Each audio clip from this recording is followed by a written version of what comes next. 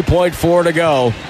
And the Warriors will get their first play-in victory. 121-116. Curry hits them both. Steph's got 37. Play-in Butler's got 38. Bang stops. Pump fake. Won't get the shot off in time. And that's it. The Warriors. It's on to Houston. And for the fourth time in the Curry, Draymond, Kerr era, the Warriors will play the Houston Rockets in the playoff series. The Rockets series. Coming out to play. The final score here from Chase Center. Warriors 121, Memphis 116.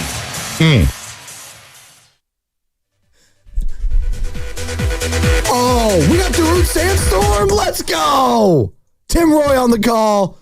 121, 116. Playing Jimmy is real. I told all of you. I told each and every one of you they'll be just fine. This is the scenario you want. Yes, I'm starting the show. I was right. You were wrong. That's right. I'm patting myself on the back. I'm tooting my own horn. Shout out Daryl the Guru Johnson. And shout out to all of you just waking up, just getting off work, getting ready for school. It's a hump day in the Bay, and we're feeling great today. You know why? No, that wasn't a Dr. Seuss rhyme. Because the Warriors are no longer a play-in team, Joe. They're a play-off team. Won a win last night. Grinded out. You got up 20. Got a little hairy there. You lost the lead in the fourth. But on the back of one Stephen Bleepin Curry and Jimmy freaking Butler, you got the job done. Play my music again. One second. If you're a Warrior fan out there and you have any hair left on your head whatsoever, thank you, Jimmy Jesus. Thank you, basketball gods. Jimmy.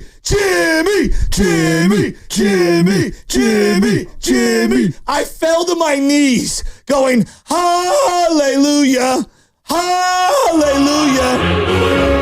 I cannot believe we found a way to win that game. If you aren't like me and watching this team, Joe, sports drives us crazy. Sports, No. It drives us insane. They say love makes you do crazy things. No. Sports does. There's a famous line at the end of a movie that I love and I hold dear to my heart. Last Black Man in San Francisco, where those two people are on the bus and they're clearly transplants. They're not from here. And they're complaining about San Francisco. And the guy who's the main character turns to the girls and he says, hey, excuse me, are you from here? Do you love San Francisco? And they said, no. He goes, you can't hate it if you don't originally love it. And I'm kind of butchering the saying, but I'm telling you, there is something about your favorite teams. You want to go crazy when you're watching them. Steve Kerr's lineups were driving me insane. Draymond Green was playing awful. Pods, the obsession with Pods. Kavon Looney was doing nothing. There were points in that game I was like, Buddy Hield again? What are we doing? We're going to blow a 20-point lead? Oh my God, Jaw's hurt and he's cooking us. Why are we not attacking him? That team was driving me insane. And they find a way to pull a rabbit out of the hat. And there's just something about the teams that we love. We simultaneously hate their guts, and yet we love them. And that's the beauty of playoff basketball. I'm exhausted. I feel like I ran a marathon last night. I couldn't even sleep after that game. That was insanity. And yes, Steph hit some big shots down the stretch. Big shots. I wanted Jimmy Butler with the ball in his hands with 5 minutes to go. That's why we got him. Thank God for Jimmy Butler. Thank God for Quentin Post. And the coach throws him on the bench for like 40 real minute times. I go, Doug, Kerr, you're icing your own guy. He goes to Guy Santos. I'm fine with that. I go to Guy Santos. We couldn't find a minute for Jonathan Kuminga. Thank God they won that game. Because if they had not won that game, I'm telling you, there's not a doubt in my mind. We're having questions about the coach, the lineups, everything. Thank God they won the game. They were going to lose. They were going to lose Friday. They were going to lose that game last night. And then Curry hit a couple of bang-bangs at the end of the game, and it wiped it all the way. Draymond Green with one of the worst fouls I've seen in my life. He did not have a great game. Desmond Bane is 500 feet away from the hoop. You have 5 fouls. He's going out of bounds. He's near the half-court line. He's not a threat, and you foul him, and then you circle up like it's a grand slam home run from an umpire. Stop reviewing everything Draymond asked you to. Thank God we won that game. I'm telling you, thank God we won that game. That was exhilarating. 38 points for Jimmy Buckets. Play-in Jimmy has arrived. Now we're going to get the actual playoff Jimmy. Thank you, Kevin Harlan, who was on the call last night for TNT. Stephen Curry, 37 points. So they combine for 75 points between the both of them. And you know what? You look on the other side, and I know John Morant got hurt, and that sucks. That probably was...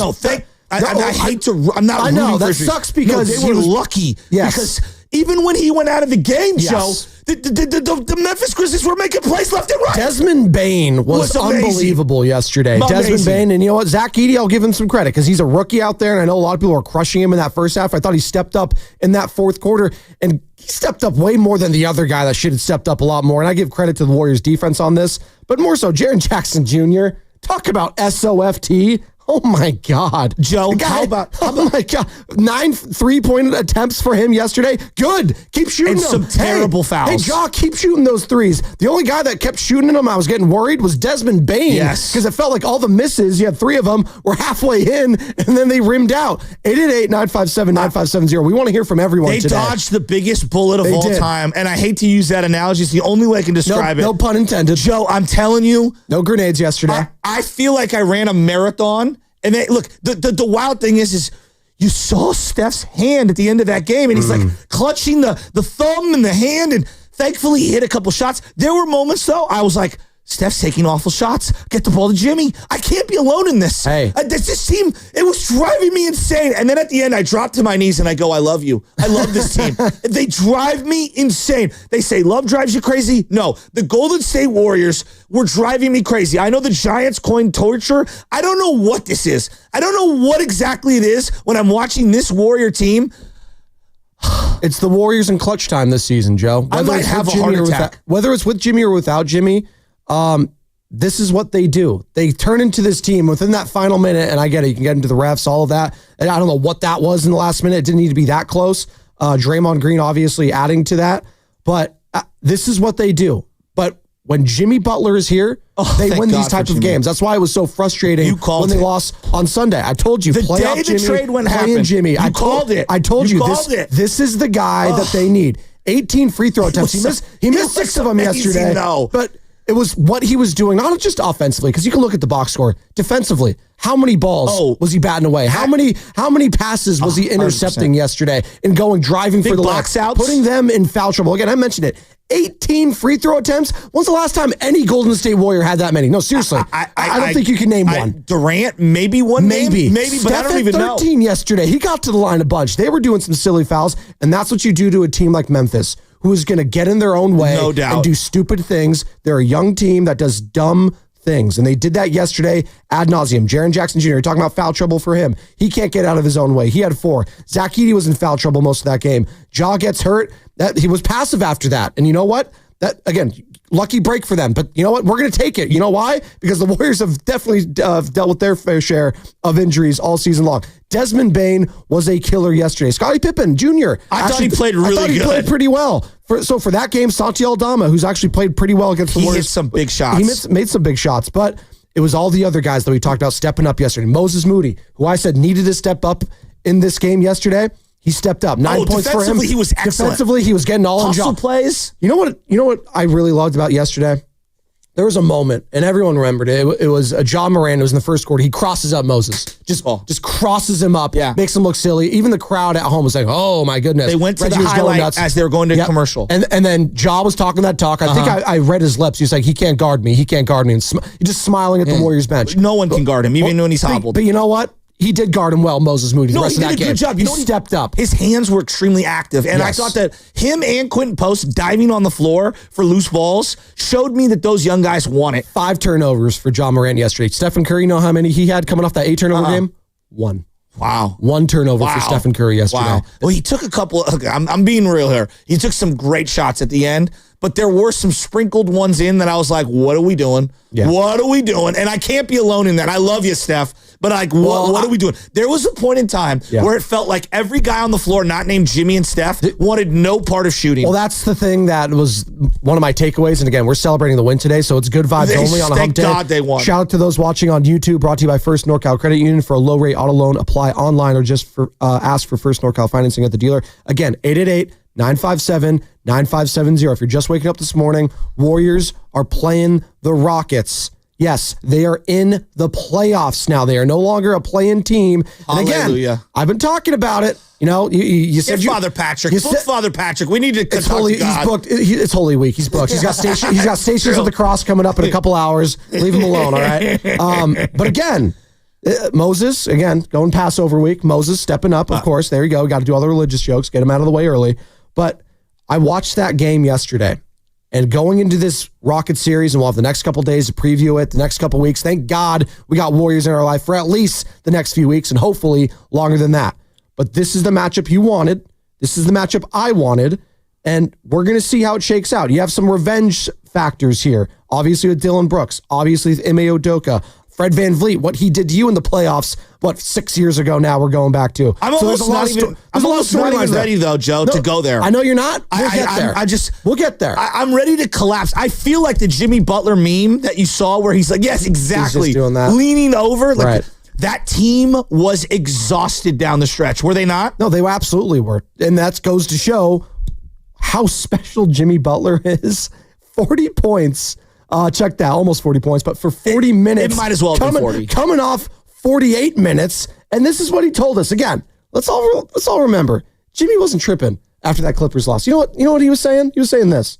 Go home and play some dominoes, drink some coffee. That help it feel better. That reverberates right there. Joey, I'm telling you, Dunleavy can't get enough credit for convincing everyone to bring this guy in.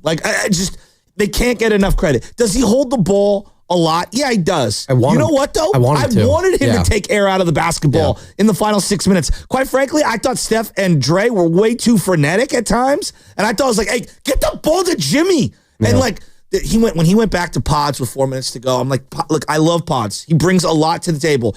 He didn't have it last night. He just didn't have it. It's okay.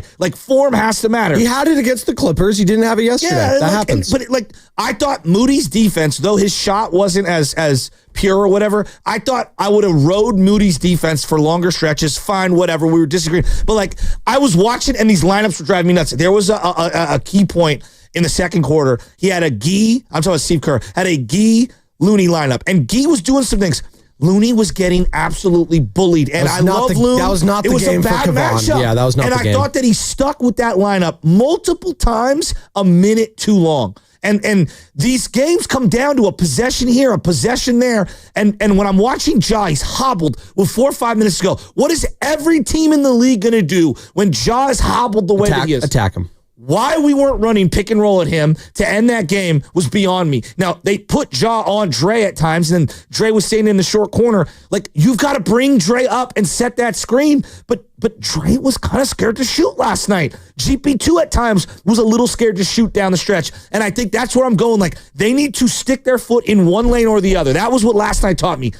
You're just going to have to ride out the ridiculous defense of Quentin Post and just hang your hat on his offense. He hit some shots last night that were spectacular. You do not win that game without Quentin Post's contributions. He was awesome. And look, at times he's going to be a turnstile on defense. You just got to ride it out because God bless Looney, and I love him. He wasn't out rebounding Edie. He wasn't bringing much to the table. And if you're going to go super small, you might as well go with a little bit of offense on all that and have somebody who can stretch the floor. There were lineups like the Buddy Hield thing I was like, Buddy doesn't have it either. Get him off the floor. Get Buddy off the floor. I understand why Steve has certain obsessions with guys that he likes. I trust me. If they would have, and I hate being this guy this morning, but if they would have lost that game, we would have been ringing every single lineup, every single decision. They came out of a timeout at one point, Joe. That lineup wasn't working, the Looney and Gee lineup the second time, even though Gee was trying to make plays. It was a constipated lineup. At one time, they had, I think it was Buddy, GP2, Gee, Looney, and Steph. And I'm like, what is this, the Steph Save Us lineup? Bring out the Holy Cross and just pray to God that Steph can do something miraculous? Back to Jesus. Turning the water into wine? No, this is, I'm not feeling this lineup. Steve, they come out of a timeout and then instantaneously he's like, yeah, you get up. It's like, why didn't you come out of the timeout with a switched lineup? I'm telling you, dude, we dodged a huge bullet yesterday. And thankfully they had a 5-second violation to end that game. I mean, just We are coming to you live from the Laughing Monk This team is Studios going to drive show. me into the insanity loony bin. It's okay. Hey, they won yesterday. Hey, they won. Hey, Joe, look at me. They won the game. It's okay. They're a playoff team now. It's all right. You got a couple days to rest that I want to mind. ask you sincerely. Rest that mind. Not that he's a Just chilling. superstar. I'm not saying he's not. But as a role player, you're telling me you weren't thinking in your mind, boy, you can't get a minute of JK here? I mean, at times, sure, because I just watched the Memphis Grizzlies doing some dumb things too. And I was like, you know what? If they're doing some dumb things, maybe Jonathan Kuminga could capitalize off of that. But not really. I wasn't thinking about JK yesterday. Maybe I'm not the only one. I don't know. 888-957-9570. They're going to need him. Hey, they're in the playoffs now. They're definitely going to need him, especially in this upcoming matchup against the Houston Rockets. We'll get into that. They were asked about it yesterday. They're going to need him. Where are the mentals at with him after two DNPs? I'm not sure. That's a conversation we could be having the next couple days, in the next couple weeks. But Gary Payton, to your point, stepped up. 5 of 10 overall, 12 points shooting. That's what we wanted. But there was a time late in that game where I was like, GP2. I mean, he took a corner three that almost hit the top of the backboard. I know, but he was shooting them. No doubt, I needed that like, first and foremost. Quentin Post, 3 of 4 from beyond the arc, 11 points. Moses Moody, the 3-point shot wasn't there, neither for Pods, but you know what, Moses, he stepped up defensively, 9 points for him. I appreciated that effort. Guy Santos, the box score's not going to show I actually thought he was hustling. He was hustling. He had 3 offensive boards. He was fighting for something. He should have had another one, but it trickled out of bounds. We got to go, though. We're up against it. We're going to get all of your calls. You called I promise. Moody. Thank you. Moody was so much better than the box score. I'm telling you, he needed to step up. Brought to you by Golden State, serving the Bay Area for 3 generations. When you succeed, we succeed. Visit goldenstatelumber.com. What's coming up in the game is going to be brought to you by the San Francisco International Airport. More of your calls, more of your texts. Warriors are officially a playoff team. They're going to be taking on the Houston Rockets this Sunday. But let's react to that game that took place last night at Chase Center. If you're there, we want to hear from you. 888-957-9570. 121, 116. We're breaking it all down. Spadoni and Shasky, the Morning Roast. Come on back. 95.7 The Game.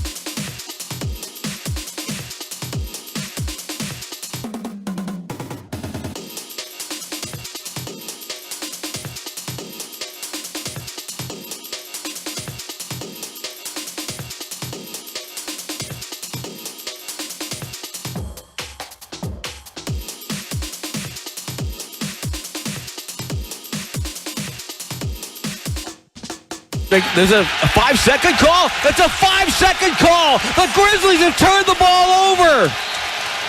Wow. They didn't get the ball in time. Dub Nation is Moses Moody. You're listening to The Morning Roast with Joe Spadoni and Joe Shashky on 95.7 The Game. Wheezy? Let's go. Tim Roy on the call right here on 95.7 The Game. Have you ever heard the Bill Belichick line? There's a lot of Dumb them. loses more games than smart wins. Oh, I thought it was more on to Cincinnati. But I've heard that one too. I still can't believe 5 seconds. And it was 6.5 seconds too. Somebody synced it up. Someone synced it up online. It was the whole last minute didn't need to be that ridiculous, and it was. Officiating was atrocious. I just want to delete that last minute and just the game ended when Steph hit that step back three over Scottie Pippen Jr. I was like, okay, 6 points. All right, the game's over. That's how I'm choosing to remember it, because the disaster class of that final minute was something to behold. I was like, can I just go to sleep, please? No. I don't want to waste another 15 minutes here. I'm tired, all right? Joe, the league has got to do two things. Number one, stop with the challenges throughout the bulk of the game.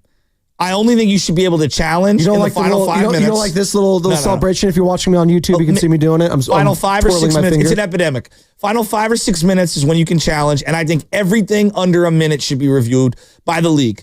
It's just kind of like the way the NFL does it. Like 2 minutes. Okay. Yeah, the final minute. I don't hate that, but just stop with every single player going, review that. The problem in basketball, though, I know it ended up being forever anyways, but like the problem in basketball is if it's 2 minutes or 1 minute, and you can look at every single little thing that happens in a basketball game. I know you can technically do that in football too, but they don't. But in basketball, it feels like, oh, was that a hand check? Was that not a hand check? Did he step out there? Did he not step out? Was that a double dribble? Was that a travel? Like, there's so much of that baked in. No, but not real. But when you challenge, yes. But you're saying you should be able to challenge anything. So, for example, the booth, like Secaucus should be able to like call in, is what you're saying. Well, like on that Pods play, like we saw one replay, everyone's like, yeah, that's not a foul. You know what I mean? Like, again, that's not the end all be all, but I'm just saying, like, it was a block. Yeah, it's bad, right? Like it's bad. Your consumer should not be on the couch watching it, and after one replay, be like, yep, that official was completely wrong. And it's just, in fairness to the officials there, and Big Boss Man tweeted this out, like in that angle, like where he was at, like it was very tough to tell. And I hear you. If it's that close, maybe don't call anything, is what you were kind of alluding to when you saw with Butler earlier, right? When there was contact between him and Aldama. No call. I love that call. Yeah, exactly. But just don't even blow the whistle. It's apples and oranges, obviously, but that's kind of just using that as an example. We're going to play through it, but I just think too many times, and Pods has just got to, he's got to get it to his head. Stop complaining to the officials. Oh, well. Right? Like, he's the young guys today, it's just every single one of them. I saw Scottie Pippen doing it. I saw Zach Edey doing it. Everyone's just twirling their finger. I don't know what the hell they're doing, like they're Willy Wonka or something. By the way, it's Warriors Wednesday, brought to you by Freeman's Appliance. Come see their full selection of in-stock luxury appliances and live working vignettes. Visit Freeman's Appliance in Pleasant Hill today. You need to do that to go get your air fryer, by the way. You done that yet? No. Go get it. Somebody sent me a link to Costco, my buddy Please, Dave. But go to Freeman's is what I'm saying, not Costco. Go to Freeman's. I know. Yeah. He sent me a link of an air fryer at Costco, and I didn't buy it there. I'm going to go to Freeman's. Thank you. There were a couple of loose ball plays by Moses Moody to get his hands on them that were just I love huge the effort. possessions. I love the effort from Moses yesterday. The one that sticks out to me that was just awful was the Looney foul, the Looney loose ball foul that made absolutely no sense whatsoever. And that was a huge turning point in the game. Not only do the Warriors not get that possession, but then you give Zach Edey 2 free throws? Zach Edey. See, that's why those actually shoots pretty well for a guy that big, too. No, I thought Zach Edey first half was not good. No. And I thought the second half was significantly better. They let him off the hook. And this is where I think the lineups were driving me nuts. Steve, in real time, do you not realize there are 2 guys you need to be hunting on defense? And Hobble Jaw and Zach Edey. The whole point of if Zach Edey's out there, you need to have an offensive player cooking him. That can be a small ball type of a player. You want to go, Gee or someone else. Maybe it's JK. Fine. But like Looney's not defending him and he's not threatening him. So he's able to pack the paint and it makes your offense significantly more difficult. Like if you're not going to play Quentin Post, then you need to go to a small ball guy who Zach Edey has to come out of the paint and guard in space. Right. That is the guy. Him and Ja were the 2 guys that you needed to be attacking late in that game. I don't understand what we were doing. Well, they had a 20-point lead. Again, if you're just joining us, Warriors 121, Grizzlies 116. We're reacting to it. The Warriors are a playoff team. Everyone, take a deep breath. Woosah. It's okay. You got the Dubs in your life for at least Thank the God. next couple weeks as they're going to be taking on the Houston Rockets on Sunday again. We'll have all that coverage right here on 95.7 The Game. You're home for Golden State Warriors basketball all postseason and now playoff season. We don't have to say postseason anymore. Playoff season long. How about I don't know, I think it was like a 1-point game or Woosah, 3-point game, or maybe it was a 4-point game. And Dre is tipping the ball like it's volleyball over and over again. And one ball goes right to Desmond Bane. Well, as he pump fakes, yeah. GP2 goes flying. I mean, it's just unfortunate. He goes flying over him. Bang. It was like, you got to be kidding me. Well, it was, what was it? It was Post throwing it back to, this is how it started. It was on the offensive end. Post got the ball. He was trying. He was trying hard. He was. He threw it to Gary Payton, and Quentin's got to realize he's 7 feet tall, because this happened to Zach Edey too when he threw it to Ja like way over into the stands. Like these 7-footers are just throwing it to guys that are 6'3", 6'2", and Gary, God bless him, tried to save it, used his hops, but he pitched it right back to a Grizzlies player who's running the floor. I think it was Scottie Pippen. They run it, they smoke the layup, and then all of a sudden it gets batted right, as you were saying, right to Desmond Bane in the corner. Big three, only down a point, and at that point you're like, oh my God, like they're getting that kind of luck at this point. Damn, maybe if Desmond Bane just is the guy, that's going to be the problem, because Ja wasn't really doing a whole hell of a lot. He had like one floater in the lane, but he was clearly compromised, and I thought they should have been attacking him more towards the end there. And just in general, the lack of aggression from anyone outside of Steph and then Jimmy, I was like, all right, guys, like, it's okay. You can shoot the ball. Yes. It's okay. It was sticking too much. And if you're not out there shooting the ball, then what the hell are you doing? Well, like, you better be hustling for plays like he was, or like Moses Moody was. Yeah. Like, I think those guys made key contributions in scramble plays, very specific moments. And like, that's, if you're not bringing something to the table, you're going to get played off the floor. And that's why I know the frustrations with some of you,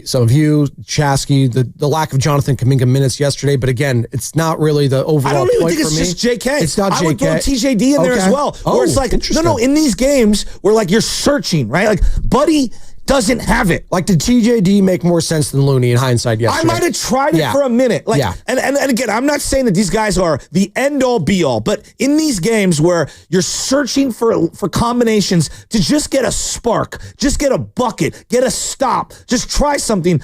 I'm watching certain lineups, and I felt like they were so compromised on both ends of the floor. I didn't understand where we were going there. And maybe that's just, hey, guys aren't playing well. But like, I think part of that game in particular, was I felt going in, you should have had a more open mind on. And I said to you, I think Geek could get some run in this game. Yeah. I would have tried JK for a minute. I don't think 30 would have been the number of minutes. I would have tried him for a minute, because they were searching for someone to be aggressive offensively. They were searching for someone to defend on the perimeter when it comes to Desmond Bane. You were already giving up size to Zach Edey. Might as well try TJD to see if he can bang with him and be a little more athletic, because God bless Looney, that's a horrible matchup for him. Let's go to Coach Hall in San Diego. He's been waiting here. He's excited about that win. 888-957-9570. We want to hear from the people today. Dub Nation, are you relieved finally? Are you relieved? Did that win calm your nerves going into the playoffs now? You're a playoff team. Can you breathe a sigh of relief? Coach Hall, God. I'm asking you, Are you relieved after that win yesterday? Good morning. Good morning, fellas. I don't know. I'm a bit worried, if I'm being totally honest, about this Rocket series. And I'm worried because Kerr's allegiance to Pods and Buddy Hield. And I'm like, are you not reading the room? I feel like we get refed differently than other teams. And maybe it's because we berate the refs so much. Thanks, Draymond Green, over the years. They don't give us the benefit of the doubt. But if that's going to happen, you gotta mitigate that. You got to play, like you said, TJD or Kuminga. I mean, at least let's get 6 fouls out of them. And this Rockets team is super athletic. They're long. Segun is going to be a handful. And if we play like that, I don't know what's going to happen, man. Coach, can I ask you a question? I'm still rolling with my... Can I ask you a question as someone who is a coach? Like, you know, these games where you just can see right away, like I love this player, but he's outmatched right now. Don't you owe it to your team to look down the bench and just try someone else? Real quick, and I'll let you finish, Coach. You saw it with Vince Williams Jr. For the Memphis Grizzlies. Coach Tomas saw 3 minutes of him. He's like, you're done. And it was probably 2 minutes too much. Right, and he had two turnovers. He was a -6. And Get the hell out of there. I texted the thread. He's unplayable. Exactly. But like that's where I'm like, give JK or TJD a minute. Let's just see it. We're searching for lineups, right, Coach? Yeah, and Bane was killing pies. I mean, he's taller, he's stronger. Like, nobody knows Jalen Green better than Jonathan Kuminga. They played together. They grew up in this league together. They do one-on-ones in the summer. If he doesn't get any run in this series, I don't know how it's going to play out. I'm not saying play him 30 minutes, but, man, you got to roll with the dogs, man. Like I keep saying, play to win the game. I don't know what Buddy Hield's problem is, but we got to find something else. Thank God Curry let Moody play through his mistakes because, he was kind of getting cooked earlier in the game. But, he buckled down. He got that big stop before half. He got deflections. He hit a three. He was diving on the ground. Just let him play through his mistakes. I totally agree. Thanks, Coach Chalk. I thought Moody's dunk was a tone setter. Absolutely. 888-957. After getting crossed up earlier, for him to have that, absolutely. That was good. That's fighting through adversity after you kind of get a little embarrassed, right? Because John Morant's going to do that real quick. He's a superstar. He's going to do that to everyone. He's going to cross you up. You're going to get crossed over. He's ridiculous. But the fact that he was jawing and says he can't guard me and smiling at the Warriors bench after he did that, and then Moses Moody to have that dunk in that fashion, he was absolutely ready for that game yesterday. And coming off that game against the Clippers where he didn't, let's keep it a buck. He played 30 minutes. He looked hesitant. And I know the shot is still not quite there for Moses, but just be aggressive. Eventually it'll come. What's coming up in the game is brought to you by Fremont Bank, here for you, here for good. Let's dive deep into this game as the show goes on. More of your calls, more of your texts. Hey, we just had the playoff Jimmy, play-in Jimmy experience, folks. Like, does that game that he had yesterday, I want to dive into it, 38 points. Like, do you realize you have Jimmy freaking Butler on your team? And if he plays like that with Stephen Curry in this Rocket series, not only can you beat the Rockets, you can go much further than that.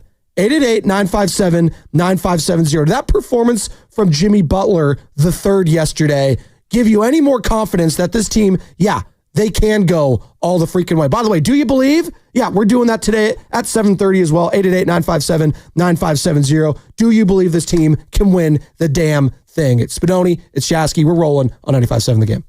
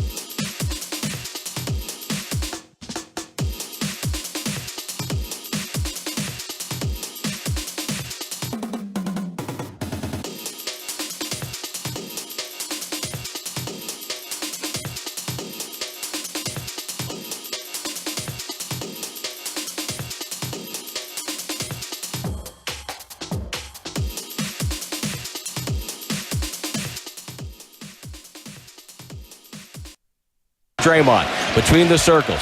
Walks up to the foul line. Hand off Curry. Chased by defenders. Backs up. Fly by. Pump fake. 3-ball. Good again. Number 30 with a triple. Curry! He walks over to the crowd in the far corner and says, yeah, I may be 37, but I'm still a bad man. Dub Nation, it's the voice of the Warriors, Tim Roy. You're listening to the Morning Roast with Joe Spadoni and Joe Shafsky on 95.7 The Game. There you go, Joe. Was that the Jaw theme song? That's pretty good. Welcome in, ladies and gentlemen, boys and girls. It's the Morning Roast. I had to turn off the TVs for Joe because no distractions today for Joe Shasky. He is locked in times 1,000. Joe. And when you're on the YouTube chat or you're streaming us on Twitch or YouTube, there's some TVs in the background and it bothers Joe. It does. It's distracting for him. But you know what? No distractions today. You know why? Because the Warriors are a playoff team. And the emotion that's coming out of the fans right now is very interesting to me. Why? Because it's not what I expected coming in here today. I thought it was going to be happy. Let's go. We're going to beat the Rockets. Then we got the Lakers after that. Then we got the Thunder. And we're going all the way, baby.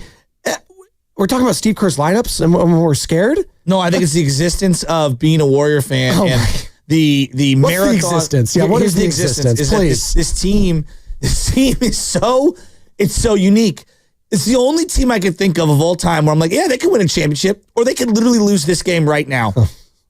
Then are you a good, I don't hate to be that guy, but are you a good team or a championship team? Were the Giants of the 2010s, were they a good team? Well, that 2012 team was really good. They were start to finish, I feel like, really good team. Okay. 2014, they had a really good and great performance from one of their starting pitchers in an elimination game, and they rode that the entire way. And it's kind of what we did yesterday with Jimmy. But in hindsight, they did have some Hall of Famers on that team. No question. Yeah. So do the Warriors. But look, part of the 2010 was the one for for sure. Wow, that's the one. But I think part of the normal NBA, not the superstar Warriors with Durant and Steph and all that. The normal NBA is these games are going to give you a heart attack. Right. And if you're not doing the woulda, coulda, shoulda, yank this lineup, yank this player, why is that guy shooting? What's he doing? That's just kind of the normal existence Is it because they blew that 20-point lead in the way they did it? I didn't consider it a blown lead. I just considered this is a freaking play-in game that matters to both teams. It was a blown lead because the Grizzlies did take the lead in the fourth quarter. So it was technically a blown lead after you have 20 points on them. And then all of a sudden you just let your foot off the gas. No one wants to shoot the ball. They get lazy. The way they ended the first quarter, the way they ended the second quarter, the way they ended the third quarter was driving me insane. Momentum is real. Insane. Momentum is real that way. Exactly. Yes. And so look, when you see these guys at the age that they're at and how exhausted they are and how much energy they spent, if it didn't cross your mind in the fourth quarter, we have to win this game. There's not a doubt in my mind we lose this game. We are not mentally prepared to bounce back and bring it again on a Friday night. It's just too many games, too much energy, too much effort being exerted. You could feel the sense of you had to win that game in that moment. And look, credit Desmond Bane hit some big shots. Big shot. They did that. A lot of their catch-up work was with Jaw off the floor. Yeah. As he was getting taped up or whatever they were doing with him in the tunnel. I have a tremendous amount of respect for Aldama and the entire Grizzly team. Pippen Jr., I thought, played his butt off. The stats may not show it. I thought he played brilliant. I thought Aldama was brilliant. Look, JJJ made some very boneheaded plays. They answered back, though. That team showed a lot of heart. He had some big threes. I'll give him that. I'm not going to completely crush the guy, but I thought every one of his teammates outside of Vince Williams Jr. stepped up in a big way. Luke Kennard, he even had a three-point shot at one point. Conchar was making some plays. He was making some hustle plays. I know you like your boy Conchar. You just like saying the name. It sounds like a Pokemon, quite frankly. By the way, brought to you by Golden State, serving the Bay Area for 3 generations. When you succeed, we succeed. Visit goldenstatelumber.com. The guest promotion today is the people. 888-957-9570. Call or text. Again, same number to call or text. We want to hear from you. The relief level, the belief level in this team. We're going to do You Believe coming up in about 35 minutes. I'm expecting a lot of people to be calling in and discuss that belief level because you can go one or two ways after yesterday's win. Wow, we finally won a play-in game. Can we talk about that for a second? I don't They know. were 0-3 heading into that, and after they blew that 20-point lead, I know Carter was like, "Oh, we're gonna be 0-4 in a second. We're really gonna trick this whole game off. Shout out, whoop that trick. Yeah, we're gonna trick this game off." And they almost did until they didn't. You know why? Jimmy freaking Butler and Stephen freaking Curry. Those guys can lead you to the promised land. The only question is, will the legs hold up? That's going to be the question. Father Time is undefeated. What about his thumb? Well, we'll see. Again, that's part of the whole equation. The physicality of these games and these series going forward, and how they're going to affect a Steph Curry in his hand. Because we do know one thing about the team coming up: the Houston Rockets. The one word I would use to describe them is physical. I'm not ready to even. I can't even decompress from last night's game. We will over time. No, we will, but I'm just saying, I'll get ready for the Rockets. That's going to be the next question going forward, is the physicality. But I think we're all sleeping on the Rockets. All of that baked into it, probably. I think we're all sleeping on the Rockets. The I think Warriors they're hungry. I think this is going to be a tough matchup. Probably. I actually give the edge to the Rockets. Well, I'm not going to go that far. I will. But I don't think we're giving them enough respect. You will, if I gave you $100, there's no chance you're betting on the Houston Rockets to win that series. Joe? None. Joe, the team I saw last night was hanging on for dear life, and there were two guys that wanted the ball, Jimmy and Steph, and everyone else on the roster felt, rightfully scared of the moment. And if they want to get where they want to go, which is through Houston and to the next round, they're going to need contributions from more guys. And last night, I saw too many opportunities for others to step up and just make a play. I thought, and outside of Moses Moody and occasionally Quentin Post, a lot of guys came up small. That double digits for Quentin Post. I'm not Quentin sleeping had his moments. I'm not sleeping on Gary Payton either. I know you're saying he was hesitant late, and that's fine. He was good through the bulk of the game. He had 12 points. But the final 4 minutes, like, if you didn't think what I was thinking, where the ball got to him in the corner and he took such a bad shot, I thought for the rest of the game it was seeped into his head. And that's what I'm looking at. I think he was thinking about it. I'm looking at Draymond Green scoring the ball more, though. I thought Dre was awful yesterday. 4 points. I thought as a ball distributor, he was fine. No, he had some nice passes. He had 10 assists yesterday, so I'm not going to completely a couple of beautiful ball screens for Steph. But I just thought in general, I thought that was a bad matchup for him. He got bodied. He fouled out. Like in a game where it easily could have gone to overtime. He could have fouled out earlier, too. Well, it could have gone to overtime, and then you're without Draymond Green in that scenario. Then we're looking back and saying, what the hell are you doing? Luckily, it didn't work that way. Warriors end up winning at 121-116. I think Draymond falls into a similar bucket as Looney. Now, obviously, Draymond brings more offensively than Looney, but I just thought that was a horrible matchup for both those guys. They weren't spacing the floor on offense, even though Dre's a way better passer. You are allowing Zach Edey to sag into the paint. You're allowing JJJ to sag into the paint, and you saw it multiple times. There are 4 and 5 guys that are going to jump at either Jimmy or Steph. Everyone else is going to be left wide open. And this is where I think you have to stay committed to playing Moses Moody, because Moses at least isn't afraid of the moment. And look, for as much as Pods is a roller coaster, I'll give him this.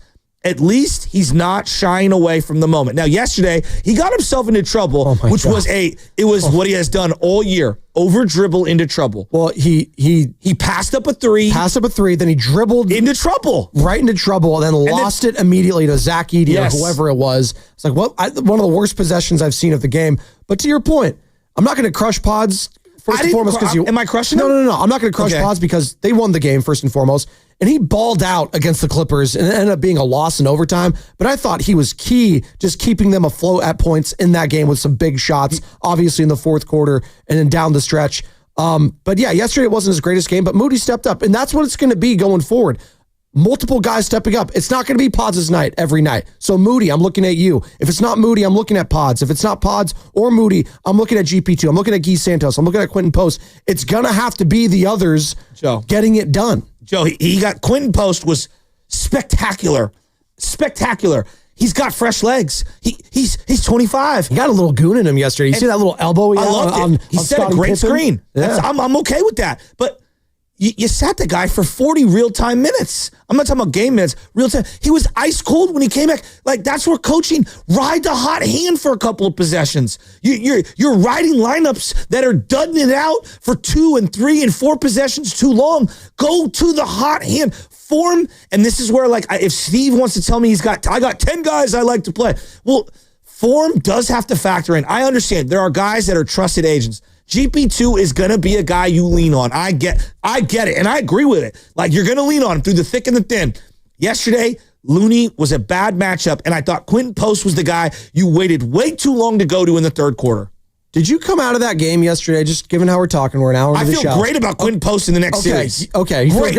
I think we found one other guy who wants the ball. Do you feel better or worse about this team going forward after yesterday's win? Well, Which sounds I'm insane. allowed to take a deep breath. Okay. That's my big thing is because it sounds like you're a little bit more like not as optimistic as maybe you would have been. That game just drove me insane. I'm saying had they have kept that 20-point lead, I think we're coming into here saying, you know what? This team could beat the Rockets. They can go on a deep run. I don't know if everyone's feeling that right now. I feel like everyone's stuck on the current I want to make it clear. lineups. No, you're making a good point. I want to make it clear. I'm thrilled. Okay? But the way that game played out, I was ready to pull my hair out. Come on, I'm not alone on this. I love this team. They were driving me insane. Were they not? Am I the only one? Carter, you and I. I'm gonna throw it to you right here. I hear you. Carter, was that game not met? That's playoff basketball. It's crazy. I mean, you knew that 15-point lead in the first half was not going to last. Yeah. It was evaporating. Like this team drives you nuts a little. That's okay. But the difference now is you've got Jimmy Butler and Stephen Curry to bring it home. Oh, there's no doubt. And the clutch games now for those guys since Jimmy Butler has arrived. Let me pull it up here. And don't worry, James in Delaware. Hi, I'm in Delaware. We'll get to you in just a second. 888-957-9570. As you're listening to 95.7 The Game, KGMZ FM and HD1 San Francisco, an Odyssey Sports Station, always live on the free Odyssey app, and now broadcasting live from the Laughing Monk Studios. Also, it's a Warriors Wednesday brought to you by Freeman's Appliance. Come see their full selection of in-stock luxury appliances in live working vignettes. Visit Freedman's Appliance in Pleasant Hill today. All right. There's a lot to unpack here. The clutch games. Since Jimmy Butler's arrived, it's night and day. I have someone I can finally trust with the ball in his hands. And I love Steph. He's so good. I love Stephen Curry. I do. All-time top 10 player. Jimmy was in full effect. Play-in Jimmy. They needed play-in Jimmy yesterday because, again, I'm just going to reiterate this. Prior to Jimmy Butler being a Warrior, they had not won a play-in game. He was a big reason why they won yesterday. Could have had more points, quite frankly. He had 38, and it felt like he left a lot on the table. Why? He missed 6 free throws. That wasn't very Jimmy Butler-like. He came into it in the last 9 games shooting 93% from the free throw line. He was balling. Well, it was a typical jinx from Harlan because obviously they're saying he's like, he's coming into this league. He's one of the best free throw shooters. Bad was Reggie? How bad was Reggie on the broadcast? He's getting excited. Reggie Miller. Reggie. Hey, Reggie. Take a play off. You're one of my favorite players. Like, you really are.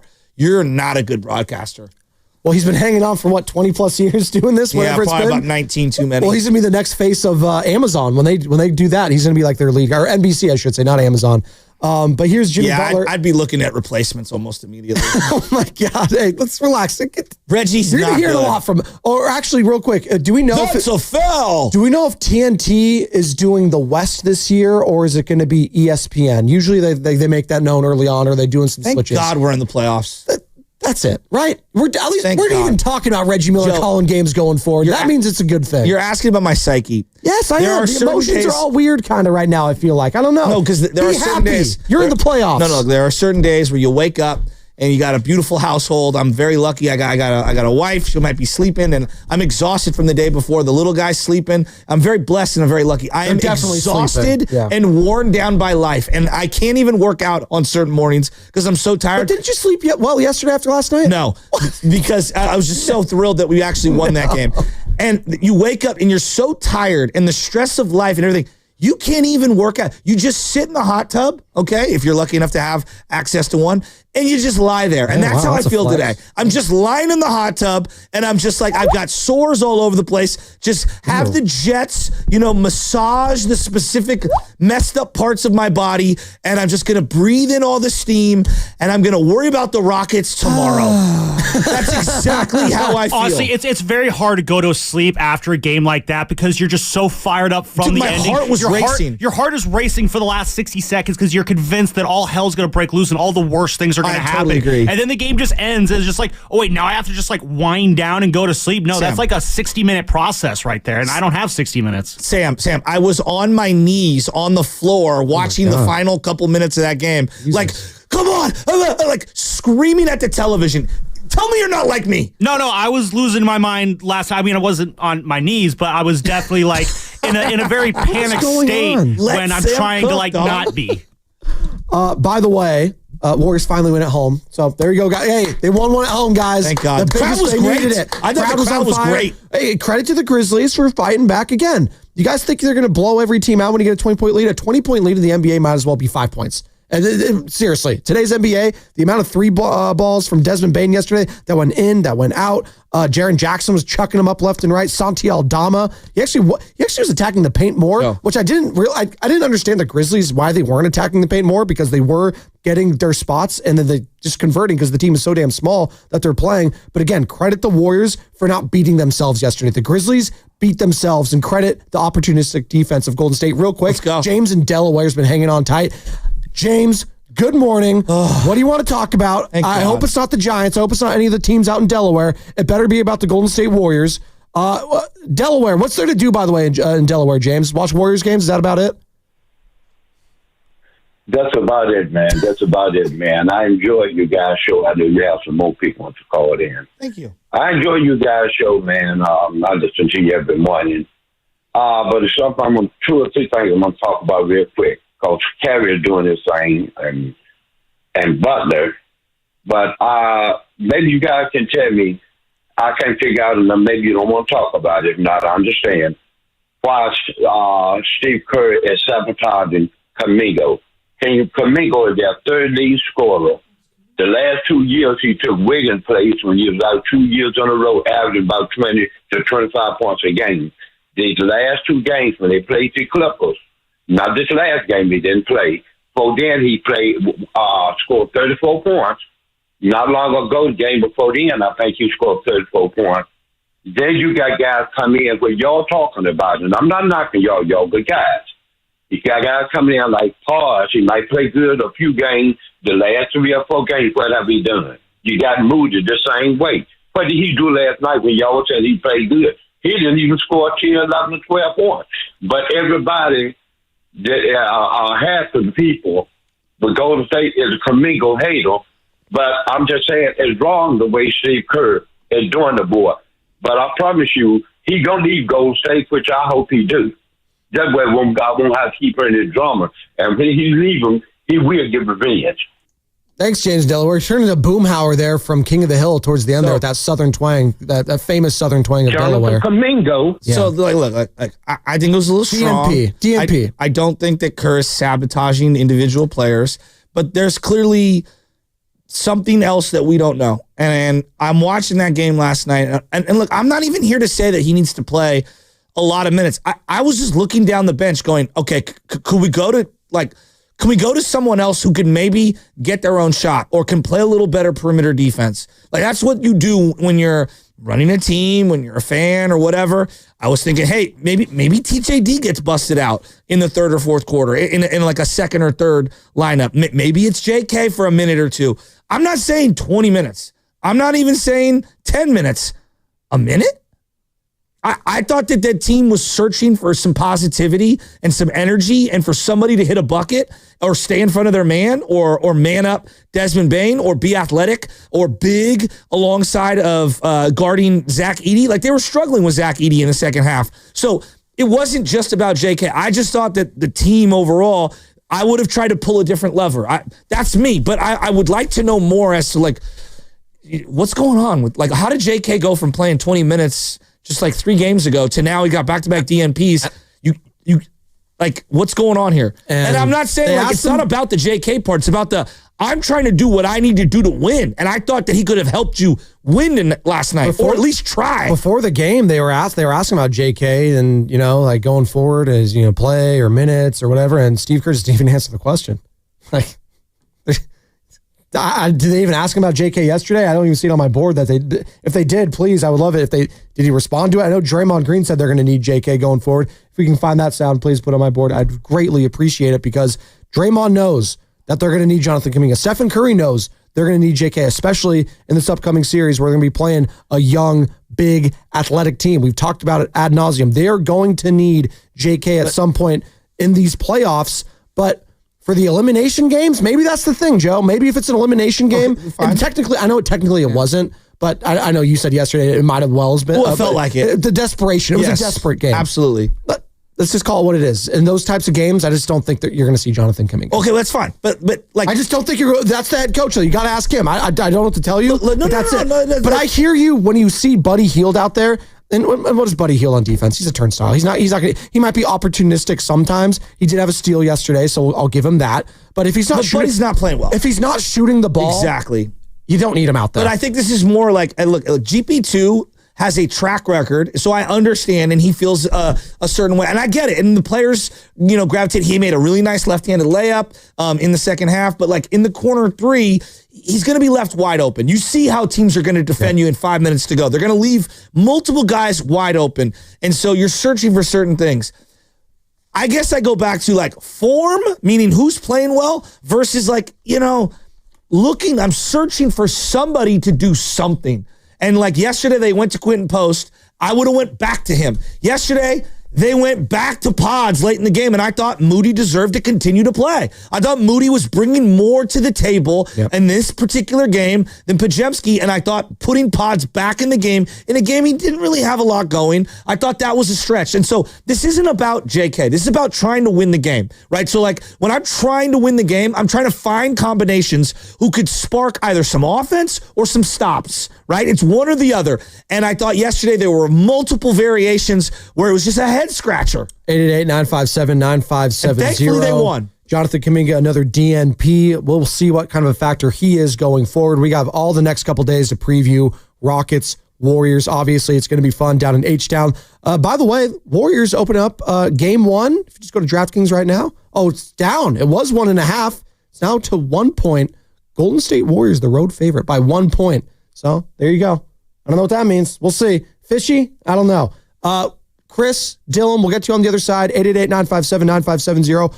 Are you relieved, Warriors fans? I want to know the emotion you're feeling right now coming out of that game. Is it happiness? Is it relief? Are you still tense? Are you still unsure? Are you nervous? None of that nervous energy. I'm not nervous, and I wasn't nervous yesterday. I wasn't on my hands and knees praying because I know Jimmy Butler is going to lead me to the promised land. I know Stephen Curry is going to make the big shots. I knew Ja Morant was hampered. I knew Desmond Bane wasn't going to be that guy late. I just knew that. I knew it. And they won. 888-957-9570. Do you believe coming up in 20 minutes?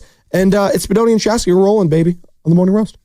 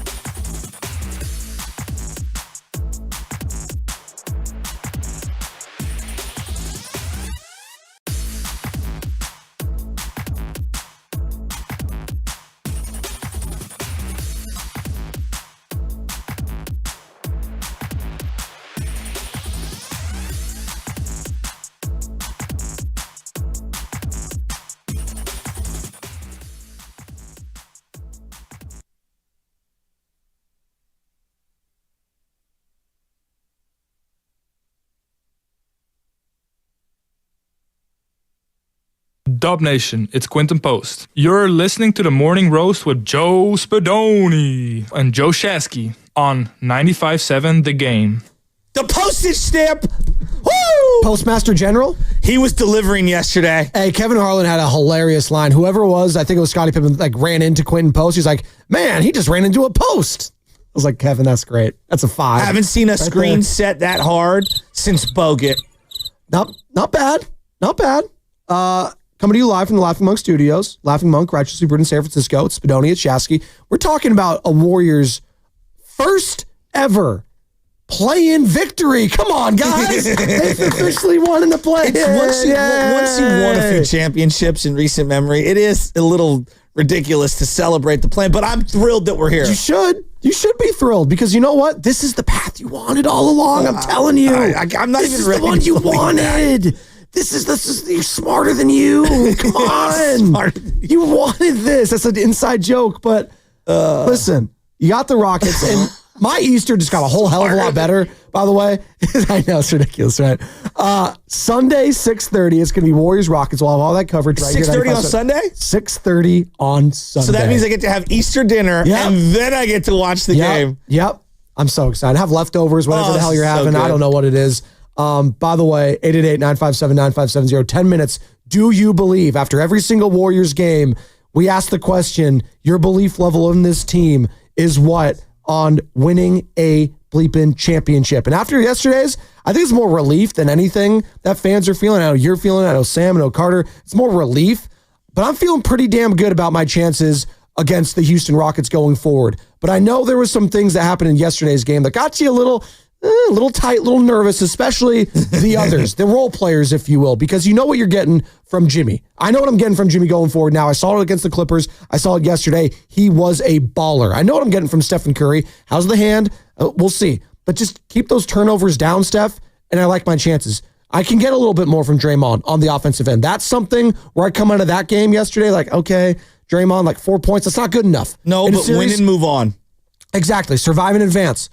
The other guys, Pajemski, I can't have him playing like that every single game. I'm not going to bake that in because he's been so damn good these last few weeks. Moses Moody stepped up yesterday. I know he had 9 points. It wasn't double digits like we all wanted, but he came to play defensively. He was opportunistic. So many loose balls, so many big rebounds. Hustle plays. And I thought he had 2 of them wiped away from bad foul calls off ball on other people. Gary Payton II, 12 points, 5 of 10 from him, 2 of 6, but he was chucking. We just wanted to see a more aggressive Gary Payton on the offensive end, and we got that. Quentin Post, I mean, the efficiency was unreal yesterday. I left wanting more of Quentin Post, which is a good thing, right?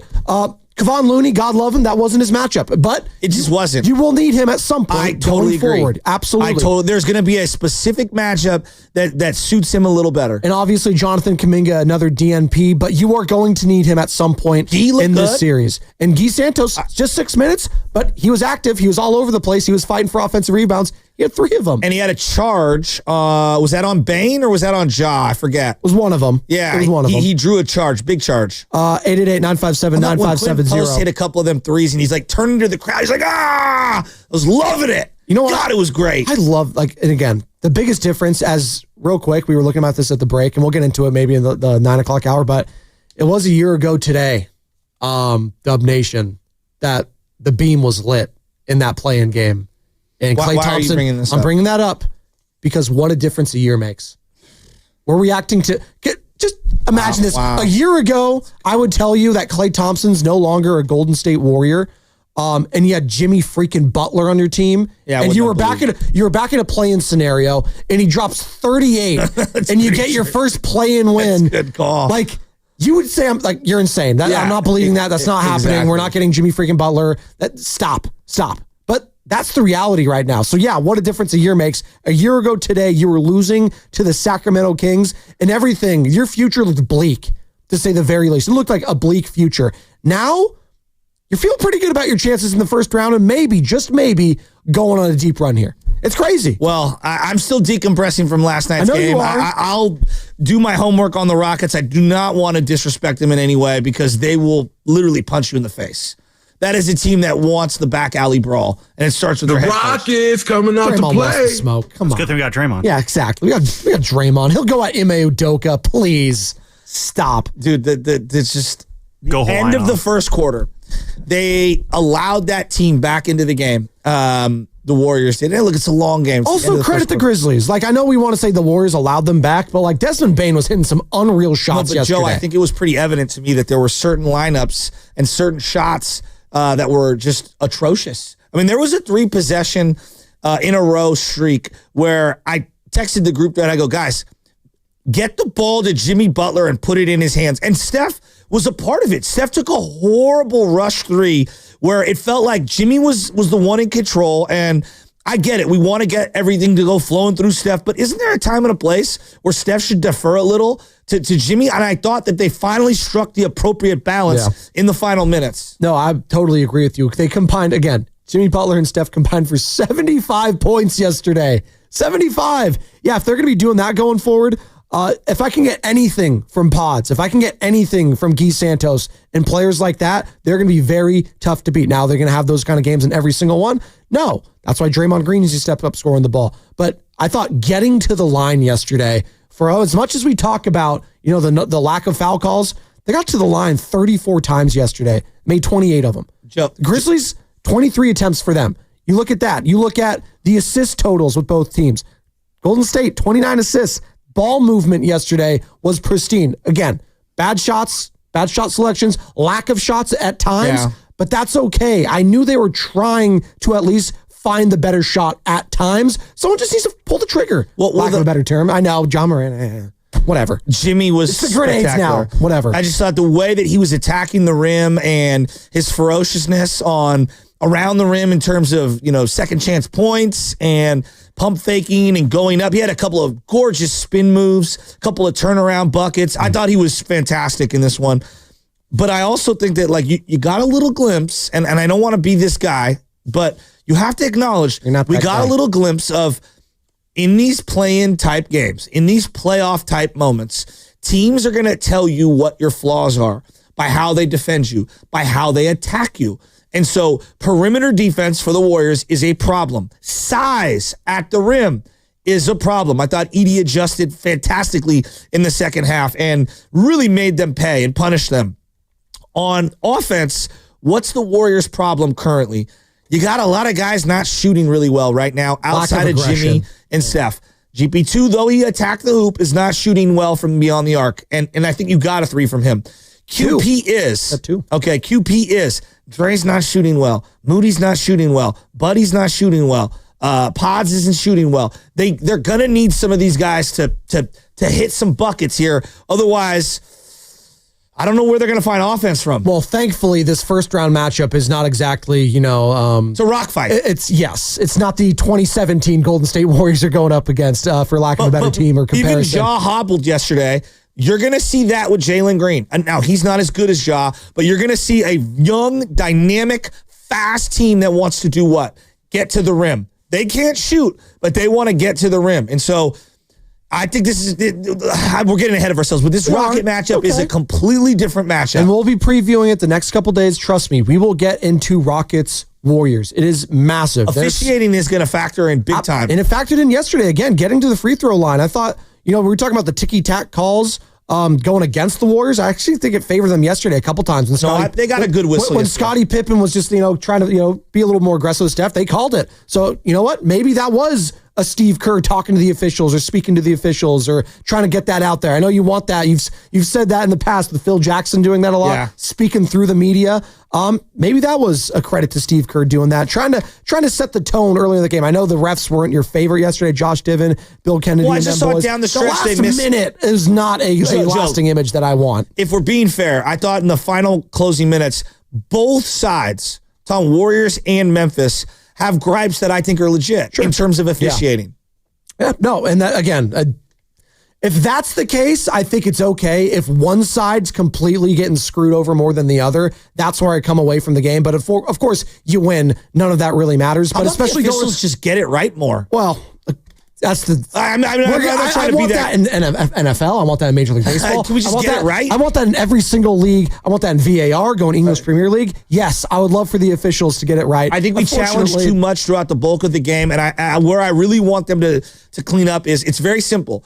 Final 5 minutes, you get a couple of challenges, and then in the final minute or so, everything gets reviewed in Secaucus, and it's 30 seconds in and out, and it gets buzzed in from the tower. I don't want the officials on the floor having any influence whatsoever. 888-957-9570 is the number. Do you believe, coming up in about 1 minute, do you believe that this team will win a championship? It's a simple question. We ask it after every single Warriors game. 888-957-9570. Jimmy Butler, I want to hear from him because he dropped 38 yesterday. God, he was so good. And you know what he hated?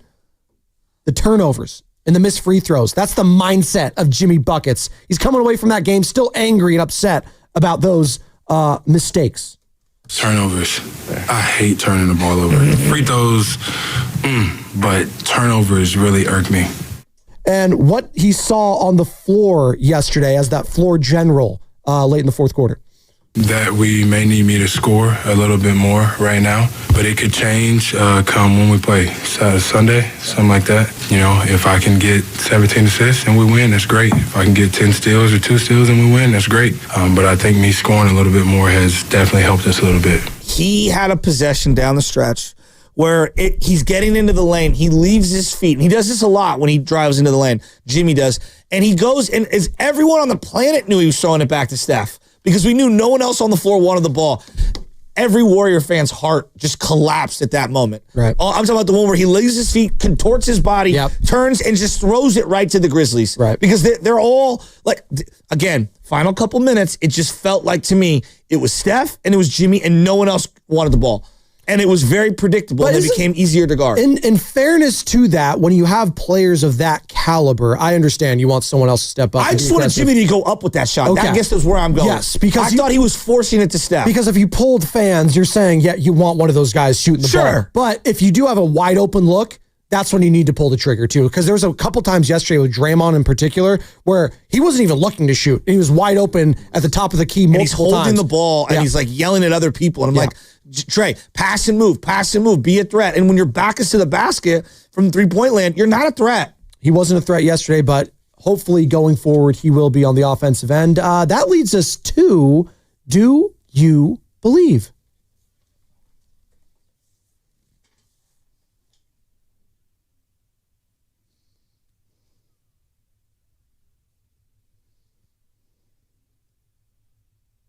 Jonathan Kuminga.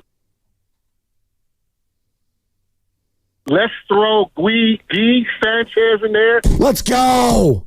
And it's time to play America's fastest growing game show here on the Morning Roast. Joe Spadoni, Joe Shasky here. We got Erickson, we got Dylan, we got Steven, we got Derry, one of them. But I'm going to ask you first, okay, Joe Shasky, because you always lead us off. And let's not forget, this was you just last week. So unfair. I don't just believe, I know that they can win a championship. I'm looking at it right now. I'm dead serious on this. I honestly think that the Warriors are going to win the championship. I'm dead serious on this. I really do. Like I'm not even. This isn't like hyperbole. I'm not trying to get clipped online. I'm being so dead serious. Mark the tape. Save that for later. I'm going to use that against them. Are we still feeling that way though? After a 121-116 play-in victory.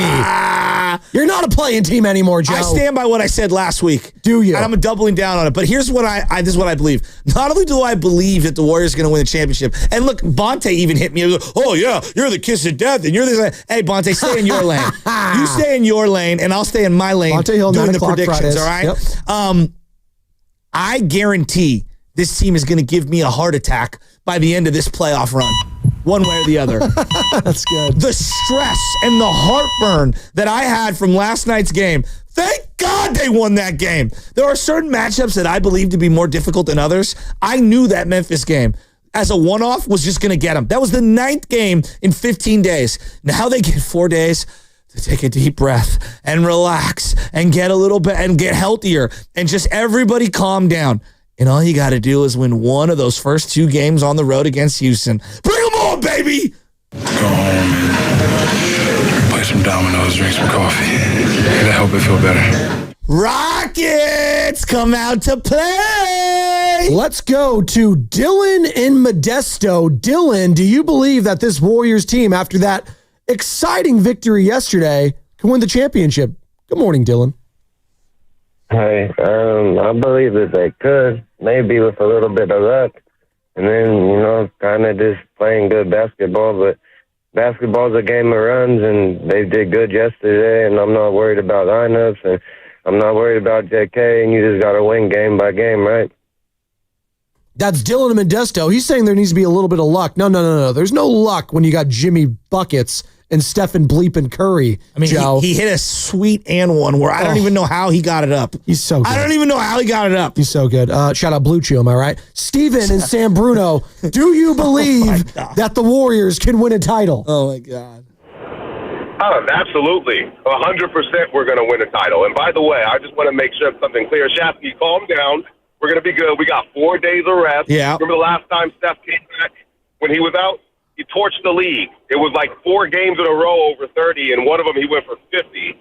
So we just need to give him some rest. These guys are going to game plan, high IQ guys, recalibrate the shots for Moody, Pods, and Heels, and we'll be right in shape. Let's go. With the best of them, I think we can game plan. Let's go. Let's go. Steve and Sam Bruno. Let's go, All right. Steve. That's the confidence I'm looking for from one Steven and Sam Bruno. I want to give him what I call the yes. Yes, it's a fist pump where you like. Argh. You see that a lot in tennis where they do the fist, the Nadal, the Federer, Talking about the a real Djokovic. sport, dog. Whoa. BG Tennis Nation, if you're listening. Team sport. Stop, please. That was from the guy that plays golf. Team sport. Stop it. And I recognize where golf is on the hierarchy. Please. That was disrespectful. I'm going to Erickson. Please. Erickson in Daly City. Is this Dennis Erickson? Good morning, Erickson. One of the worst coaches in Niner history. Do you believe? Canes legend. Do you believe that this Warriors team can win the championship? Erickson, or is this Sony Erickson? It's out of date. Are you there? Can you guys hear me? I hear you. Hey, I'm on motorcycle. Can you guys hear me? Get out. Leave. It's the end of you and me. I'm going JoJo. So much for believing in that Is guy. this Dari or Dairy? Dairy. Dairy. I can go for some dairy right now. I'm ready to play the Max Ray from now on. Can you hear me now? Can you hear me now? I know I'm not mad at. No, that's the. Was that old school Verizon or was that Sprint? That was Verizon, right? The Verizon guy. Can you hear me now? Good. Dairy, Novato. What is your belief level in this team? Is this team going all the way, Dairy? Boys, of course I believe. This is Dairy Boys from Novato. Shasky, what's up, man? I called about a year ago. I'm the preschool teacher here at College of Marin. Let's go. Hey, of course I believe, man. We're made for this. We're made for this. These are the games that we're made for, man. We like the challenge, so we're gonna do great. We're gonna play great. I do like that take on having Jimmy Buckets bringing up the ball more, and then having Steph playoffs, shoot his threes and stuff. We're playing great, boys. We're big believers. Hey, our family's big believers. We watch every night. Even the kids stayed past bedtime just to watch the Warriors. And can I give a little shout out to my family? Like I did last time, boys? Absolutely. We'll allow it. Was that it? He's gone. I thought he was going to give a shout out. He said, no. Well, I'll shout out his family. Shout out Dairy's family. I'm shouting out dairy in general. I can go for some milk, some cheese. Nice, yeah. I'm a non-dairy guy these days. I'm oat milk. Really? Yeah, forager. Three ingredients. Well, I stand with farmers. Salt, oat, and water. I stand with the farmers here in California, so I'm all about forager, that. I believe they have some local stuff, but okay, sure. We got some more on the YouTube chat. Thank you, Sam, for putting this in my box. 888-957-9570. We're playing Do You Believe? After every single Golden State Warriors game, it's the oldest question we have in sports talk is, do you believe that this team can win a championship? And after yesterday, you are finally a playoff team, Dub Nation. You were going up against the Rockets, who I think out of all the matchups you could have had in the West, this is the most favorable one out of the gate. I didn't want the Lakers in round one. I don't want the T-Wolves. I didn't want the Nuggets. I didn't want the Clippers, any of those teams. OKC. No. The Rockets, I will take my chances with in round one. This is Riddy Music. I predicted Butler with 41 points last night. Wow. Well, congratulations. Broody never stopped believing. Broody, not Brody. Broody. Giorgio Castaneto. We will beat the Rockets. Giorgio's is Nation. a killer spot here in the city. The traveling Urquidez. Is this Jose Urquidy? This team is . Wow. Just after yesterday? After yesterday's win over John Morant, who was throwing grenades over everybody, didn't see one grenade thrown yesterday, by the way. I did see a fan eating spaghetti in the stands. What was that? You know what? I respect it. Go. Do they sell spaghetti at Chase Center? I have no idea. We got to get whoever's the VP out there of food for Chase Center. Do you sell spaghetti? If you don't, how the hell did you bring it into the building? That's what I want to. Was it a Ziploc bag? Was it a Tupperware? Do they allow that in there? Fair or foul eating spaghetti in the stands at a basketball game? I mean, if they're selling it, I think it's pretty fair. Okay. The question is, like, if you have a plate and the fork and the knife, it's very difficult to eat while standing. Well, I saw it, but it looked like they were cut, like, and you don't do this usually. The noodles looked shorter, so they cut the noodles, the spaghetti, which is a big no-no. You don't break the spaghetti. Well, I do that for my son. You do that before you throw it in the water, right? No, what you do is, you don't do any of that. If you're getting it for the little kids, you get little shells. You get smaller pasta. You don't get the big pasta. All right? Think ahead here. Get rigatoni. Are we sure it wasn't Italian? Are we sure it wasn't ramen? It was not ramen. There was like tomato sauce on there. Oh, there was raw ramen? Yeah, no, there was not thin noodles, by the way. Which you can't cut the noodles. You just can't. No, you can't. Rookie move. It is a rookie move. But I'm not calling it a rookie move to eat spaghetti as a fan in the stands. I'm actually saying that's legendary status, and I respect it. If he had garlic bread on the side with it too, there's a Luigi joke. There's a Luigi joke in here somewhere. I just don't know where to find it. Whenever I'm wearing a hat or something, people think I look like Luigi when I have just the mustache. Wait, That's Luigi fine. from Mario Brothers or Luigi who's on trial?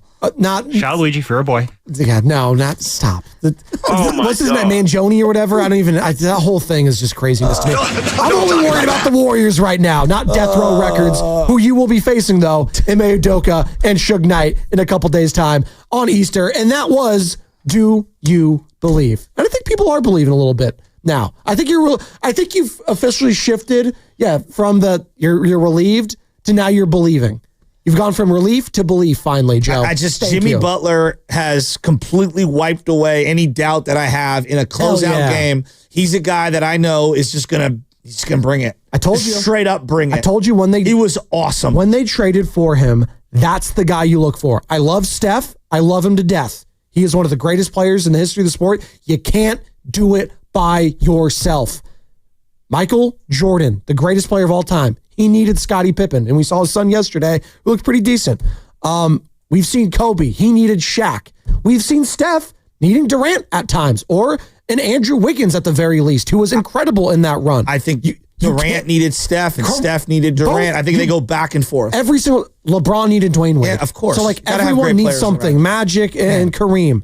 You needed this guy on this team. Yes, exactly. Sorry, just everyone always forgets James Worthy. He's so good. And we're gonna probably do that going forward when it came to like Draymond Green. We talk about the greatest teams of all time. It's like, oh yeah, by the way, they had maybe the greatest defensive player ever too, Draymond Green. So don't sleep on that. I think whenever I hear like the Jordan and Pippen conversations, no one ever brings up Horace Grant. Yeah, or Dennis Rodman. Or Rodman. Yeah, exactly. Right. Like exactly. So again, it's all baked into the equation. You need this guy. It was never going to be Cam Johnson. It was never going to be, Lowry Markkanen. No. I've seen those guys play. They're nice players. They're not Jimmy Butler. Well, I've seen him take teams just like this to the NBA Finals. Not once, but twice. I understand everybody coming out of this game feeling like, oh my gosh, there's this and there's that. All these issues, which, I'm exasperated this morning in the sense of, or I guess exhausted, this morning, just because of the way that game played out. This team was exhausted. They were exhausted. Draymond Green, I think You were exhausted watching them. How do you think the players felt? There is not one player on this team that needs the day off more than Draymond Green. His body, mentally, emotionally, spiritually, I think he needs a recharge. Not a better week to do that, right? No, I really do. I think he needs recharge. I think Pods needs a recharge. I think Looney needs a little recharge right now. Buddy Hield, I got a quick hook on Buddy moving forward. Just period. Just moving forward. Either he's got it or he doesn't. I can't be like having him run up and down chucking if he doesn't have it. If he doesn't have it, he's got a good hook. Moody's playing good ball right now. The shots aren't falling, but I feel like he's playing so much better than the box score. Jimmy, obviously, with the thigh, quad, contusion, that is something. He needs a little rest. Steph needs a little rest. This game was so unique because it was the 9th game in 15 days, and it's a game 7, essentially. Do or die. Now, everybody gets a deep breath. Woosah. We get to sit back and we can analyze what we did recently against the Rockets, strategize about what's the best way moving forward, find out what lineups through a 1, 2, 3 game sample, what's working, what's not. And you've got some margin of error a little here as we start off this series on Sunday. I feel a ton better. But last night was just a roller coaster of emotions. It was 121-116 the final. We're breaking it all down all day long right here on 95.7 The Game. Don't go anywhere else for Golden State Warriors coverage. We're going to have every single thing, every single game that they play, pre and post, all of it right here. All playoffs long. Yeah, we can say that now. Playoffs long, and hopefully they are playing all the way into May, and hopefully into June. But it started yesterday. You needed that win, and you got it. I don't care how it happened. It happened. That you just needed to win. An ugly win. I love ugly wins. You never talk about pretty losses ever. We were kind of talking about it against the Clippers. Like, yeah, man, they fought really hard. Man, it sucked that they didn't win, but the effort, that was great. That was intense. It was great, but it was a loss. Give me this win. Yeah. Give me this win over the Grizzlies. I don't care they had a 20-point lead at any point. You won the game. The Grizzlies covered. Who cares? Draymond Green, he talked about playoff Jimmy and it being a real thing after the game. Yeah, he's different. He's different. You can just see a whole different intensity level and focus. And, I'm a basketball fan, so I've watched it on TV for years. To see it up close and personal, it's a real thing. Sometimes you get in the NBA and these guys come get these nicknames and you're like, man, stop it. There's some other nicknames out there, they not real. That one's real. And I'm happy he on our side. Give me a better tandem in the West right now that you would rather have than Jimmy Butler and Steph Curry. Give me a better tandem. Well, I think maybe Luka LeBron, even though we haven't seen it. Both those guys aren't playing defense. I know, but you're asking and I'm just throwing out names. Okay, that's fine. I don't want to sleep on, I know Jalen, you can go Jalen or Chet with the MVP.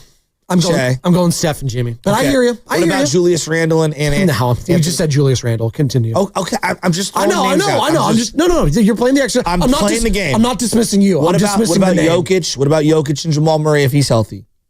Maybe. But again, the health factor of Jamal Murray, I don't even know where it's at. Kawhi and Harden.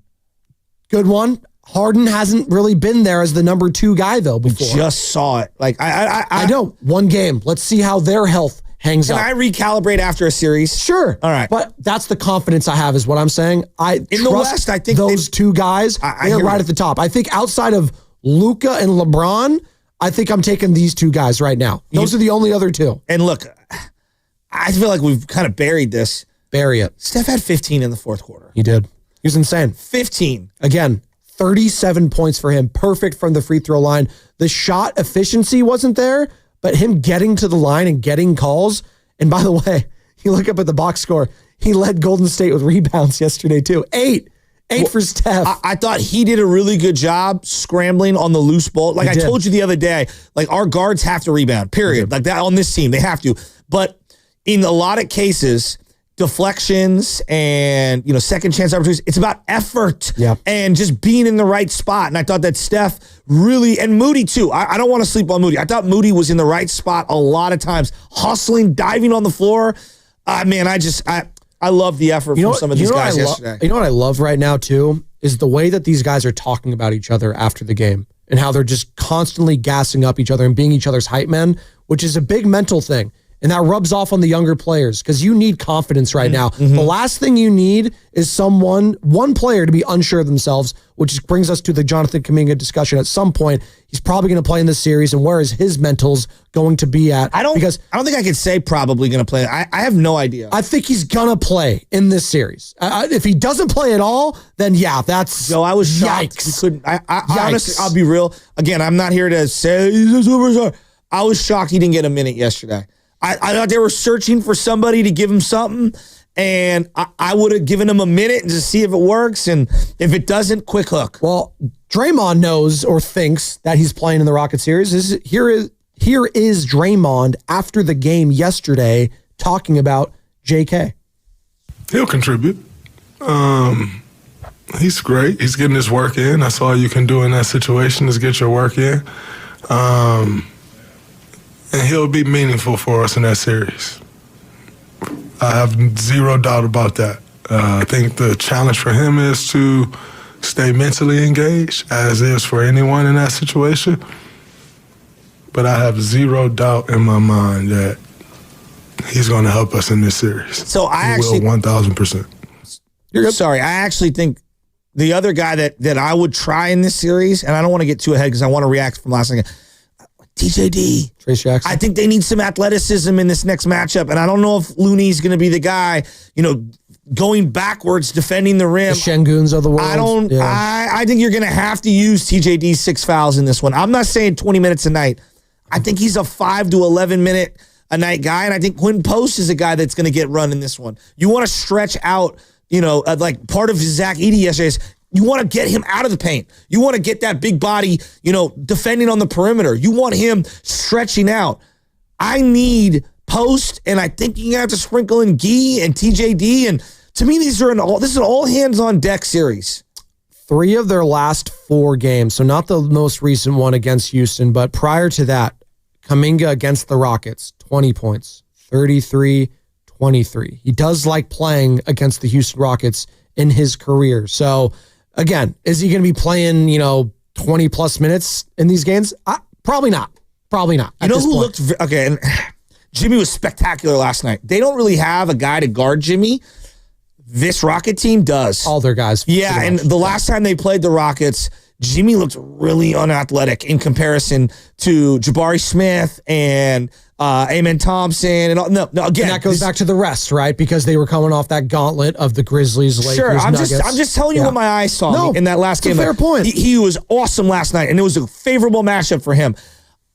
We will see against the Rockets. I think this presents a completely different set of issues because they're an athlete team. They're a young team. Now, he could use that athleticism against them with some of his sophisticated ball fakes and getting to his spots on the floor. I think this is where the veteran savvy and the moxie against the young and the athleticism, like there's going to be a clash of styles here. Well, it was interesting. You brought this up before the show that it reminds you almost a little bit of Warriors Kings a couple years ago. Kings obviously different than the Rockets. I don't think we're giving them enough credit. But the Rockets. Correct. Because already. And I think a lot of us were poo-pooing at the time the Sacramento Kings in that series because they don't know any better. It's the first, it's a first round matchup, but these are the defending champions. Like they're going to handle them. And it took 50 points from Stephen Curry in game 7 to win that series. And it took a pound of flesh at them, I should say. And you saw it in that game 1 against the Lakers. Next series, they lost that because of that. GP2, I don't think will be as effective against the Rockets. No, the size. These guys are way faster than him. Jalen Green is going to be an issue. Like we're way ahead of ourselves. No, but it's okay. We're way ahead of ourselves. But like Jalen Green is so fast. Yeah. He is not Ja, but he's quick and he's going to get to his spots. And they've done a decent job neutralizing him. But the last game, I felt like against with Jimmy Butler on the floor, that last Rocket games, he found a little something.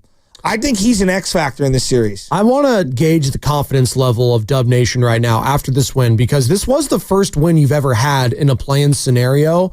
And I do think a lot of fans after that loss to the Clippers were just kind of down on themselves. They were dejected. Rightfully so. It was a tough loss. It was overtime. You wanted to be a playoff team. Like, I get that. I hear you. But you are a playoff team now.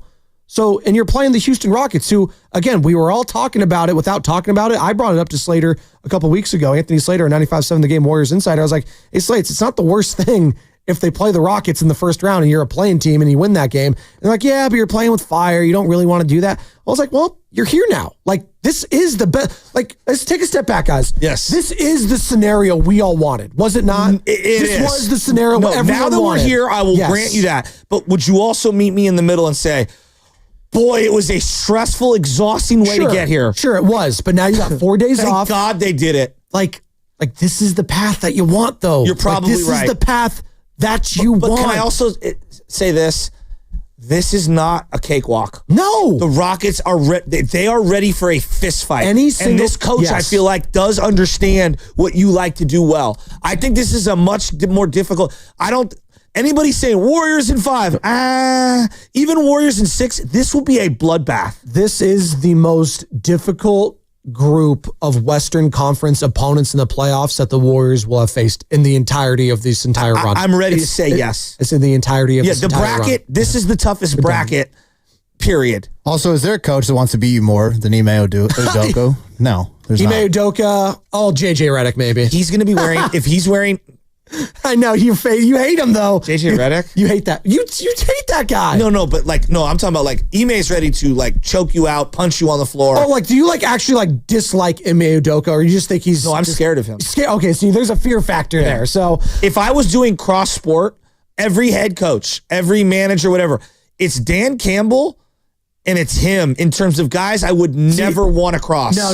Shasky wishes Michael Malone was still a head coach because he wanted to beat him in the play. That's the one that he's celebrating. He's like, Shasky doesn't want anyone to lose their job, obviously, but when Michael Malone lost his job, a tear came down his a tear with a smile came down his If you don't think Ime Udoka, number one, wants revenge for everything that happened in the Celtics series, but simultaneously for his guys to have their coming of age moment, this is it. For all these young players, you want a I've arrived moment? It's a playoff series against Jimmy Butler, Draymond Green, and Steph Curry. It will put you on the map. There are certain players, and as you said, the coach that has history with the Warriors in the playoffs. Obviously in the finals, Ime Udoka, Fred VanVleet, a mainstay for this team right now, this young Rockets team that he's a veteran presence on there. Fred VanVleet was a young player, rising star on that Raptors team that won the title a couple years ago over the Warriors. And obviously Dylan Brooks, we all know what encompasses there. We talked about it yesterday. Him up. Wow. Exactly. Yeah. So there's a lot baked into that. And again, and then Amen Thompson, local guy. Yeah, there you go. So we'll break all of it down in the coming days. I thank promise. God day one. But this is what we wanted, Dub Nation. Jimmy Butler. Jimmy freaking Buckets is a Golden State Warrior, and this is why you got him. Let's talk about that performance. And Steph, they combined for 75 points. We'll do that after the injury report.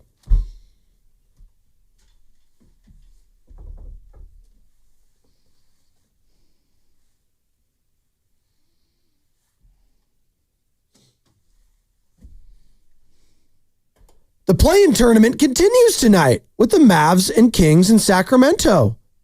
Anthony Davis is a game-time decision with an adductor strain that has been bothering him all season long. The Mavs' official injury report lists AD as probable, so the expectation is that he will play versus the Kings tonight. The injury report was brought to you by Boxer & Gerson, Northern California's premier workers' compensation law firm, helping injured workers get their lives back for over 40 years. What's coming up with the game is brought to you by Fremont Bank, here for you, here for good. The Warriors are a playoff team. They got the Houston Rockets, but we're going to dive into that game that took place last night because Shasky was nervous. He was on his hands and knees praying they don't trick that game off. But you know what? When you have Jimmy Butler and you have Stephen Curry, all will be all right. Mavs or Kings?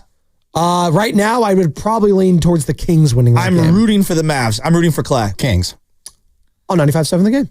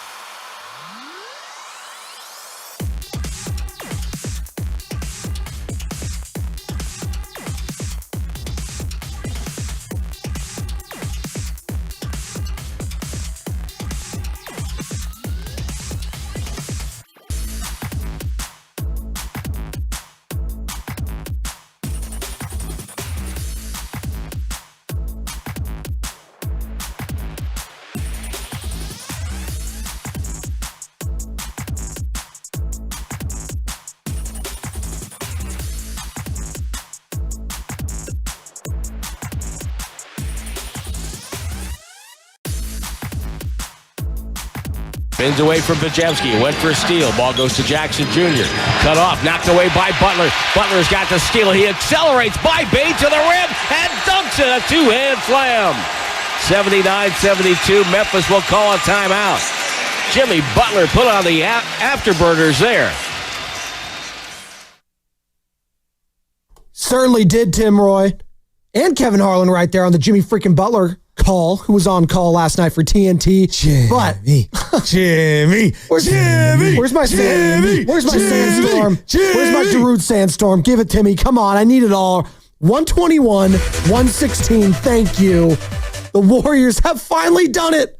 They slayed the beast. I feel like I need to be in a pool with a bunch of like inflatables and everyone drinking. And of course, right? You got to get the margaritas out. You're like on the strip of like Las Vegas. You're falling all over the place. My boy Marty Mark getting comped the penthouse suite. There you go. We've all got that one friend. That'd be nice, actually. Shout out to those watching on YouTube, by the way. Brought to you by First NorCal Credit Union. For a low rate auto loan, apply online or just ask for First NorCal Finance. Get the dealer. We're talking Warriors. Big time win over the Memphis Grizzlies. For just waking up this morning, 121, 116. Good morning to all of you lovely people just getting off work and ready for work, get ready for school. It is a hump day. That means it is a Warriors Wednesday, brought to you by Freeman's Appliance. Come see their full selection of in-stock luxury appliances and live working vignettes. Visit Freeman's Appliance in Pleasant Hill today. You know what that means? You should go to Freeman's Appliance and get some appliances, because you're going to be needing an air fryer. You might need a new oven, a new refrigerator, because they're going to be having game day meals now the next couple weeks. It's going to start Sunday on Easter. Warriors, Rockets, and we'll have the next couple days to get into it. But right now, we are focusing on two legendary performances when they needed it the most. 38 points from Jimmy Butler and 37 for Stephen Curry. You wanted them to step up? You got them to step up yesterday. 75 combined from your studs, as that was the difference. 5-point win yesterday, Joe. And I am waxing poetically about Jimmy Butler today. You know why? Because a lot of people were skeptical a couple months ago about this team and about this acquisition. They were a 10 seed, clinging to a 10 seed. And now you are a playoff team 2 months later. You absolutely would have taken it. If I told you everything that took place these last couple days, if I told you that a couple months ago, absolutely you would take it. Yes, you are pulling your hair out. Yes, you are, nervous as all hell. But that being said, you have a first round series now. And 2 months ago, that was laughable. This team, the concept of them even being in the playoffs was laughable. And here they are. Here they are. So let's celebrate that today, because we have the next couple days to preview it. Let's celebrate the fact that this is a playoff team, and we didn't even know that was a possibility a couple months ago. Well, and I think that what Jimmy represents is kind of bucking the trend of what Kerr, Draymond, and Curry love to do, which is all we're going to do is motion and everything's going to revolve around Steph. And look, like that makes a lot of sense, but what have they really struggled with? The non-Curry minutes. And now you have a stabilizing force. Now look, Steve is going to hate the fact that Jimmy holds the ball forever. I love it, because I think this team has played frenetic basketball at times with god-awful turnovers that fuel the transition of another team, and then it just like leads to a snowballing effect when Steph's off the floor. Do you think he hated it when Kevin Durant was holding on to the ball? This is very different from Kevin. Well, just answer the question. Do you think he hated it when Kevin Durant took the ball? I don't think he loved it. Okay, I don't know if hate would be a strong word. But did it work? Oh, there's no doubt. Yes, it worked. But like he's even more methodical. He is. He is extremely methodical. I love the way he plays ball. And look, it's not for everyone. And you're going to lead to some grenades, as I call it, meaning late shot clock throws where someone's just going to have to make a play. And that's where it's incumbent on Buddy to hit shots and Moses Moody and Pods and GP2. And if Guy's going to play, Guy out there hitting corner threes, because you're going to get the ball from Jimmy after he cuts to the lane if he doesn't go up with it. But that being said, the methodical way of playing limits the turnovers, all right, and gets them into sets. Now, there were times late in the first quarter, late in the third quarter, where it was like, oh boy, can anyone make a play besides Jimmy? But Jimmy, I thought, was excellent at following up missed shots and going back up with it, forcing the issue and getting his own shots up, getting fouls, putting Bane into foul trouble, putting JJJ or Zach Edey into foul trouble. He was spectacular in this game. Quentin Post was also awesome. He was just what the doctor ordered. And I wanted more Quentin Post coming out of that game. 888-957-9570. Your biggest takeaway from that win yesterday. For me, it's quite frankly, they're a playoff team. Like first, stop there. They're a playoff team finally. So everyone can take a deep breath about the age, about the fatigue, about all that. You got 4 days off and you don't play until Sunday night. And it's going to be down in H-Town. And again, the next couple of days, we'll be previewing that right here on 95.7 The Game. We'll have all that coverage leading up to the game, after the game, all of it. Right now, we're focused on the Memphis Grizzlies, who have given the Warriors fits in the past. I'm not going Bobby fits, but they've given fits in the past, whether it's been John Morant, who obviously rolled his ankle. On one leg was still dynamic. He was still dynamic, and that just speaks to just him as a player. He is sensational. We hunting him? Should have been. Why weren't we hunting him late in that game? Desmond Bane was incredible yesterday. Probably their best player. He was making big shot after big shot when they needed it most. Yeah, Jaren Jackson hit some timely threes, but overall, I thought the Warriors did a great job on him. You know what? They let Jaren Jackson be Jaren Jackson. And what did he do? Dumb things. Yeah. He didn't impose his will at all. Like, they had the size matchup, and again, they did get some key offensive rebounds at times, but I didn't feel like the size killed them yesterday.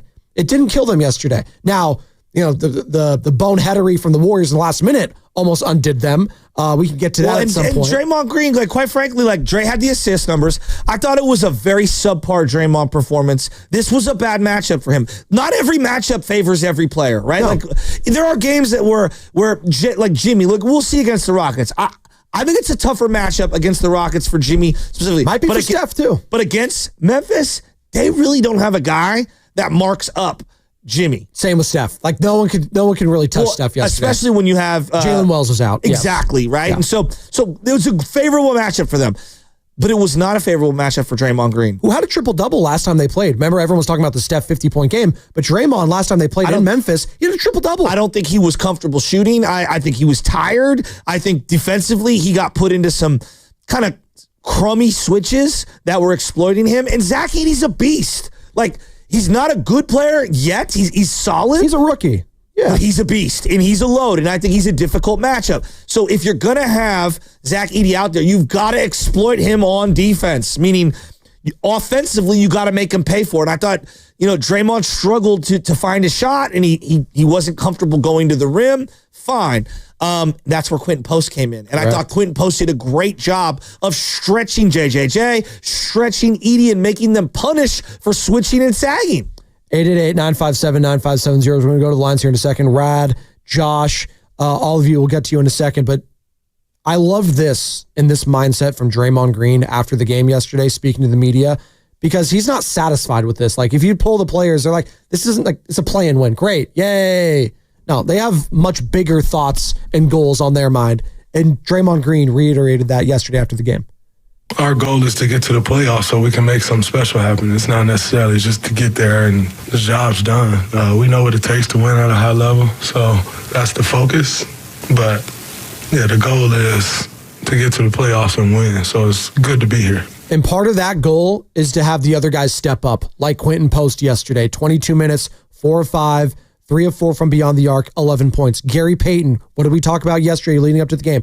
We want to see Gary shoot the ball. 12 points, 3 ball wasn't there. That's okay. He had some timely ones, though. He had a nice left-handed layup in the lane. He had some timely ones. When the Grizzlies were making that run and digging deep, Gary Payton hit a huge 3 to put them back up 4 or 5 points. That was big. Moses Moody, more aggressive. The shot's still not there from beyond the arc. That's okay. 9 points. It wasn't Pod's night yesterday, but you know what? He's had some big games, so I'm not really going to be crushing him today. Guy Santos, 6 minutes, but you know what? I felt his 6 minutes yesterday through offensive boards for him. I say all that to say this. The camaraderie of the young guys and them buying in is a reflection on those big 3 that we're talking about. I thought Jimmy, Moody, Steph, and Draymond. And I'm saying all Moody this. embodied what they were looking for. Correct. Scrappiness. And this was a great little story about a guy that didn't play yesterday and hasn't played in the last couple days. But it talks about the camaraderie anyways. Trace Jackson Davis. And here's Draymond telling a story about TJD giving up his spot on the bench for Quentin Post.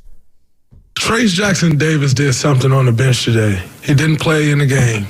There was no seats left on the bench. Quentin Post said, Trace, can I get that seat?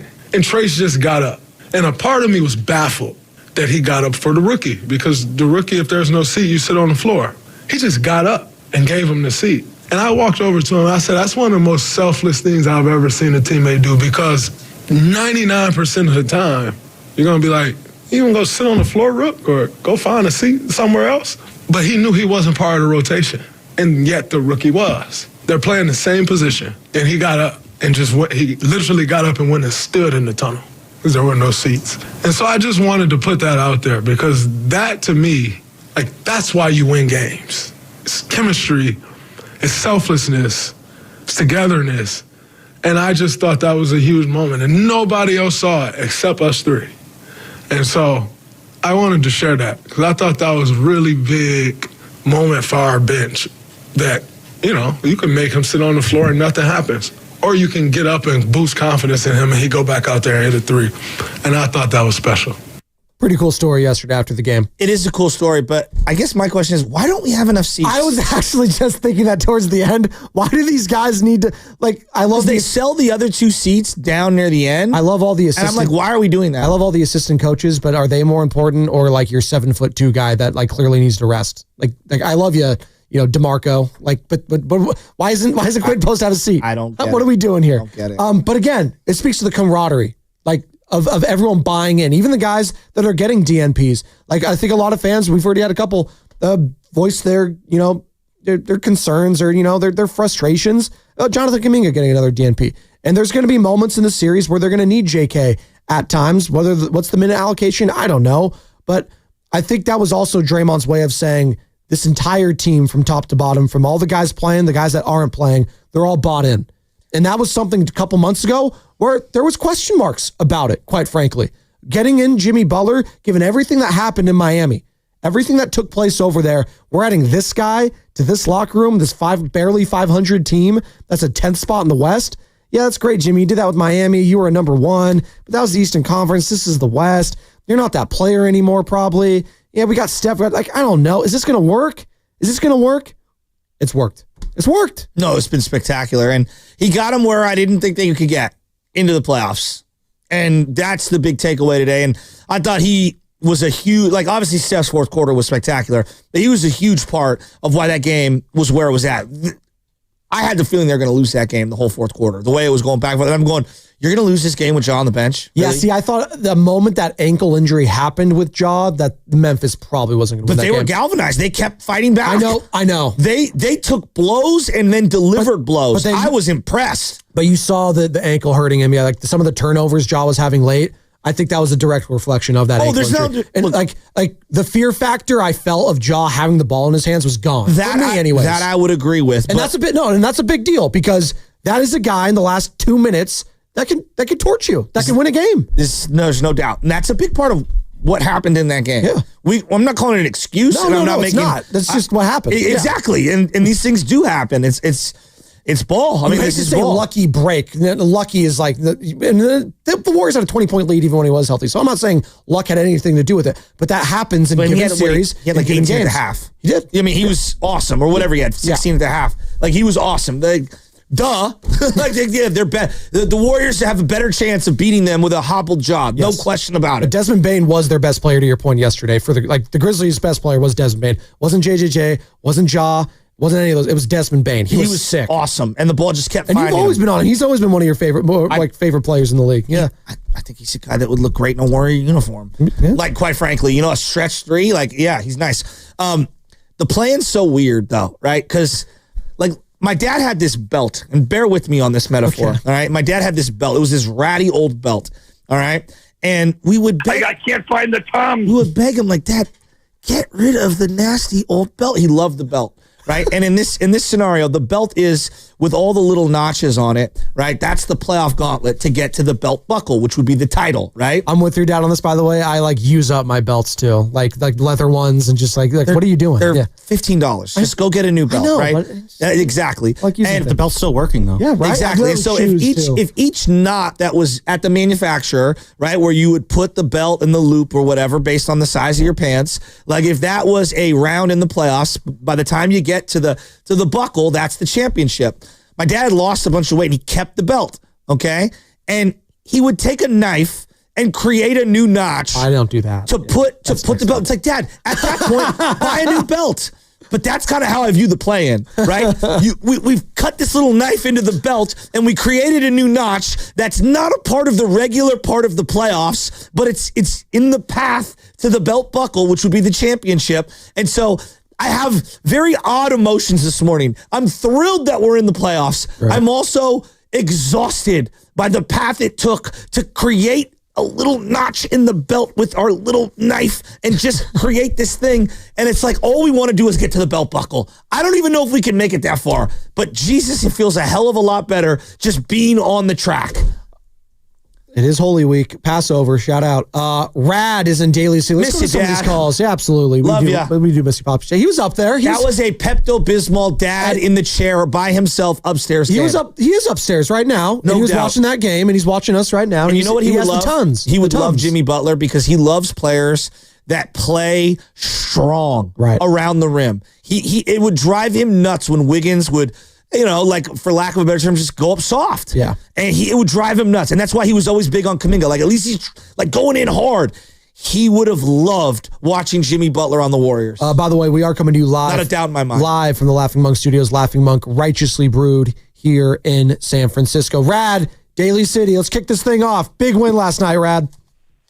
Yes, I'm so thrilled. Very excited. For the first time, we got passed through that play-in, man. 0-3 in the beginning. My goodness, I was really nervous last night. That game last night, we could have lost that game. That brings me now, if I have to make a comment with our coach, Kerr, my goodness, in as much as I respected him because he gave us 4 rings, I'm beginning to question some of his calls and his coaching during the season. And lately, last night, what happened to Kuminga? What happened to Jackson Davis? I mean, Mr. Bain is smoking on us. He's probably one of the best players next to Kerry, Butler, and him, of course. And believe me, 14 seconds to go, we are one up only, right? That game could have been a loss for us. So that brings me now, what happened to those two players that we have that could have been guarding Mr. Bain?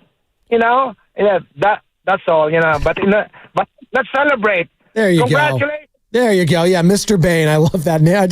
Every time you say just Mr. Bain, I think of like the Bane, the villain with like a top hat or something. Oh, Mr. Bain. I still don't understand why the voice of Bane is that way. Well, it's the mask. No, It because changes the voice. Because it's supposed to take That's my place. The point. cave that he's in is supposed to be somewhere in like Romani. Yeah, but that he talks. well, that's exactly what he talked to a guy, the actor, who was it that played Tom Hardy, who portrayed Bane. He talked to a Romani person, formerly. You don't say gypsy anymore. You say Romani. Okay. For the Romani people, and he had that accent. And that is what he used. And he talked to Chris Nolan about it. He's like, hey, I'm going to do this voice. What do you think? And Chris Nolan's like, yeah, sure, whatever. Go with it. So there you go. I don't even think of Bane talking when I think the villain. Anyways, we're getting off track here. We're nerding out. By the way, they did need a perimeter defender, and that's why. Look, but again, they won the game. Like, it was the right call. Like, he didn't play yesterday. They won. They're going to need him in a series. No, it's not about Kuminga. I'm not crushing Steve Kerr today. I'm not crushing Steve Kerr today. No. I don't think anyone is. Well, but I think just some as people you're are. We've watching, got like 4 calls about his rotations. Well, I think if you're watching that game last night, you're searching for answers. You're not playing the Grizzlies again going forward. I'm just letting everyone know. Unless they go on some sort of miraculous run here, you're not playing the Grizzlies again. But Joe, like we've acknowledged, one of the flaws of this team is the lack of perimeter defense. Okay, right? sure. And so in last night's game, like you have 2 guys that you play heavy minutes who are solid perimeter defenders, Moses Moody and GP2. I would throw Jimmy in there, but because of the lack of size, Jimmy's had to guard some of the bigger guys because he's one of their better boxer outers and rebounders. A minute or 2 for JK crossed a lot of people's minds last night. Not that he was the end-all, be-all. Not that he was going to factor in on whether they could win the game or is he a superstar? No. Just could he have helped for a minute or 2 on the perimeter, guarding someone like Desmond Bane, guarding Ja Morant? I didn't think Pods was playing great defense yesterday. I didn't think Buddy was playing great defense yesterday. So I'm searching down on my bench, and I'm looking for a body who can give me a couple of minutes. And it did cross my mind that we should maybe give Kuminga a look. That's all. Okay, fair enough. Let's squeeze one more in here before the break. 888-957-9570. Josh is on 580. What's up, Josh? How are you feeling about that win yesterday, man? Warriors. Great dub. It was, super, super nerve-wracking, and I was literally glued to the TV the whole game, and just good win, and that's good. Very indicative of what we're going to need in the playoffs. Our stars will have to be stars. Spadoni, I called a couple weeks ago, man. I told you Jimmy was kind of not showing the full playbook. He wanted to let people know that he could do it. And what did we see yesterday? An aggressive Jimmy, not passing up shots in the paint, get into the rack, and now playoff Jimmy is activated. He was waiting for the right moment to go into this mode, and he's here. Expect a lot more of that throughout these playoffs. Couple things. Quick shout-out to QP, man. He's a real dog. He has that mentality in him. You can see it in him. He's a dog. He comes to play in big moments. I think he's going to have a few more big games. And I think now that we're actually in the playoffs and we get the series, what I've seen the last few games is a lot of our young guys really kind of pressing. Moody's shot doesn't really look as smooth as it was. Pod's kind of searching for that big three. I think because they know what's on the line trying to get to the playoffs. I think now that we're here, we're going to see Pods, we're going to see Moody. Hopefully JK gets back in the rotation because I think they really do need him. I understand why Kerr did bench him because his IQ sometimes not there, but they're going to need the athleticism and spurts and here and there. I think they're going to need it, right? So I think the young guys are going to settle down now that it's in a series, and we're going to be in a good spot. And our stars are going to be stars, man. We see it. Jimmy, Steph, they came to play. They're going to ball. Let's go. I got Warriors in 6, man. There you go, Josh on 5. Speaking of IQ, we'll get into it on the other side. There was a host here at this station yesterday, Joe, that spoke about his IQ being 143. And I don't know if you know this, if like 143 is like borderline genius. You know what he said that. You're going to be shocked who said that yesterday. We'll discuss that on We the other have the side. sound. We do have the sound. Warriors 121, Grizzlies 116. Jimmy freaking Butler. Playoff Jimmy's arrived, folks. It's time to get on the wagon. Spadoni and Shasky. It's brought to you by Chilton Auto Body.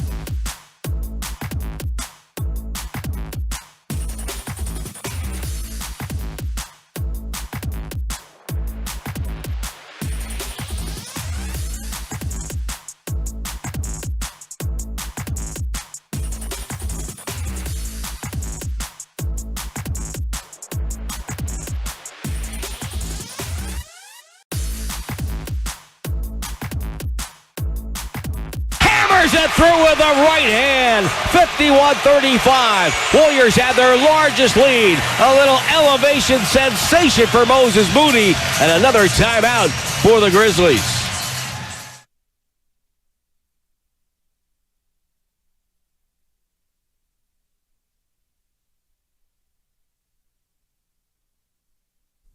What's up, Jera?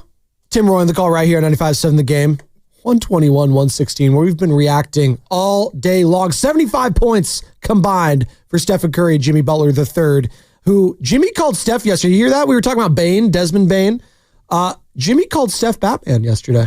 So we got Batman. He also said at one point after Steph hit the corner three on the pass back from Looney, that's a bad dude. Right. And I'm paraphrasing. Here's Jimmy Butler, sound courtesy of TNT on the walk-off yesterday. And what's it like to have Stephen Curry as a teammate?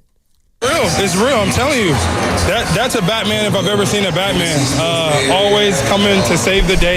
You're never out of any game, and more than anything, he's just so poised. He's so calm, and he was a huge part of us getting this victory. R.I.P. Val Kilmer, obviously, but Batman in general, yeah. I don't think Jimmy is quite a Robin. He'd be someone else.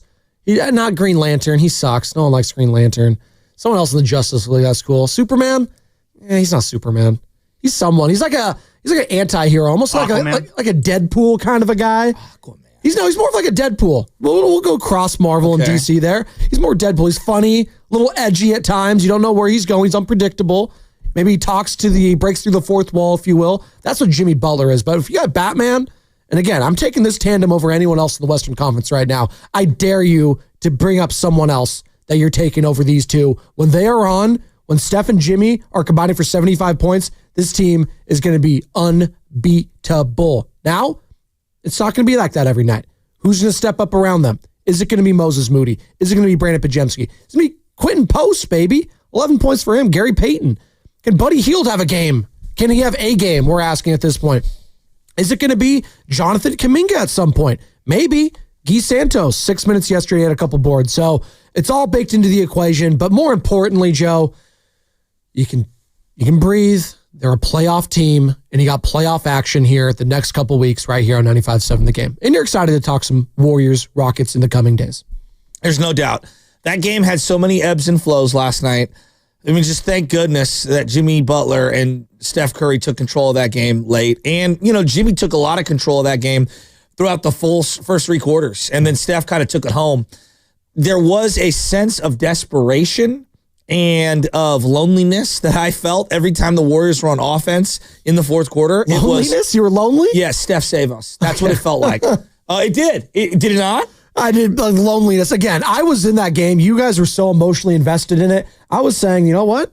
They might play on Friday. They might, but I don't think they will. My sense as the game was going on, this whole Friday thing was, if we don't win tonight, it's over. You were thinking that. Thank God they won. I wasn't. I was thinking about, I think most Warrior fans were feeling the way I was feeling. Content. I was thinking content. I'm not going to lie. I'm sorry, I'm going to cut you off, but I was in the same boat as Shasky there, where it's just like, I was losing my mind last night, especially in that fourth quarter, expecting every single awful scenario to play out. And thank you, Steph, and just thank you, Jimmy, for preventing that reality there. But no, I was in my emotional bag last night watching that game. When Steph, I don't know if he got held, fell, I can't even tell. Jimmy goes up in the air.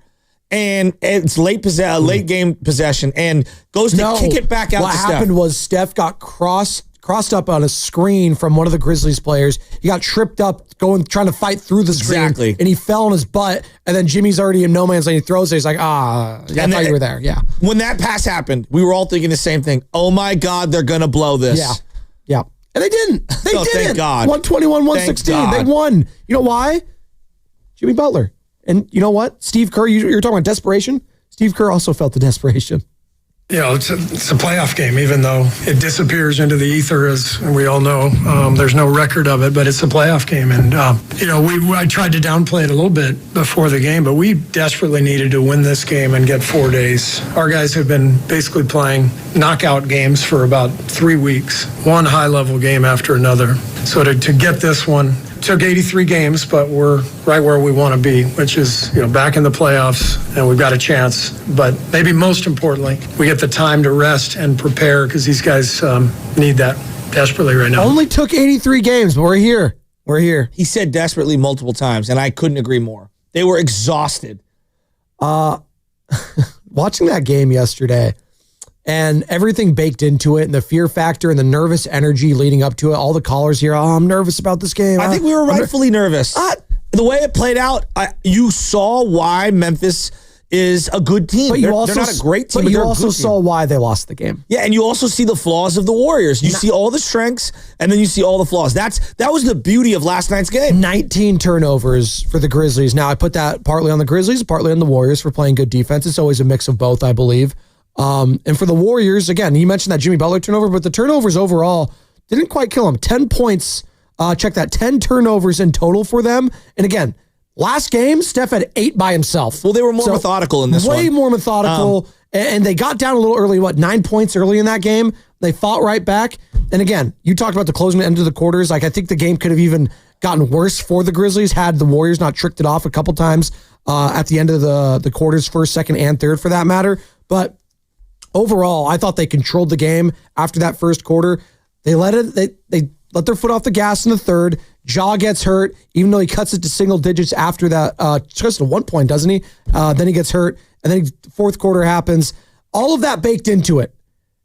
I know I have Jimmy Butler at the end of the game and Stephen Curry, and I knew they had Desmond Bane and Ja Morant.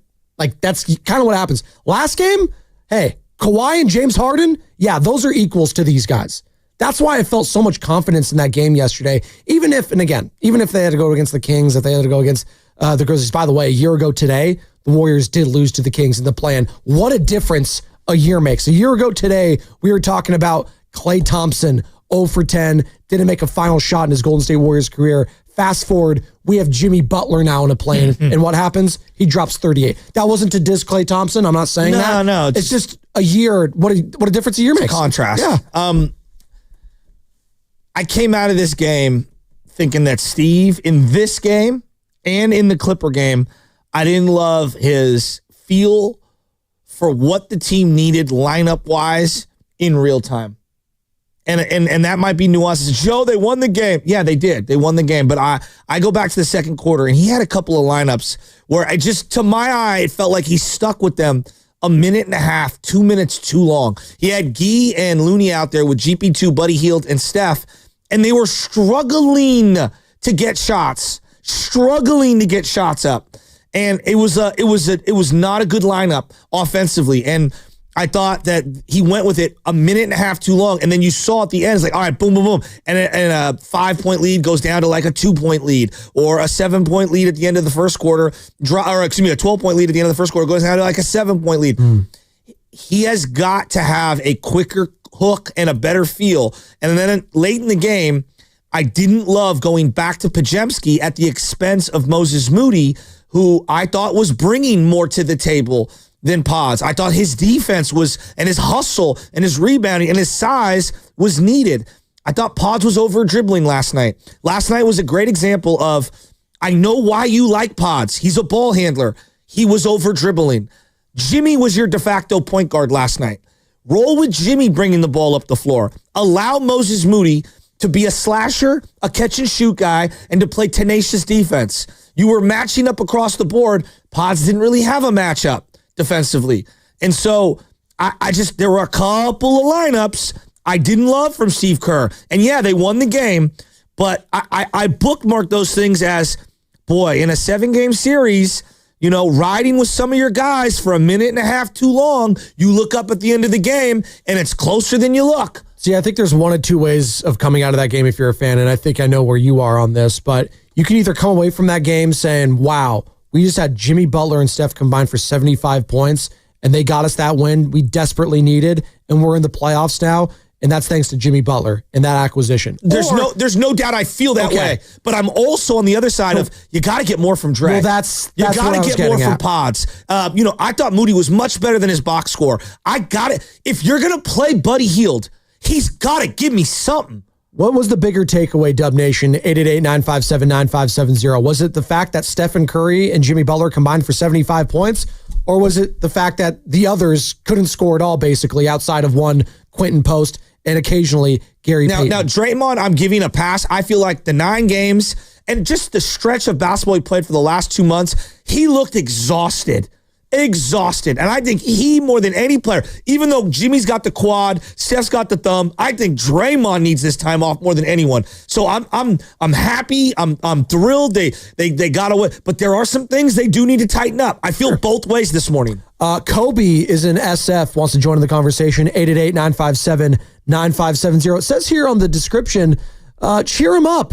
Kobe, what's wrong, bud? The Warriors just got a huge win. They're in the playoffs. What's wrong? Oh, man, that's funny you said that. Man, I just don't feel good based off the last couple of games. And Spadoni, I'm glad you mentioned that Kings game last year for the play-in, because that's what I wanted to bring up. TJD was looking like the starting center of the future going into that game. I mean, the guy, he was dunking on Giannis, toe-to-toe with Wemby. He was doing all that. As soon as he got in that game, everybody talks about Clay, also played terrible. But TJD was awful. He looked scared in that game. And the last 2 games I've seen, Moody, GP2, they looked scared to shoot. They didn't look hesitant. They didn't look like they were passing a good shot up for a great shot. They looked scared to shoot. When I see you wide open for a 3 and you pass that thing to Draymond to shoot the 3, I'm just like, come on, man, we can't do that.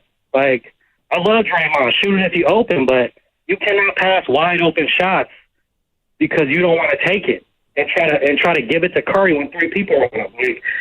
And so now I'm glad that now we have a 7-game series to do some type of research on. Yep. Hopefully it's not an elimination game, so these guys won't be as nervous.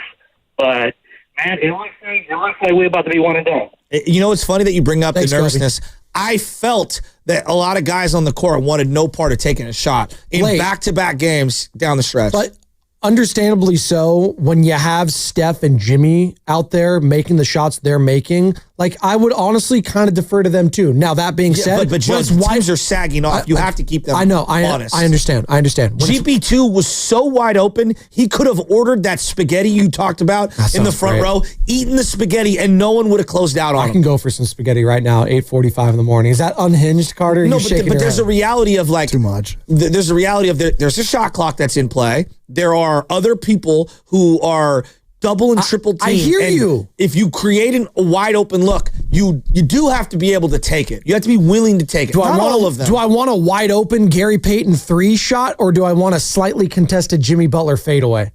It sounds insane that I'm asking that, but I kind of want the Jimmy Butler. There's also I kind of want the Jimmy Butler fadeaway. Yeah, but you're asking in a vacuum. I'm asking on a specific play where there's 4 seconds left on the shot clock. Okay. And they run that double over to Jimmy, and he's got to kick it out to a GP2. Yes. Right? Yes. You got to take those. Correct. You got to take those. And what happens is that these teams in these one-offs and in these playoffs, they will tell you what your flaws are. And the Warriors' flaw when they have certain combinations is Looney does not need to be guarded. GP2 does not need to be guarded. That's why it's incumbent on him to score, going downhill and hit just enough of a 3 to, like, it has to be honored. Draymond's got to be willing to take those shots from the outside. And if not, put the ball in the cup and attack the rim. Buddy doesn't need to be guarded currently. Pods is going to over dribble into traffic, into the paint. They're going to lay off him. So I'm not saying that they can't overcome these things. What I'm saying is that you're making offense more difficult, and this is why we have bad late shot clock shots, or you get why did Steph take that shot? Well, because no one else is willing to. Correct. Steve Kerr actually talked about what his message was to the role players yesterday, Joe, and here's what he had to say. We talked about it at shoot-around this morning. The whole point of the game was to win the battles, just to win every loose ball, every rebound. This is a big, strong team, great rebounding team. And you saw it happen a few times because they got 16 offensive boards.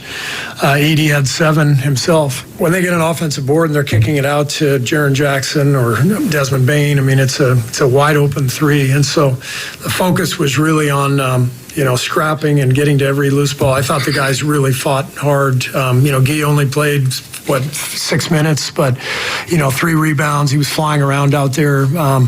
Every possession matters, and I thought our guys played that way. I hope Matt Nahigian talks to me about myself to you of the way that Steve Kerr talks about Guy Santos to others. Guy was on the floor. He loves Guy Santos. Moody was on the floor diving for balls. That Moody had multiple big hustle plays and deflections and tip outs. Quentin Post scrapping on the ground for the ball. I love that from those guys. Those guys wanted it. Look, Quentin Post is going to give up a bucket here and there, and people are going to isolate his defense. I thought Quentin Post was awesome. You don't win that game without Quentin Post. A little nastiness to him, too, yesterday, which I appreciated. He said it was an illegal screen. He had a couple big boards. Yeah, he did. He absolutely did. 11 points, 3 I thought he was getting pushed out of bounds on the one he threw to GP2 that went out of bounds. Let's go to some of the calls here. Burnsy is in Fremont, wants to join the conversation, 888-957-9570. Burns, what a win last night. What a win last night. Check it out, fellas.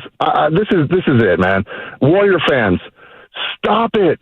Stop it with, I'm worried. You know who's worried? The Rockets are worried. That's who's worried, right? We got Jimmy Butler now, man. Yep. I love it. I loved it. That's how I'm coming out of that game.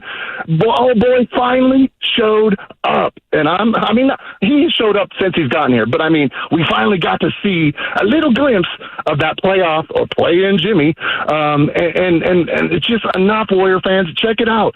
The regular season, it doesn't matter anymore. I don't care about the regular season. I don't care if Kerr was making mistakes in the regular season, all right? I do not care. It's that time. Appreciate this run, all right? Please. We've had so many great moments with the Warriors. This is going to be another one, all right? What I'm really worried about is the Filipino community in the Bay Area. What are they going to do? Are they going to be Warriors fans or are they going to be Lakers fans? Because I'll tell you what. All right, dog. What are you doing? Burns, My wife's Filipino. What are you doing? What are you doing? Yeah, Burns is gone. What are you doing, Burnsy? I thought it was Bob Fitzgerald at first. I literally did.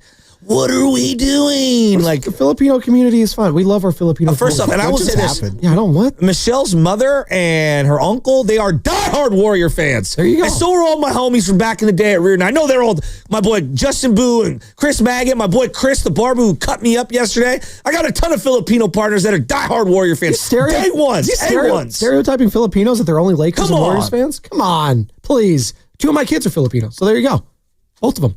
Baby Nora, young Benjamin. Kids, like you get 12. Oh, 2 of my 12. Not 5, not 6, not 7. That I know of. But no, to your point, dude, you can't go to ceremony. I bet if you go to ceremony right now, there are so many OGs right now with their Warrior coats on right now, having a coffee, talking about last night's game. Of course. Shout out ceremony. And I did appreciate Burns. He's fired up, man. The Warriors should not be fearing anyone. The Rockets should be fearing the Golden State Warriors. But again, I don't think anyone's fearing anyone in the Western Conference this year. There is no fear factor because it is as deep as I can remember. It's just laughable that I have to compare still the West versus the East. It's just a joke. I saw someone tweet yesterday, during this game going on, they're like, should players that play in the Eastern Conference even be up for an MVP? Just because of the gauntlet of the West and all these guys. I know it sounds hilarious, but look at the juxtaposition between the 2 games. Oh my God. Heat. Hawks or a Magic, and they go, the Hawks have been in the play-in 4 straight years. 4 straight. And 4 straight years. The Fighting Grant Liftmans. Who beat the Warriors. I know. Well, hey. The Fighting Grant Liftman. It all worked out. You know what? You should thank Grant Liftman because you want to be in this scenario. You didn't want that Lakers. You didn't want the Nuggets in the first round. I'll take them in the second. We'll handle business against the Rockets in 5 or 6. All right? All right. I know you're saying something else, but I'm saying Rockets. I have 10 Grant Liftman jokes I was going to get off, but I'm just going to keep them to myself. Okay. Fair enough. Oscar in Stockton, I don't know if he has any Grant Liftman jokes, but Oscar, I know he's fired up about that win. The Liftman Hawks. Hey, Oscar, you knew they were winning that game all along, right? Oscar? Come on. What's going on, fellas? Hey, everybody is so nerdy. Shasky, calm down, man. Guess what? We won the game. We're in the position that we wanted to be and we needed to be. I understand the fans are talking about Brzezinski and the role players. That was one game. They have been playing good for the last 3 or 4 weeks, so I'm going to give him a break on that. Steve Kerr, he did have a couple of lineups that was in there was suspect, but guess what? He changed it up. He went back to the veterans, and guess who we got? We got Jimmy Buckets. And anytime you got Steph Curry and Jimmy Buckets inside-out players, you got to understand, we got veteran players that's going to win the championship off their mentality. And people keep on calling about Jonathan Kuminga. My whole thing is this. These youngsters got to understand, you got to pay your dues. And Steve Kerr is not taking out not just singling him out like that. Kuminga has got to kick back, and hopefully he was watching and understand what we need. We need him to do the same thing that Guy Santos, you understand, couldn't post. You have to do the little things. And with that size body you got, if you rebound and you understand you play defense, you'll get on the floor. Other than that, I'm not worried about that. I'm worried about the way Steve Kerr is coaching the rest of the team. And people talking about Houston. Houston got a problem, my friend. The Warriors is coming to town, and we got fans everywhere, and that's the difference. Go Warriors. We here, baby. And again, we're going to win it, man. So everybody, hold on to your seatbelt. The Bay Area is taking off again, baby. Oh, yeah, I'm having joy, baby. Y'all have a good day. Hump day in the Bay, baby. That's Oscar and Stockton. I think he was just going to keep ad-libbing. Hey, 888-957-9570. Like he's like Young Jeezy. I love that. Yeah. Hey, H-Town, we got Paul Wall. We got a Chameleonaire. Who else we got down there? Is Slim? Okay, there we go. Travis Scott. Travis Scott. Yeah, it's true. Is he real, like, is he rap or is he like pop rap? Well, he's from Houston. He's from H-Town. He is, yeah. And obviously James Harden's jersey's still out there in the strip clubs over there still, I'm sure. I don't know if anyone's broken that record. Fred VanVleet. No, he's a father. Probably not. Why are you looking at me like Let's that? get Mike Jones. Book Mike Jones. Who? Mike Jones. Who? Mike Jones. Okay, all right. I'm riding dirty. Can we get at some point tomorrow? Chameleonaire? Oh, by the way, Carter's not going to be here the next 2 days. Real quick. Carter's getting married in the next couple of days, right? Which day? Saturday? Saturday. Wow. How many in your party? In your groom's? Life over. Yeah. No, that's when you have a kid. Tell me how many in your groom's party. It's just my siblings, actually, which made it easy. How many? So, 3. Smart, My sister and really 2 smart. brothers. See, now this is where I know that you're a normal person. When I see like 11 groomsmen, I'm like, no, you're doing way too much. Narrow this thing down. That's a no for me, dog. Exactly. That's way too much. I don't think I picked any of my friends, even though I had like other groomsmen, but like up on stage or whatever, up on the church altar, it was just me and my brother. Yeah, I didn't want to pick. Is it here in San Francisco you're getting married? It is. Well, how's here the in weather? the city. How's the weather? How's the forecast looking? It's looking really good. I'm What very church? fortunate. Okay. No, not in church. Doing it at the O Club. Oh, wow. Whole thing. The Olympic Club, huh? Yeah. Who's the master of ceremonies? You mean the person who's The ordaining? officiator, if you yeah, will. the officiant. It's my godmother, actually. Oh, that's very nice. Wait, anyone from the station Here's the best question. invited? It was either Guru or nobody, right? Because Guru says that he has to be the only solo invited if he's getting invited. Well, we'll get to Guru in a second and his IQ of 143, his alleged IQ of 143, but no one invited from the station. Huh. It's interesting. Probably a smart move. Interesting. That's fine. Band or DJ? DJ. What's the food? It's Olympic Club food. It's going to be excellent. I don't know it's what gonna be good. No, is it prime rib? I mean, it's got to be prime rib. Did you just say you don't know what the food is? It's Carter, so it's going to be oysters and scallops. Wow. Mussels, clams. Come on, man. This guy's family money. I actually wanted prime rib, but Sierra didn't want prime rib because she didn't want meat juice everywhere on people's clothes, which I thought was pretty funny. That's for the honeymoon. Greg, Canada, what's going on, man? How we doing? I'm sorry, what? Jimmy, let's go. Jimmy.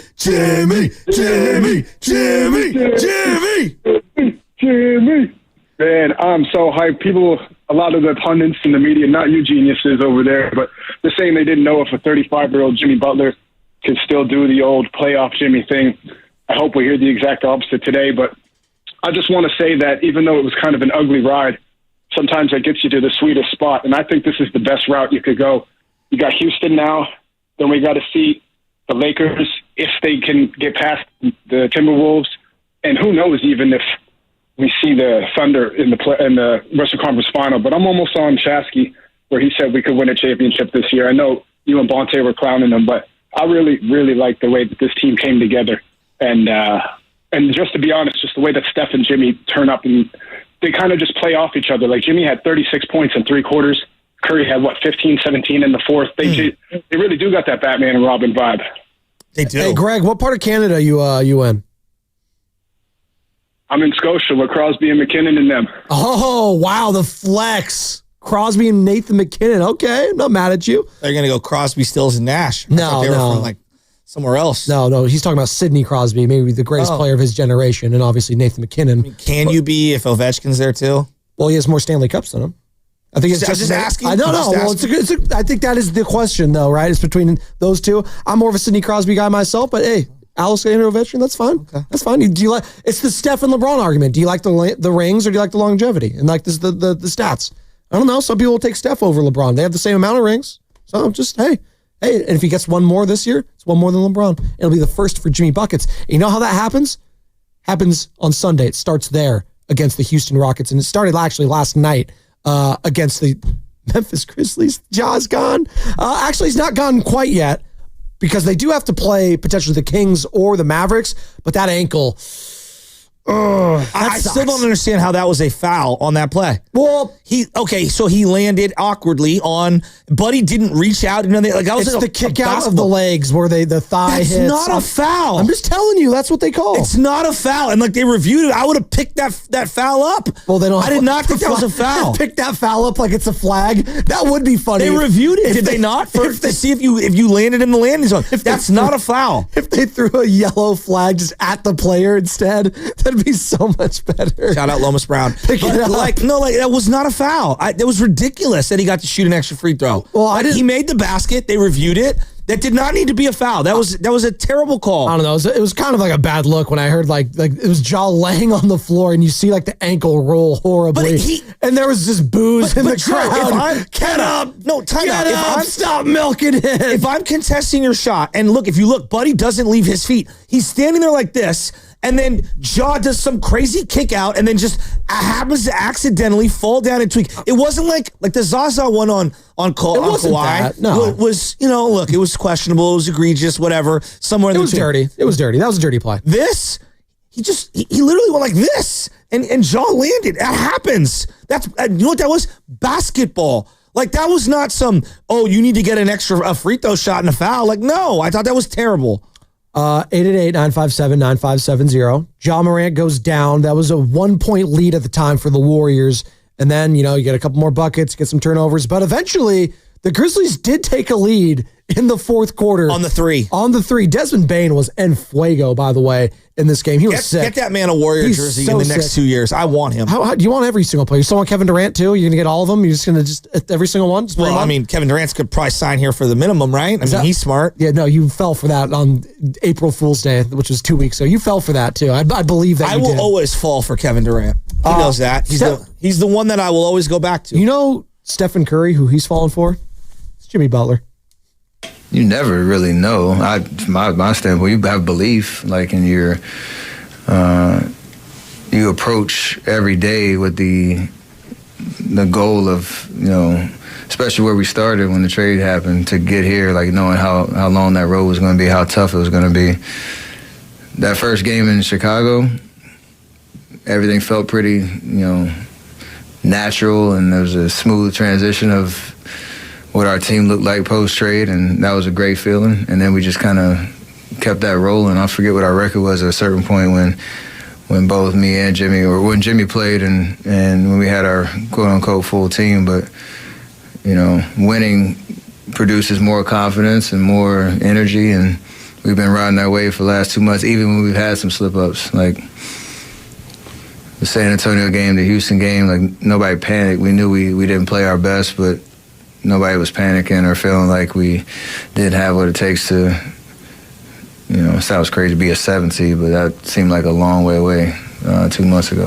You're listening to 95.7 The Game, KGMZ FM and HD1 San Francisco, and Odyssey Sports Station, always live on the free Odyssey app, and now broadcasting live from the Laughing Monk Studios. And as always, on Warriors Wednesdays. It's brought to you by Friedman's Appliance. Come see their full selection of in-stock luxury appliances and live working vignettes. Visit Friedman's Appliance in Pleasant Hill today. You're going to want to visit them. Start getting all those different appliances ready for the kitchen, for whatever, because we got some game days coming up here in the playoffs, starting Sunday night, Easter. I don't know what you're doing. Is there leftovers for Easter? You're getting a whole new meal? I don't know what you're doing, but you're going to be having your TV up. You're going to have your smartphone out. You're going to have your tablet, whatever you're doing. You're going to be locked in. What are we talking about? That's on big screen, doggy. No, well, first off, you have the Odyssey app on. That goes without saying. Yeah, and we're locked into Tim Roy on the call. Yeah, and it's the big screen. And it's on the big screen. We're going Okay. the 85 inch. All right. Well, there's nothing even else on Sunday. Like Giants play Sunday Night Baseball. Righteous Gemstones, all of us. They're all going to get released at 6 o'clock Eastern. I'm more into Andor season 2 on Disney Plus whenever that comes out. I think that's That a couple too, days. but it's going to be big screen, dude. Okay. All right.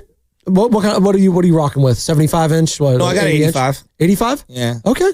Built in, cabinets and everything. Wow, look Shout at out you. Sean Sullivan. Oh, Sean Been to the house? Oh yeah, I have been. Yeah, that was fun. I brought the little guy and the little girl. That was fun. Yeah, That's the room that I get relegated to during, these times when there's big games, and it's the stop yelling. The dogs are scared of you.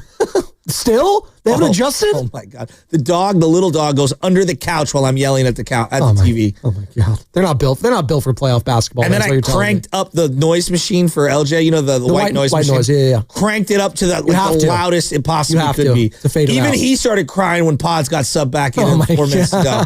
Lay off Pods. He's been great, all right? Lay off Steve Kerr. LJ and I both, man. Listen. Look. I'm just saying, Moody should have stayed in that game. That's all I'm saying. And you know what? There's going to be some...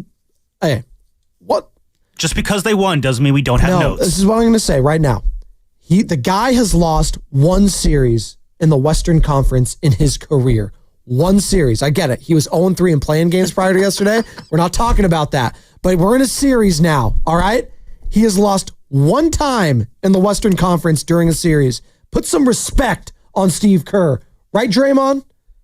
Jimmy's different. Playoff Jimmy, we just spoke about him, but we also have a coach that make the game beautiful. The system that, he's implemented here over the last 10 years was unlike one we had ever seen before in this league. It was kind of a mixture of some greats that he played for, watched for years, and his own twist. And so I think, it's definitely not just one person. But we're not going to fool ourselves and act like it's the same without that one person either. He's a driving force to it for sure. Draymond Green celebrating his head coach. Again, big win for Steve Kerr. And he's going to need some of these guys. Again, I'm not saying it's not nothing. The adjustments, the role players, all of that. There needs to be a fix, but I trust him in a given series over damn near any other head coach in the league right now. He has earned that sort of respect. The guy's got 4 rings. So let's all take a deep breath when it comes to Steve Kerr. Who else would you rather have in the Western Conference? Do you want Ime Udoka over him? Do you want JJ Redick over him? Do you want Dagnall? I don't even know how to pronounce the guy's name in Oklahoma City. You want him? You want the interim coach for the Denver Nuggets? No. You want Steve Kerr. The only other guy that's won a championship that's in the Western Conference is Ty Lue, who's a pretty damn good head coach too in his own right. He's an all-timer. That doesn't mean he can't be, critiqued and analyzed. But also, they won the game. So, he did something right. Yeah, but that also doesn't cover up things that maybe made that game a little more difficult than it needed to be. Execution is execution. He can't play the game too, though. He can't tell the players to be more aggressive and just shoot. He can, and they were early on. I think they got the message. But given the game, he can't shoot the balls for these guys. What is he in control of? He's in control of the substitutions, from the minutes, from the timeouts. He's combinations. Yes, he is. Yes. Great example last night of me losing my mind. But Jimmy Butler and Stephen Curry are taking the last shots, always, for me. No doubt.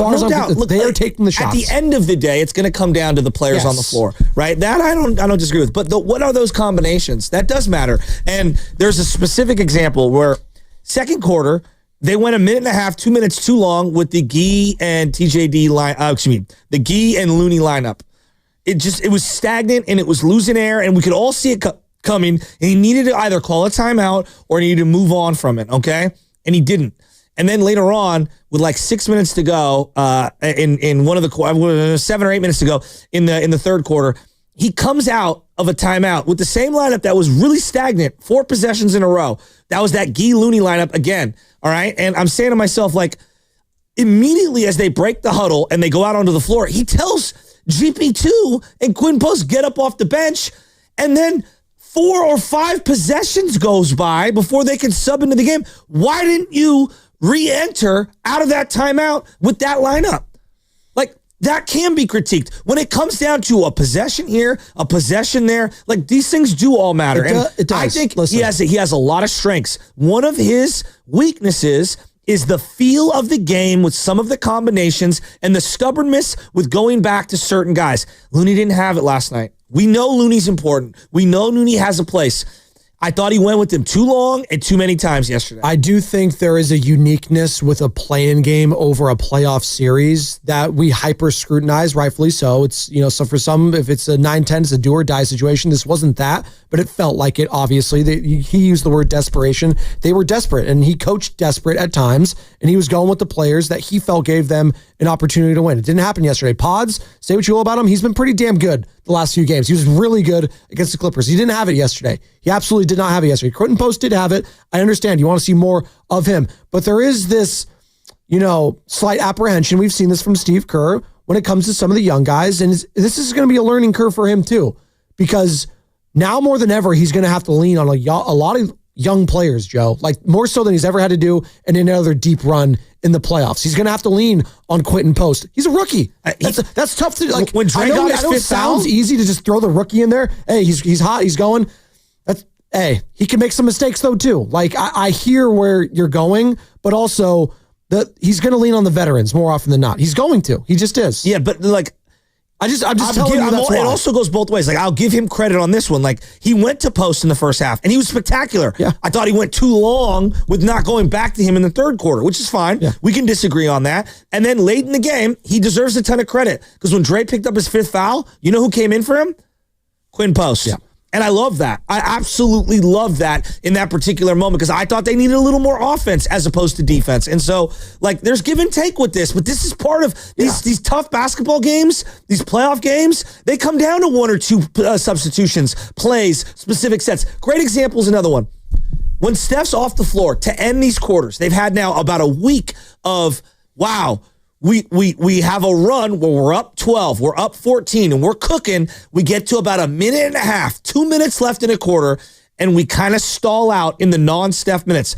We have got to run a specific set. Jimmy can't just hold the ball with a bunch of non-shooting lineups and expect him to create, mayonnaise out of just salt. We've got to figure something out here. Run a set. Yeah, that does fall on the head coach. And well, to your point, Steve Kerr's really good at doing that too. So whether it's out of a timeout, whatever, his play calling ability is top notch. One of the best, if not the best, in the league for sure. Before we hit this break, let's go to Ray in San Rafael, who's been hanging on tight. What's going on, Ray? Big win last night. How we feeling, man? Feeling pretty good. You got your superstars delivering. I don't know if you can consistently deliver 75 a night. So you got to look at that core of supporting cast. And I think what we're going to see going into the Houston series is you're going to see Steve Kerr shine. And it's going to be up to him on how he balances who's hot, who's not, and how to get people in and out. And I think you guys brought up a good point. I think Quentin Post is going to be that guy. He's got that fight. He has that sort of playoff fight. I think Pods and Kuminga, they're young, untested under playoff pressure. So that would be interesting to see. But I think Quentin Post has that fight. And I think that's what Steve is starting to recognize. One thing I'll also add is, I like Houston. I like Houston's coach. He's played us again. He's played us before in the playoffs. He's got a different team. Sengun looks like a franchise guy. But in the end, I think we have an advantage. They're not happy to play us. I'm not happy to see Fred VanVleet. He just brings back other memories, I guess. But ultimately, I was thinking about this. What do you guys think about Steph and his gold medal run and his stamina through these next couple of playoffs? I think that they needed these 4 days more than a person wandering the desert needs water. That's how bad it was. They're not getting past Houston unless one of these guys starts to shoot better. Pods, Buddy, Moody. One of them.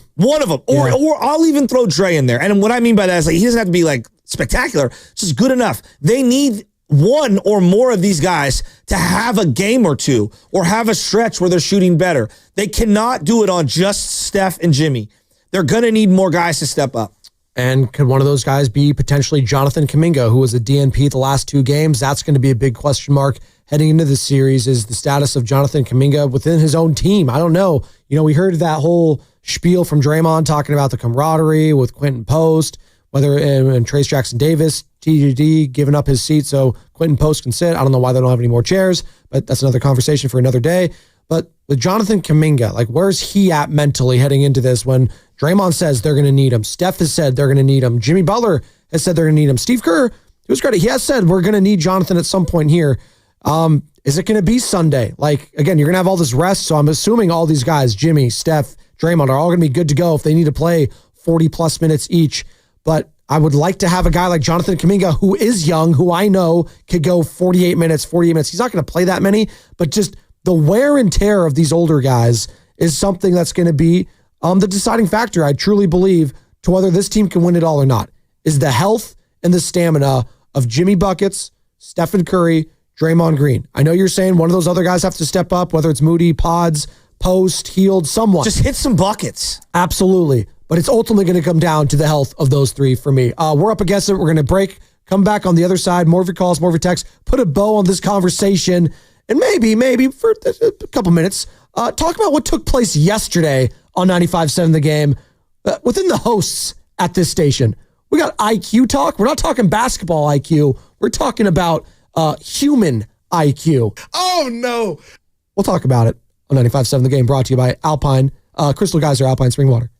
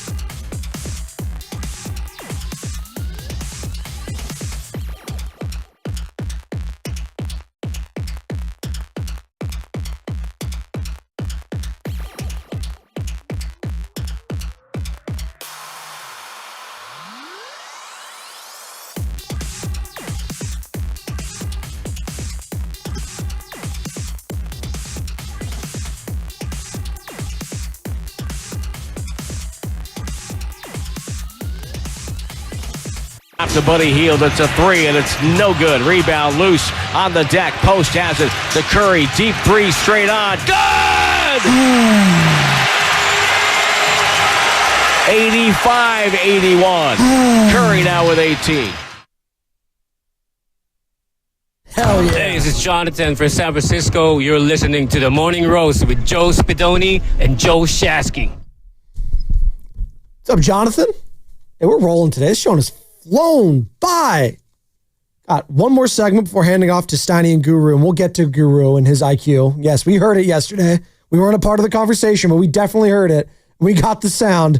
We need to get into it. Maybe we'll grab Goo for a couple minutes. We might. We'll see. Larry and SF, I'll see you. I do see you, I should say. We'll get to you in a second. Make sure you're subscribed to the Garlic Fries and Baseball Guys podcast. Sam Lubman, Joe Shasky, and occasionally Steven Risotto filling in, Paisan. Have the best Giants talk in the world. Catch the latest episode and hear all about Jung Hoo Lee's big weekend in the Bronx, as well as how big a statement the Giants can make in Philadelphia. Sorry about that. It's all right. Well, sorry about what? Well, Steiny and Goo and Evan, they were all chopping it up. And we're talking about Guru's IQ? Well, I brought it up to him. What did he say? Yeah, well, he said that someone texted in and was like, 143 IQ. You sure that wasn't your cholesterol? Oh, my God.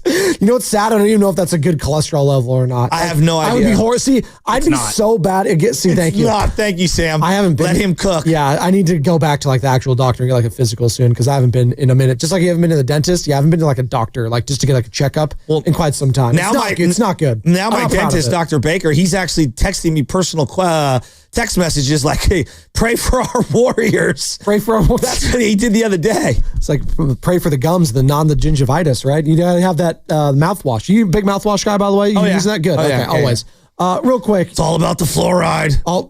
There's a joke. There's a joke in there. No, they still use the fluoride at the teeth cleaning. Yeah, Benny loves it. They Depends who you talk to on fluoride. Well, yeah, right. Well, it's gross that they have like chocolate flavored fluoride now, which sounds disgusting, but I guess kids like it. I was like, that sounds awful. Screw that. I have an unpopular opinion. I'm out on that. I can have a piece of dark chocolate at 4 a.m. when I wake up. One little piece. I don't think that's a hot take. No, sweet's fine. It's when you're having flaming hot Cheetos at 4:30 in the morning, like I did. That's when you're unhinged. 7 a.m. Doritos. Hey, why do you guys make it? It was 6 a.m. Get it right. It was right before the show started. It was Cool Ranch. There's nothing wrong with having Doritos at 6 in the morning, people. Okay? Get off my back. Just like getting off Guru's back. Now, I had is it Estimated Eyes, Bad Hungry? I have no idea, Guru. On the chat, our place, our friends. Somebody said, Guru, your coworkers probably think your IQ is low. I can't speak to that. I took an IQ test on it. I got a 143. So I'll just leave that there. 140. Why are you laughing? No, you didn't. Why would I come up with that's 140? Like Mensa. I got a 143. That's like you're a genius. Right. That's like you're Stephen Hawking. Okay. Dude, 143. Out of what? They just told me 143. I love you. Who's that? When did you take it? About 6 years ago. Why? I wanted to see where I was at. Evan, I don't know what to make of this one. That was yesterday. He said he's 143. Where did he take said IQ test? I didn't even know that Kaiser. they do. What? He said he took it at Kaiser. Like the hospital? Yeah.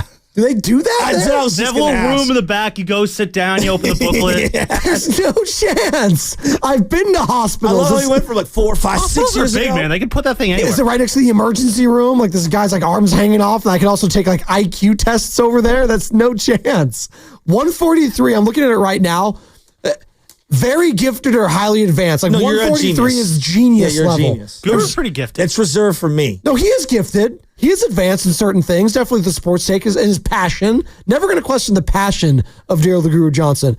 Passion shows up in IQ a lot. Yeah, wow. You know what, Goo? I'll choose to believe you. How about that? I choose to believe you on this. I got your back. All right? Shasky might laugh. Steiny might laugh. Willard and Dibbs might laugh. I believe you. I believe him. I believe, like X-Files. All right, we're going to get back into the game. Now I want to know, who do you think has the highest IQ at the station of the on-air hosts? Oh. Well, there's hosts that I have an know. answer to this. I know. Well, there's hosts that think they're smarter. That's what I know. There's hosts smarter than you. There's hosts that think they're smarter than us. I'm going Joe Spadoni as the highest IQ. I'm not very host. smart. I'm not. I was not a very good I didn't student. say you were very smart. You were going highest IQ. Oh, wow. That's a shot. Wow. Everyone That's a else right six-way now. shot right there. Whoa. Wow. Sneakily, I might go Steiny. But clearly it's Guru if he's 143. I don't think any of us are touching that. So there's that. Well, are we going Grandy or Evan out of there too? They're on air hosts too. Dan Devone sneakily. Devone might be up there. I'm not sleeping on Danny Devone. Yeah, but when you have TV voice, I'm not sure if I can take that 100%. You need He's got that WWE voice too. I need a teleprompter to be able to speak. No, I love Dan. He knows that, but he talks. When you talk like this on and off air. Who do you think on the Warriors? Was it Charlie? I used to work Charlie here. Walters. Who do you think currently on the Warriors has the highest IQ on the team? Like, I'm not talking basketball IQ because I think it's Jimmy or Draymond. Who do you think's the smartest person out there? I don't even know. Wow. Yeah, I'm getting like a Facebook phone call right now on my phone. I didn't even know that was a thing. That is very odd. What it says too is even funnier. I'm not going to show that on the screen. I am so sorry. I do think it's Jimmy Butler, by the way. It's like something about like him makes me feel like he is like has an IQ of 143. He might actually. Here's what I would say to you about when it comes to intelligence, whatever. If you have to explain to someone how intelligent you are, you're probably not. And here, I would like to be I'm the dumb. good blend. I will say that I'm an idiot. Well, so. I don't care about being the highest IQ or book smart person. What I care about is a blend of good common sense, well-liked, and, smart enough. That's it. Smart enough to know that I don't know everything. It's actually a curse for most people that I talk to that are actually like extremely intelligent because there is some sort of like correlation between being that smart and your social intelligence and your social you lack cues. emotional intelligence. Yes, I go social because just socially like, awkward. Like social cues Yeah, is the I would thing, agree. right? Yeah. So it's give and take with anything, right? Well, it's tough when you're burdened with knowledge. Sure. Sherlock Holmes. That's something he had to fight through. Benedict Cumberbatch. I've watched the show. Yeah. There's a Thanos line too. Thanos, yeah. Knowing Steph, he's so good at everything, he's probably got the highest IQ on the team. Well, Steve Kerr was wearing a Harvard shirt yesterday, so he might be the smartest one. Maybe. Steve Kerr talked about how Jimmy, a guy with another high IQ, morphed this team into a different team. He just told me, I don't care who guards me, just give me space, give me the ball, I'll make something happen. And that's the beauty of Jimmy. I mean, you guys can see it. Like we have morphed into a different team. We've got the movement and the flow of Steph, but we've also become, for half the game, a great ISO team. We've never been an ISO team here. There's great advantage to that, to be able to get to the line, to be able to generate offense without having to fly around and set a million screens. So Jimmy has completely changed everything for us since he's been here, and tonight was a great example of that. I do miss me some ISO basketball, some just one-on-one, everyone clear out, my guy against your guy. There is something refreshing about that. It is, because I know the ball movement, we all love that, and it's won you 4 titles. But right now, you need Jimmy Butler, and Jimmy Butler needs you guys, and it's shown these last 2 games, specifically against the Clippers, and then this game yesterday. Like, I could trust him down the stretch offensively way more than any other player outside of Steph than since the stretch of Andrew Wiggins? Like Jordan Poole, I didn't trust that much. Klay Thompson, post 2 injuries, I didn't really trust him offensively. He was hit or miss. Like, the trust factor I have with Jimmy Butler as the 1A or 1B now is the most I've had in a Golden State Warriors player since Kevin Durant was here. Jimmy Butler is one of the most unique players the Warriors have had in a long, long time. I don't know. I really don't know if there's anyone that comes close to him outside of maybe Stack Jack or Barron in this sense. In this sense, he's better than I think Stack Jack. But the point I'm more going at is this. I call them, there are gym players. There are guys in a 5-on-5 with an official in a gym setting are just beautiful, spectacular players, right? Steph Curry falls in that line. Draymond Green at times can fall into that line. There's a lot of great players like that. Then there are what I call playground players, junkyard dog, schoolyard players. We're going book smarts versus street smarts, if you will, right? We're going back to the IQ. Joe, I went to a private school, and I know that this happens at public schools as well, but we would have a uniform, and we'd have the white polo with the corduroy pants. And every single day, look at Carter's nodding his head. I did every too. single day, right, we would be in the schoolyard, and your white polo would be black from all the basketball and all the different games that you would play. Elementary school's kickball, so yeah. Right? A lot of kickball. And so there are certain players on the blacktop, whether it's at the park or in the schoolyard, who are just junkyard dogs and are going to score a bucket with 6 guys draped on them, fouling them, biting them, doing whatever it takes. Not even real basketball. You're not calling fouls. No blood, no foul. Jimmy Butler is one of those guys. It's the only way I can describe him. He is a schoolyard, blacktop, park player who is just going to get a bucket around the rim with 50 guys draped on him. He's not going to call foul, even though he gets a lot of foul calls, and he's just going to go up strong through the chest. He's just such a unique player.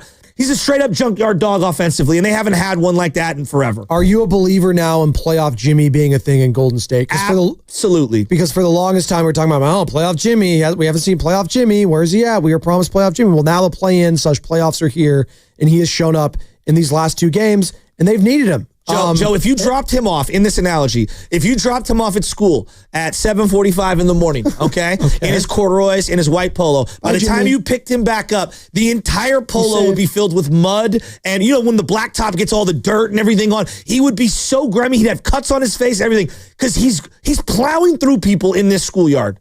He might be doing that, or he might be playing dominoes and chilling and drinking coffee. No, he might be. Because he's a conundrum. You know when like 5 kids go flying in on a ball and they're like, jump ball, and the one kid comes ripping it out and he's literally ripping arms out of the socket? That is the way Jimmy plays playoff basketball. He zigs when everyone else zags. I love him. I'll say that. I love him. You know who else loves him? Draymond Green. Yeah, he's different. He's different. You can just see a whole different intensity level and focus. And, I'm a basketball fan, so I've watched it on TV for years. To see it up close and personal, it's a real thing. Sometimes you get in the NBA and, these guys come get these nicknames and you're like, man, stop it. There's some other nicknames out there, they not real. That one's real. And I'm happy he on our side. So we got playoff Jimmy. We also got Jimmy Buckets, which Gary Payton, walking off the court yesterday with NBC Sports Bay Area, was calling him. What have you discovered about Jimmy Butler in those playoff type moments? Yeah, it's playoff Jimmy now. Okay, playoff Jimmy buckets. However you want to do it. He's everywhere. He's leading. He's being vocal and he's yelling, screaming, and getting buckets. So that's what That's what we wanted, and that's what who's here. Jimmy Buckets, playoff Jimmy, whatever the hell you want to call it, Yimmy. He's him, as the kids. Are we still saying that? He's him? Well, they call him Himothy. Himothy. That's what the kids in 7th grade and 8th grade, they were like, so-and-so's Himothy. Talking about the role players, though, that's what Larry and SF wants to do after that game. 888-957-9570 is the number. We got about 20 minutes to go here. We're reacting to a massive play-in, the only play-in victory for the Golden State Warriors. It came yesterday, and it came over the Memphis Grizzlies, 121-116. Larry, good morning. How are we feeling about that win? Yeah, man. All I can say, I've been telling you guys, my man Quentin Post stood up big last night. Three-point pointers. He had a 1 point. He scored, 11 points somewhere in there. He had a good block shot, and he has intimidated that rookie up there, that big mammoth guy for a center. And another thing, one more thing I want to get clear with you guys. That number 32 was Trey Davis. That's who I was talking about the other day when I was talking about the guy I couldn't think of. But the point I'm making is the Warriors are going to be giving Houston all they can have. The Warriors are going to make Houston walk the line. If you're going to talk the talk, make the walk. With that, I'm out. There's a lot there, Larry, and I appreciate it. Talk the talk and walk the walk. Yeah, no, remember, this was the big thing last year when it came to Tari Eason, right? Who's a good player for them, young player. He's a guy that they're going to have a tough time guarding. He was chirping last year, and then this is what Draymond did to chirp back when, the Rockets were making their push for the play-in. They didn't end up getting it. The Warriors ended up getting the play-in. And Draymond clapped back. The Rockets coming out to play. And we're gonna keep playing that. We're gonna be every playing. time. Play it one more time. We're gonna be playing. The Rockets coming out to play every single time. Has Draymond even seen the movie? The Rockets coming out to play. Someone needs to ask him Well, the that. way he's saying it makes don't me think feel like he's never seen it. I don't think he's ever seen Doesn't it. get the reference at all. Great movie, by the way. The Warriors, they made it into a video game, too. Like, it was Rockstar, the same company that does Grand Theft Auto. They made the Warriors Yeah, the game. I know, but Fun. it would be like somebody like trying to rip off the I Am Your Father, Darth Vader, and they've never seen it. Like, I think I'm your dad. I think the test results tell me I'm your dad. Oh, is that Maury? Yeah, that'd be so. That's like a robot. That's so funny. That's like a Robot Chicken episode. You go to like Star Wars. You are not the father, and everyone's doing like cartwheels and stuff like that all time. I love me some Maury Povich. Steven is I'm out more in of a Oakland. Jerry Springer guy. R.I.P. Steve, how we feel about that win last night, man? Hey, man, I just want to say that I'm one of the highest IQ callers you got. Whoa, what's your IQ? What's your IQ? I'm consistently in the 130 range, but I'm going to tell you why. Number one, accuracy. I called in last week and told you guys we needed to slow it down, and now you got Steve Kerr saying we're running the ISO with Jimmy Butler. Number two, comparative analysis. The reason why I said we needed to slow it down is because when the Warriors were great, we had players like Sean Livingston, Kevin Durant, Jordan Poole, who could get in that ISO and reduce the amount of turnovers from the pass-happy, erratic offense we usually run. Number three, I lack the emotional intelligence because I'm calling here to tell you I told you so, and nobody likes that, but I'm doing it anyway. I'm here for it. The more you guys listen to me, the more you'll realize how accurate I am. But yeah, all three of those things, I'm gonna tell you, and the fact that I've been on Quentin Post from the jump. Wow. He's the replacement. He's the center that we need. And yeah, whatever you guys got to say after that. Checks in the mail, Steven. Thank you for all this analysis How you will provided they us. win the next series, or will they? Like, if that guy's the Gray Sports Almanac, I want to know what's going to happen here. I'd like to win some money. I wish I had one of those, especially after tax season. Like all of us, we're all in debt. I Right. could use a little bit of cash. Right, thank you. Well, can we just bend the rules here? Maybe Prize Picks will help us out. Maybe what's the Prize Picks feature? By the way, real quick, go to DraftKings. I'm seeing it. So Carter saw at Bovada that the Warriors were underdogs. I'm seeing right now they're favorites by 1 point against Houston. 6:40 tip off. Is this the series or the game? This is the game. Game one. Warriors 1 point favorites. So take that for what it's worth. 1 point's nothing. First half Warriors. Ooh, I kind of like first half Rockets there, but I like Warriors to win the game late. It feels like a late game one victory for Golden State. Real quick, we haven't really touched on it. We kind of have, but not really. A year ago today, the Warriors were also in a play-in game. They were playing the Sacramento Kings. And we all know how it ended. And if you don't, let me give you a refresher real quick. This was a year ago today. Rebound goes to Sacramento. 10 seconds. All they have to do is get it across half. And the Sacramento Kings, congratulations to Mike Brown and his team. They have won the play-in game 9-10, and they get a trip to the Big Easy. Final score, Sacramento 118, and the Golden State Warriors 94. I could have done without that memory. Well, but it's important because this is how it sounded last night, just, again, a year ago, and how things can change in just 1 year, or just in a couple months, really, but especially 1 year. This is the final call last night. 3.4 to go, and the Warriors will get their first play-in victory. 121-116. Curry hits them both. Steph's got 37. Play-in Butler's got 38. Bain stops. Pump fake. Won't get the shot off in time. And that's it. The Warriors. It's on to Houston. And for the fourth time in the Curry, Draymond, Kerr era, the Warriors will play the Houston Rockets in the playoff series. The final score here from Chase Center. Warriors 121, Memphis 116. What a difference a year makes. It's crazy, right? If I would have told you this time last year that Klay Thompson would no longer be a Warrior, you'd probably believe that, just how things ended last year. but that Jimmy Butler would be a Warrior, and you're going to be playing the Houston Rockets in round one, you'd be like, stop. Well, Jimmy Butler's a Warrior? What? I mean, after having Chris Paul as a Warrior. Yeah, right. I guess I should have realized anything is possible. Anything, like Kevin Garnett, thank you. But like after flirting with Lowry Markkanens of the world, the Cam Johnsons, right? You had the Dennis Schroeder experiment, all of that. Dennis Schroeder. I know. Kyle Anderson, Slow-Mo. God, I forgot about DeAnthony Melton, all of that baked into the equation. But you're here now, Warriors fans. You got the Rockets. You're in the offs. Take care of business here, and we'll see where it takes you. We got a lot of calls here to wrap up before we get to Fast Five. Let's do it. Let's go to them. Let's start off with Keith in San Jose. What's up, Keith? How we feeling, man? Hey, guys, man. I appreciate your take on Jimmy Butler being that junkyard dog, but I think it kind of heavily discounts his intelligence. I think he's like an Andre Iguodala on steroids. I mean, I would agree. He can get it done offensively.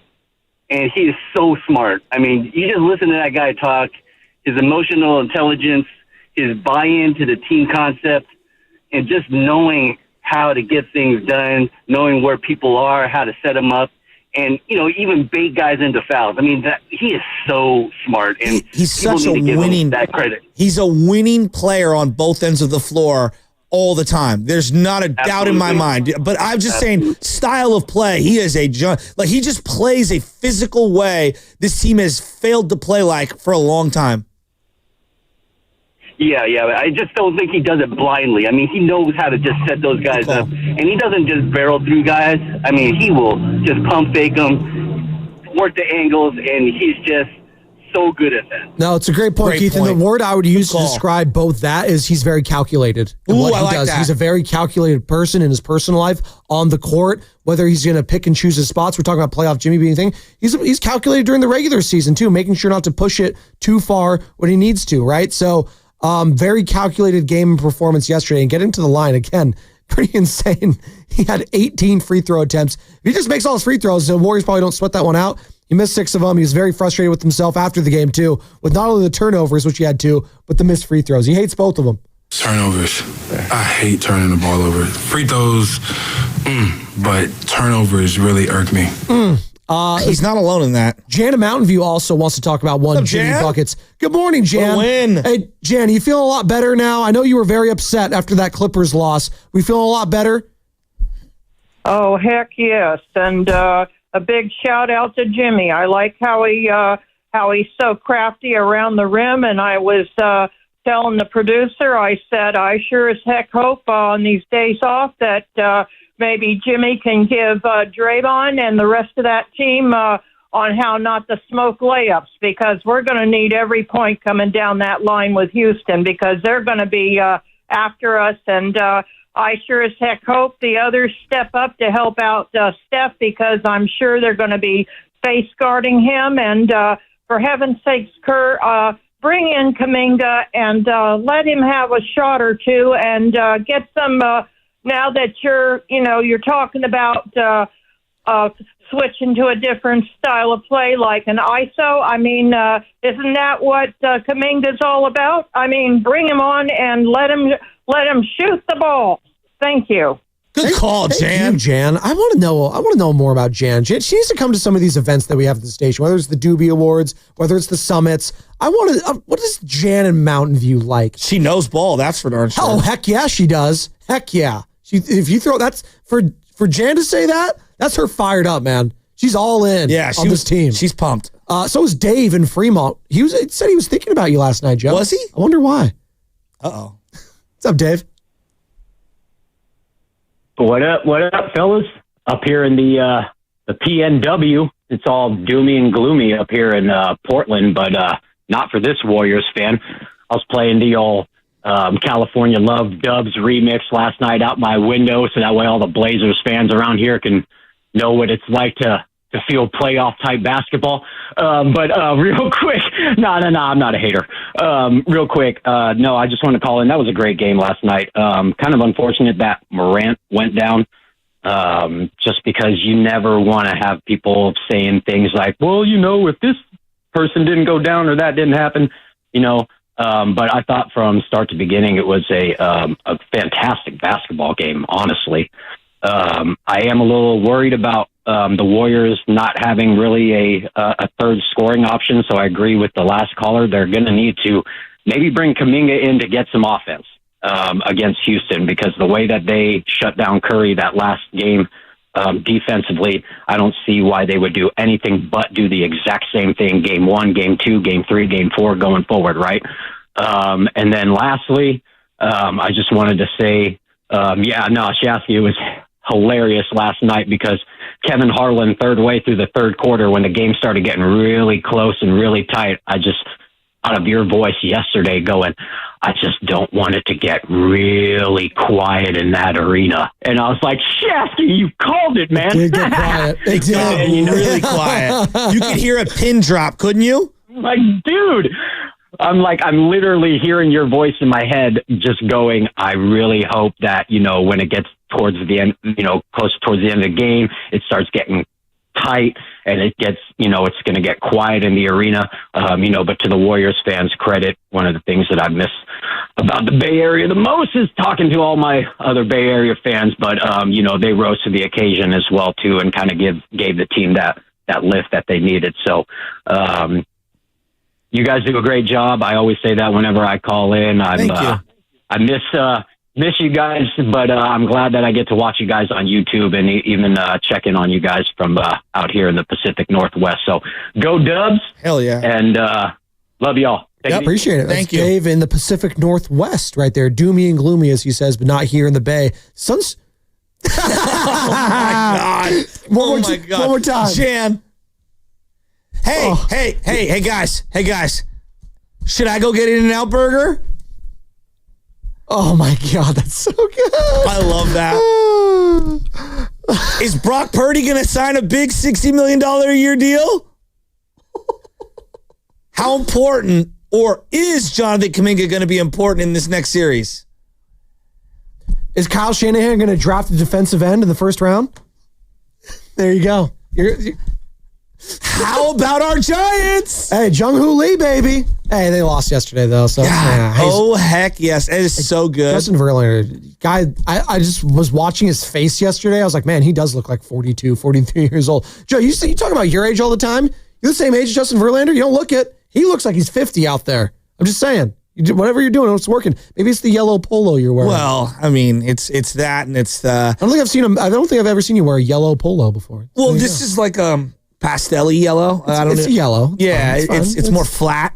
Yeah, as opposed to bright, and it's called the Jack Nicklaus collection. Yeah, the Golden Bear. Okay, yes. I'm not mad at that. All right, I think it's Peter Millar. Peter Millar, got it. Yeah, okay, all right. Peter Millar. It's the good stuff. Yeah, look at Carter. Carter recognizes a $120 polo from a mile away. No, that is fancy. I'm more of a Ralph Lauren guy myself, or Lacoste, if you will. Lacoste a little pricier these days. Too, yeah, but to golf in, I need the ones that are more like airy. You know I don't like the cotton. Okay, super cottony polos. When I golf, no, it's a good point. I'm a big sweater guy in the morning, so I just have a sweater on. Oh yeah, and I don't have to wear a polo with it because if it's a nice enough sweater, they don't care. So it just looks nice. And I'm a big beanie guy in the morning. During winter, I'm a big beanie sweater combo guy. I like that. Okay. I would imagine Steiny as a golfer would be like a blade polo kind of a guy. Just rocking the Tiger blade polo. He's definitely a shorts only guy. Is he getting a vape pen as he's walking by this? Hey, don't be snitching. What's going on over there? Snitching Shasky's back. What's going on over there? Stop. Oh,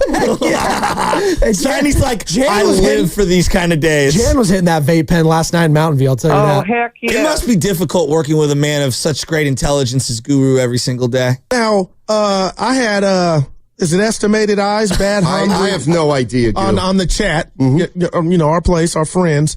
Somebody said, Guru, your coworkers probably think your IQ is low. I can't speak to that. I took an IQ test on it. I got a 143. So I'll just leave that there. No one asked. Why are you laughing? No, you didn't. Why would I come up with that's like... Right, 143. I love you, Joe. When you said that you grabbed a rim in high school, that's exactly the way I responded. I touched it. I didn't say grab the rim. I said I touched it, just the tip. Okay. On a ladder? No, I jumped up. I mean, give me a break. break. You ever seen the movie Like Mike? Like that was me jumping up there, soaring. Dude, your own high school teammate texted you right after you said that. No, he wasn't my teammate. It was my friend Casey. Casey Failer, if you're listening, I love you, buddy. He'll have my back. It's all right. Casey's got my back. He'll have the knife in your back. No, he won't. Hey, no, he would never do that. Be like, hey. I think no, you weren't. Thank God we won. You were We're smiling today. Could you imagine how angry I'd be if they been smiling anyways? Would have been great content regardless. I would have been fine. You guys would have been freaking out. You love to have me be miserable. No, I love content. Chaos is a ladder, Joe Shasky. I want to be psychologically happy. Okay. Why am I not allowed to be happy? You will be, because you know what you would have shifted to? The Giants. They still make you happy, right? You would have been fine. We didn't talk about Jonathan They Kuminga's lost the game yesterday that they, I don't even know if they should have been playing in that kind of wind. Oh, it's a joke. That was a joke. The wind? They should have been playing in the wind now? That's what we're doing? Are you serious? When I saw, everyone was complaining, the wind. Have you been to Crocker Park on a Tuesday night? You know how many baseball games I've played on that helicopter pad? That just shows, have you been to West Sunset in the middle of August? That shows me that they didn't watch the Giants at Candlestick Park, is what that tells me too. Yeah, exactly. Come on, stop. Whining about the wind. Man, big win. They're a playoff team now. We got a minute before we hit Fast Five, but real quick, your initial thoughts on this matchup against the Rockets. What is the first thing you think about, other than the head coach? Is it Dylan Brooks? Is it Fred VanVleet? Is it what Ahmed are they going to do to stop Ahmed Thompson's defense on Curry? How are you going to free him up? That's the first thing. The second thing is you have better get some athletes out there against these guys. You're going to need multiple perimeter players. This is a waves game, meaning there is going to be waves of runs and waves of bricks by Houston because they're not a great shooting team. All right. So I want to see the first game and then let's adjust from there. Did that loss last Sunday to them kind of skew a little bit how you felt about them going forward and what they were able to do to Steph? No, I gained some respect for them. There's no doubt about that. But I also think that in general, I think we've all been selling them short. That doesn't mean I don't think the Warriors can overcome it and win. I just think the general consensus is we're going to roll through them. And I'm not here for that. I actually think this team is ready to fight back. I think this is going to be a coming of age series for them. Doesn't mean they're going to win. I think we're underestimating how dynamic and how good and how prepared they're going to be. You know the thing I'm not underestimating? It's Fast Five.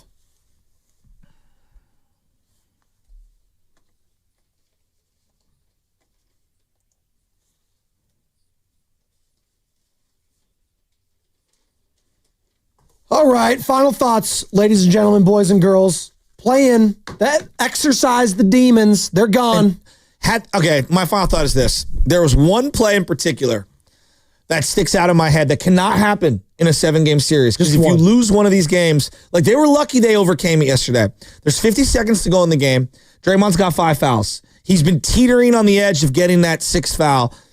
And Desmond Bane is catching a ball that as he's almost going out of bounds, almost going toward an over and back violation, and Draymond just unnecessarily fouls him for his 6th foul. You've got to be smarter than that. And I understand why you'd want to put pressure on him because he did take a couple of deep threes. I get that, but look at where he's catching that ball. The clock is your friend. You have 5 fouls. You are the most important defensive player that we have. You cannot get baited into making that foul at that spot in that moment in the game. Now, they were lucky and they overcame it and all that, but I just think over this next series, and he's exhausted. I'm granting him this. I didn't think it was a great Draymond game. He had moments, but he's exhausted. I think Dre mentally and physically and spiritually needs this 4-day break because I think he is going to be the one who is going at it at the rim with this athletic team. He needs his body right. He needs his mentals right. We cannot have him fouling out late in games. The Rockets coming out to play. Carter, what you got? He's the X factor in this series for me. Oh. I got this morning. I think we've been missing something here. What are we missing? We've been saying that length is the Warriors' issue. After last night's game, I'm starting to rethink that. They have a lot of length on that team. And the first half kind of showed to me that it's not really length, it's pace. The Clippers play with a really slow pace. And the Memphis Grizzlies last night tried to run with the Warriors in the first half. And they had no shot. In the second half, they slowed the pace down, and that's where they found success. So I think if you want a blueprint to beat the Warriors, that's the blueprint, is you got to slow the game down. Well, the X factor for me is, and we'll get to it in the coming days, that's where Alperen Şengün for the Rockets comes into play because he can get his points in the paint and how physical you're going to be with him. If you're Draymond Green, right? That's going to be the big matchup. That's going to that's the tail of the tape right there. Tari Eason, Jabari Smith, Jalen Green, Amen Thompson. They have got players that are going to be attacking the rim. Yep. And they're going to be attacking the old guys and try to wear and tear them, 100%. right? And wear them down. I think officiating is going to be a big factor in all these games. Hopefully we get your boy Bill Kennedy on there. I don't ever want to see that crew again. Sam, what you got? That was, the officiating. Holy was awful. Smokes last on both night. sides. Oh, I mean, I guess they were fair in that sense, but that's not fair. That's it. No, that's it's just bad. They were No, inept. it's just bad. They were inept. They were. My final thought is, you know what? It's to quote Jimmy V. Survive in advance. That's what last night was. It was an ugly win. There was a lot of notes we had, but they still won. 4 days to get right, turn things around. Just take 1 or 2 in Houston, and we're going to start seeing the Warriors start to be the playoff Warriors again. So that's all you got to do. Survive in advance. Let's move on. I believe in Steve Kerr. As we're going Batman analogies, I believe in you, Steve Kerr, like Harvey Dent. And no, I'm not calling you Two-Face. I'm not. I believe in the method to the madness.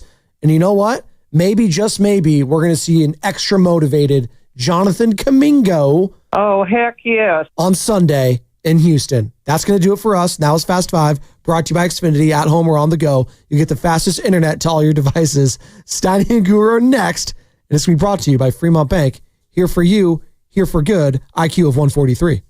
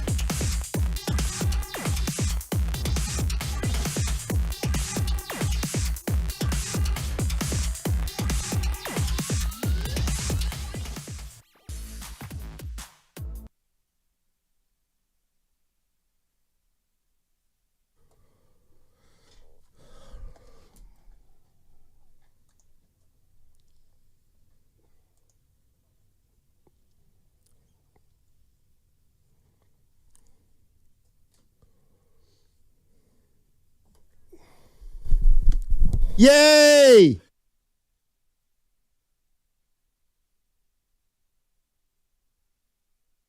.4 to go. And the Warriors will get their first play-in victory. 121-116. Curry hits them both. Steph's got 37. Play-in Butler's got 38. Bain stops. Pump fake. Won't get the shot off in time. And that's it. The Warriors. It's on to Houston.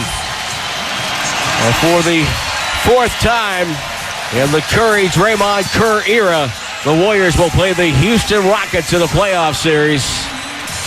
The final score here from Chase Center. Warriors 121, Memphis 116. All righty, Tim Roy on the call last night. Warriors, they win. They are a playoff team, and it's official. 121-116 over Memphis. Another great game on the heels of a regular season finale that was a great game. This one, the Warriors come out on top. Jimmy Butler, 38. Steph Curry, 37. And Curry brought him home. It's incredible, Steiny. And I know I was up in here fat-mouthing, and you kind of pulled me to the side today about today's show, just, where we're going and talk about what we saw.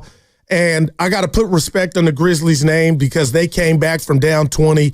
But, Steiny, my gosh, I'm feeling the euphoria of there is a Batman and Robin, Robin and Batman, Batman and Superman. When you just look and hone in on who brought you home last night, and it was Steph Curry again with 15 in the fourth quarter. Jimmy Butler with 36 through 3, ends with 38. I mean, Steiny, what do we talk about? The 31 free throw attempts that both of them got together. This tandem, I put up with any tandem in the playoffs because now that's what we are, a playoff team. But, boy, they were down when Bain hit that three, and I said, you got to be kidding me if I got to go to work after what I said about how easy this game was going to be. But they're a playoff team, and let's celebrate. Yeah, they are that. That's indeed all that matters. They are that indeed. 888-957-9570 is the number. And Warriors, like Goose said, jumped out to a big lead. I give Memphis a lot of credit. Memphis played very, very hard last night, but you were pretty much on the money. Last night, they weren't quite smart enough to get by the Golden State Warriors. And then Steph Curry with two big shots, one with 150 remaining, put the Warriors up 5, and then on the Warriors' next possession, he buries another one. Oof. And it's 117-111 with a minute left, and that was pretty much your ball game. Although the Grizzlies had one last shot to try to tie the game. How do you not get it off? And they got a 5-second violation. And some were like, that was a sketchy, but you put the time stamp on it, sounded it was actually 6 seconds. You just can't have that. And I wanted to see if the Warriors were going to foul. Yeah, it was, I thought it was close, but if it gets to 4 or 5, you get what you deserve there if you can't get the ball inbound. So Warriors did a two did a starters nice job. In double figures. I don't like that, but who cares what I don't like? Your stars brought you home. Yeah. Exactly. And that's kind of the game. And, it's funny. I don't know if we were expecting that kind of game from Butler and Curry. Oh, my gosh. But last night they needed that kind of game from Butler and Curry. And both the guys delivered. They combined for 75 points. So that means there's not a ton, 121. Not a ton of leftover points, but there you see. There you see what maybe Mike Dunleavy was trying to figure out when he acquired Jimmy Butler. And I think another game, let's put it that way, that Butler doesn't play in that game, they probably don't win that game. Oh, there's no doubt. There is no doubt. And real quick, Stotty, the biggest takeaway again, and we have talked about it in regard to Shotgate with Jimmy Butler, but this is why. And I never doubted it. I was just like, I was a little overzealous in regard. I was yearning for it, for him to be more aggressive. 20 field goal attempts, 12 of 20 from the field. And when you have an IQ of 143, Stoney, you look at the free throws, 18 trips, that's 9 more shots. So I feel like Butler had 29 field goal attempts. But to be reminded of what playoff Jimmy is, Stoney, this is special. And it's just starting. They made the playoffs last night. Yeah, they did. That's what happened. And now they play the Houston Rockets. On Easter night. Sunday's Easter? Yeah. Oh. And 420. See, they got to fix that.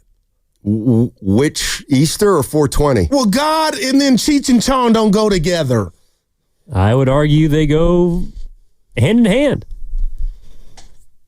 Okay. I think let's talk about the Warriors. Yeah, there you go. Let's talk about the Warriors. They got a bad whistle last night too, Stoney. Who? The Warriors.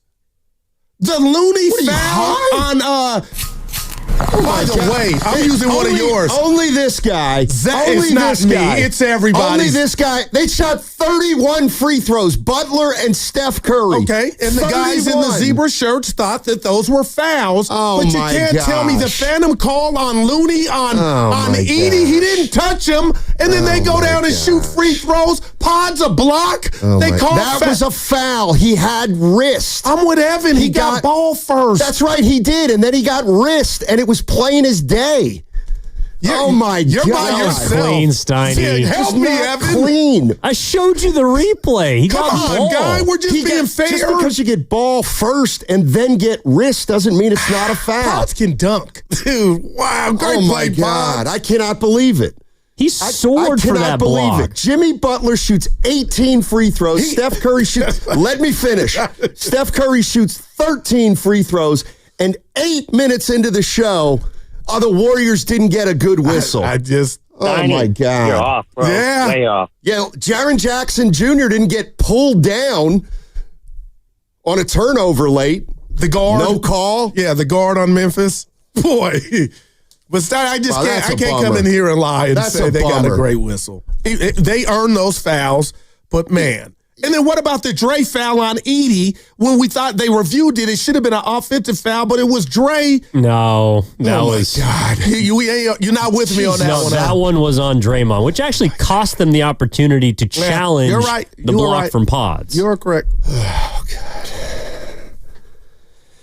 Tough whistle, though. I mean, I'd almost rather talk about Kuminga. Easy. Boy. I set the over-under at 5 minutes. You couldn't go past that?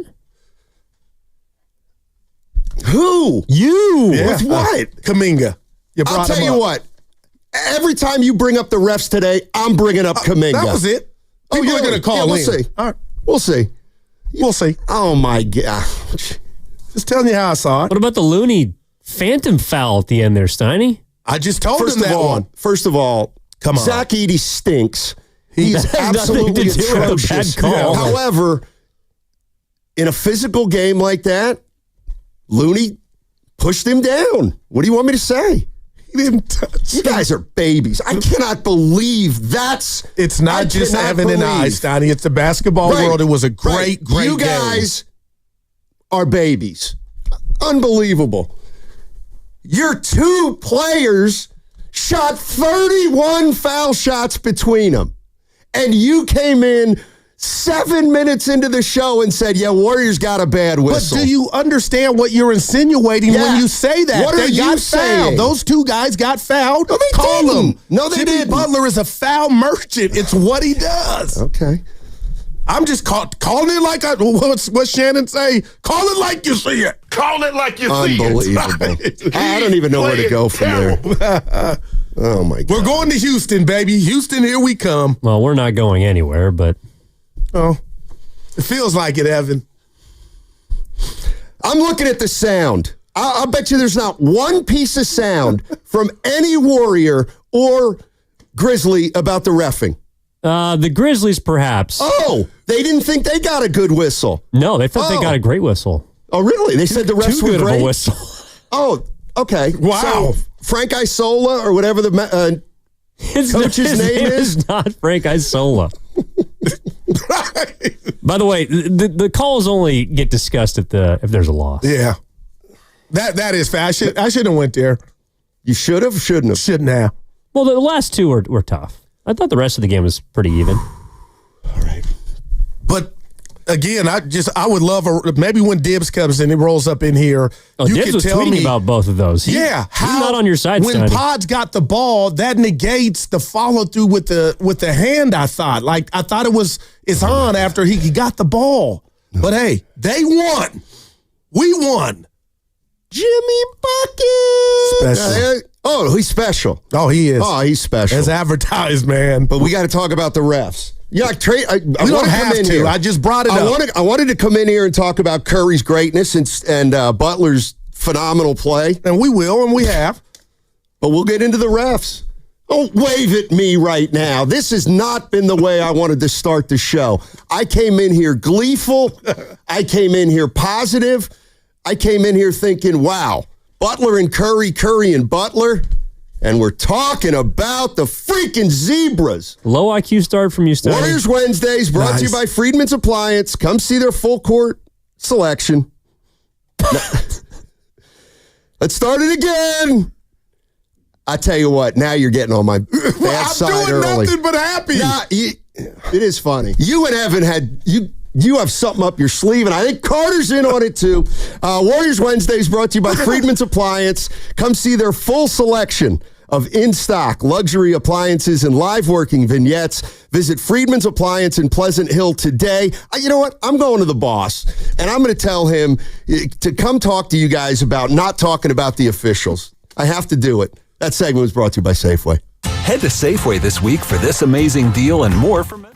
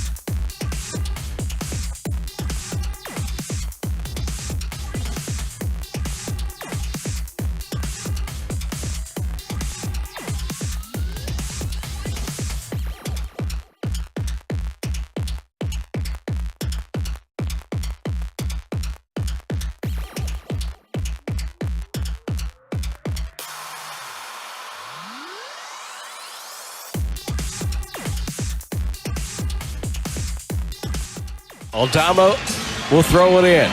Kennard cuts to the corner. 5.4 to go. Bounce pass Morant. There's a 5-second call. That's a 5-second call. The Grizzlies have turned the ball over. Wow. They didn't get the ball in time. Now, back to Steiny and Guru on 95.7 The Game. All right, Warriors, they make the playoffs with a win last night over the Memphis Grizzlies. Memphis 3 turnovers in the last 3.5 minutes. Man. And the Warriors avoided their own miscues. They only had 2 turnovers in the last 3.5 minutes, one by Pods, one by Jimmy Butler. And the Warriors ended up winning that game 121-116 behind Steph Curry and Jimmy Butler, combining for 75 points. Damn. And it was another great game, followed by Sunday's great game. This one the Warriors were on top. We're on top of. 888-957-9570 is the number. There's so much to talk about regarding that game. I'll just open it up to everything, because you pick what was the best part of that game. Was it Butler and Curry? Was it the fact that the Warriors were able to negate Memphis' size? It certainly didn't hurt John Morant. Got hurt and sprained his ankle.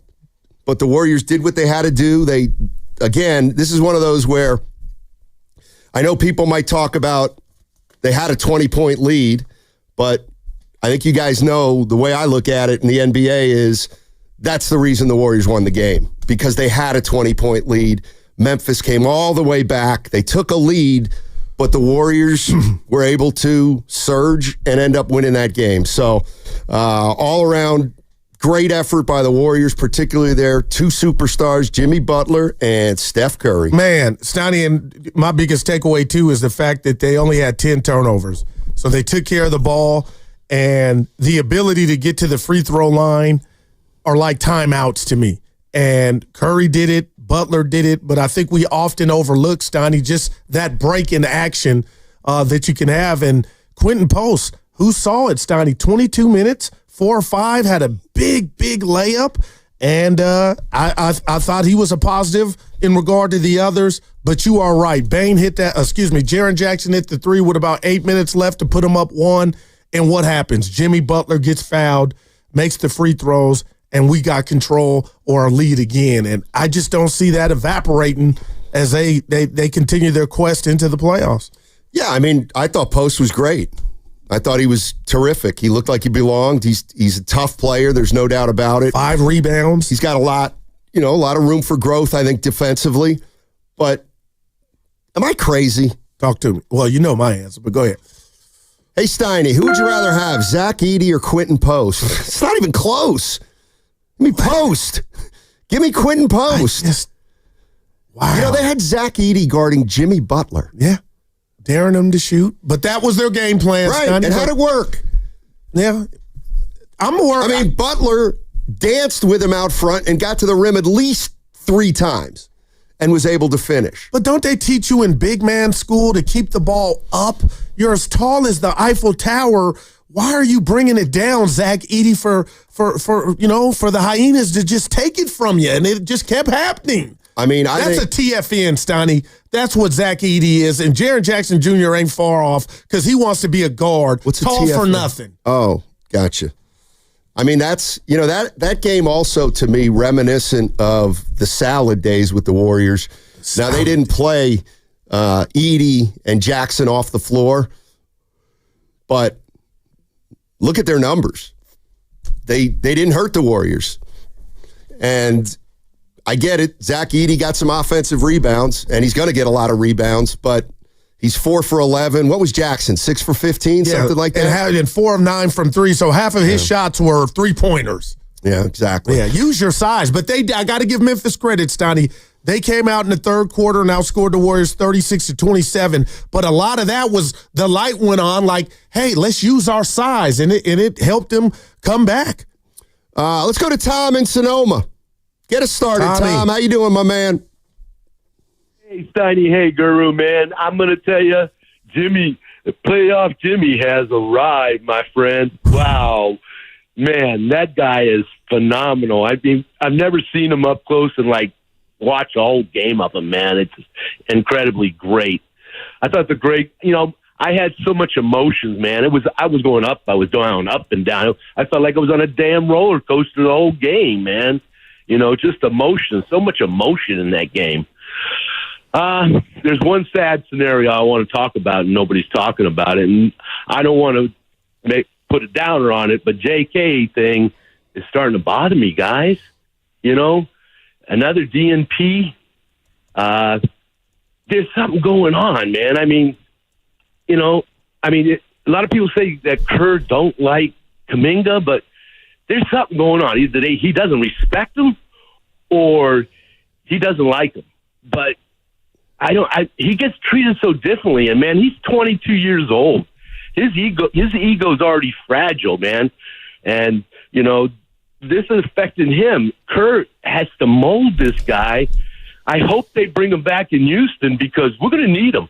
Jalen Green, he played with him, man. He works out with this guy. He knows this guy. I hope we need JK, man. And I hope he hasn't given up because that's the other scenario of the problem here, man, is that, he's a young kid. And 2 games sitting on the sideline, man, that's going to tear my ego up. I'm going to tell you, man. Well, so go Warriors. Yeah. Let's tear them up next down. But, man, come on. Please, let's settle this issue and play together and get some JK time, man. Thank you. All right. Thanks, Tom. Appreciate the call. Look, I'm looking at Draymond Green last night, and he looks pretty tired. And to my way of thinking, the reason that was a big win last night was because the Warrior big boys could really use 4 days off. No doubt about it. But you know who else can use 4 days off is Jonathan Kuminga. He's going to play against Houston. Well, he's had a week. I mean, that's a 3. I mean, now he can go to practice today and tomorrow. Well, they probably won't practice today, but they'll probably practice Thursday, Friday. They'll practice Saturday and fly to Houston. What I'm saying is it's actually the time for Kuminga in the next 3 days to kind of regroup. And again, I find it impossible to believe that on a night like last night, where they had 2 scorers and no other starter in double figures. Kuminga's going to have to play against Houston. That's the way I look at it. They have too many bodies, and the Warriors, they need another player. And Kuminga's going to get a crack at it. Yeah, well, we were here probably together. Going to get a crack at it early in the series. Okay, and Steiny, I'm just telling you, I'm exhausted on wondering what's going on. Was I surprised again? Yes, but not as much as the previous game against the Clippers. And when Willard and Dibbs were with us, I think we all agreed, you know what, that won't duplicate itself. We won't see a repeat of him not playing, especially, Steiny, when I feel like the Warriors, and Memphis doesn't have the biggest guards, but they do have a problem keeping big guards out the paint, and Houston has that. But I'll say this to kind of just keep myself at peace. Am I really going to go against a decision of one Steve Kerr? And I don't think he's by himself. So if they see and have come to the realization or understanding that Jonathan Kuminga, we're better without him playing, so be it until we see him again, Steiny. But for you to say and put the little mustard on it like you did, you think you're going to see him, I'm so shocked that we haven't seen him. I'm not so sure you're right. Yeah. But they won the game, and they're in the playoffs. Exactly. And we'll find out. Man, what could have happened? Yeah. I'm not necessarily sure anything, quote unquote, happened. And I saw you on KTVU with Sal this morning. You did a great job. And it's not just us trying to be messy. Sal even asked you about the rat on the table. Well, he was out of questions. He was out of questions Sal, after you were great, 2. Buddy. I mean, listen, Sal was great. Every second-rate journalist in the Bay runs out of questions with the Warriors after 2, and then they go, hey, what's going on with Kuminga? Come on, Sal. His opener was a little more inquisitive than I was expecting. So what about those role players, Steiny? They stunk, huh? That's what he comes out and he goes, Steph and Jimmy with 75. Is that really sustainable? Like, Sal. Man. They just made the playoffs. Yeah, that they did. All right. Let's go to Kay in San Francisco. Hey, Kay, how you doing? Pretty good. How are you folks? Hey, playoffs, baby. All right. I'm out. Yeah, I am too. Hey. Kay is for strikeout. He struck out. Kay, that's a 5-second violation. Yeah. Dude, I couldn't believe it ended like that. I know you're going to go ahead. I thought it was a little quick, but... You saw they put the timer to it was actually 6. It got to 6. Yeah, but you know what happens is they go 1 as soon as he touches the ball. And it's like, no, that's not 1. Hand him the ball. Wait a second. Then that's 1. But where was the urgency from the Memphis guys? Come to the ball. You're right. This is it. Hey, Michael Jackson. Come to the rock. I thought it was a little quick, but who cares? They couldn't get the ball inbounds. I mean, quietly, a lot of victories yesterday for Goo and I, but that one, Goo, about they're just not very smart. Came back to bite them. What if I told you I want to return that congrats on that? Because Memphis shocked me. When they were down, I tweeted Divine, this is over. And oh boy, Mr. Steinmetz goes, Goo, it's not over yet. And they came back, and I got to give them credit for that, and took a damn lead. By 1 point. Yeah, that they did. They never got 2 possessions. But that Jimmy turnover, I was like, oh my gosh.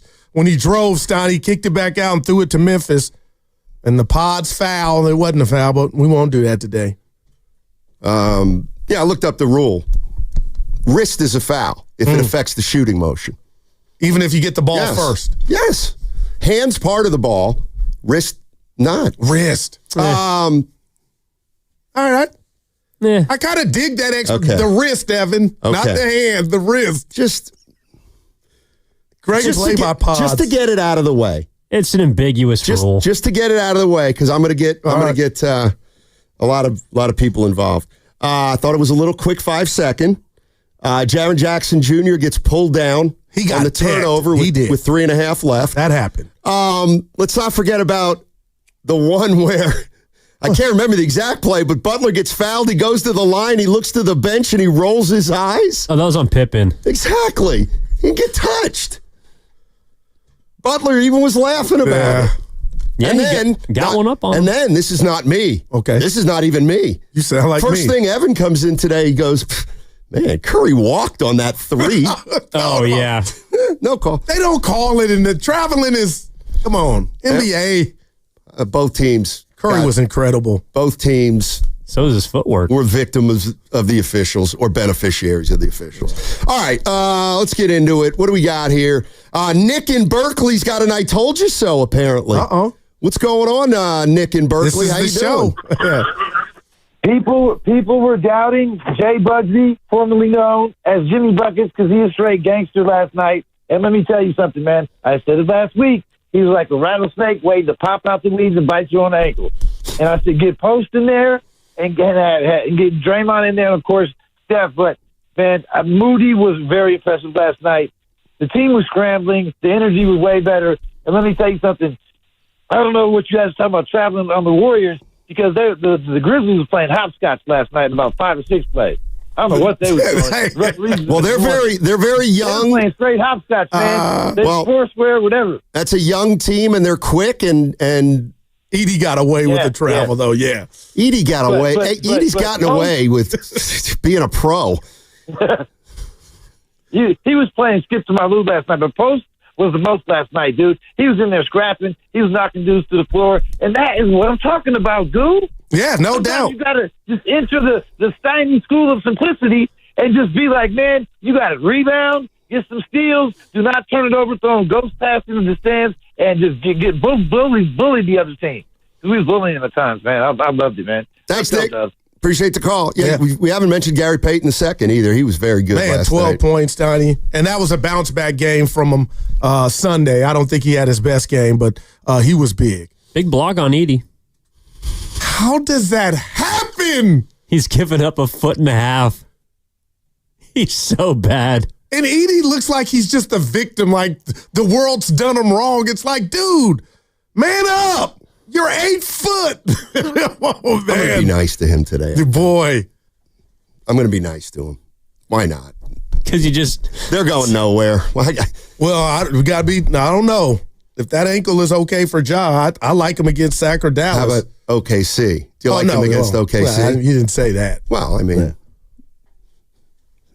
it's like Howard Beck said yesterday. We had Howard Beck on. Remember, he goes, Dallas, Sacramento. They're not going anywhere. Neither Memphis. They're not going anywhere. Yeah, that was. I'm sick and tired of watching these games. Yeah, Atlanta, Orlando was a. I thought the Hawks were for real. They were down 2, and I just texted Atlanta's back, and then you come over the top after 20 minutes later after they're down 20. Hey, Goo, what happened? I don't know. Hawks playing chess. Go ahead. Why? Because the winner of that game has the right to be swept by the Celtics. Yeah. The team you'd rather play would be Cleveland. Please. I'll give you that, E. I'm feeling that. Please. Doesn't matter. They're going nowhere against either of those teams. Let's see. What do we got here? We got George in Los Altos. Hey, George. How you doing, my man? I'm doing good, fellas. I was just listening to what you guys were talking about earlier with the thing with Kuminga, and they're going to have to play him in this series. I think there's not going to be any choice but to play him because as great as our big 3 guys are, they're all in their 30s, man, and you're going to have to give them a break. And the problem is Kuminga, Jonathan is a 22-year-old wannabe Jimmy Butler, where he is hopefully will develop anywhere close to Jimmy. He's a slasher. He's got width. He's athletic. But what he doesn't do that Jimmy does is he doesn't facilitate the ball, and he doesn't play defense like Jimmy does. And this is the problem. This is the problem with him. If you knew you could put him in, and even if he's not going to score that night or whatever, at least he's going to shut somebody down. And he doesn't have that side of his game yet. Yeah. And there's the challenge. You lose a lot on the defensive side with him. I hope we figure out a way to use him because we do need him in a 7-game series to give our boys a break. That's all I got. Yeah, I kind of agree with you, and I wasn't sure about Kuminga, but after watching the Warriors in the last week, and they've done some good things, and they've lost some games. And Draymond specifically, he's putting it all out there, man. Yeah, and it doesn't get easier with Adams and Şengün. Yeah, I think Kuminga's he's gonna get a crack at it, and we'll see. We'll see. I'm rooting for him, Stoney. I do think that Kerr's getting a little tired of all the questions about Kuminga. Speaking of which, Steve Kerr, 5:00 with Willard and Dibs. Oh, he'll be in a good mood. Great win last night, Steve. Why didn't you play Kuminga? He deserved it. Let's go to Bobby in Los Altos. Our guy. Oh no. He said he was thinking of me last night. Oh, boy. I don't want to get hammered. Poor Bobby. Yeah. Come on, Bobby, man. What's up, Bobby? Oh, man. What's going on? Hey, guys. Hey, first of all, George in Los Altos, let's meet up at that Mickey D's on El Monte and have some good talk. Hey, so, Sonny, the reason I was thinking about you is that yesterday I felt like you were throwing a lot of shade at Podziemski and Moody. Specifically, Podziemski, he's okay player. I mean, it's like very average. I thought he had a lot of hustle plays yesterday. He had a very athletic block, and I don't know how you can have a foul on a wrist when there's no ball attached to a wrist, but whatever. What can you do? They already burned their challenge. And then Moody, he had like 9-foot-long wingspan yesterday. I thought he played very good defense, and then he definitely had the slam of the game. And I think you said, he only had 3. He only had 3 slams in like 2 months. I think he had 2 yesterday. So I feel like every player that came off the bench impacted the game almost immediately. As soon as Guy Santos came in, right, he had a hustle play. Quentin Post, as soon as he came in, he knocked down a 3. He did something. And Gary Payton, of course, was just great. So I felt like it was a very good team win, and I really appreciated how every bench member, as soon as they came out, contributed. honestly, Buddy Hield disappointed me. But aside from that, what do you mean? I thought it was great. I thought he was 0-3 from deep. Buddy took Ja Morant out of the game, literally. Oh yeah, we don't do that on this show. We just did. Yeah, I don't like that. Shut down Ja Morant for 4 minutes. Literally took him out of the game. Yeah. You know what? Bobby brings up a good point. The bench guys didn't score a lot. Yeah, and they're for the going to most need part. it. Mm-hmm. But he's right. I was not saying Pods is an average player yesterday. We were talking strictly about his IQ. Yeah. Well, IQ. Yesterday, he was probably below average. But but they won. Yeah.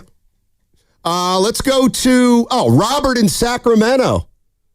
Hey, Robert, how you doing? Hey, guys, how you guys doing? Hey, great game. So, look, I'm a man of my word. I said that they would win by 12. That's right. We get offline. You guys can get my number and text me because I know you guys will probably do a show off-site or something, when they come home. Yeah. But definitely want to come out, introduce myself, get you guys a drink. And, I love you guys' energy and your show. I love the game yesterday. I think that the way that they played was a really good game plan. I love everybody. Like you said, everybody was hustling and getting on the floor. I was telling my son last night, like, when I saw Big Post get on the floor, that's what they need, And I just love the game, and I still believe with the rest that we're going to get and the 2 days off between 1, 2, and 3, we're going to beat Houston in 5 or 6, and that's you can lock that down too. All right. All right. Well, hey, you guys have a blessed day, and they got my number. They should, and you guys let me know, and I'll come out. Appreciate it, Robert. Thank you very much. We'll see. If I was going to ask you how did Memphis get back in that game, how would you answer that, Stoney?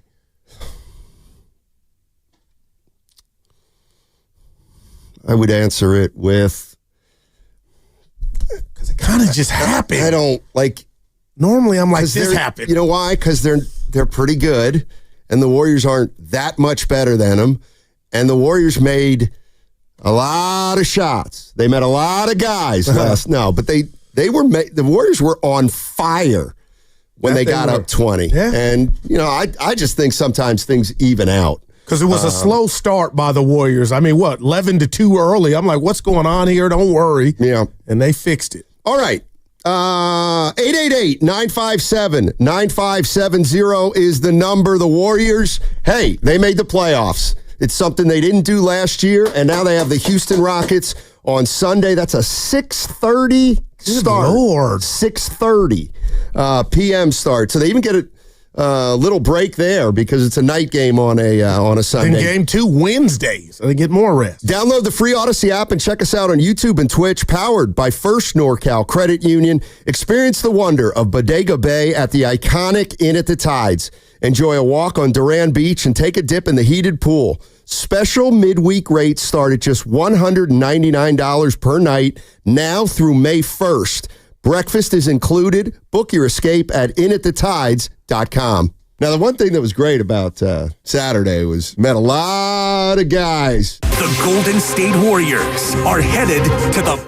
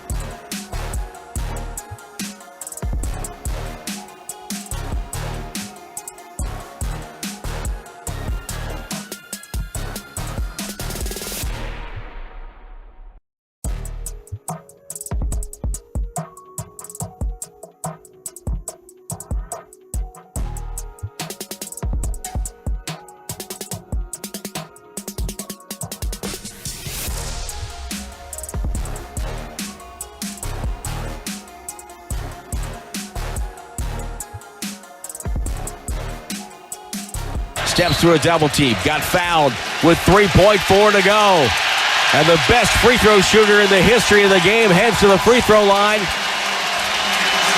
And a chance to say night-night to Memphis. Now back to Steiny and Guru. Take it away, Steiny. Oh, thank you, Steph. Appreciate it. The chef. He's keeping that diplomat jersey in his locker for good luck. Mm-hmm. Yo, Matt, where is that thing? That's the real rat on the table. Did it make it to his car? Cannon's using it as a towel. Can I just tell you why I'm feeling good? Because they won. No, it's because when it was announced that Jimmy Butler was coming to town, we all dreamed, and it was all that stemmed from positivity, that Batman and Robin or Batman and Superman could coexist and do what they did last night. And Jimmy Butler, for 3 quarters, was phenomenal in regard to scoring, only had 2 in the fourth, and then Steph took over. We actually saw it Sunday too, but they didn't finish. Steiny, I'm telling you, in regard to tandems right now, we had a question, could Jimmy still do it at 35? Hey, memo, bulletin, he can do it. And this is, Steiny, they got something brewing, man, just between them two. And I know it's a team game, but oh my gosh, both over 30. And then what about closers? What about their third best player? How big's the drop off? Post was it in regard to scoring last night. GP2. I know, but are you worried about the guys on the team other than Jimmy Butler and Steph Curry? It's always a fun game. How big was this game? Here's what Steve Kerr had to say. You know, it's a playoff game, even though it disappears into the ether, as we all know. There's no record of it, but it's a playoff game. And, I tried to downplay it a little bit before the game, but we desperately needed to win this game and get 4 days. Our guys have been basically playing knockout games for about 3 weeks, one high-level game after another. So to get this one, took 83 games, but we're right where we want to be, which is, back in the playoffs, and we've got a chance. But maybe most importantly, we get the time to rest and prepare because these guys need that desperately right now. That was Steve Kerr saying last night they had to have it. Yeah. And he also mentioned too, Sonny, I don't know if you heard him, he said today is one of his favorite days when they come to the facility and you just dive into who the Rockets are, how you're going to, your plan of attack, what you want to take away. And they earned that right, because you are right. Had they not got that rest and had to play Friday, man, that would have took some flesh out of them. Yeah, and as far as the 2-man combination of Curry and Jimmy Butler, man, I mean, are they the best twosome in the league? I don't know. I never look at it like that. Okay, let's say they are. They still got to go beat the Rockets. Oh, they do? It reminds me of I had this conversation with Shasky when the Giants got Adamas, and everyone's saying that is the best fielding left side of an infield in all of baseball. And I said, okay, there's 7 other positions. I do. Like, what? Okay, that's great. They got the best left side, and Evan would take exception to that. They don't. But Steiny, why do you got to look at the other 7? Just because he has a point on the left. Because it's just about the left side. But that's such a small fraction of a team. And Butler and they're the best twosome ever. I'm not saying that. They're better than Shaq and Kobe. They complement each other. To like Steph and Clay were they were 4 rings, right? But they kind of did the same thing. And Clay obviously different things, but Jimmy and I think can get to the foul line, control the paint, and then Curry can take it home, vice versa. That's why I'm excited about what we're about to embark on, just from a fan standpoint. Like, we can sit here, and I know today's not the day, and we'll give our prediction for the series later on in the week. But the bottom line is, they got something brewing. That's why they pulled the trigger on the trade. And Jimmy Butler is taking it not just a notches. Let's go to Benzo in Napa. Hey, Benzo, how you doing? What's going on? Pretty good, fellas. Pretty good. It's a good day. Congrats on the win for the Warriors. Mm-hmm. It's good coming after the little Kerr clip that you played, because I just think, I'm a hockey fan here in in California. It's hard knock life for me, but I don't usually pay too much attention to basketball, but the Warriors have continuously got my attention. And one of the main things is anybody talking about Kerr and the Kuminga whole thing, I think they're just kind of being short-sighted. I mean, look what this guy's done. This team has faced adversity over and over again in the years, and playoff hopes were a distant thing this year. And I caught on when Jimmy jumped on the team, and the way Kerr has managed to just put that record down and use the players that he's had after everything that already went down this year, I think you got to have ultimate trust in that guy as a fan. And he snuck it right in under the radar and I guess it was on the radar, but you know what I mean? He just kind of really did everything he had to do to squeeze that in there, and now you're back in the playoffs. And it's basically a clean slate with some rest, like you just said. Right. So I just want to squash that Kerr thing. I just think he's a class act, and any team would be lucky to have him. I'd take him on the hockey team if I could. Thanks a lot for the call. He said shoot, I think. But anyway, today, Kerr, got him back in the tournament. Not a lot to talk about with Steve Kerr. I mean, they won the game. They won a game they had to have. They're 1-1 without Kuminga. And by the way, 2 games that he hasn't played. The team did this. Well, Gary, you know the history. Before tonight, 0-3 in these play-in games. How good does it feel to get that demon off your back? No, it was good. We gave Steve the game ball. 4 NBA titles, first play-in win. About time. Is that the first time Steve's gotten the game ball? Yeah. Well, no, I think he got it when he broke the winning record. So, but play-in ball, Yeah. Congrats. There you go. All right.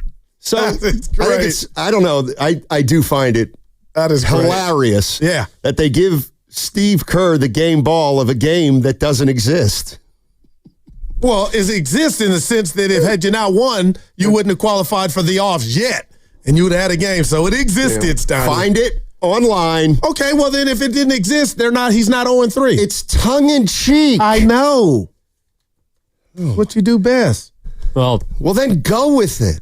They're not 0-3, but they did miss the playoffs twice. Yeah. They missed it last year. They came back, and now they're 7th seed. Mm-hmm. Let's go to Alex in San Ramon. Hey, Alex, how you doing? What's going on, guys? How are you? I'm good. Guru, I just got to come down your road for a minute, because how do you have the audacity to bring up the refs 10 minutes into the show? Because it's my show, and I can do it. I didn't. Yeah, it's the NBA. Yeah. Right. They're going to miss calls, but it had no bearing on the game last night. They were bad calls. I said it. Okay, what do you want to do? Well, you bring up the refs. I said all the it. time. Don't come for me after they won. Come on. Is that what we're doing? That's you doing it. I did nothing. 5 minutes into the show. Come on, Stoney. That's what you birthed right there. A guy to come at me. It's euphoria. And that's in this one. Yeah, and you are. That guy was doing it for you. He's a Steiner. Okay. You created that, not today. You brought up the refs. I mentioned 3 minutes into the game. It was That's 7. a fact. It was 7. All right? Yeah. And I didn't put Alex up to it. I don't want to fight today. Well, then, you're just, we're celebrating. If you ain't got nothing positive, well, why did you bring the refs up then? If you just follow your own advice. It was part of the 48 Well, you minutes. just said stay positive. So why did you mention the Evans refs? Road? He brought up the refs. You brought up Kuminga. Yeah. Not on the show. Mr. Ty, let me go read the definition of a foul. This is not a part of the hand. So you wouldn't let it go. And that's what you created, that guy. You're the only guy I know that can bring up the refs and say that you didn't create it. It was a footnote. No, a footnote would have been brought up at 1 p.m., not at 10:06. Let's go to Austin in Redwood City. Hey, Austin, what's going on? Hey, nothing much. Just listening to you guys. I want to come at you, Guru. Oh no, not like last caller though. What's up, baby? Like last caller though. All right, what you got? Hey.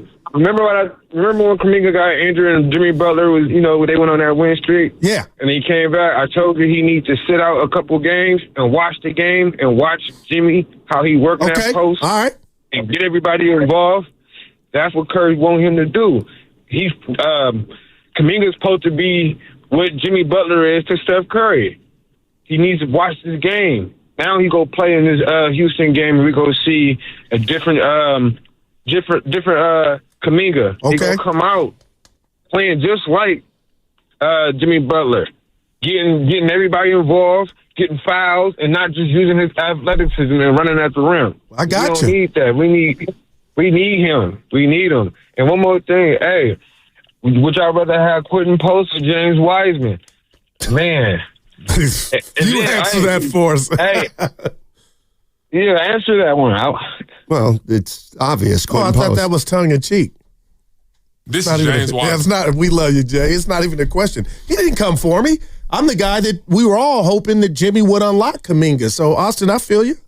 You're listening to 95.7 The Game, KGMZ FM and HD1 San Francisco. Always live on the free Odyssey app. Now broadcasting from the Laughing Monk Studios. Laughing Monk, righteously brewed in San Francisco. 888-957-9570 is the number. The Warriors win last night. Puts them in the playoffs. They play the Houston Rockets on Sunday, Game 2 on Wednesday. So the Warriors win last night. Puts them against an opponent that I think Warrior fans are pretty satisfied with. Yeah, that seems to be the thought process, and they're favored. Minus 200, first time in 30 years, second time in 30 years, Steiny. A number 7 seed has been favored to win the series over a 2 seed. All right, here's Jimmy Butler last night on everything. Turnovers. I hate turning the ball over. Free throws, but turnovers really irk me. You only had 2, Jimmy, and you had the ball in your hands. But he's got a high standard, Steiny. He was asked what bothers him more, the turnovers or the 6 missed free throws. I got you.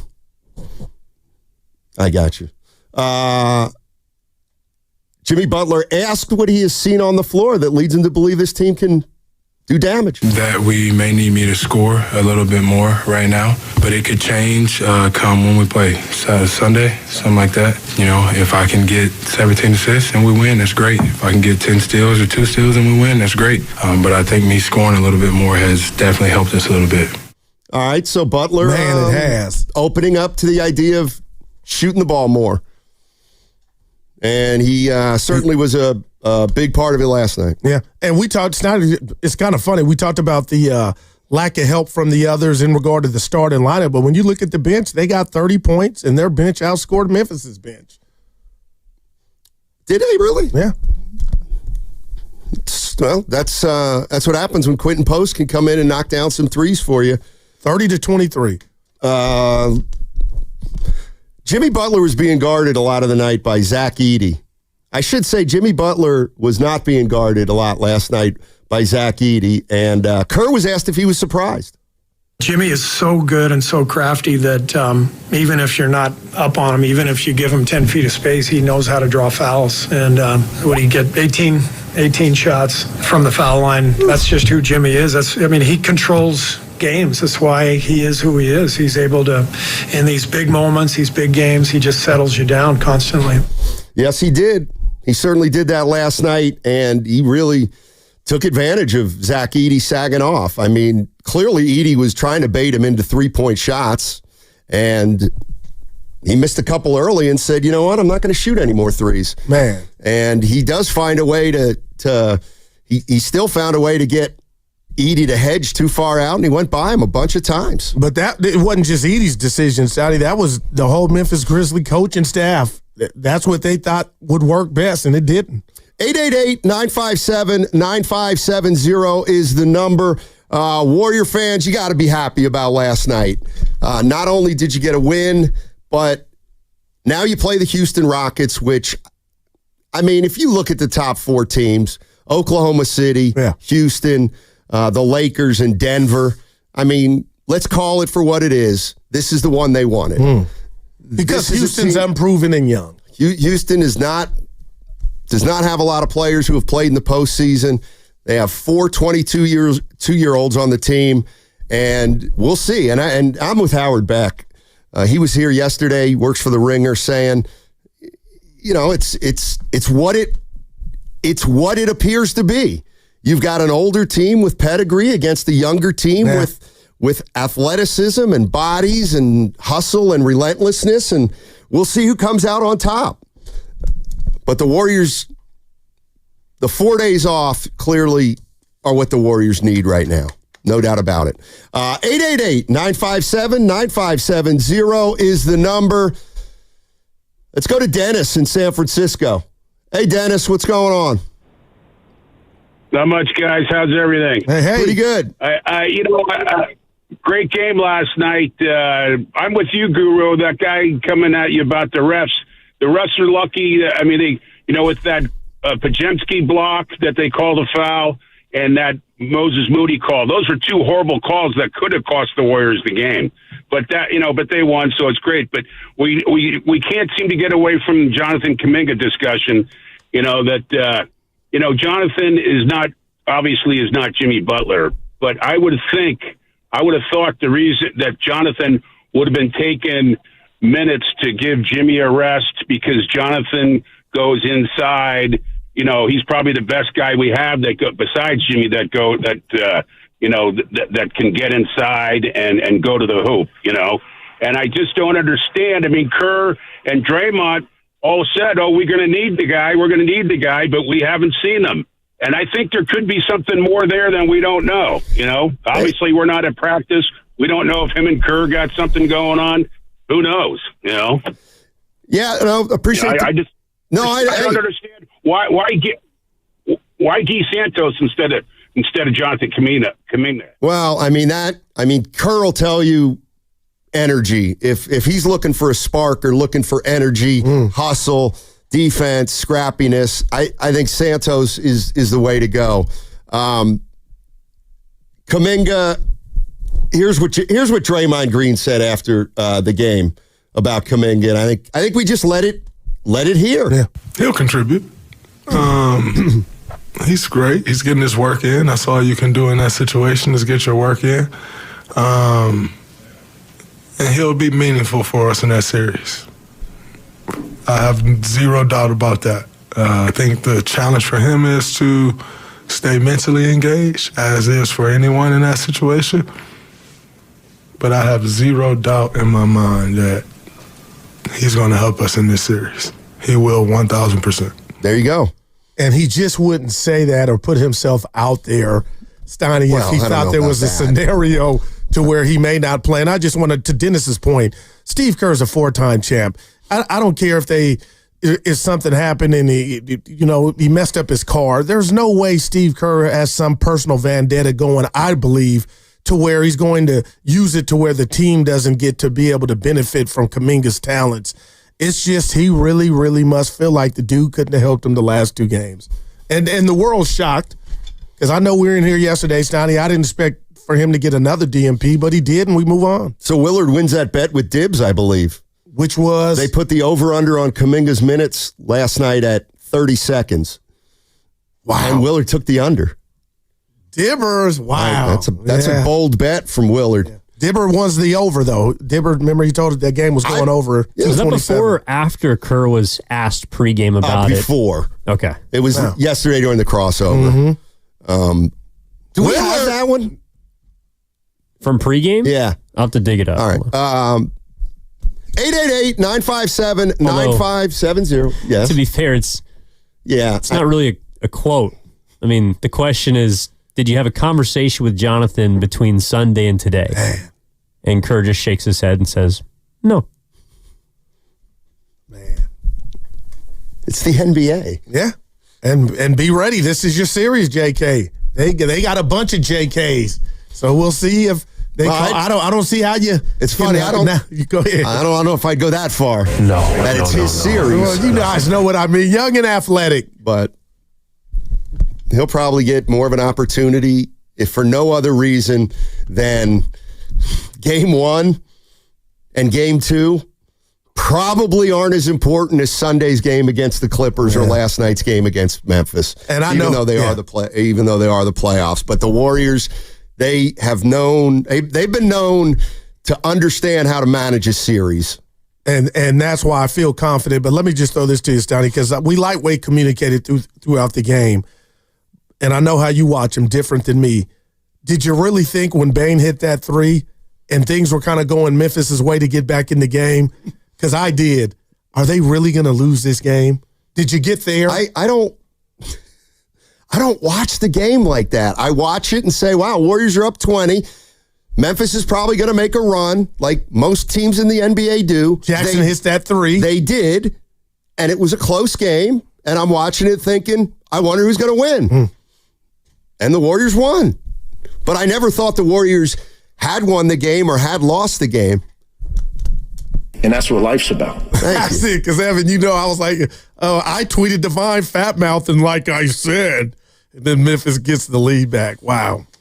I don't think after San Antonio you could write anything off. That may be the lesson. I think that's a fair statement. All right, 888-957-9570 is the number. Warrior fans, how you feeling? And what was the most impressive aspect of last night's game? And obviously we've got tomorrow and Friday to talk about the Houston Rockets, but this one's about the way the Warriors played last night.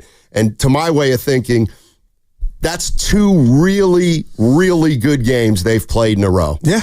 And they just didn't happen to beat the Clippers on Sunday, but they got it done last night. And you know what? The silver lining might be the way it's played out is better than had they beaten the Clippers.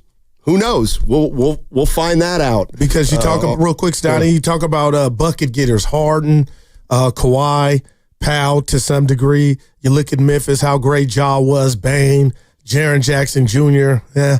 But I don't feel like Houston has one of those guys. They do it by committee. But will that bode well for the Warriors where they don't have that guy? You know what I mean? That's been giving them fits. Even Castle, for that matter. All right, here's Anthony Slater of The Athletic post-game asked Jimmy Butler about Zach Edey guarding him. It sounds like you guys knew that Edey would probably guard you, but did it surprise you that not only was he guarding you, but he was giving you a lot of room? Nope.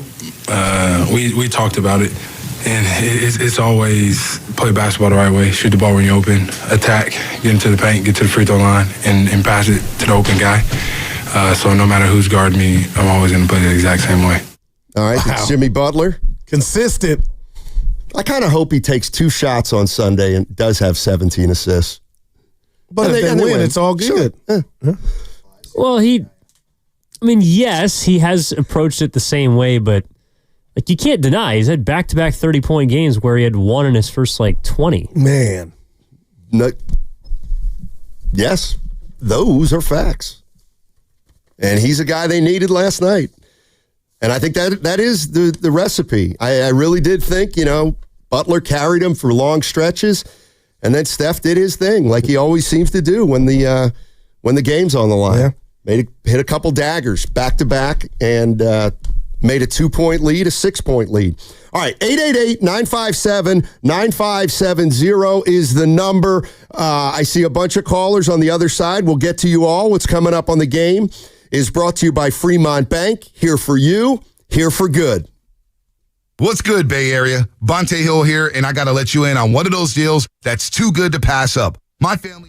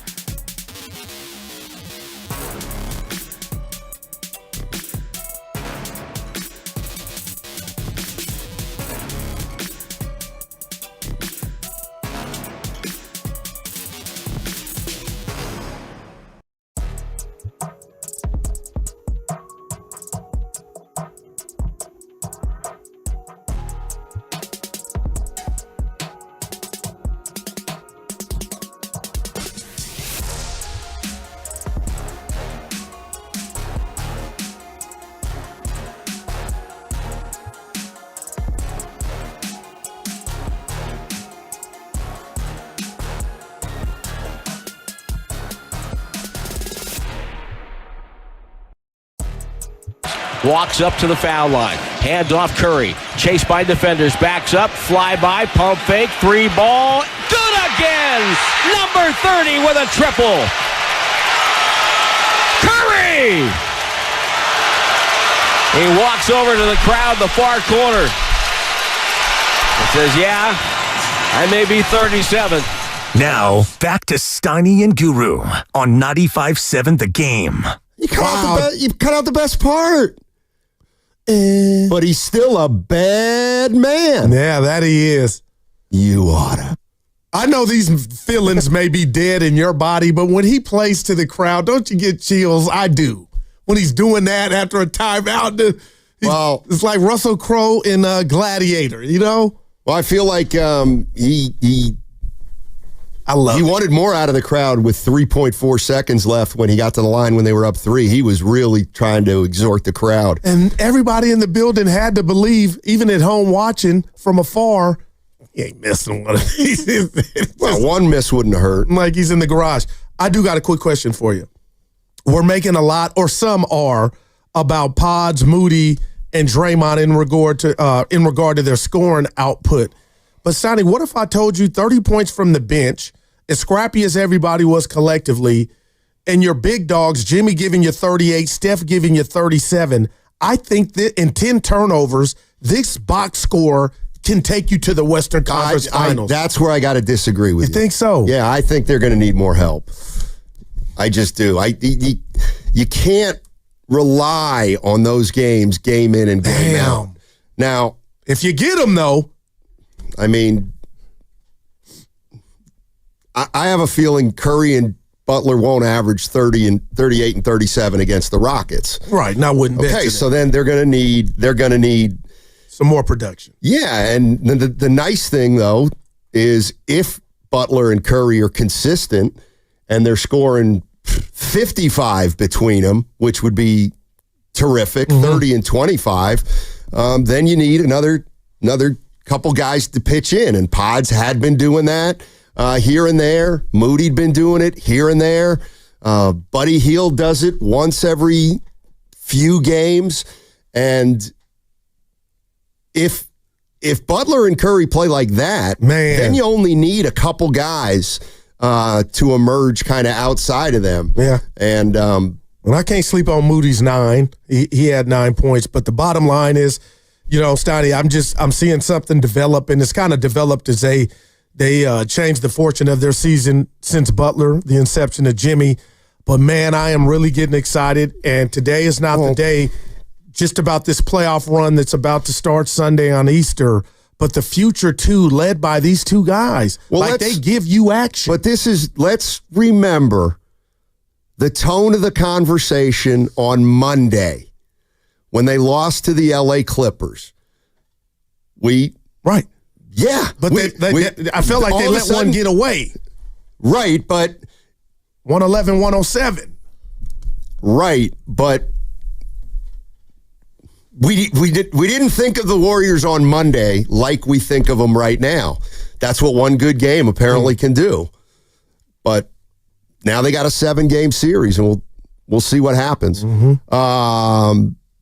But yeah, that's why the people who came in Monday and were devastated or said, you know what, if we can't beat the Clippers, we're not going anywhere. It's like, well, give them another game, because it may end up working out better than if you had beaten the LA Clippers. So they got the one they needed. And now they play the Houston Rockets. Off a 4-day rest. Clearly their most favorable matchup. I think we can all agree on that Houston's the best of the 4 matchups. That's the way I feel anyway. And I said that's who I wanted before, we were playing pick an opponent. And they got him, so now they got to take him down. Let's go to Nick in Ohio. Hey, Nick, how you doing? Hey, guys. What's going on? I want to say yesterday, the show was hilarious. I couldn't stop laughing. Oh, my gosh. Oh, that's good to hear. Genius Guru, I had no idea you had Steiny, your Galileo, Einstein, Williams. It had me in stitches, man. It was... no doubt. You do have a certain genius maybe others too. But one thing is your ability with your analogies and metaphors. They got to get physical. Shout out at Olivia Newton-John. He remembers, yeah. Your vast library. Your library of Stoney, let him cook. Metaphors. Yeah. What you got? But anyway, one thing I want to mention. I hate to keep talking about JK, but I don't really understand. I never heard it expressed, and he might have said it, explained it in detail, but I never heard what exactly is JK not doing that Kerr wants him to do. I know I've heard people say he needs to be doing this and doing that, but if he's not rebounding, Kerr wants him to rebound, he's not rebounding. Well, then is he defiant? Is he unable? Is he scared? Is he? I just don't get exactly what he needs to do and why he's not focusing on it. Is it him, or is Kerr's not developing correct? I just don't get it. I'll let you take that. Thank you, man. Thanks, Nick. Yeah, you take that, Stoney. I don't think it's just defense and rebounding. I think the way Jonathan Kuminga was going about his business, getting his points, Stoney, do I dare say it was coming through ISO ball a little bit? I mean, like Jimmy Butler plays. That's a little different. Now, how come? I agree it is, but why do you think? Because I got to be careful here. No, you don't. Butler can make plays. The word there was I was going to use. Butler can make plays. And there you go. Yeah, no doubt about it. Yeah. Kuminga's kind of, I'm going. There's no second or third gear. It's just, this is it. And Portland, I don't think, did him any favors. That Friday night game, Stoney, where it just felt like it wasn't in the flow of the offense. And if Kuminga pulled up on us, Stoney, he'd be like, then what do you want me to do? I'm not a robot. This is who I've been. So I don't know how. You answer that question for him. Did you think about Kuminga at all last night, Goo? No, and I'm being serious. I lead the Kuminga fan club. I wanted to enjoy the game, and I would have doubled back because I can't forget he's not on the court. But had you lost your second game in a row without Kuminga, then I think it would be on to have that discussion. But to answer your question, Evan, not once did I think about, and I'm lying. Evan, I lied to you. Oh, no. No, when they came back and they got the lead, I was like, okay, Kuminga can be used out here. What's going on? Oh, you can't use him then. In the fourth quarter, I was thinking. Oh, my God. Like and I knew that wasn't going to happen. That would be so unfair to Kuminga. Yeah, no doubt, but, I mean, man. Yeah. Evan asked me and I lied. I thought about him. If Kuminga doesn't, if he's not subbing in at 5 minutes for Jimmy Butler, okay, if he's not doing that, and if he's not getting any run in the second quarter, he's not going to play him in the second half unless there's all kinds of foul trouble. Let's go to Adam in San Francisco. Hey, Adam, how's it going? Hey guys, how we doing? Happy, what are we at? Wednesday. Yeah, playoffs, baby. I just wanted to give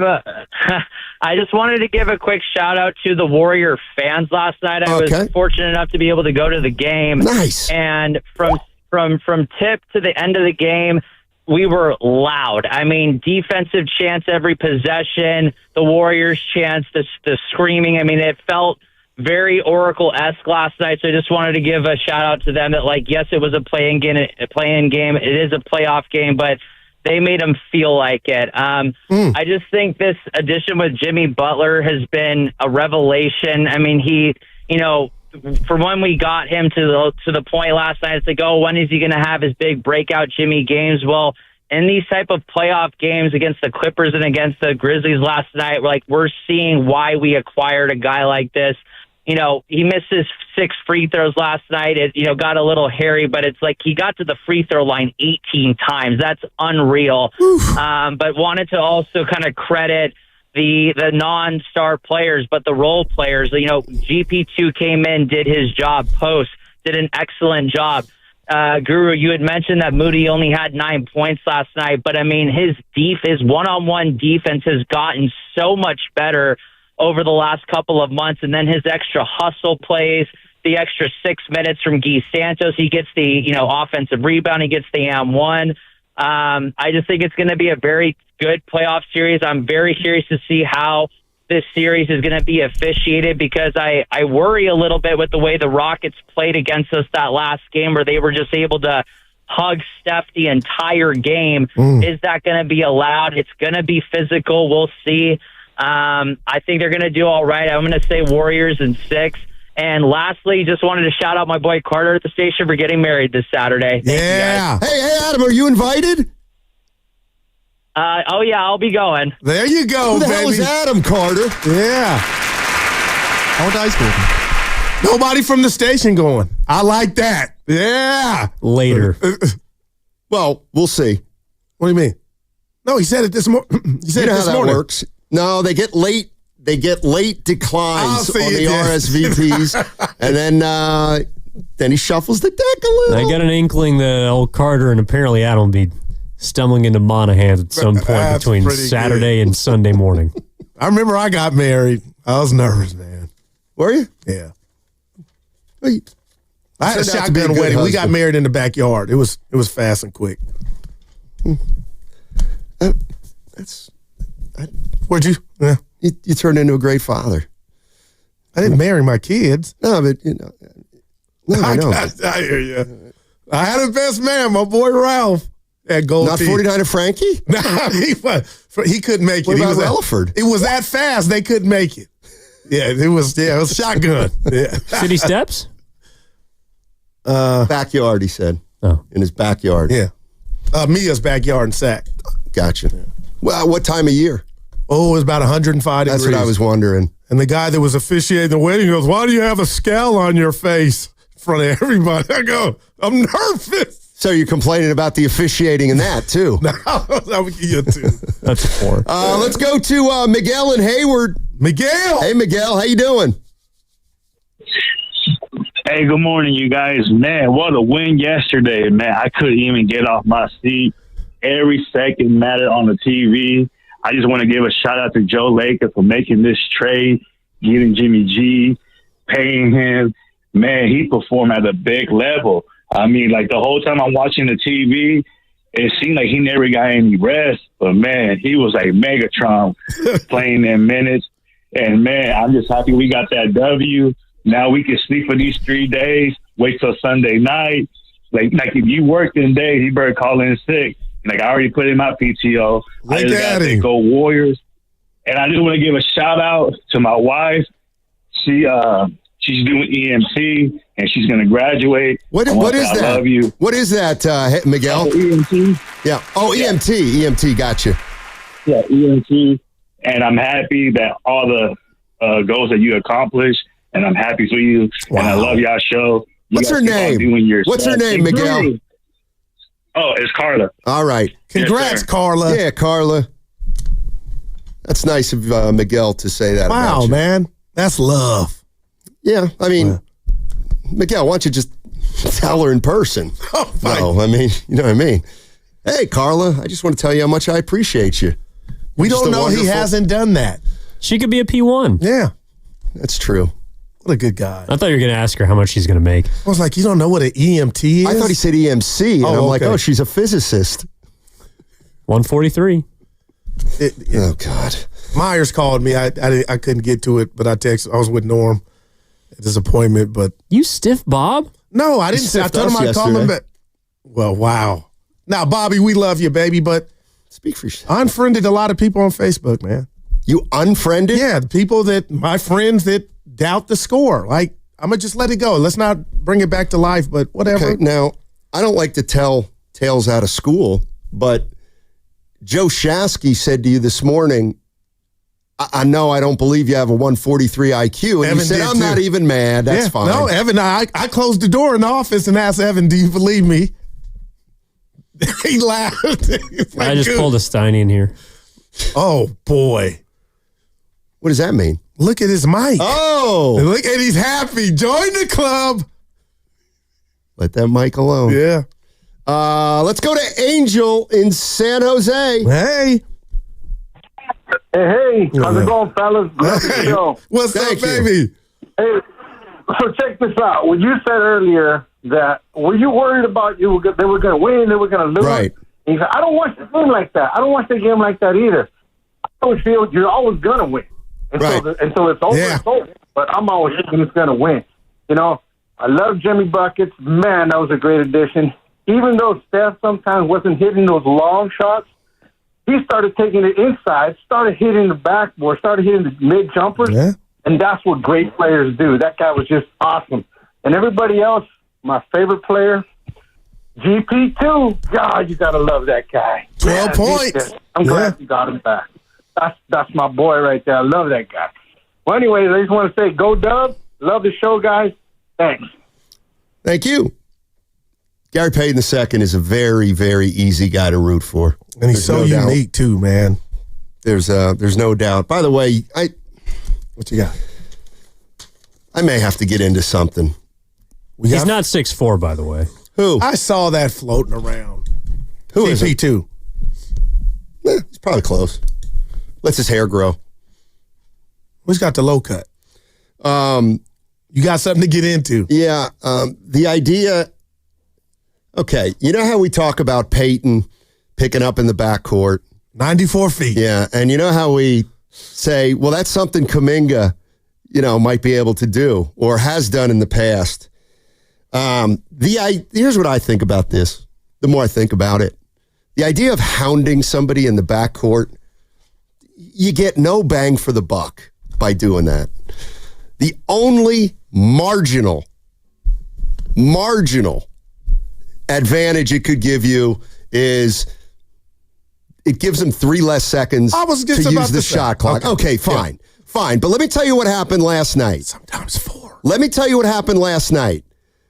John Morant, you want to go hound John Morant? That's different. You hound John Morant till half court. That's different. And then guess what? He makes one move and he's by you. Man, oh man. Now that's different. I do not believe, I just don't like that. Yeah.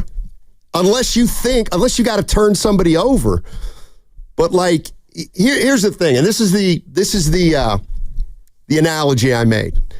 Let's say you have a fat, slow, small point guard. Donut butt. Like me. Yeah. Yang from okay. Yeah. Let's say you got me. All right. But I'm like a pro, but I'm not really. If I'm bringing the ball up the court, even a mediocre point guard's going to get the ball up court and they're going to pass it and the offense is initiated. Yeah. Okay, great. You turned him twice. You turned Fatty twice, right. But he still was able to bring the ball up. But when you do it with John Morant, he makes you, you got to be careful. Why wouldn't you just pick up John Morant at the 3-point line? I feel you. Robert Thompson saying Steiny's fat shaming. Yeah, myself. Well, you look good on TV. Yeah. I got a big ass. So yeah, I think there's too much downside to do that. That's just me. Let's go to Bud in Oakland. Hey, Bud. What's going on, man? Hey, what's good? Hey, when it comes to these streets of hard knocks, man, I got an IQ of 200, man. Look at you. I like that. Hey, so listen, right? I think Ime Udoka, he showed his hand by what they did against the Warriors in that game. You already showed Steve Kerr how you're going to play the series if you got a chance to play us, and therefore we are going to play the Rockets. But he showed Steve Kerr exactly how they plan to play Steph Curry. And he did that, what was that, over a week ago just about? So you've given Steve Kerr 2.5 weeks plus rest or whatever to prepare for the way that you're going to come at his team or his best guy, Steph Curry. And he showed his hand too soon, man. So therefore, I kind of feel sorry for the Rockets. I mean, the first game, yeah, they may do what they do. The second, third, fourth game, he's going to have to make some sort of adjustments because we all know Steve Kerr is one of the greats who's been coached by 2 of the greats in his career. And, they're going to make the adjustments. As far as the whole Kuminga thing, he has to look at what Jimmy Butler is doing. And Jimmy Butler is actually giving Kuminga the blueprint. And people are saying, what is Kuminga not doing? Well, Kuminga gets stagnant when the ball is in play. When they're in the half-court set, he's standing in the corner. You have to continue to move without the ball. Keep moving. Jimmy Buckets is attacking the rack. Kuminga needs to put pressure on the defense and attack the rack. You draw the fouls. You do the pump fakes. We all know that you're a high flyer. We all know that you can get to the rim with physicality. We all know that those things that you possess, a freak of nature, at one of the best when you're doing that. So he has to follow the blueprint. Stop being stagnant and stand in the corner As far as his defense, yeah, he may get lost on defense at times, but that'll come with repetition. He just needs to get in the game more. But if he continues to move without the ball and he attacks the rack, that's what Kuminga has to do more. His rebounding, I believe, is fine. But if he can just attack the rack and follow the blueprint that Jimmy is showing him, there was a play where he was standing in the corner and Jimmy was going to not just this past game. I want to say it might have been two games ago, but he was standing in the corner wide open. Jimmy took the ball and took it straight to the rack. Why give you the easy three when we can go and get a 3-point play and get somebody in foul trouble? Which that happened. He attacked the rack, you get the and one, and you put pressure on the defense. Thanks for taking the call, fellas. No, thank you, bud. Appreciate it. And this is the statement series, Donnie, because if I asked you who has the highest scoring average on the Warriors against the Rockets, your answer would be? Curry. It's Kuminga. So this one would send shockwaves. And that's why Evan and I think we all agree we'll see him this series. But man, oh man, we're taking some heat. Yesterday you guys praised Pods. He had a bad game. We said he had a bad game. Yeah, take that. I believe, and I know what the caller's saying, that the Rockets showed their hand because Amin Thompson had that game. The Rockets are different than the Grizzlies. They've got guys who can guard. No, we saw it. And they're, if Amin Thompson, he's going to take a couple cracks at Curry. Dylan Brooks is going to take some cracks at Curry. Jalen Green's not the greatest defender, but again, he's young and quick and athletic. That hand from Curry. So I don't think Curry's going to have the freedom, a series like he had a game against the Rockets, but I think the Rockets are going to make it tough for Curry. Yeah. Because that's what they do. That's what they hang their hat on. They win games by making the other team not shoot the ball well enough or turn it over a little bit too much. And, Curry's going to have to deal with that, and he's really going to have to deal probably with Amin Thompson just shadowing him everywhere. Yeah, and I love the fact that right on the table, brought to you by Atco real quick, Snotty, Atco Pest Control, is there some bad blood in here? And just even with the coach, because now he's got the rep like he plays, and I get it, you go like your coach, but there's some guys are going to be on the floor and the other team's not going to be helping them up. I love that, and I can't wait. But I am petrified. We'll give our predictions here later in the week, but I am petrified that Houston is so nasty, they are going to be swiping at Curry's hand all day long. Not saying Memphis didn't do it, but I'm saying to where you see it. Okay, yeah. Dylan Brooks, that's what he does. That's what Draymond does. Does the same thing. All right. The Rockets coming out to play. All right, 888-957-9570. That's the number, and we're talking about the Warriors. They qualified for the playoffs last night. They now play the Houston Rockets, who are the 2 seed. They play them at 6:30 in Houston. Not at the Summit. Probably the Toyota Center. No, they got or has it been renamed again? That's where Moses Malone used to play, the Summit. Yeah. And now, interestingly, the Summit, if you ever looked at it from the outside, it actually, that's not cool. It actually doesn't look like a typical arena. It almost looks like a 4-story wide type of office building. It is Toyota Center, Stoney. Anyway, the Summit in Houston. 888-957-9570 is the number. Warriors Wednesday is brought to you by Friedman's Appliance. Come see their full selection of in-stock luxury appliances in live working vignettes. Visit Friedman's Appliance in Pleasant Hill today. The Golden State Warriors are headed to the postseason. That's a 5-second call.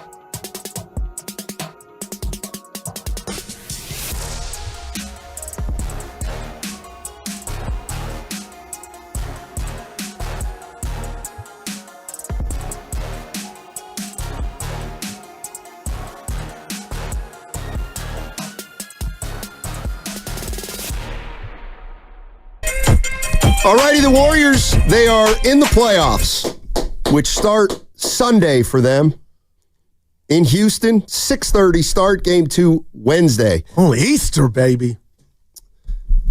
I did not realize.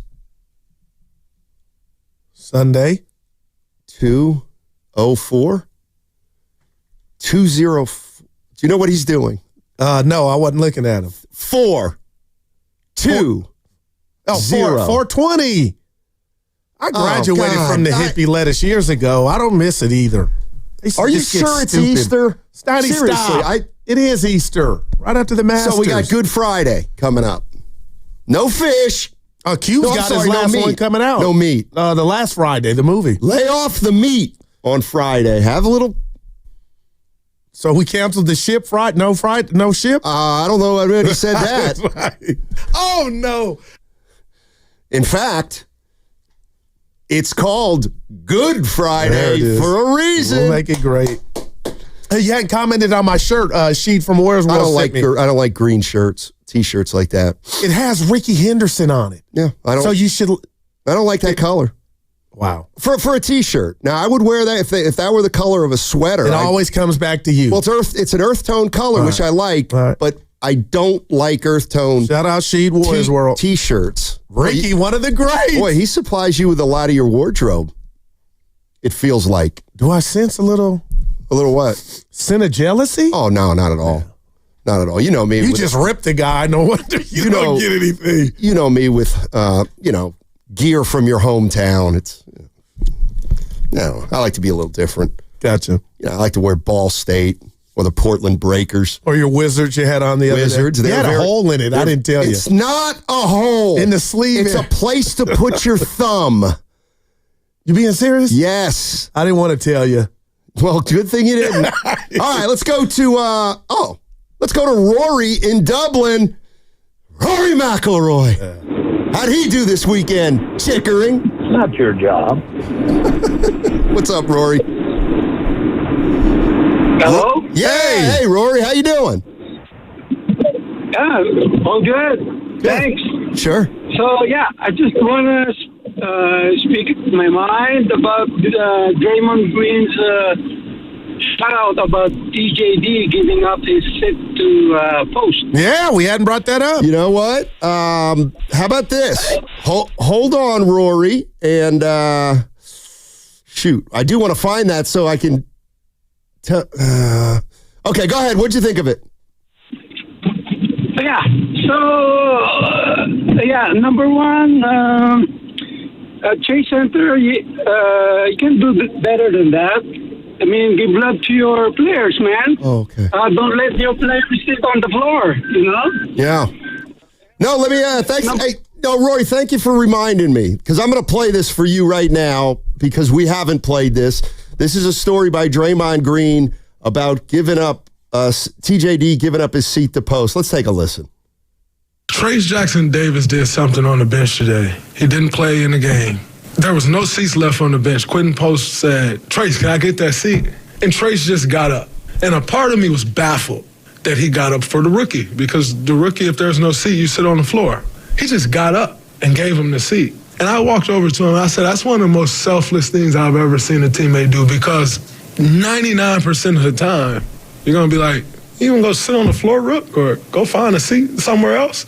But he knew he wasn't part of the rotation, and yet the rookie was. They're playing the same position, and he got up and he literally got up and went and stood in the tunnel because there were no seats. And so I just wanted to put that out there, because that, to me, that's why you win games. It's chemistry, it's selflessness, it's togetherness.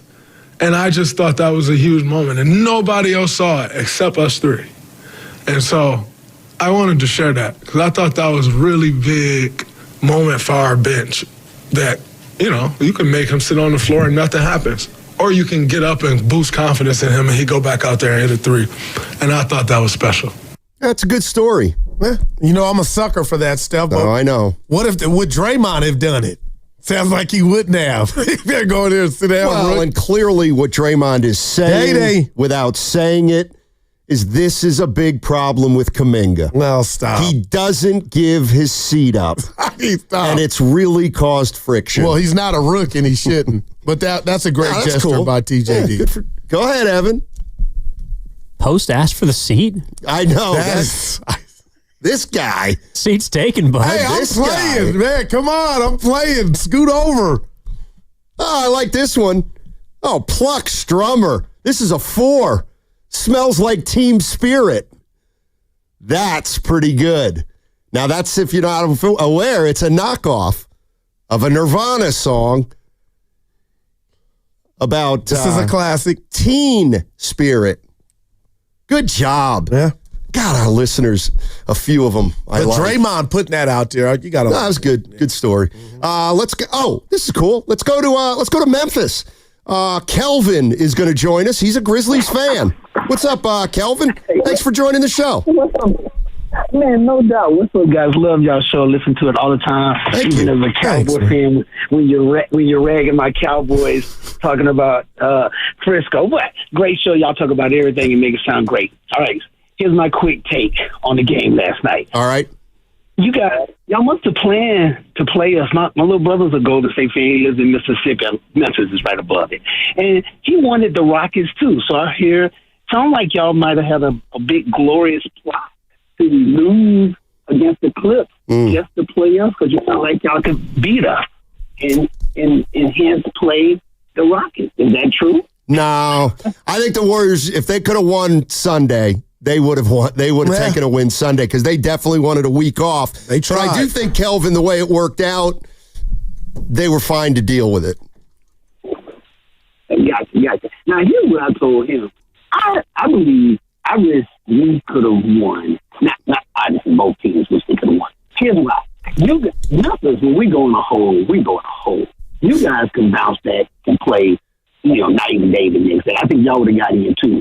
And of course, I thought we should get in. I know this is y'all show, so I'm not going to talk about the Grizzlies. But anyway, what I'm saying. Oh, go ahead. You know what, Kelvin? Call us back. Yeah, he sounded underground. Yeah, it wasn't a great connection, Kelvin. I want to give you a better shot at it, especially calling all the way from Memphis. What do you think Taylor Jenkins thought of that 5-second call? I mean, good God. Wouldn't have happened on his watch. We don't know that. They might have been down 20 with Taylor. I mean, throw the ball in. Don't get, just throw it it away. You mean like get it out of your hand. You mean like Curry's pass that got stolen against the Spurs? What about Moody's? Moody's. The first quarter? Yeah. Oh, the one I showed you? Yeah, what did you say about that play? I thought it was one of the worst plays I've ever seen in basketball history. But it was early, so it was okay. Let's go to Tom in Concord. Tommy. Hey, Tom, how you doing? Hey, doing great, guys. How y'all doing? Playoffs, baby. Yeah, man, last night was such a great night. Really stressful game. Had a good chance to watch the game with my mom at home. Had a great time. And I just wanted to, point out a couple of things. Sure. First of all, I think our path to get to the Western Conference Finals has been set. I think that the way that things worked out, right? Losing to the Clippers stunk, but the way the seedings worked out is perfect for us. Like, I don't know if you guys mentioned it, but the 3 other best Western Conference teams are now in the opposite bracket from us. OKC, Denver, and the Los Angeles Clippers. Like, those guys are now going to knock each other out, and we only need to play one of them now in the Western Conference if we can get there. But yeah, we only need to beat Houston, and we got to beat the Lakers. And man, I'm not afraid of the Lakers at all. I was way more afraid of them when they had Anthony Davis. Now they got Luka. I mean, we gave Luka a gentleman's sweep in 2022. And honestly, I feel like they could potentially lose to the Timberwolves. I mean, Anthony Davis. Possible. Anthony Edwards. That guy's amazing. I mean, he gave Kevin Durant a pretty stunning sweep last year, and it looked pretty effortless, honestly. Either way, we got to beat Houston, be one of those guys, then get to the Western Conference Finals. And I think the path is there. I think it's the most ideal path for us. And, man, I'm really hoping for Steph to get his ring and solidify the Bay Area, as one of the best areas in basketball in history. So really looking forward to it. Appreciate the call, Tom. Yeah, I mean, I didn't hear a lot of talk about Houston. Still got to get by Houston. It's good. Yeah, it's going to take something out of you. It's not going to be easy. And again, Stoney, they're nasty and they're young. I agree in terms of, if you had a pick, you would rather be on this side of the bracket. So we think until we find out what it goes down in this series. Well, I mean, I do think it's fair to say that the Warriors have had trouble with the Clippers. They've had trouble with Denver, and Oklahoma City is the top seed, and they're in the bottom. However, look, Lakers. The Houston Rockets are their second seed. They won 50-plus games. Don't sleep on Minnesota. They could beat the Lakers, and I know you went 3-1 against Minnesota this year, but that'll be a tough series. And then whoever they end up playing in the Western Conference Finals, if they get that far, obviously, that's going to be a hell of a team that they play. And everybody wants, let's keep it real, Stoney. Everybody wants Houston for the same reason I didn't get my first job at Burger King. They told me I didn't have any work. I was inexperienced. And that's why people seem to not be afraid of the Rockets. I mean, they do have a champion. Yeah, and Fred he went Van there, Vliet. and he beat you. He beat us. I'll be honest never forget with you. that. We were in the building. I'll stay consistent.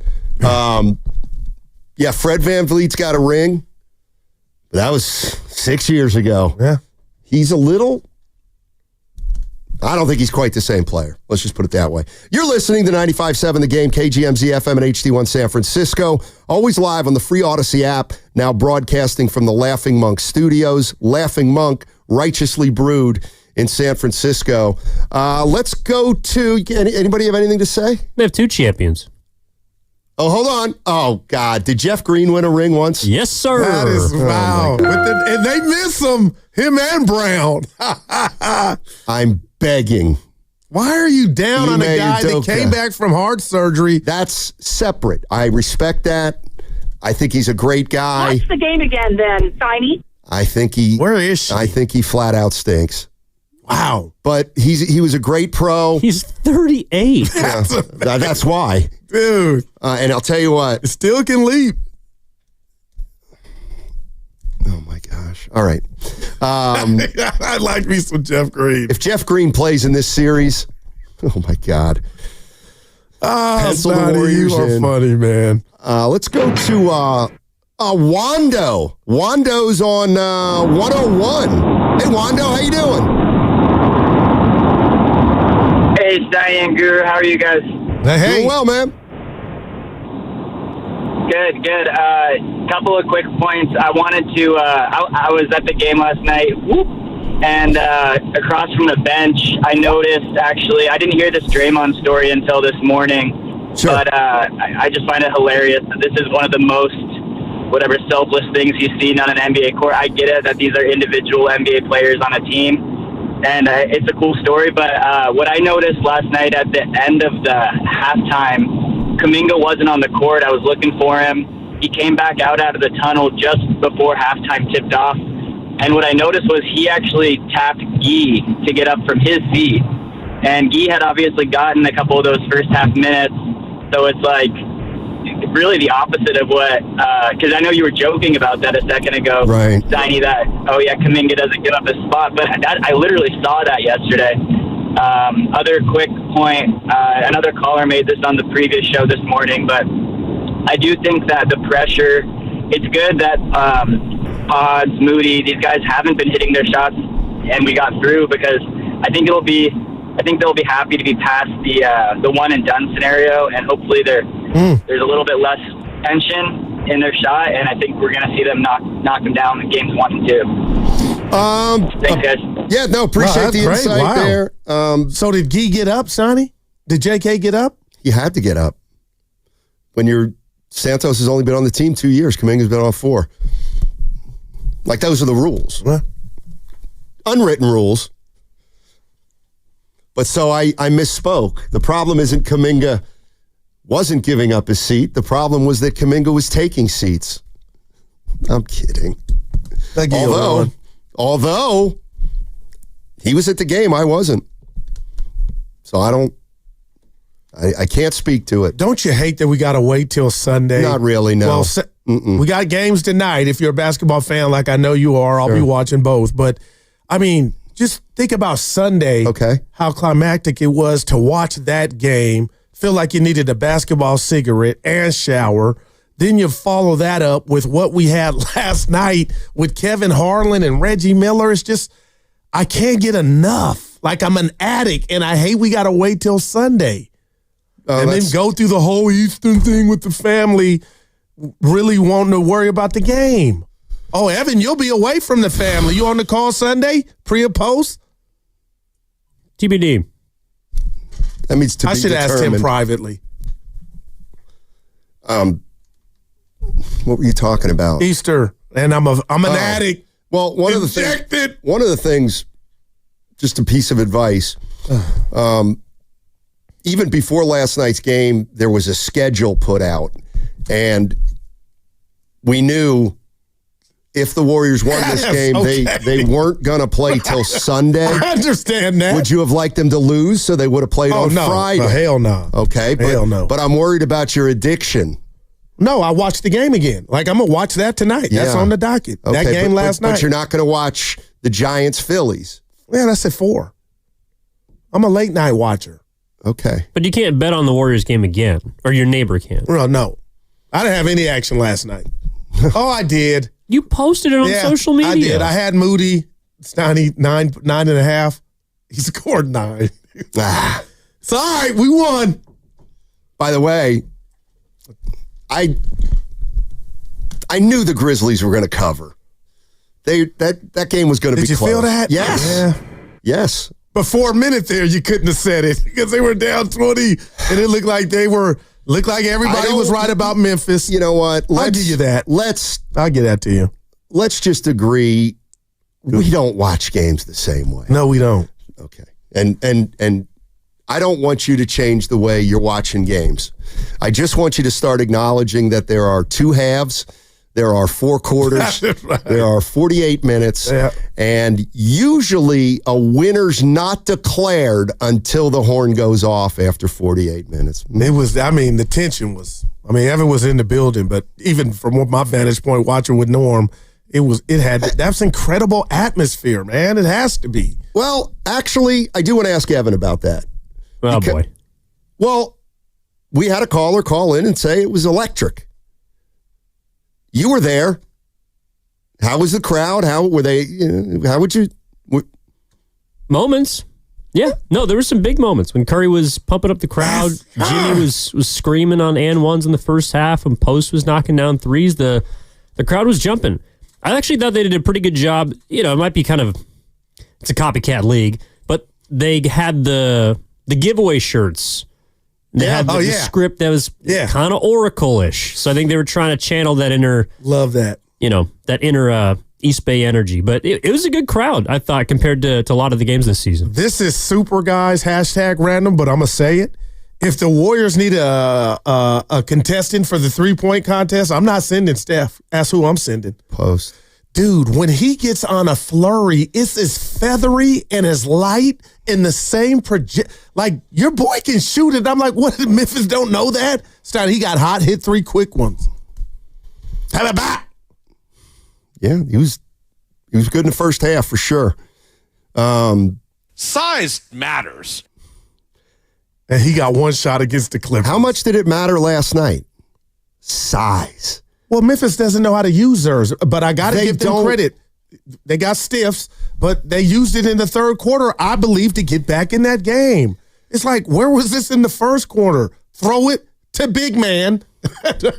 Hey. You have a guy who's 7'7".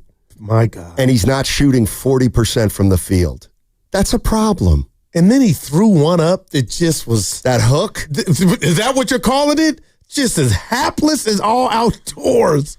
Looked like one of Pods' hook shots from his rookie season. Hey, I jinx Pods. Hey, if you listen to BP, my bad. There was quietly another awful hook shot taken I'm trying to think. by Jaren Jackson Jr. with Post on him. He got into the lane with his left, and he shot a line drive that hit the back iron. No chance. Wow, that's Rebound, the shot, huh? Warriors. Yeah, going the other way. I thought you were going to say Jaren Jackson Jr. trying to take Pods in the post and doing absolutely nothing. Dude. Just a little running hook. Gary Payton Sr. needs to get in the car with Jaren Jackson Jr., man. Yeah, some guys, I don't know. Yeah. Schlep Rock is in Milpitas. Our guy. Milpitas. What's up, Schlep? What's going on, you two? Hey, I think you guys said that Jimmy played somewhere around 40 minutes. Yep. And Kuminga played 0. Yep. You're going to tell me, or maybe you're not going to tell me, that Kuminga couldn't see 6 to 8 of those minutes when Butler's not on the floor, maybe with a lineup with Kuminga, Curry, Draymond, Podzinski, and maybe Post. You're going to tell me that you can't get the young guy 2 minutes so that when it is time for him to come in and do something, that he's not coming in cold with a goose egg in the last 2 games? They're going to need this young man in a 7-game series, and guess what? They got to win 3 of those. So why not keep him warm? Keep his head in the game. Give him some shots, a chance to make some shots so he can keep his confidence flowing. But I mean, Podzinski had kind of like a garbage game. Again, you're going to tell me that Kuminga couldn't get some of those minutes? Kerr is driving me crazy. You know, what do you guys think? And I'll listen to you guys on the air, man. You guys are great. Thank you, Schlep. Yes, Donnie, I'm just going to say this. I'm not going to raise my blood pressure. I am shocked, man. I just am when it happened. But if you guys are all telling me you know for sure we'll see him in this series, okay. But if Easter comes and he doesn't get off the bench, then it's like, wow, what really happened?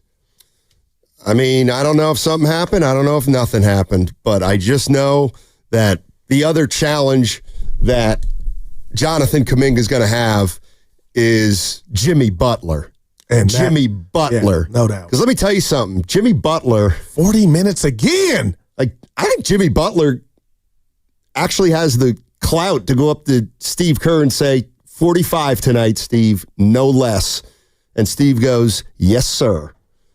Like, Butler's if the game's competitive, Butler's playing 40 minutes. Yeah.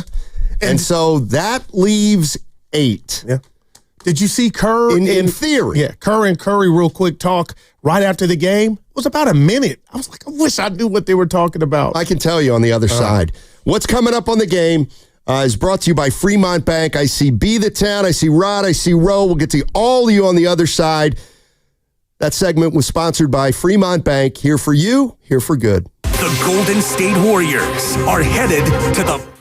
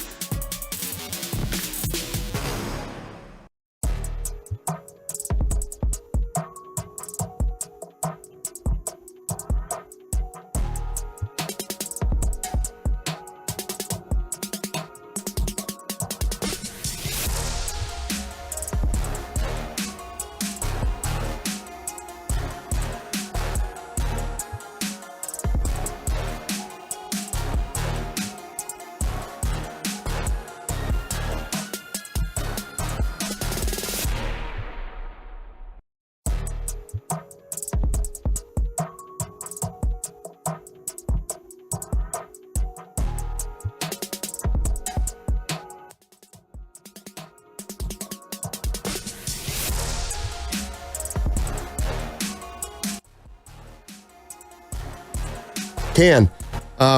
We go down the tough road. Oh, God. Now, back to Steiny and Guru on 95.7 The Game. Warriors. Feels good, doesn't it? What we're back in the playoffs and Steph might be able and Dre get number 5. And the Jimmy Butler trade was an A+. Playoffs? What if they lose to the Rockets in 5? I would be disappointed. Right, but would it still be an A+? Let's wait till the season's over. All right. But can we condense this conversation to the T word? Steiny, I don't know what that means. The tandem. This is, they just complement each other so damn well. Right. And again, I know they can't do it by themselves, but this trade has been, Steiny, I'll give it, can we go over? 110 out of 1. Like, this is incredible. You got a guy. Now, this is what I've been holding off because I've been forgetting. Jimmy Butler plays downhill. Will you give him that stamp? We talked about it last week. You hate that. No, I don't hate downhill. His game. Everybody likes to get downhill. Yeah, but Jimmy doesn't, Steiny. Downhill. If you're not good going downhill, you're not really an NBA player. But he's good. We like to see him get downhill. 40 minutes after playing 48 minutes 2 days ago. And I'm going to give him 29 shots with the 18 free throws because that's activity. Those are 9 more shots, Jimmy Butler. The goo is putting on your total of 20 field goal attempts. So that's 29. And then you go out, get 7 rebounds, 6 assists, 3 steals. He missed some free throws. That was flying around last night. Well, he missed 6. He got there 18 times. They won by 6. But if we do that to every player, that you know what I mean? 5, sorry. Well, never Curry, because he's never misses more than 1. But he had turnover Sunday. I ain't forgot. See, why would you bring that up? How many did he have last night? Because everybody's flawed, Stoney. 4 days after the game. Bringing it up. We brought that. Stoney, stop. We did a whole show on it, Monday. And I'm not going to hold the players accountable. Stop it, Evan. I know Steph and Butler getting to the line 31 times. Man. Obviously a big part of why the Warriors won. But it's also, that's the part that, believe it or not, to me is a little concerning. Give it to me. If the refs aren't calling that? No. It's more that... to me, that's why Memphis can't be taken seriously. Because their game plan, whatever it was, allowed Jimmy Butler to get to the line 18 times. And think about it. To me, one of the reasons they got to the line 18 times and Curry 13 times is because... their big players just aren't intimidators. No, I hear you. They can be taken advantage of. Yeah. And the Warriors, they're going to have a way more athletic team to play in the first round. And with Adams and Şengün, I'm just saying. Yeah, I don't know. I just don't. Memphis just... not the most buttoned-up team, never has been, and I don't know if Houston is or can be in their first playoff series, but I still think the Rockets are going to absolutely give the Warriors a challenge.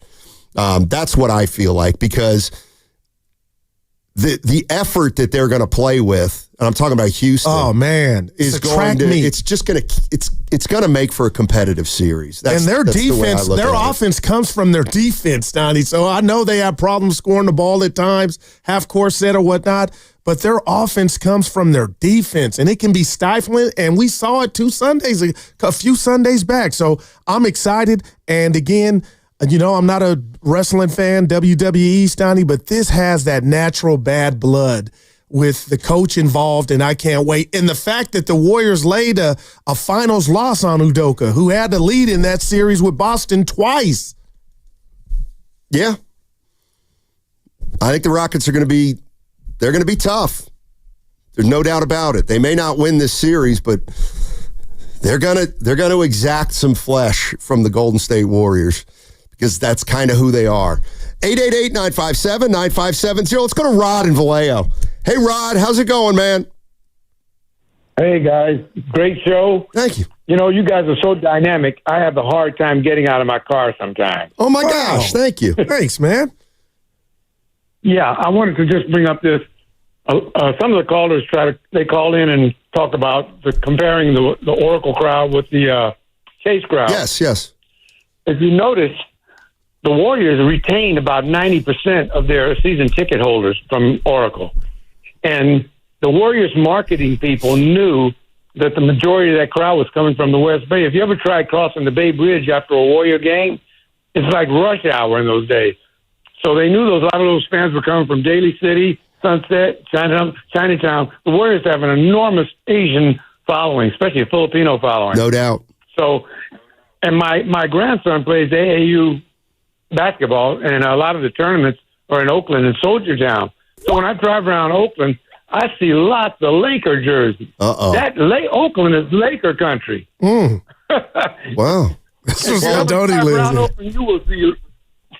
Yeah, I mean, well. Anyway, that's all I wanted to say. Oh, one more thing. Yeah. The Warriors the trainers need to teach Kuminga to play with his back to the basket. This is what makes some players in the NBA. If you notice, Jordan and LeBron, late in their careers, they learned to play with their back to the basket. Good point. That's how you draw fouls. And Kobe. With your pump fakes and your head and shoulder fakes. And Jimmy does. That's how he gets all those fouls. Man. Kuminga has to face up when he goes to the rack. So I think if he learned to play a little bit with his back to the basket, you'll see a better player. Anyway, great show, and I listen to you every day. Thank you, Rod. Man. Appreciate the call. Were you in Oakland? You been in Oakland? No, I wonder if he sees any Lakers fans in Union City.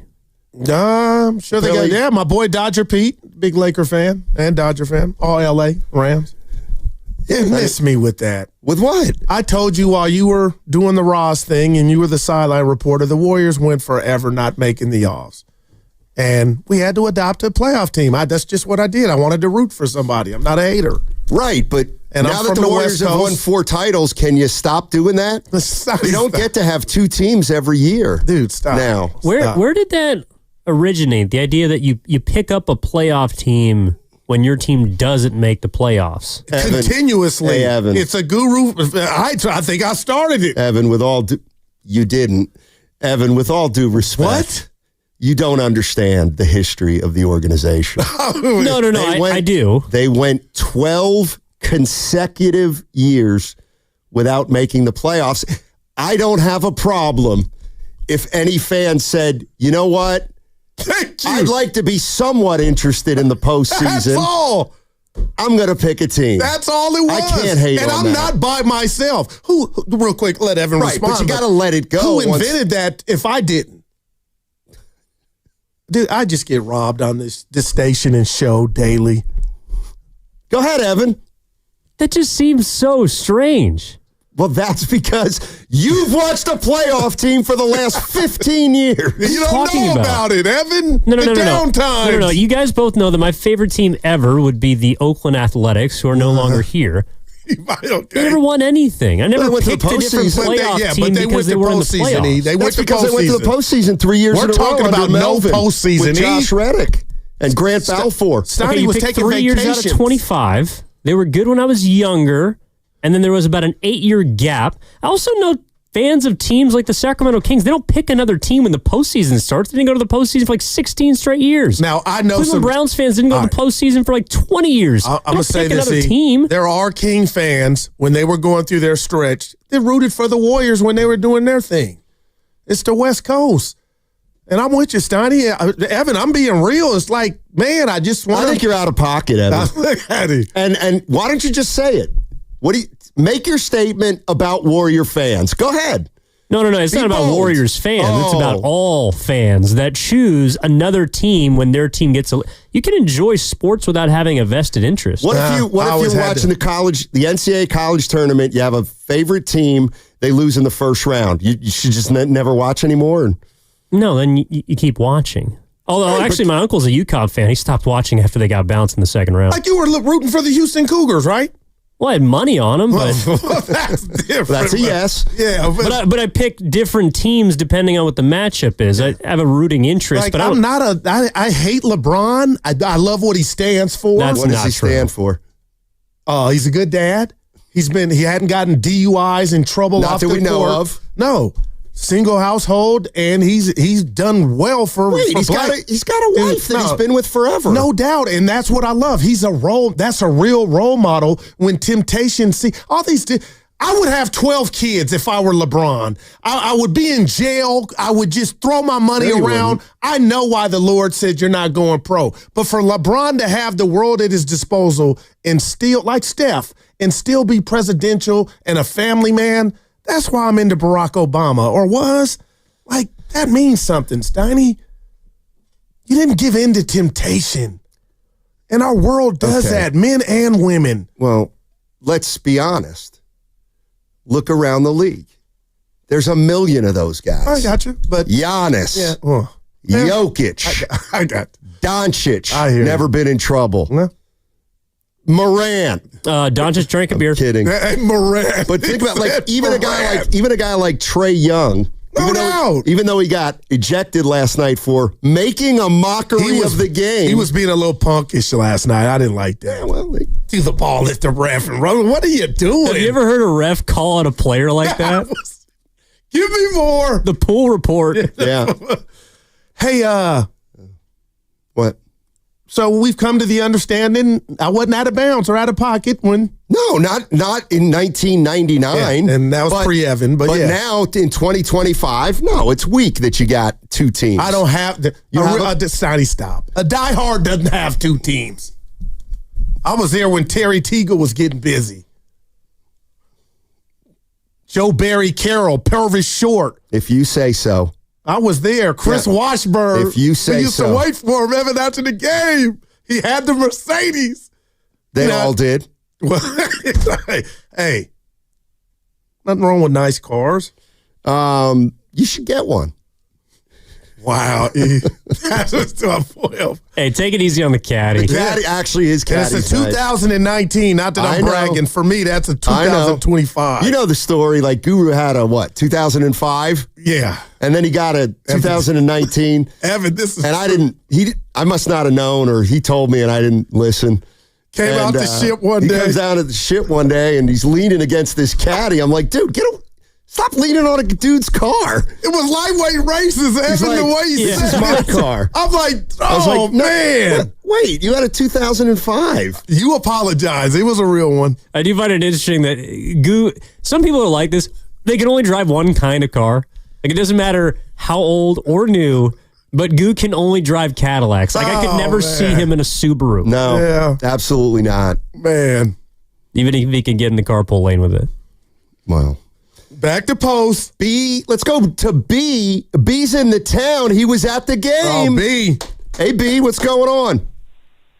What's up, fellas? Hey. Hey, just wanted to say shout out to my son, Christian. He took me out to to the game last night. It was my birthday, so wow, he treated me. Happy birthday, man. Now, how old's he? Right on. My son, he's 27. So you guys had a beer together? What's he do? Stop. Right now, he's trying to get into the county as a probation officer. So he's on his way. Nice, good for you guys. We had some alcohol. We had a light buzz. Yeah, responsible. I love it. I can tell already. Yeah. You're responsible. I'm glad I have Wednesdays off. I'm able to recuperate. There you go. I'm looking for that kind of schedule. It's a wrap. He's already got it with Thursdays. Hey, go ahead, B. 410s are beautiful. Anyways, I'm from the town and been a Warriors fan for 45 plus years. And obviously the last caller hasn't been in East Oakland off Seminary where I grew up. We don't see no Laker jerseys there. Wow. You know what I'm I saying? do. Well, I haven't seen them. Anyways, I want to put it right on the table on this one. Uh-oh. Sponsored by Atco Pest Control. Go ahead. The Chase Center will never be the Oracle. We get into the arena yesterday, and the gentleman at the the usher asked me where my seats are, and the fan in front of me going in front, he started yelling Warriors. And this guy the usher tells the fan, can you quiet it down, please? Oh, no. I looked at my son, I go, never mind, man, let's go. So we just found our way to our seats. We'll go with something else. That place elevated. Wow. Yeah, there it is. Also, I think this Houston Rockets series is going to be a good one. It's going to be like a Apollo Creed, Rocky fight, back and forth, very physical. Wow. But I still think we're going to come on top because we got that championship DNA. We know how to handle it. Wow. Also, one last thing. Yeah. I think, man, Buddy Hield better be careful, man, because him getting chewed out by Curry against the Denver game. I saw that. And him yelling in the background when Butler was getting an interview in the locker room. And then I saw yesterday Draymond Green getting into it with him on the bench. I told my son he's about to get jumped in the locker room if he don't stop it. Thanks, B. Appreciate the call. Well, you saw the clip of Buddy's an easy target, and I don't like it. And Draymond Draymond gave him love yesterday. They asked Draymond about, were you ever concerned, I'm paraphrasing, Jimmy not shooting in the regular season? And he goes, no, he's an OG. I've been in the game for umpteen years. I didn't say nothing, but Buddy does, and that's Buddy's bit. But did you catch the video? They were doing a timeout. Jimmy was saying something, not yelling, but you could tell he was instructing Buddy. And do it all the on time. his right, and then Curry doing the same to his left. I'm like, leave my man Buddy alone, y'all. He didn't shoot it well yesterday. So, Evan, I'm looking at the sound. Made the biggest defensive play of the game. It's a fact. Man. Somebody asked Draymond if the Warriors are America's team. Asked if this is America's team. I didn't hear that one. Yeah, I got to listen to this one. Steph Curry played here. It's the greatest show on hardwood over the last 10 years. So, yeah, I think so. I know I like watching Steph play, and I'm kind of a basketball pure, so I know the rest of the world got to really appreciate it. But, yeah, I think there's no surprise. Steph Curry's been the best show in basketball for the last 10 years, and that hasn't slowed down a bit at all. I think the numbers will probably back that up. I don't necessarily know what the numbers are, but I'm pretty sure the numbers probably back it up. Uh-oh. You know what that means? Numbers are numbers, and numbers are numbers. What's that mean? How PO'd is LeBron James right now? He's got to worry about Ant-Man. But Bron's got some other problems. But Draymond just sold him up the river, saying Curry was more of an entertainer. Wow. He's going to be hot. Let's go to, our buddy, Ro from the O. Ro. Hey, Ro, how you doing? I'm doing good, Steiny. Guru, how you doing over there? Hey, we punched that playoff ticket. You know what it is? Yes, sir. Yes, sir. I got to give a shout-out to Evans. I always call. I never give him a shout-out. My man does a good job. He does a good job when he fill in for one of you guys when you're out. And he also he kills me with those sound bites and his one-liners he dropped that nobody really sees. But they be taking me out. They really funny. Yeah. They be really funny. But sorry about the noise in the background. I'm driving this truck. But nice. I just want to touch on that win. It was a really good win, well needed. I mean, it would have been nice to get that one against the Clippers, but we didn't. So you know what I mean. So we're gonna take these 4 days rest and get ready for Sunday. And then I got another thing. Goo, man, I know they're giving you a hard time about rooting for the Lakers. I rooted for the Lakers in that Kobe Shaq era because those were some dark years for us. Being a Warrior fan, the Bobby Soros, the Dan Pierce, the Jameson, you name them. It was rough. Larry Hughes. You know what I mean? So this is Hughes. This is a breath, Blaylock. This is a breath of fresh air for us. But one more thing. They didn't want me to touch on the Kuminga thing. I mean, my man, I know I said last week he's going to either barbecue or meal dude, but I met in the game, not on the bench. So I don't know what's going on internally over there, and I just wish I could see the young man play. I know he makes mistakes at times, but everybody on the team makes mistakes with turnovers and things of that nature. So yeah, I would like to see that. And I got one small request. I want to get that sound bite drop with the Jimmy Bucket. He's looking for it. All right, hold on. We'll get that for you. I just played Do it again. Jimmy Bucket. Because it's him. Right. There it is. I'm pretty good. Shut up, Evan. Yeah. Does anybody not like Evan? Like, I'm serious. Like, let's just 30, 40 seconds, a minute. I can think If you don't like Evan, you're the problem. Like, this dude is my boy list. Gerard, San Luis Obispo. He loves Evan. Has he ever met him? Not in person. Exactly. Oh, my God. I got a mean streak. Has he ever had an enemy? Yeah, Billy Johnson. Somebody St. Joseph's High School. Somebody's saying I had what's that? A senior moment. What I forget. Oh, you just had one. What? I know what. I can't remember. I'm senile.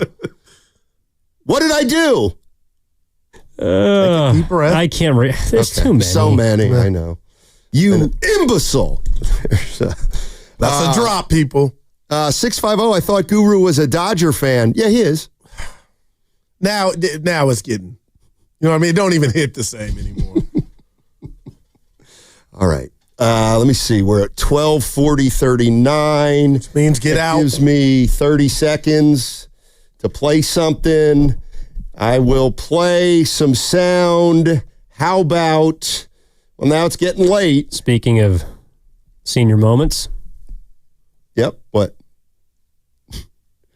You're looking for a piece of sound to play. Right. Just I hit am. The button.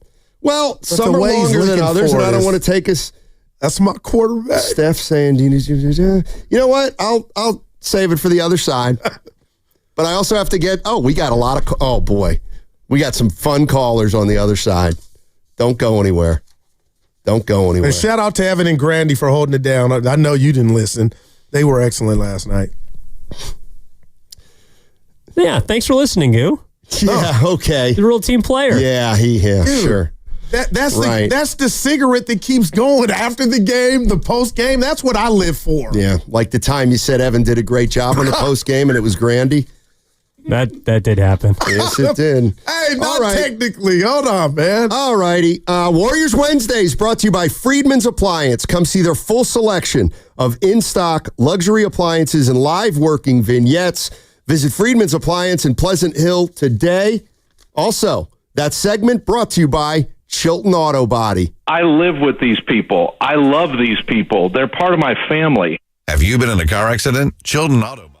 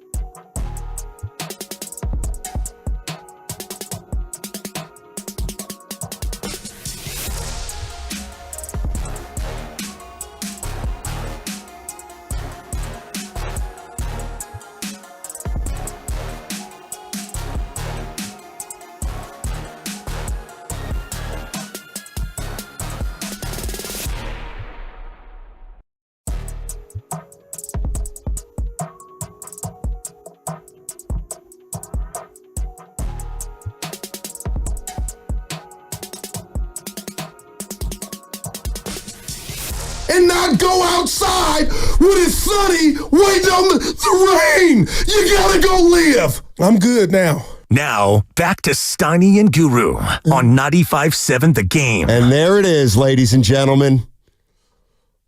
Another home run in a baseball game. That's a joke. What's a joke about? Drake Baldwin. Yeah, went over the fence. Yeah. It's this flare. I thought it was going to fall in between third base and left field. Oh, it goes over the fence. Of course it does. Let me guess, you had the pitcher in your fantasy I don't have league. any. No, I have nothing in this game. But look at this. End of the bat. He hit it off the end of the bat. It happens every day, all day. It never happened in 1985. Yep.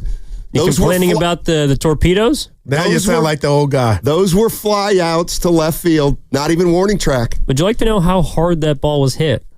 I'm going to say straight up 101 in the air. 101. 96. That's nothing. It looked like it did. Wow. It was a little blooper. It's a home run in 4 of 30 parks. Exactly. Let me guess, Philly it goes out, right? Theodore ran. Steiny, stop pretending to act like you understand baseball. No, Philadelphia is correct. I had to read that. Of course it's correct. I know baseball. Why do I look so dark today on camera? You got the lights up. Well, you know we're not allowed to answer that question. I can't speak to okay, that. guys. I'm talking about the thanks lighting. for putting us in no man's land. Way to go, Goo. You want to talk politics now? You are religion? Nope. Don't talk about that. Let's go to Tony in Oakland. What's up, Tony? How you doing, man? Fellas, I would like to welcome you to playoff Yeah. Butler III. What Let's we go. saw tonight is what we're going to see all We saw in the nothing off. tonight. We This saw it last guy- night. Yes, sir. This guy was in neutral all regular season.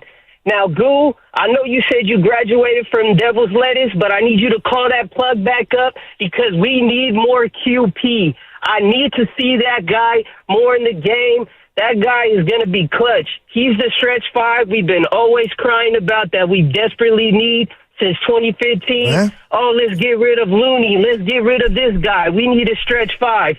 Well, guys, it looks like the plug probably came around, re-upped, and gave us the QP we were looking for. That guy's the answer that we're looking for. You know, I think that everything right now is looking right for the team. Go back to Himothy III. I want to let you guys know, I know in the post-interview, he was talking about how he's the Robin to Steph Curry's Batman. Well, shout-outs to Steiny. Last night, we saw that S-tier IQ that Himothy III has over Captain Curry's A-tier IQ. I mean, there was threes that Curry was shooting that I was like, why are you shooting that, man? This is like you guys say, a one-and-done game. You shouldn't be shooting that. If it's not there, don't shoot it. Without Himothy III, we don't win that game. And all I want to say is, Houston Rockets, Hot Pockets, man, you guys just got to stop it. Dubs in 5. Wow. And I'll say, I got to defend the chef. I'm going DMV. What? He has a license to shoot any shot he wants. He said there were some shots he was like, best shooter we ever seen. We are blessed, man. This dude's 37 doing this. He's a good player. Let's go out to Cleveland.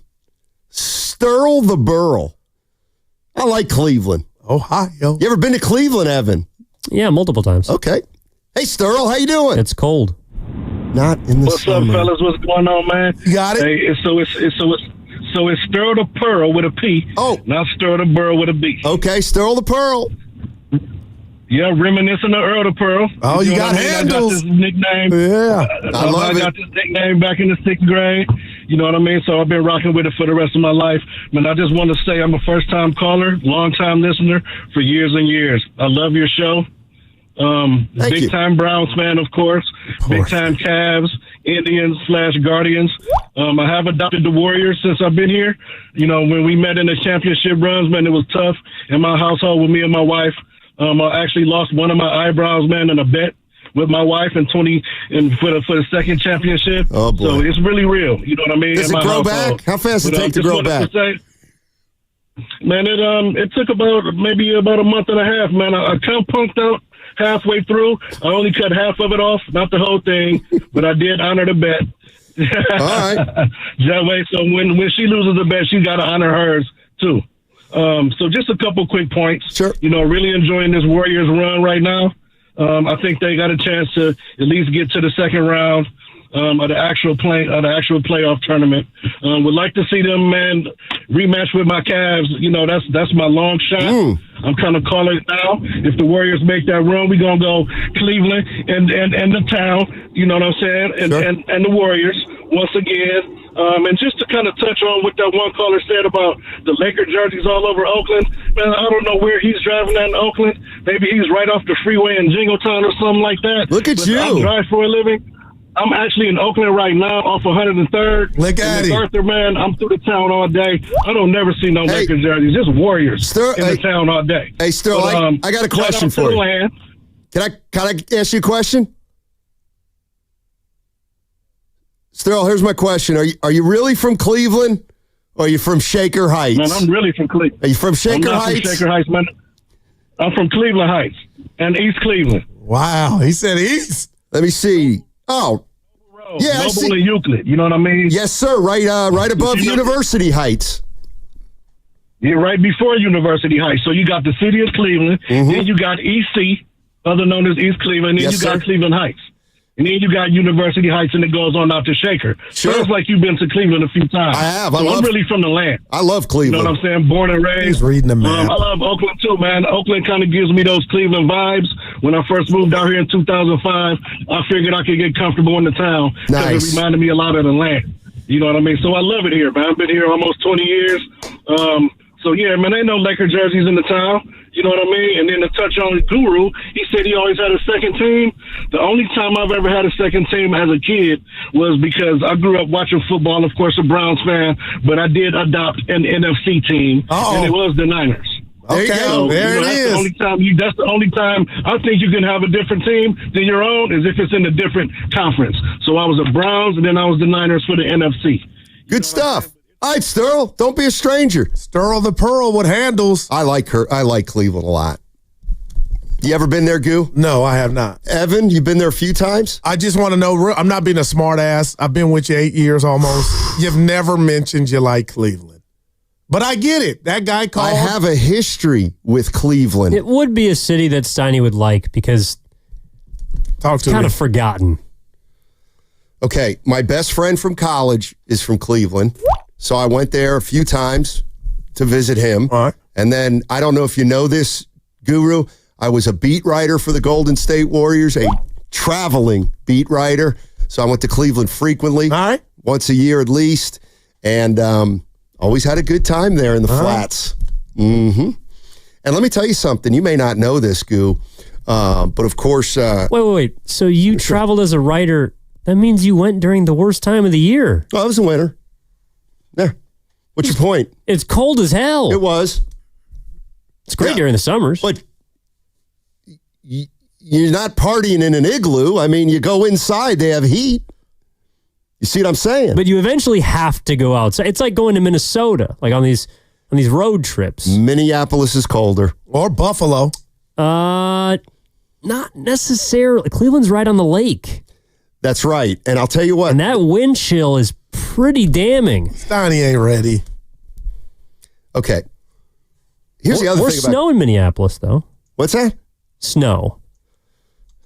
Yeah. Cleveland is underrated. That's all I'm saying. And it's easy for people who have never been there to say, oh, Cleveland. But it's usually from people that have never been there. Great city. I think when I hear Cleveland, honestly, I think of Drew Carey. Who's he? The actor. Oh, my God. Who? Jim Carrey? True, Steiny. Who's he? He was an actor. Are you sure? He's famous. I think he was a comedian. Dude, he had a series on TV. Don't do this, Steiny. You've seen Whose Line Is It Anyway? Oh, that guy. That guy. Pretty good. But he also had the Drew Carey show. Yeah, Price is Right. Please. Hey, he had the job. Nobody. Now, this is interesting. 925. Minneapolis has underground tunnels. I always thought they were above ground. Both. Oh, they have them underground. Yeah, a lot of the Midwestern cities, especially places where it gets like Right, they're deathly cold. Yeah, they're called habit trails. Like a jungle where you cage. literally cannot go outside, otherwise you get hypothermia. Right. Oh my God. But I didn't know they had underground. Like the buildings are connected. Usually, I would go walk up high, like downtown, the University Back of to Minnesota. sports. Okay. No, that was info. Let's go to Joe in Walnut Creek. Hey, Joe, how you doing? Man, how you doing? Doing well, thank you. I think you'll appreciate this. The motif of this would be like those who ignore the lessons from history are doomed to repeat it. Bring it. Like I see, all right, I like it. I see Kerr and Nelson being similar, man. They both like small ball. They both play players out of position. And when Nelson played Weber at center, Weber was so unhappy. And what did the Warriors do? They chose Nelson over Weber. They chose a coach over talent. Correct. And let me ask you, what effect did that have on the team from years to come? Oh, it was the starting point of a very desolate period. Yeah, it was just miserable for the Warriors, right? Well, now you got Kerr playing all these players out of position, and he just doesn't think J.K. fits. When he gives them minutes, he gives them token minutes, and I see a showdown coming, and the Warriors are going to have to decide whether they're going to learn from the history of the past or whether they're going to choose a coach who's probably only going to be with the team for 2 years at the absolute most over talent. And it's going to come down to that because J.K. is going to be like, man, I don't want to play for him because he doesn't play me. He doesn't appreciate my game. And it's true. Kerr does it. So that's kind of what I think this is boiling down to. You know, small ball doesn't work. It didn't work for Nelson. Nelson never won anything. And if Kerr's going to march out these 4-guard lineups through this postseason, I promise you, even if they win one series, they're going to be so beat up, they're not going to win the second. They have to play size. JK's got size, so that's what's going to happen. I mean, that's my feeling on it. I hate to see it. Man, you brought up Thanks, Weber. Joe. Appreciate Man, the call. I mean, cry, Steiny. Well, Chris Webber was the Rookie of the Year. And they went to the offs and They gave did. Phoenix and Barkley all that and some. It's not a bad analogy. Well, Kerr's got 4 rings to Nelson. Nelson had 1. What do you say, Nelson's an idiot? No, he's one of the most creative coaches to ever do it. For some reason, that bothers me. Well, he's ringless. Did Don Nelson ever coach the best team in the NBA? No. Okay. So it gets hard to win if you're not the best team. I feel like he created Nash, though. Okay.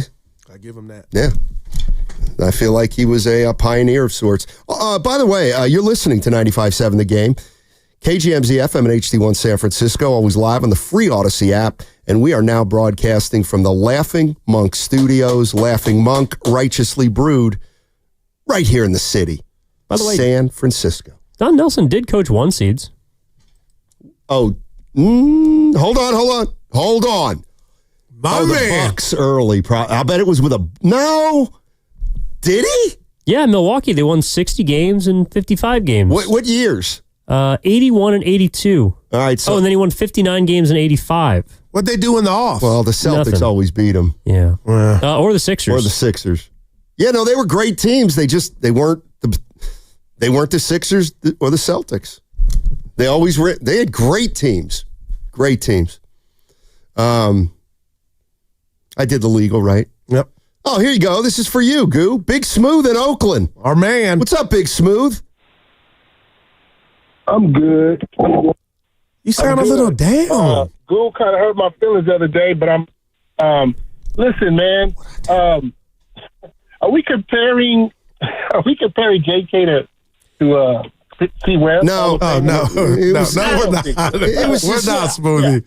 We're not. I'll take Steve Kerr the 4th shift over JK's feelings. I'm sorry. I like JK, but come on, man. What are we doing? Yep. Hey, so first of all, hey, Steiny, saw you on with Sal this morning. You got a face for radio, as do I. So thanks for that. Wow. Man, I am concerned. You know what? About the 20-point. I'm concerned about giving the 20-point lead away, man, in the playoffs. That is concerning. I haven't really heard that talked about, but I may have missed it. But that is a concern. You had a 20-point lead. we should have at least won by 10. That game was a little bit too close for me. I don't know about you guys, but that game was a little too close. You let them back in, man. We have a history this year, man. We've been letting teams back in, and what are we going to do to correct that? That's my concern, because I do believe we'll get the lead again on Houston. I don't think Houston can beat us in a series. That's what I'm saying. But we're giving up leads like that, and in the NBA, man, those leads can go fast. But a 20 point lead, we gotta learn how to hold on to those. Call a timeout. Do whatever you got to do. But I'm happy with the win. That was a stress reliever. But because to have to play another game, oh my goodness! Yeah. We would have taken what we had to take, but that would have been rough, man. And we can all exhale now and just be thankful that now you get a 4 days rest. Now we can play a team. This is going to be a spicy series. It is. Like my nephew told me. Hey, my nephew told me this morning. He said, "Man, anybody that can pull me along, they're not bad in my opinion." And that's what Ime is a good coach. Ime Udoka. I don't know, I might be saying his name wrong, but he's a good coach, and I love how he's got this team playing like bullies. Now, we're not going to let these young cats out bully us. It's not going to happen. And I think they poked the bear in the chest, and I'm expecting a big series because you poked the bear, baby. And that little spicy confrontation after that game, I think it's going to come back and bite him. I can't wait. Yeah. I call it bad blood. He said spicy, but the same thing. Yeah, I tuned him out after he insulted me. That was a bit. Good looking dude. Yeah, he gets the little T.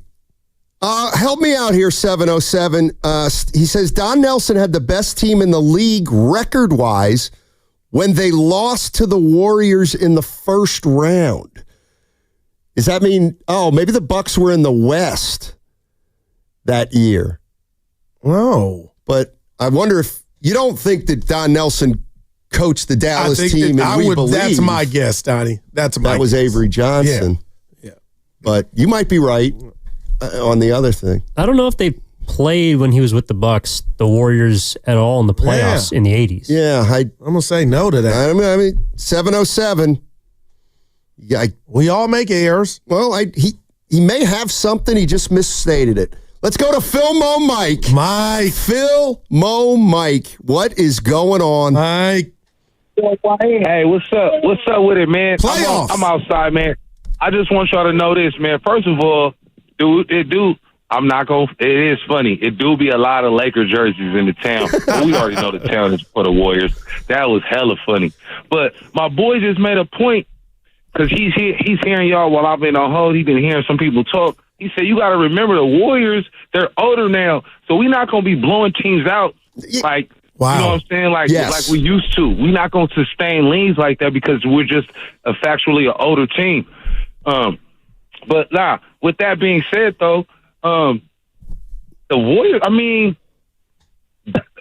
her and Jimmy Butler and Steph Curry, they doing their thing, but it's like, it seems like they only want to run the offense through them two.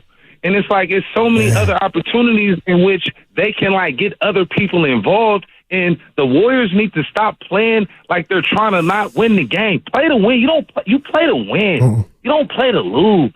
Too many times they be playing iffy and, it be like a weird feeling. The rest was horrible. I was watching the game in the sports bar, so I couldn't really hear the commentary. But I remember one time Ziti ended up on the line. I'm like, how the hell did he end up on the line? Pazinski, clean block. I don't know what happened there.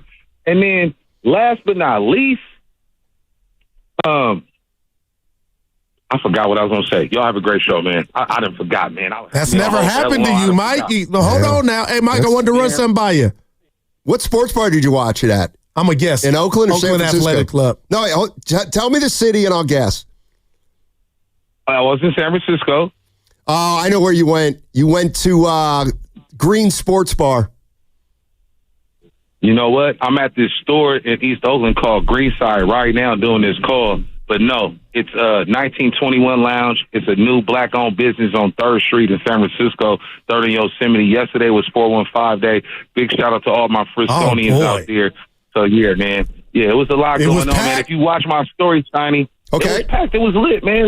It was black excellence. You know, we had a little seasoning and a party because, you know, Frisco get the gentrification cracking, and that's not a good look. We want the people here. We want everybody here. Even though I stay in Oakland, my spirit's always in San Francisco. The true San Franciscan right here.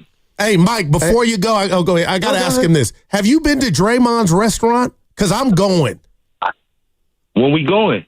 There it is. I'm going to hit you. I got his info. Yeah. Get your wallet ready, Mike. I mean, I got it. It's good. If Google don't got it, I got it. It's all love, man. What are you, man? All Mike, I got it. Thanks, Philmo. Appreciate the call. Get your wallet ready. Like, that's the stuff that hurts after the show. Well, you shouldn't have brought up the refs 4 minutes into the show. I was going to steal a page out of your book to ask his concern.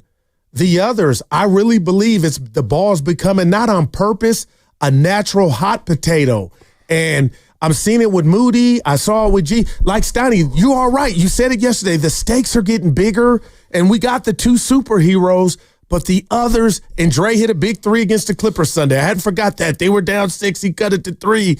But I am noticing this offense bogged down. So Mike said, is if that's what they want to do, it's the smart thing to do is go through Butler and Curry, but the reality is you can't do that every time, and there's 5 guys, defenders, knowing that. So, Steiny, we'll get to when we break down this series, I am getting a little itsy-bitty concerned about the others. Well, then you shouldn't have fat-mouthed about the Warriors going all the way if you're that worried about it. No, I still feel like led by this tandem. Then don't worry about it.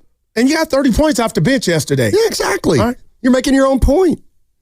Steiny, the 2003 Mavericks were 60-22 and lost to the Spurs, not the Warriors. Oh, okay. Gotcha. Check that one out, 2003. Thank you very much, that was a good coach, Steiny. And that's why I wasn't like, he's wrong. That's why I think before I say things like that, and I was like, I'll bet he just misstated something, and 2003. Yeah, remember the Spurs, I think they beat the Nets. In the finals. Well done, 707. All right, 888-957-9570 is the number, and the Golden State Warriors are a playoff team. It became official last night, 121-116. Curry and Butler putting on a show for the Warriors, and they get by the Memphis Grizzlies. And now Memphis has to play the winner of Dallas-Sacramento, and that'll be Friday at Memphis. Next question. All right. 888-957-9570 is the number. What's coming up on the game is brought to you by Fremont Bank. Here for you, here for good. We go down the tough roads, Donnie. Toyota Tundra. Toronto's nothing. The Golden State Warriors are headed.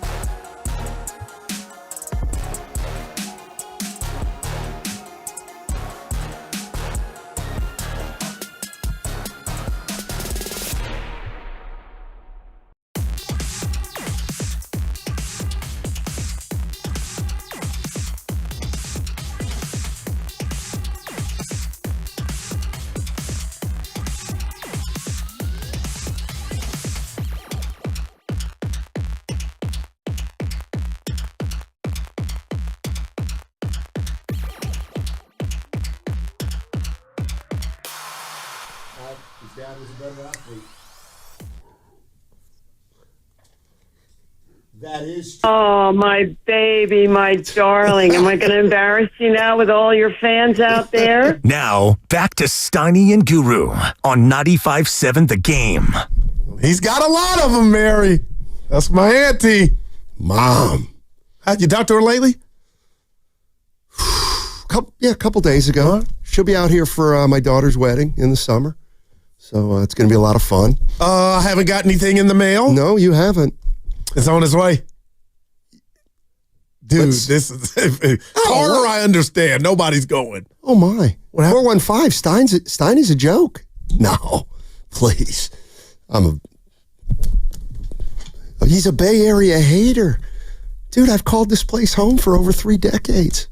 I love the Bay Area, and you know what? The Bay Area loves me back. We'll see. Oh, I think the verdict is in. Gene Hackman. But you got some enemies. No, I don't. Evan doesn't, but you got some. I won't even name them, but you do. We all do. Well, the funny thing about Evan is someone's like, everybody loves Evan. And it's like, you know what? I was like, everybody does love Evan. He doesn't like anybody. Oh, man. Come on. That's not how it works, He's a good dude, man. All right, let's go to Shaka in Berkeley. What's up, Shaka? How you doing? All right, how y'all doing, man? Hey. Victory last night, man. That was like the Giants. The last couple of games were like the Giants with 210, 212, 216. It's been exciting, man, to the last bit, man. I would have liked to see Kuminga in the game, as we all know, but it didn't happen. And we won, so I'm going to say there you positive. go. And hopefully, against all those long players that we're about to face in this 7-game series, he gets a chance to show his skills. And I did see on some film when he wasn't hustling to the ability where he should have been the game before. So I can understand why he maybe probably thought about what he was doing, because when he misses a shot, he kind of let it linger on. And it doesn't go all out of defensively all the time. But I'm just hoping that he gets his chance so me and Guru can look right, man. You know? That's a lot. That means a lot. Hey, but I want to say is, I want to put the rat on the table, man. Brought to you by ATCO Pest Control. Before 2 o'clock, man. Hey, we real lucky that guy got hurt, man. I didn't hear nobody bring that up, so I just want to say that, man. Curtis, tighten that rotation up and get a little bit of scoring, man, because the older guys are getting a little tired. Draymond had 4 fouls. That was a problem for a minute, so I just hope everything can come together. I would like to see Knox, too. I would like to see Knox get a chance.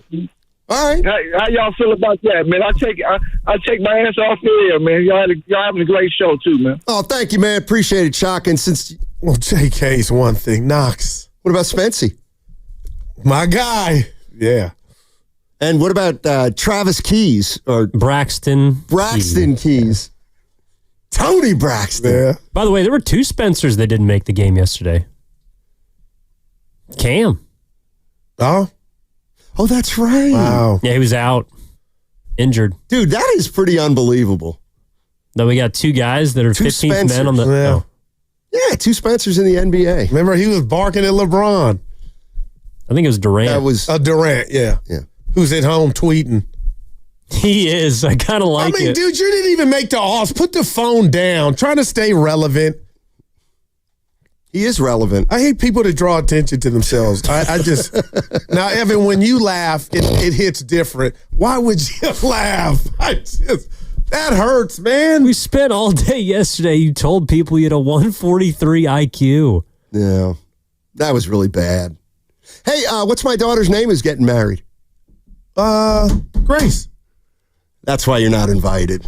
Mary Page. Not her either.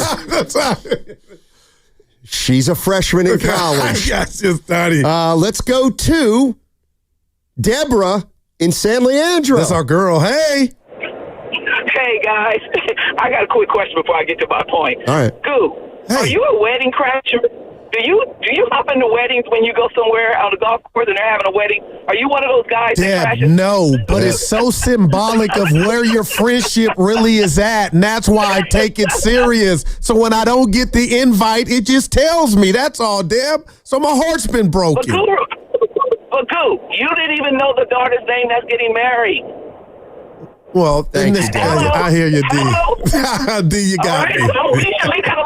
Yeah, you got me, D. Yeah. Okay. Hey, I want to make a couple of points, guys. On Kuminga. Kuminga does not always hustle. He really should look, and he could be the type of player that Jimmy is, and go to the hole the way that Jimmy goes to the hole with the ball, and learn how he goes, right? The move that Kuminga has going to the hole, he always has his arms extended like he's trying to draw a foul. And he's already made up his mind that this is what he's going to do, right? And most of the time the ball gets stripped or he falls down.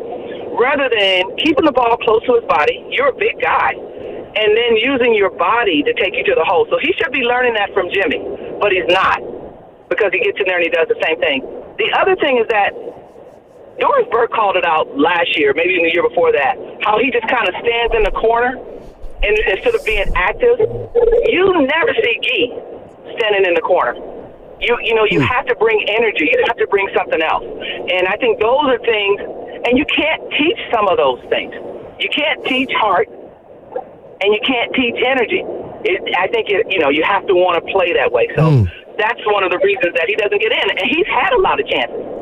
Kerr has given him a lot of chances, but we can't lose giving him a chance. That's my take on Kuminga. Good stuff, Deborah. Yeah, Thank you so D. much. Well, I'll tell you what, the one thing about Jimmy Butler, because it's all been peaches and cream, above and beyond, him unlocking JK, I think it's fair to say at this juncture, partner, it didn't happen. You can get rid of the UN. He just locked him. Oh. Or a roadblock. Yeah, I see it working. Might have put him in a cage. The master lock. For Gee to get out there last night, not Kuminga. Now they're passing you up. And it's about the team, right? But now they're passing you up. Yeah. Oh. Let's go to Frank in Atlanta. Hey Frank, how you doing? Hey, how you guys doing? Thanks for having me. Absolutely. Hey, I'm just want to congratulate the Warriors and you guys, and I'm happy we won. We pulled it out of the crevice and got the win. So now it's on to Houston. I'm not going to be negative today and talk a whole bunch of smack. I want to ask you guys a question. Going back to the last segment. All right. Who do you guys think will be the third, fourth, and fifth scorers over this first round? Us, by average per game, because that's a good question. We don't have the third. We don't have the third guy. Yeah. And you guys were talking about in the last segment, and me and my brother had that conversation of nobody wanted to take the shot. Yeah. In the last 5 minutes of the game. And it was very apparent that nobody wanted to take a shot. They only took shots because they had to. So me and my brother had a conversation of 75 points and then 45 points to get to 120. Right. Which was what we got to. So Steph and Jimmy, like I think you were saying earlier, they're probably only going to average 28 points a game. All right. So that takes you to 55 points. That takes you to 55, 56 points a game. Right. Where are we going to get that other 55 or 60 points a game from? To get to the 115 or 120, we're going to need to get past not only to get us past Houston, but probably past L.A. in the second rank. Well, last night you got 23 good between question, Frank. Post and And who's Stoney? And Peyton. So that's 23 right there. I think the problem is sometimes the answer to his question is by committee. I think it's going to be by committee. And Pods, it was Moody, and I was confident it's all outdoors up until, here the last month or two. The scoring's gone down, and Pods, in regard to volume, I know Pods is going to shoot at least 10 times a game, 7 to 10 times a game, Stoney. So those would be my two candidates. And then at the wild card is Jonathan Kuminga. But don't forget about Buddy Hield. But he hadn't actually been able to be counted on. But the by committee, does that scare you? Well, they have to do it that way. They do not have a consistent third scorer. Yeah, man. They do not have it. That's facts. So what has to happen? Well, one day Pod's got to do it. Another day Moody's got to do it. Maybe Draymond gets you 15 one night. Post. I mean, but yes, I was thinking that too. You give Curry and Butler, give them 55 together. I think that'd be great. It's 27.5 for each of them. You're still going to need either a third scorer emerge or 2 or 3 guys with about 10 to 14. Yeah. I don't know if you caught the boss's tweet last night, but it kind of stayed with. No, why do you say it with that energy? Because I don't. He has some good stuff. Well, I'm not on Twitter. He says it's great. I'm paraphrasing. So he wasn't going to come in and work today? No, he used that one the other night. Yeah. As great as Curry is, does everything have to run through him? And I feel like that's when they get bogged down. I know Jimmy. But even those two together, a lot. But last night, Stoney, it gets when it gets sticky, you feel like the others feel like they can't shoot. Who are they going to run their offense through? It's when you got a shot, take it. Be who you were in the regular season, Moody, and Pods for that matter. I feel like, and I get it, but I feel like they're overthinking. Like I'm not worthy of. No, you got to let them fly and play, man. It's a miss or make league. But to keep throwing it hot potato back to Steph and Jimmy, that's when it bogs down. And we saw a little of it last night, and they got bailed out. I mean, shoot. Play like you've been playing, but you said it yesterday. Go the stage. The lights get brighter. And I don't know if it's about I don't want to make a mistake, but you got to play free. And that's what this team, the others, have done all year. It's a fine line between a rookie playing free or a first-time playoff participant playing free and playing smart and playing heady and all those kind of things. I mean, the playoffs aren't the time for Moody to go 2 for 9. And like I look at last night, he was 4 for 7. Yeah. I know you lost the bet because he only had 9, but he was helpful last night. Maybe some other nights he's going to score a little bit more than that. But Pods was not good last night. We gave him his flowers. That was not it. And Pods would pull up and tell us he wasn't good.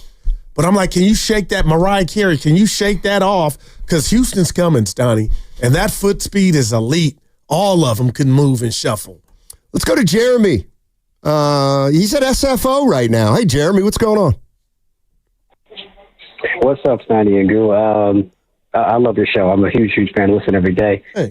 Stoney, you kind of took my thunder a little, but I mean, basically, I was going to say that from here going on out, based on the ages of the big three, that they're going to have to give us some of what they were in their primes, and the rest of the team is going to have to supplement what they don't have. And if Draymond can kind of strive for getting that kind of triple-double every single night, like 10, 10, and 10, I think we're going to go far. The Rockets better become buttoned up, or it's going to be Houston. We have a problem. You feel me? So nice.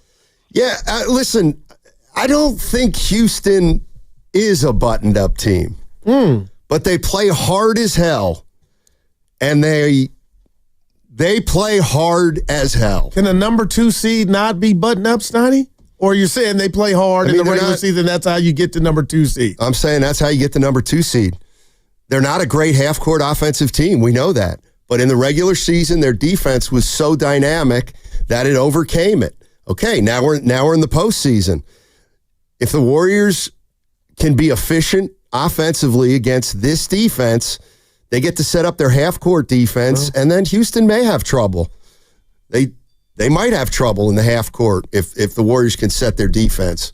But it's hard to set your defense if you're turning the ball over and Houston's, getting runouts and stuff like that. Only 10 last night by the Warriors. It's going to be I think the series will be about pace. Can the Warriors slow things down, especially now with Butler? And can Houston kind of speed things up? Yeah. And Jalen Green, real quick, closed out that game, Steiny. I believe the last time they were in town, Curry was trying to guard him, and he made some big buckets, but he notoriously has not played well against his team. I cannot wait to see who's on him, who tries to check him, and if he answers the bell in regard to, like, this is my coming out party from a team that I haven't played my best against, this will be the best time to show it. Let's go to Dominic in Richmond. Hey, Dominic, how you doing?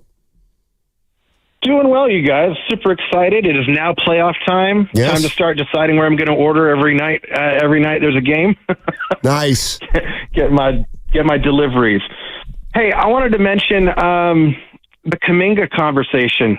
You know, I got to trust Kerr. I got to trust the coaches, but I've never been one way or the other way with Kuminga. And so I went back and I actually, this morning, after hearing you guys a couple hours ago, I went back and I watched the San Antonio game and the Portland game leading up to the last two. And I watched the Kuminga minutes, and I have to say it was kind of underwhelming. I mean, he had turnovers.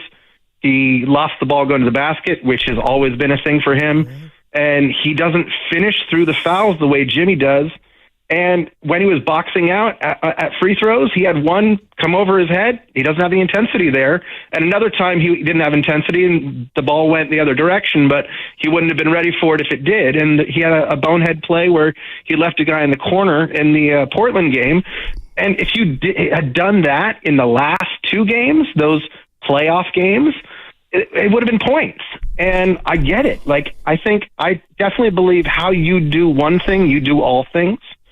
And I'm just saying he just lacked intensity and engagement. And the other thing is that when you have Jimmy playing like he does, you're not taking him out until he says, I need a breather. Right. And so when was Jonathan able to get in, really?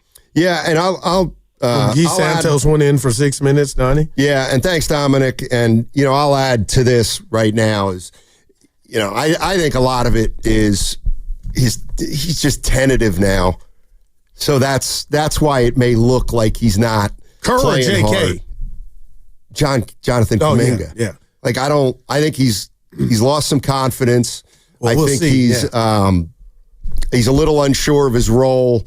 I think every time he touches the ball, he's cognizant of do I try to go one-on-one, which he's thinking too much. Exactly. That's terrible, man. I'm like I said, we'll find out how he's taking these two games. But I'll tell you what, Steiny, if I see you after Easter Sunday and we're here Monday, regardless of what happens, and he gets another DMP, then the ship's left the dock. The boat's left the dock. I think it already has. That doesn't mean he's not going to play against the Rockets, but I mean, and I hate this phrase, but it is what it is. He's not in the rotation right now. And I don't know if that can change in the playoffs. Well, if you listen to Draymond, it sounds like he says Draymond said they were going to win a title. And he's not been proven wrong yet. We'll see about that. Yeah. I mean, Draymond says a lot of things. And I think you'd be wise to take what he says and take it with a grain of salt. Because what's he going to say? Yeah, he ain't playing in the first round. I just got to get this off. I know we're up against it. Sure. But, I understand people are picking up the phone, typing on the keyboard about Kuminga Kerr. But why I'm sitting back in the weeds, Steiny, and I'm thinking to myself, it's not just Kerr, Jonathan. It's the OGs. It's the veterans. They got that card. They got that juice, Tupac. They got the juice to get you in the game or even change their coach's mind. So everybody's calling in, coming at Kerr that are pro Kuminga and want to see him. But the right on the table, brought to you by Atco Pest Control, Steiny, is Curry, Dre, and Butler have to have some say in this decision to back Kerr up. Because if they felt like it was wrong, it would be rectified. So I know they're going at the coach, but do you get what I'm selling? It's got to be them too that have said, yeah. And I told you that Friday Portland game, Curry was wide open 4-3. Kuminga had the ball, didn't even look left, Wynn did what he did, missed the shot, and Curry looked back at the bench. And you could be like, Goo, that means nothing, but it had to be something. Curry gave a look like, can you believe this? So I'm just saying, I don't think Kerr's acting alone.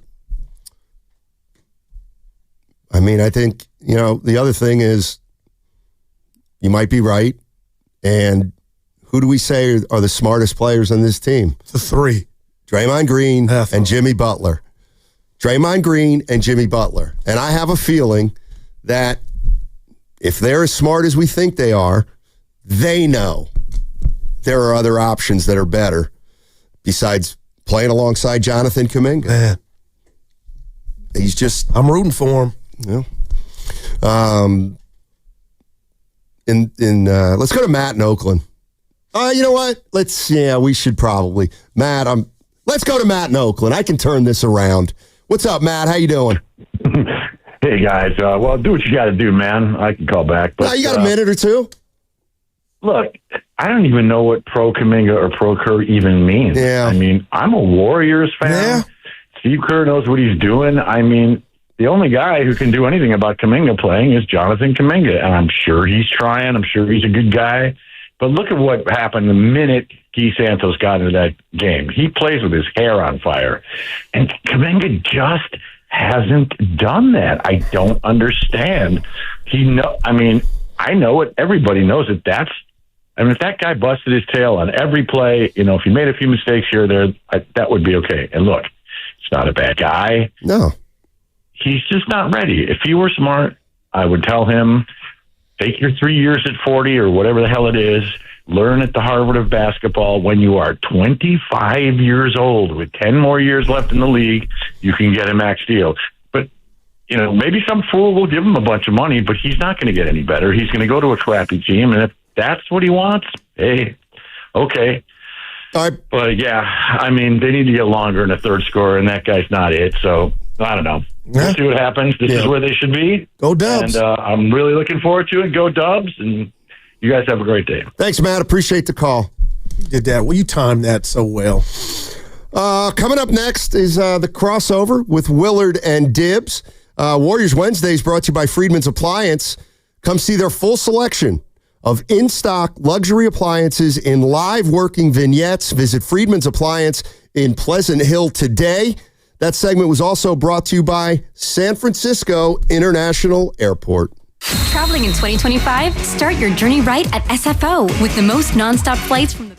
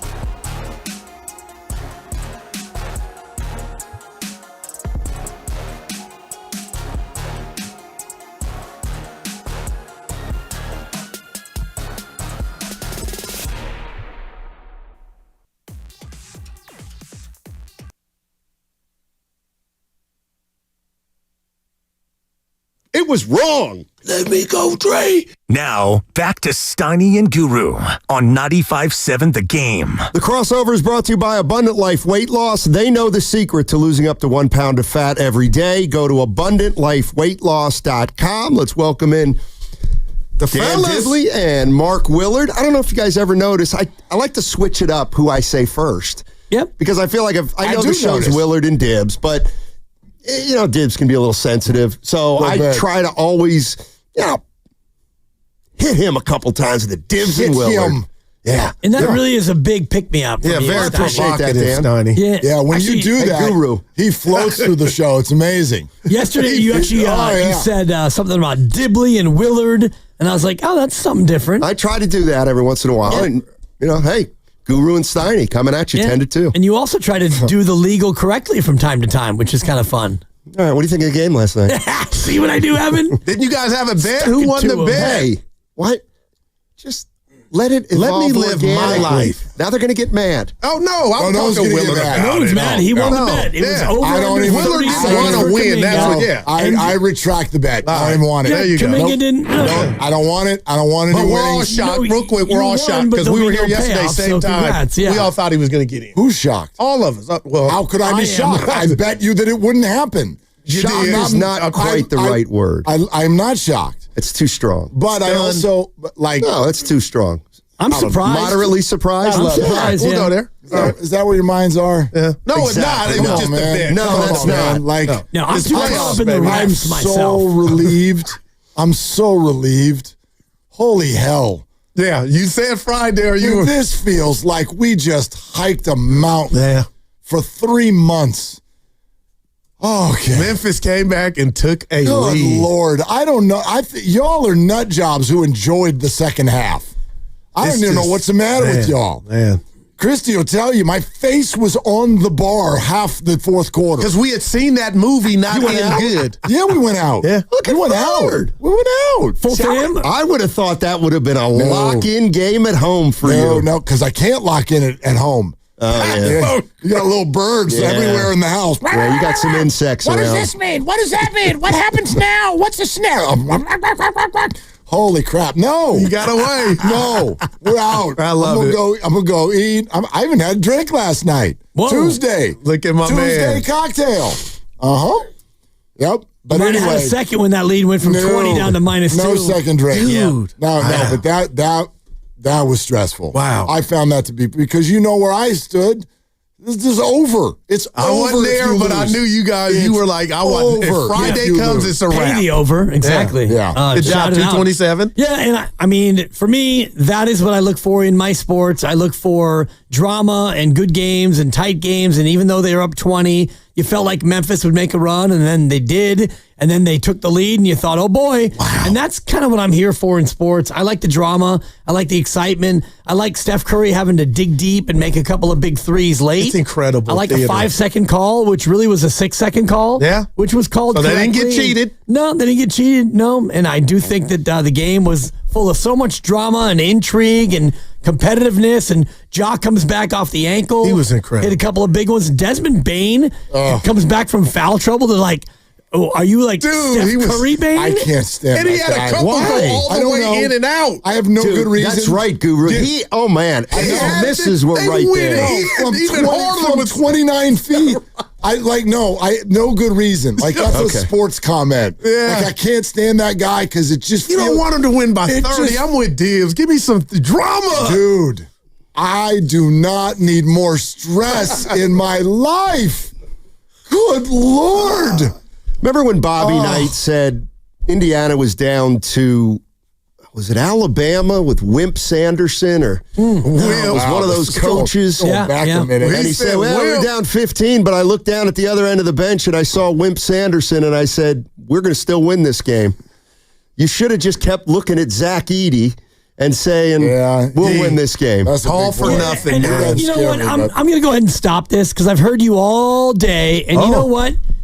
Put some respect on a rookie's name. He is a rookie. And he had 17 rebounds, and he like had a Barkley and Kenny double-double. Smith. He had 14 and 17 as a rookie, and I think that you're being a little bit unfair and you're being disrespectful to Zach Edey, a guy who 2 years ago was going to go undrafted, and then he had a great year at Purdue, and then he got drafted. And then this year, everyone thought, oh, that big stiff, he's no good. And, well, he's not an all-star, but he's better than no good, and you're being wildly disrespectful to Zach Edey. He stinks.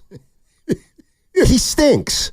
And he can't play against the Warriors, and I don't understand why he did, quite frankly. He had a double-double. They got something going late. Goo. I mean, I'm Dan Dibley. Dibs. I know we look alike. Who's the From the Dibs and Willard show? That's Dan. Who was the biggest player on the floor?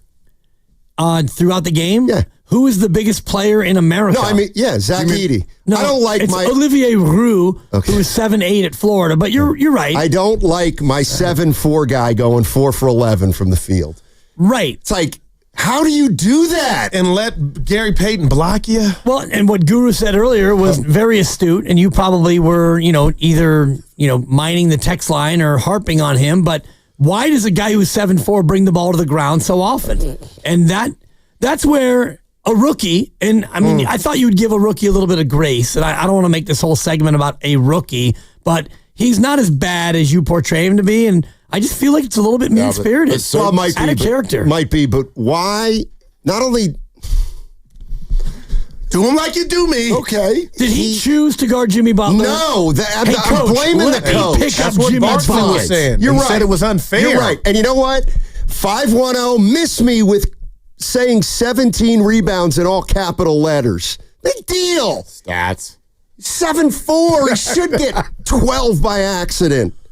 And Jimmy Butler showed why he was a great player, because even though the big guy had a sag off, he still baited him enough to be able to go by him.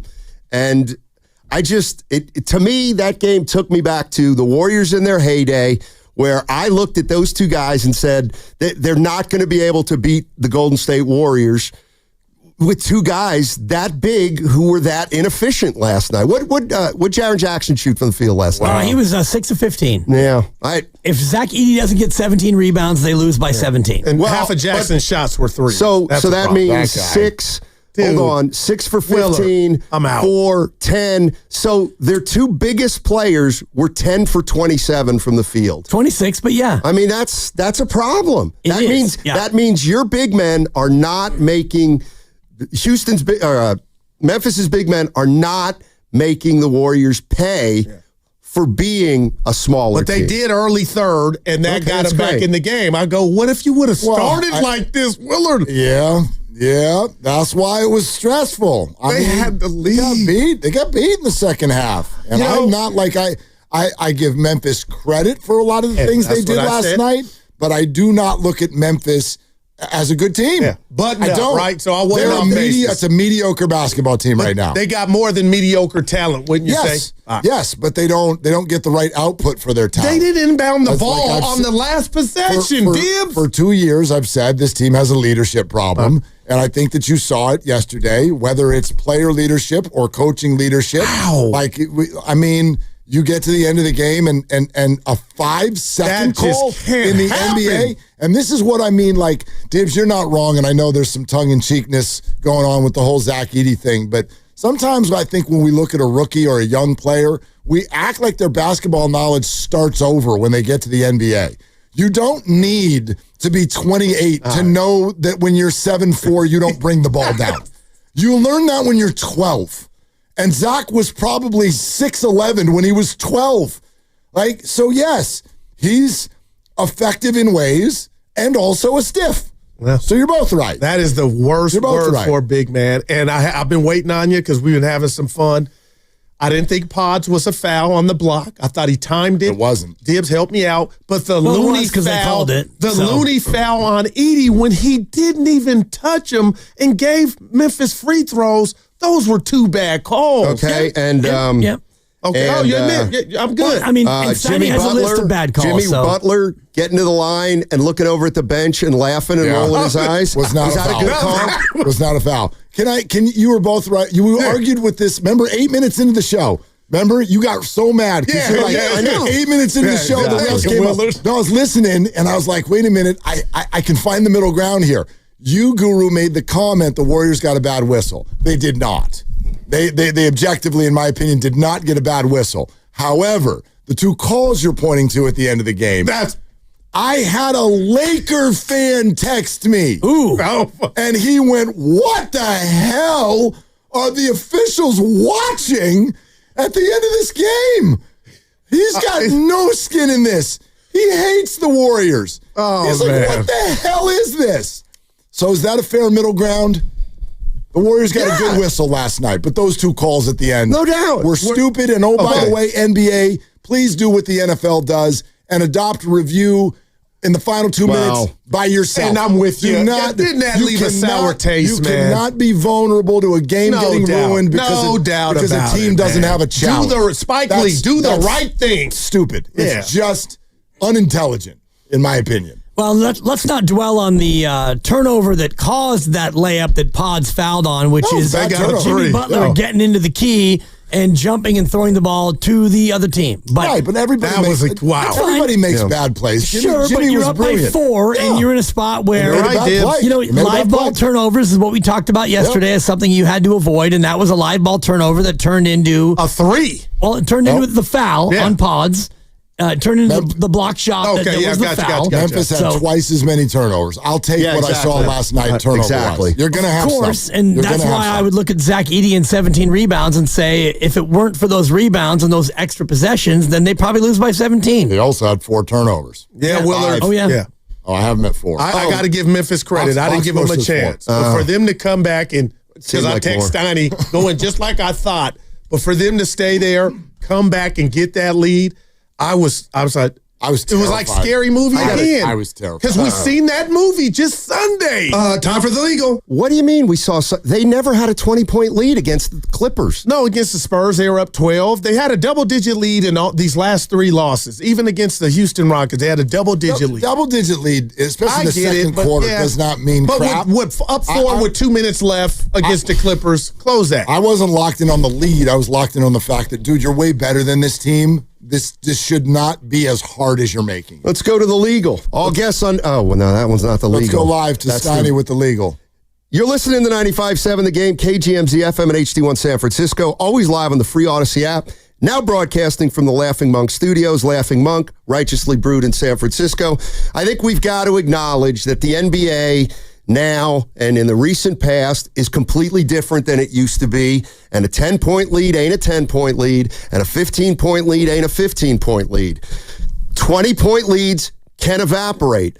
I swear to God, this is how I look at it. You know why you won the game? Because you got a 20-point lead. Yeah. And you weathered the expected run that everybody makes in the NBA. Now, did you want to get down 1? Of course you didn't want to get down 1, but I'm a firm believer in that. Yes, to come back from 20 takes a lot out of you. And they still had a quarter to go, and that gives the Warriors time to regroup and play their game. I think the most underrated stat of the box score to remember as to why maybe this was close, Memphis shot the hell out of the ball from 3. Now, they didn't shoot a lot of them, but they shot over 46% from 3. So that's hard to weather. And Bane had to go in and out. That's the one that calms and comforts me if you're a Warrior fan, because it's like Memphis came in and they did, from a shooting standpoint, they gave you their best shot. And you were able to, and that's how you erase a 20-point lead like that if you shoot almost 50% from 3. Yep, but you build a 20-point lead, and Steiny made the point earlier about the Warriors who were just absolutely on fire when they built up that 20-point lead. They were making everything, and you're right. It was going to be a game of runs, and Memphis made a run, and then Ja got hurt, and then the run continued, and that's what made it a little bit more alarming. I'm just going to bring this up now while we're all here, because I don't know if you've all seen it, but the last 2-minute report is out from last night's game. I'm going to go. Curry traveled. I'm going to go to the bathroom. Curry traveled. I don't even want. I haven't seen it, Diz. I'm saying I am on pins and needles. Curry traveled. Curry definitely traveled. Before we get to the Curry travel, I'm just highlighting the three. Oh, God, yeah. Have you seen the slow-mo? Yeah, but he does the hardened step back, and then his left foot rolls, moves, rolls again. You better be careful. No, sister. His right okay, I got you. Yeah, all right, I got you. Pokey. I didn't. All right, yeah, I don't want to give it to us. Well, I was just going to start with the Podziemski, the Poughkeepsie kid with the block shot.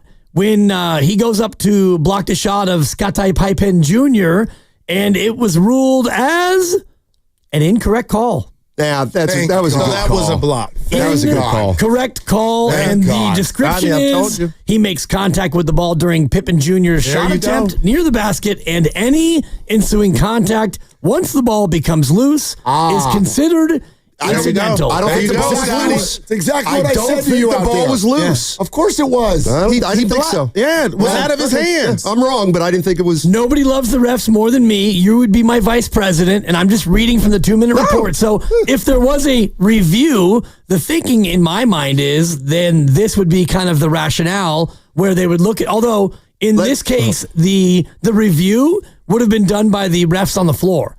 A foul call does not go to New York.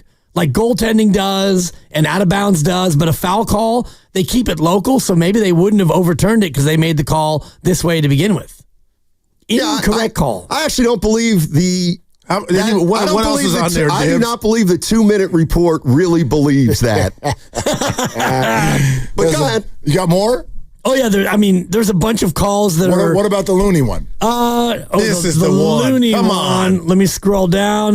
Loose ball. Looney initiates contact across Edie's arm, affecting his ability to control the ball. That's a CC. That's a correct call. Wow. See, you guys can feel the same way about something, and I feel the same way about something else. No, I don't like 2-minute reports. I already think that they're weird because it's like... Telling on yourself. Here's our opinion about what we did. I agree. Well, you're like, by definition, this is tainted. Yeah. I want to hear your opinion about what you think. Makes it worse almost. No, I heard from a referee earlier today, and he talked about how this is the epitome of transparency, which is what we all want. We all want a pool reporter to go and talk to the ref. Well, this is the league saying, we're going to look at the last 2 minutes and tell you exactly what we see. And I don't think that they're going to look at this and say, well, we need to cover our ass on that one, because these refs get graded and they get elevated or downgraded. As you know, your cousin who was an NBA ref for more than 20 years. And that's why the whole idea of a makeup call, it doesn't exist, because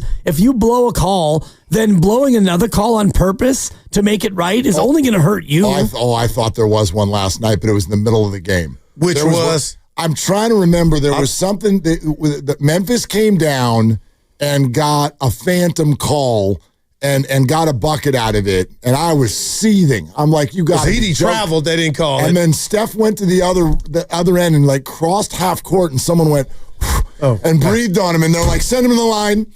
And Steph Curry that's an automatic 2. The one that gave it right back to him. When did Edie get the follow-up dunk? I'm looking at it right now. Oh, okay, it's almost like you're inside my mind because that's listed as an incorrect call. Offensive interference? Yes, it was offensive interference. Wow. Now, I got to tell you something on that one. Buck 28 to go. Okay. Edie goes up, and he had the follow dunk. This is bad, and he makes contact with the ball while it's in the imaginary cylinder.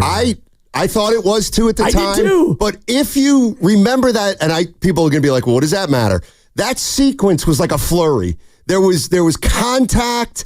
I thought maybe they were going to get a call earlier in that play when the guy took the shot, and I think they were just like, they missed it, but... Jaren Jackson Jr. got tackled. They didn't call it. I thought that one was pretty bad. I mean, look, and Draymond should have fouled out with 1:30 left when he fouled Scottie Pippen Jr. And it was a no call when Pippen was on the gather and Draymond fouled him. Oh yeah. And he fouled out like 45 seconds later. But I mean, Draymond should have been out in this moment based on the 2-minute report. Bottom line is Jimmy Butler and Steph Curry combined for 31 free throws. That tandem is special. I don't think you can bank on that. I don't think you can be terribly upset with the officiating, even though, yes, there are a bunch of bad calls.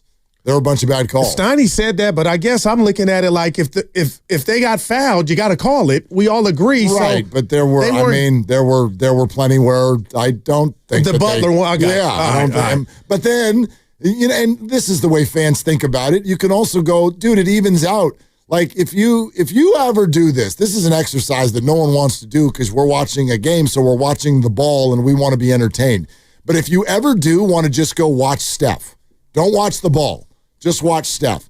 It's on IG. It's ridiculous. He's getting grabbed. Grabbed? He is getting accosted. Like I would be like, bro, get off of me. It is absolutely Look at Scotty's dude. It's out of control. Wow. What happens to him when he doesn't have the ball?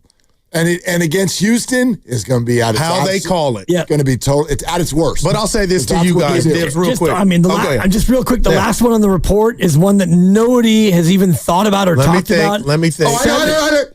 Curry walked. No. Oh, I said 7 that seconds first. left. They would never say John that. Morant reaches in and hits the ball. That's true. It goes off Steph Curry, and the Warriors got the ball. But they didn't list Ja that as fouled him. Like, did you? They cut to Ja's face, and he goes, I was trying to foul him. Exactly. Right. So they might have gone to review there if they had a chance. Did they have that listed as wrong? That it was a incorrect foul. call. Well, they incorrectly gave the Warriors the ball. That's interesting because you know this more than anybody, Dibs. Refs will they'll do this. If somebody reaches and the ball actually then goes off of the hand of the player who had the ball, instead of calling a foul, they'll just give you the ball. In other words, yes, technically it's off of but the you offensive. still got it. They're like, but you fouled him.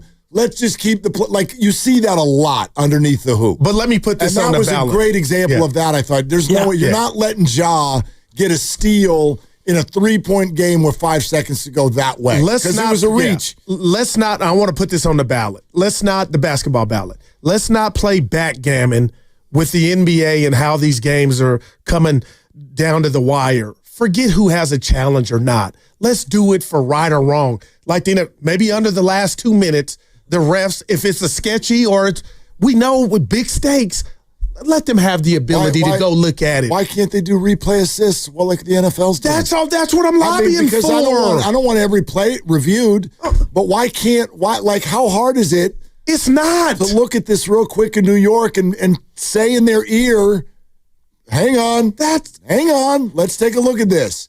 Why is that not? I don't know why that's so standard, Sonny. It's because it's a flow game. Basketball is a flow. It used to be. Well, and they want it to be more of that. Football is a 40-second play clock, start, stop. So in football, you have a much greater chance to actually do that. Basketball is flow. And if you want to get to where every whistle, and now we're going to twirl our finger, I don't think that anybody really wants that. Well, we're stopping play now. Hey, Dibs, you got a little blood on you. It's like, they stopped the play. Hey, you got blood. Go over here. I'm just like, well, get it right. Steiny for a minute actually thought Dibley had blood on his face. I could see that in your eye when Guru said that.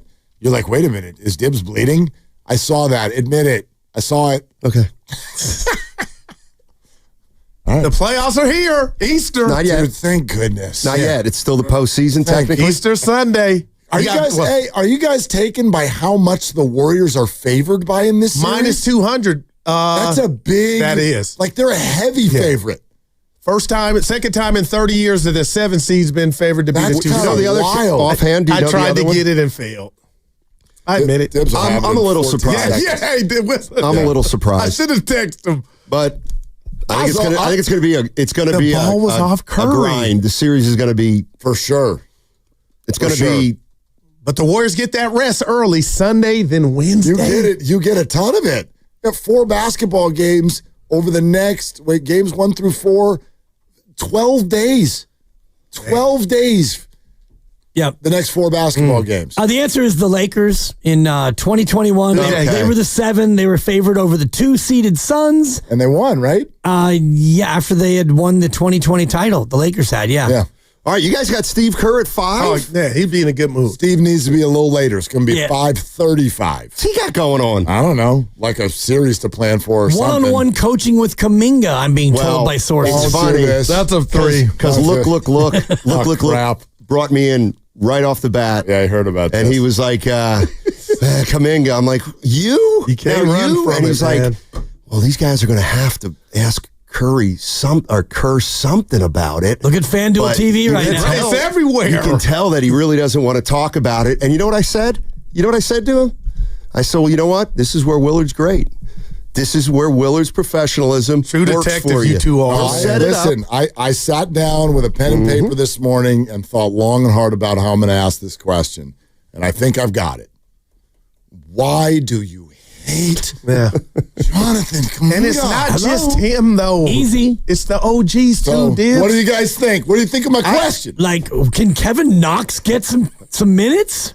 Somebody called in and just was saying that about Knox. I think the safest way to do it is now, Steve, for whatever reason, the fan base just, oh my God, they just talk about Kuminga. Kuminga. It's not me. I understand he stinks. Ask him about getting the game ball, too. That was pretty dope. Right. He got the game ball. I mean, you and I know he stinks, Coach, but everybody else can't see it. What's up with these people? All right. Have a great one, guys. And should be a great rest of the week and next week and hopefully the week after on 95.7 The Game. Are they the smartest show in the Bay Area? You guys are an intellectual feast for the smart sports fan in the Bay Area. Wow. You're pretty much the smartest guys on the radio. I agree. Good Lord, how big is your ego? Are they the funniest show in the Bay Area? Give it a laugh. Come on. You're a funny guy. Come on. Give me a laugh. You are funny, dude. Hit that S again. Are they the coolest show in the Bay Area? And no white boys. They cool. That's what people are saying. You guys are phenomenal. This is one of the most perfect ways that I could end my day, getting the chance to talk to Mr. Mark and Dan, you know? We'll let you be the judge. Oh. All I know is it's a couple of Bay Area boys talking sports. I know nothing. Thanks. It's Willard and Dibs on 95.7 The Game. Whew. Right? Oh. There's the exhale. I've been waiting for your exhale. Gosh. Whitney Houston. Exhalation sensation. That's a buck. Oh, my gosh. That was fun last night. That's my kind of game. Parts of it were. That's my kind of game. Not my kind of game. Yeah, I love that. I mean, like, I'll look back on it and go, yeah. It was fun, but it wasn't fun until it was over. It wasn't fun until it was over. I don't know, dude. Maybe I'm just the opposite of Steve Wilkes. I can honestly say I'm not built for this. That was stressful. That was stressful. We can have some fun with this for a little while. Did y'all enjoy that? I can honestly say I'm sort of built for this. Or was it stressful? And I'm sure, like, plenty of both. But I felt like I was getting heckled the entire game. Because Lovely Christie's like, well, you didn't expect this? Yeah, this is what they do. Yep. Yeah, they just anger you. And then she'll drop in the little, like, you know, they're really just not that consistent. They're just not that good. But they're probably good enough, but maybe not. Like, I knew it was going to be, I'm getting this in my ear the entire time as I'm sitting here thinking about, and part of this is just what we do for a living, but I'm like, hon, do you understand? This basketball game literally determines weeks, if not months, of our professional lives. Facts. Like, yep, there is so, and we're not them. Like, think about them. I just, man, they at least can control it. We can't control it. They can kind of control it. And I know someone out there is like, they make $50 million a year, so who cares? Whatever. Like, the gravity of everything going on there. And we started our show yesterday with Anthony Slater saying this is the biggest Warrior basketball game since Game 6 against the Lakers 2 years ago. And I would say it's at least that. I actually would pick Game 7 against Sacramento in the previous series 2 years ago. But yes, it was that big. And when they fell down in late in the second half, I was like, I don't know if I'm dealing with this very well. That was a lot to handle. And I wanted them, not like 30-point win, kick your feet up, but I wanted them to look like they were in control more than they were. Because I think they're that much better than Memphis. But Memphis shot the lights out, and they brought everything they had, and blah, blah, blah, and phew.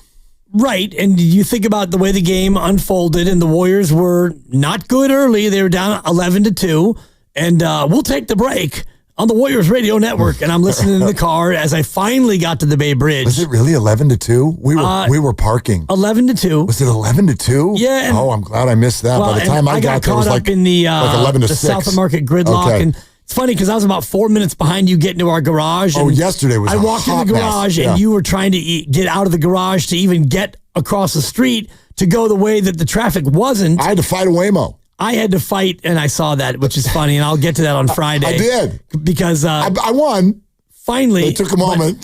When you're behind a Waymo, they don't understand like the way to navigate like a human does because they're robotically waiting for their turn, and that doesn't work. I'm like, this is way more complicated than it needs to be. It's a 2. Oh, sorry. Yeah, when it's anarchy out there, when it's traffic anarchy, and you're behind a Waymo, you're screwed because they don't know how to make the evasive maneuver necessary. But anyway, they're down 11-2, and then the Warriors went on a 53-24 run because they were shooting the lights out. So you knew that Memphis would make a run. They were down 20. I didn't think that they would then come back and take the lead and make the thing be precarious, but of course they would because Memphis, one thing about the Grizzlies, they can score. They play fast. They can score, and the Warriors' defense is not always terrific. So I knew they'd make a run, and then you got in that fourth quarter, and I thought, you know what? This is exactly what I signed up for. It's back and forth. It's stars versus stars. Jaws limping. Draymond's fouling. Steph Curry's hitting threes. Jimmy Butler is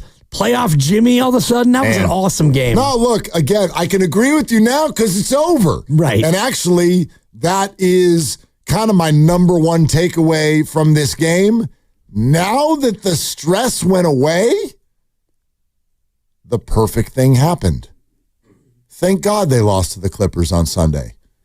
Now that the stress is gone, the perfect thing happened, I think. I think the absolute perfect thing happened, especially for those of you who agree with Dibs.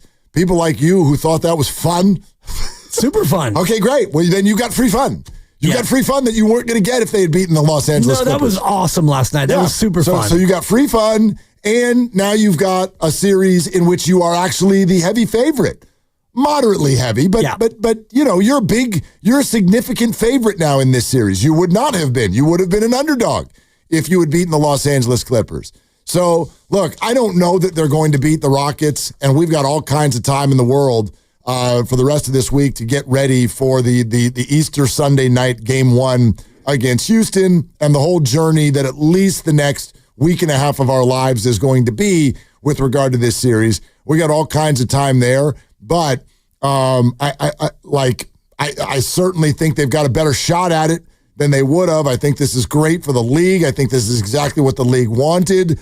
I think this is great for the Warriors. So this is from the files of sometimes things work out. And I did walk out of Chase Center on Sunday afternoon thinking to myself, this is probably a good thing, but I don't know yet, and it's scary. You remember, that's what I said Monday. This is probably a good thing, but I don't know yet because it's super scary. And last night was super scary. But now it's over and they won. And now I'm very confident that the way it worked out is a positive for the Warriors. Well, it should be. And it's the team that I think they match up best against. It's a team that you can play a grinded out style against Houston and you could probably be successful. And they have this year before they had Jimmy Butler. And now Jimmy Butler is a guy who plays that way. And Steve Kerr had great comments yesterday in the postgame about isolation basketball and how now they can actually do that. They can play iso ball. And it's not the way JK plays iso ball. It's the way Jimmy does, which is I'm going to back you down. I'm going to break you down. I'm going to get into your body. I'm going to draw a foul because I know how to do that. And he did it to Zach a couple times where Zach Edey had his arm and just Jimmy threw himself into the arm and got the foul. And so much more effective than the way that they would play it with. And I don't want to make today about Kuminga at all. No, it's because Jimmy Butler's a veteran. Yeah, he's a superstar. Right. Like he's a great free throw shooter. He's a great passer. He's a great decision maker. He's Jimmy flippin' Butler. That was an unbelievable performance by him yesterday. I do want to shout out the role players who performed because we look at games like this always and go, okay, who's like ready for this? You know what I mean? Like who's got that in their veins where it's like, okay, I got this. Like I can pull up from three and it'll go in. So I want to shout out Moses Moody and Quentin Post. Man, you two were awesome. You two were awesome last night. And Moody didn't even shoot the ball great, but he was able to finally watch one go in from three, but he also did some things around the basket.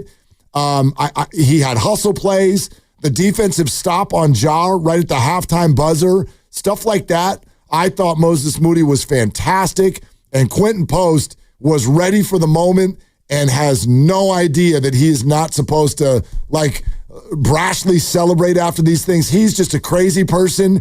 I loved every piece of it last night. Those two, they get my role players of the night award for sure. I would put GP2 up there, if not even a little bit higher, because he had a couple of open threes that were open threes, corner threes. One where he had to dribble into it and he was comfortable doing so and he knocked it down. And the other one was one of those corner threes where you get it and you have almost too much time to think about it. And he was there and he thought about it and he rose up and he knocked it down. And all of the deflections and the hustle plays that he makes, and maybe we start to take it a little bit for granted because that's what we've known and grown to expect from GP2. But between he and Quentin and Moses, they were huge. And if you can get Pods to kind of shake out of this recent couple of game funk, because think about Pods before the Clipper game, he was like otherworldly. He was unbelievably hot, and now he's gone completely the other direction shooting the ball. Steve Kerr is our only guest today, and he is not coming on until the final half hour of our show.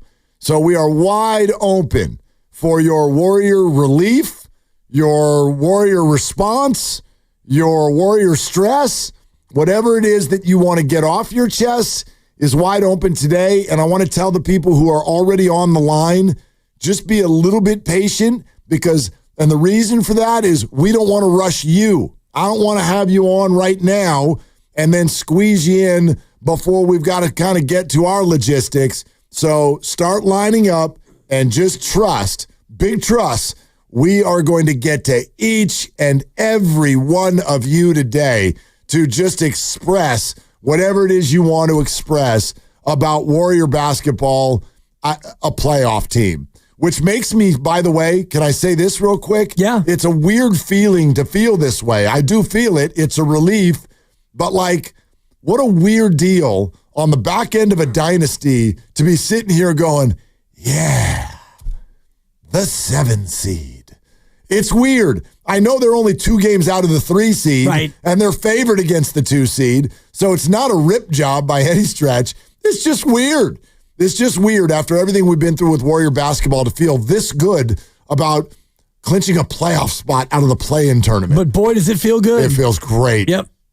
It feels great. All right, so 888-957-9570.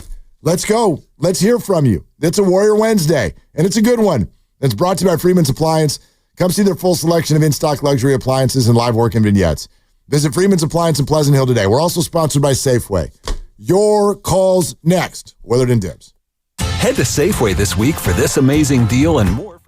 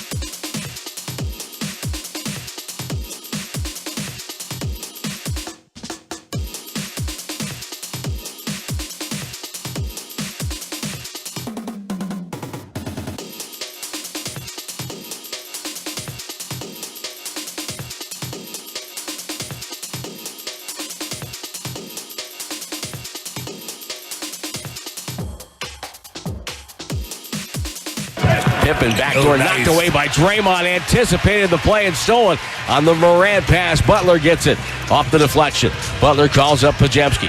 Wanted him to pass, couldn't get him to pass. Now Butler will take a three instead and hit it.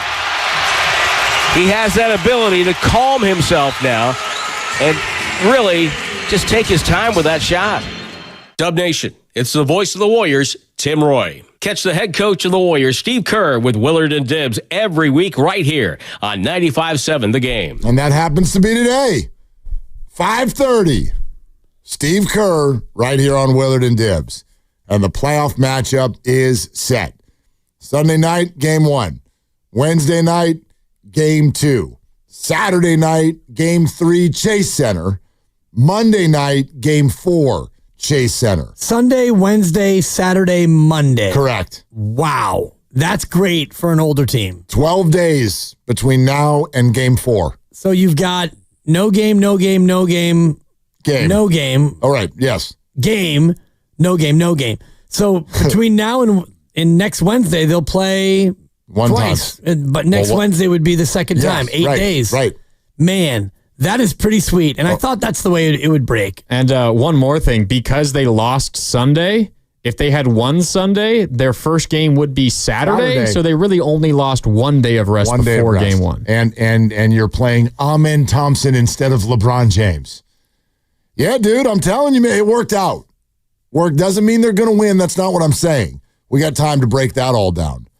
I do think that they will win, but we got plenty of time for that. Sure. But this worked out better. I got the Mavs in 6. Sorry, it had to be done once. Steiny's classic prediction from 3 years ago. It only took a half hour right after that. This guy is such a D. I would have gone there in the crossover, but we were hot on the game and the last 2-minute report.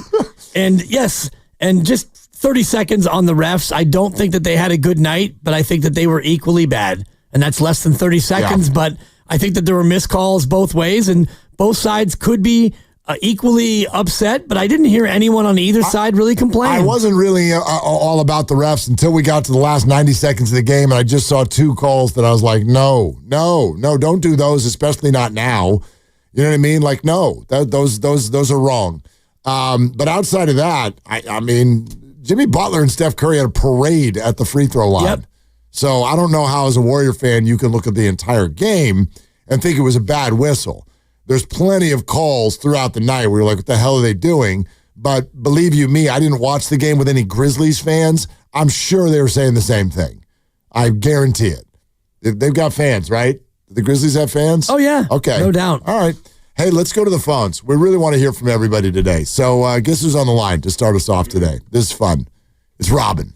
Okay. Yeah. Robin, how you doing? Hey, you guys. I'm doing better. Thank you for asking. Good. I had some help. Yeah. You know, this getting older is not for sissies. You know that, right? No, it's not. It's not that fun. No, it's not.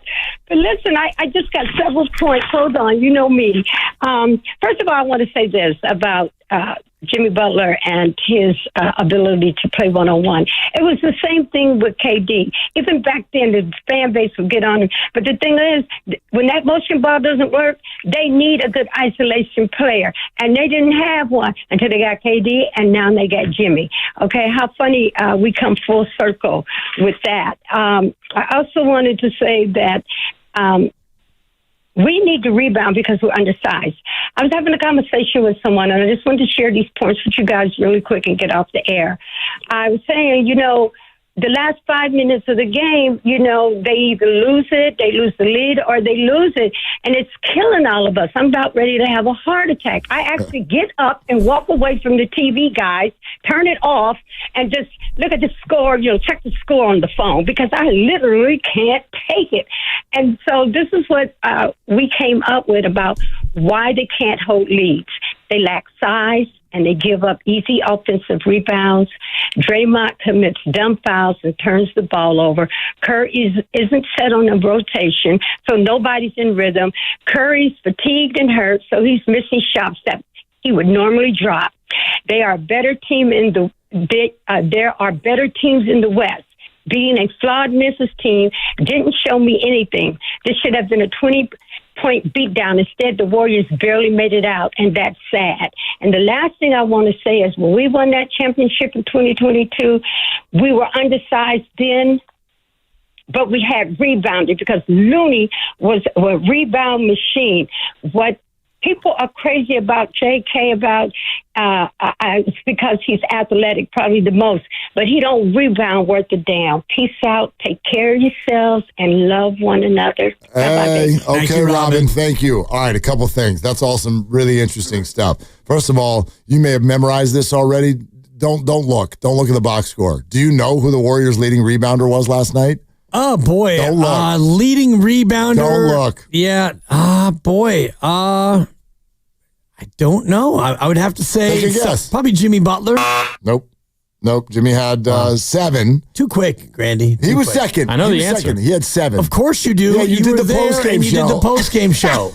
If you don't know it, that's a fireable offense. Yeah. Well, I know it, so. Jimmy had 7. Well, then ask him. Well, no, Instead I don't of want making the no. bit about how I'm wrong and I get buzzed. No, but that's not. That wouldn't go very far. He knows. I know he knows. And he knows that I know he knows. Just say He it. was the fake rebound leader, by the way. I It just shouldn't wondered count. if you want. Oh, then that's fair too. It was Steph Curry.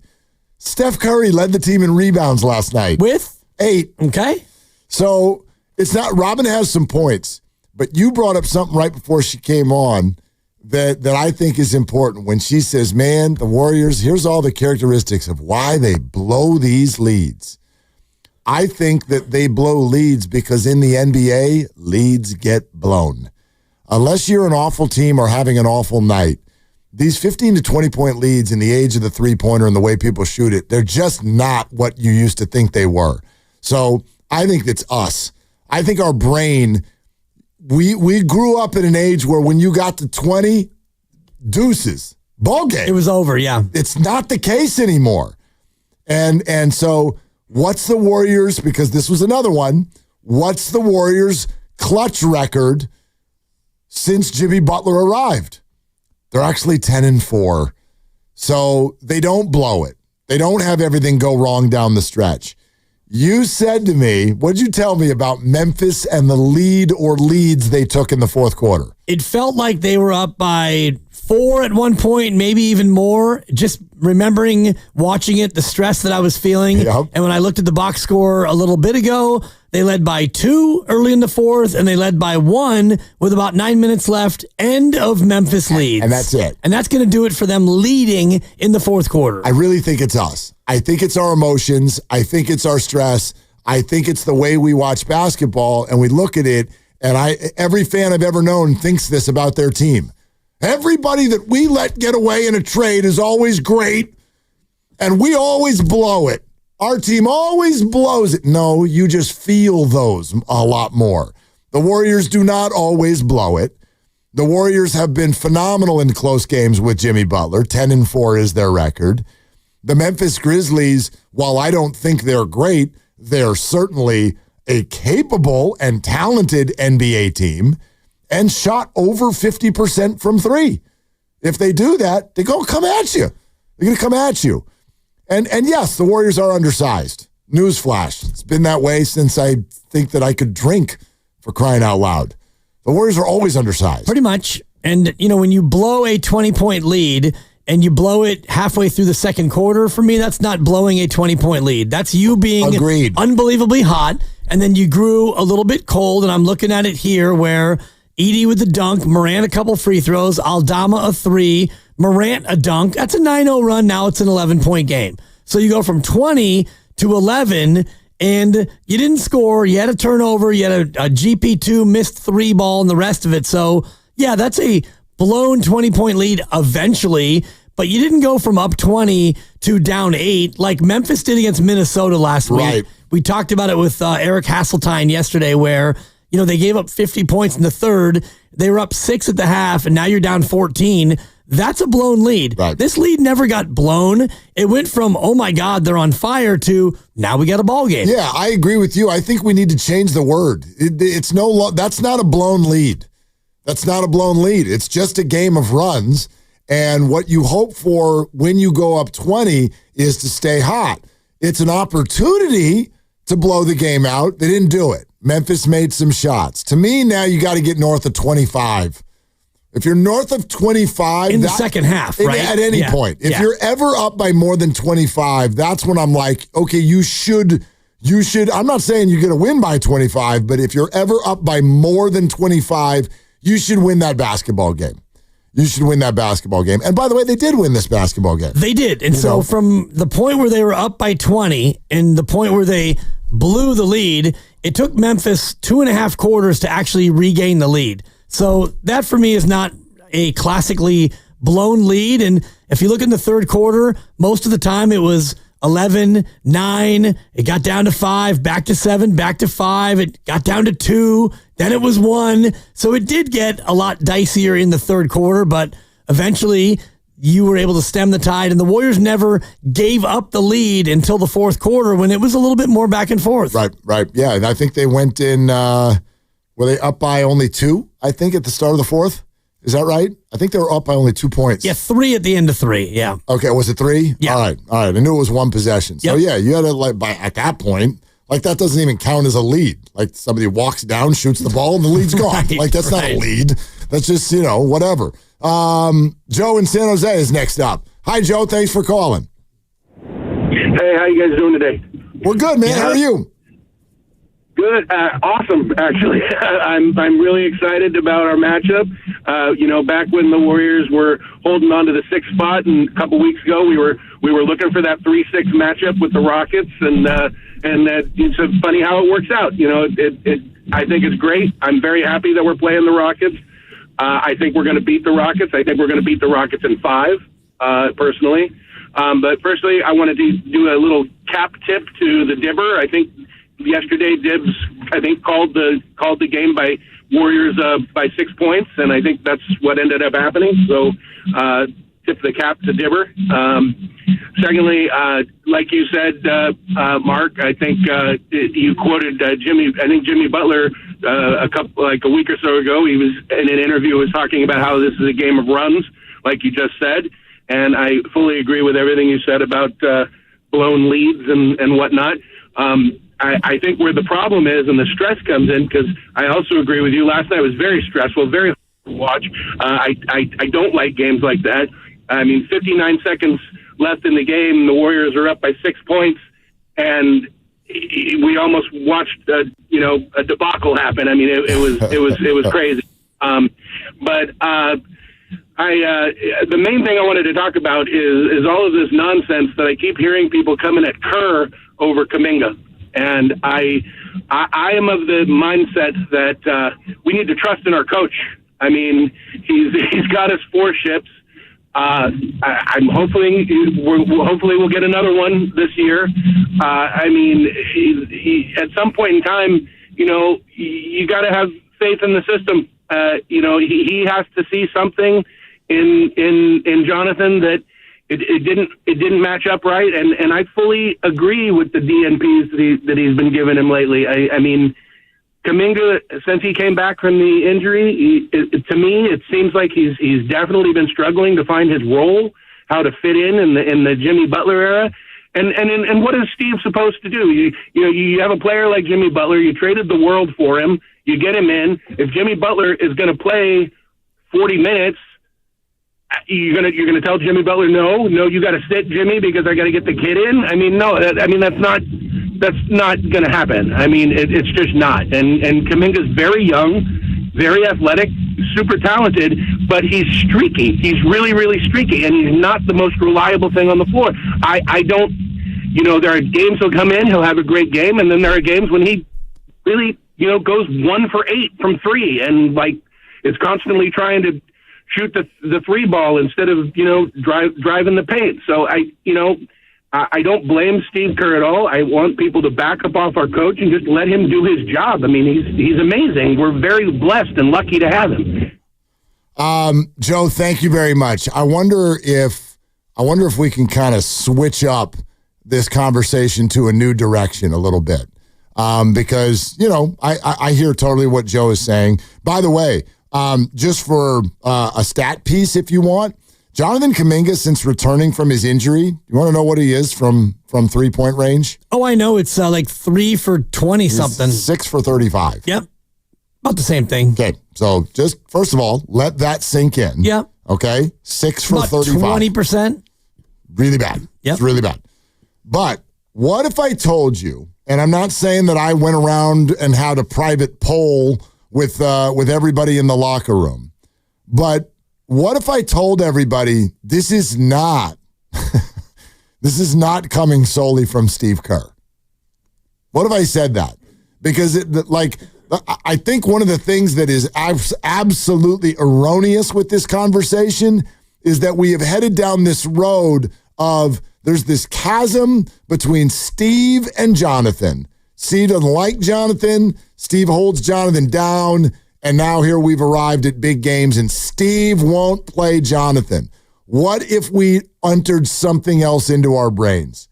What if I told you that Steve is one of many, many, many in the organization who think that in those moments that was the right thing to do? Doesn't matter if anybody agrees or disagrees. Does that change anybody's approach? Does that change anybody's thought? Well, it should. Would anybody's Kuminga opinion change if Steph Curry, and I'm just making something up here, but it's hypothetical. What if Steph or Jimmy Butler just walked into the room and went, this is absolutely what we should be doing right now? Would that change anybody's thought? Would it change Steve Kerr's thought? I don't know. It would if Draymond and Steph and Jimmy all went to Steve and said, you know what, I really think that Kuminga can help us in this way, that way, this way, and that way.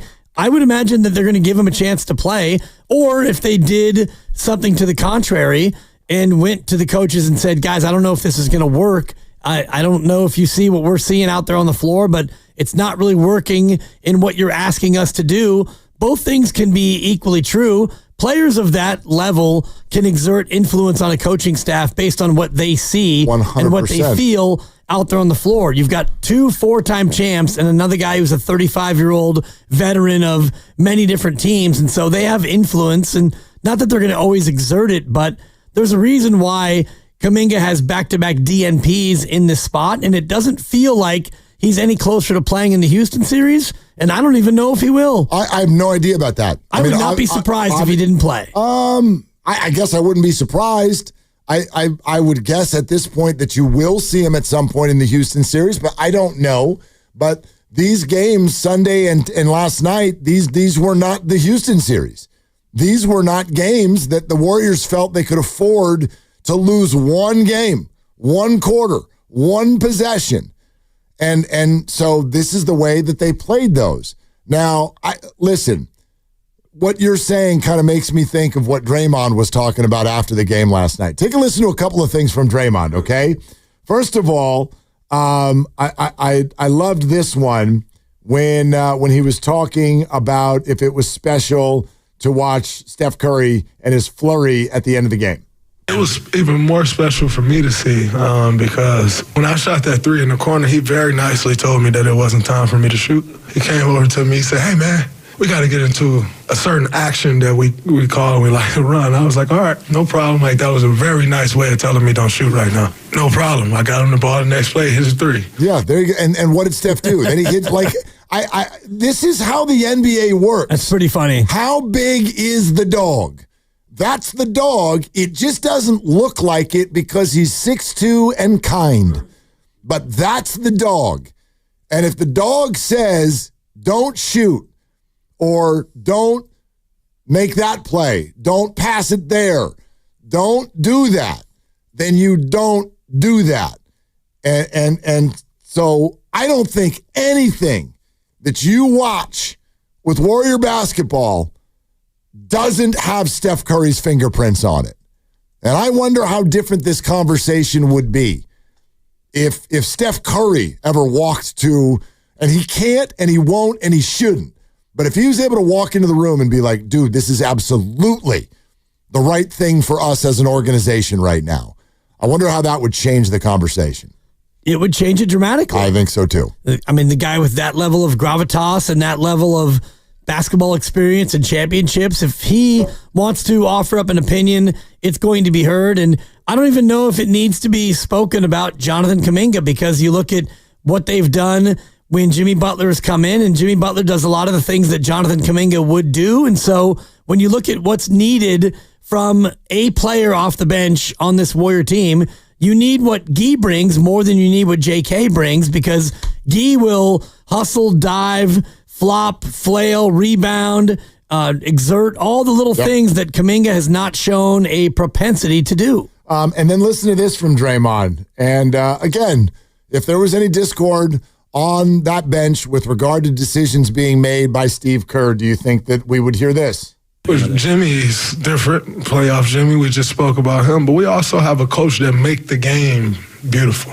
The system that, he's implemented here over the last 10 years was unlike one we had ever seen before in this league. It was kind of a mixture of some greats that he played for, watched for years, and his own twist. And so I think, it's definitely not just one person. But we're not going to fool ourselves and act like it's the same without that one person either. He's a driving force to it for sure. Yeah, okay. So, and again, I'm not reporting anything right now, but I can tell you what my perception is, and I think it's a pretty damn good hunch, too. This is not some vendetta. This is not some rogue decision that Steve Kerr is making. This is what all of the Warriors organization thinks is was the right thing to do in those two games. All of them. I think. All of them. Well, they're only going to act based on what they think is the right thing to do. They're not going to go into vendetta mode in game 83 of a regular season, in a game you need to win to avoid an absolute make or break game, to just earn a berth against OKC. They're not just going to play around. Now, if it's game 50 and you want to send a message to a guy, game 31 and you want to sit a guy down and do whatever you want to do, fine. You do that in December or January, not in April. This is time where you need to go out there and put your best foot forward and win a game. And they thought that Guy Santos, as the ninth man, would be that guy, and so they played him. Man, today kind of feels like day one whenever you go on vacation. I feel like the flight just landed, and we got to our hotel room.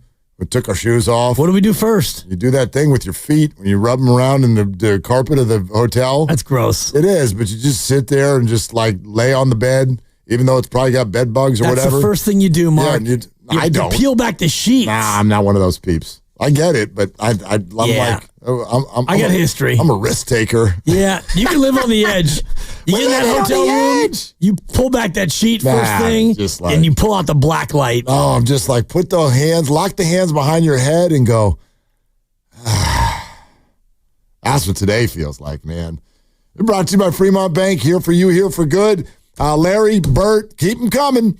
888-957-9570. What do you want to say about Warrior basketball? They're in the playoffs. Here come the Warriors and the Rockets. We get a moment to sit and breathe with it. Let's keep talking it out. Steve Kerr in the 5 o'clock hour on Willard and Dibs.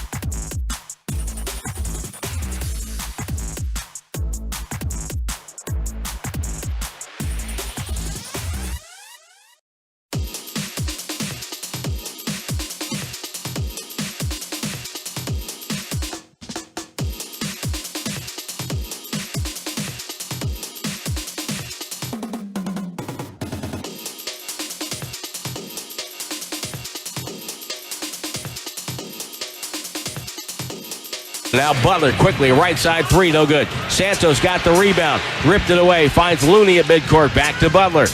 Santos inside, pump fake, goes up, got fouled, and he scored!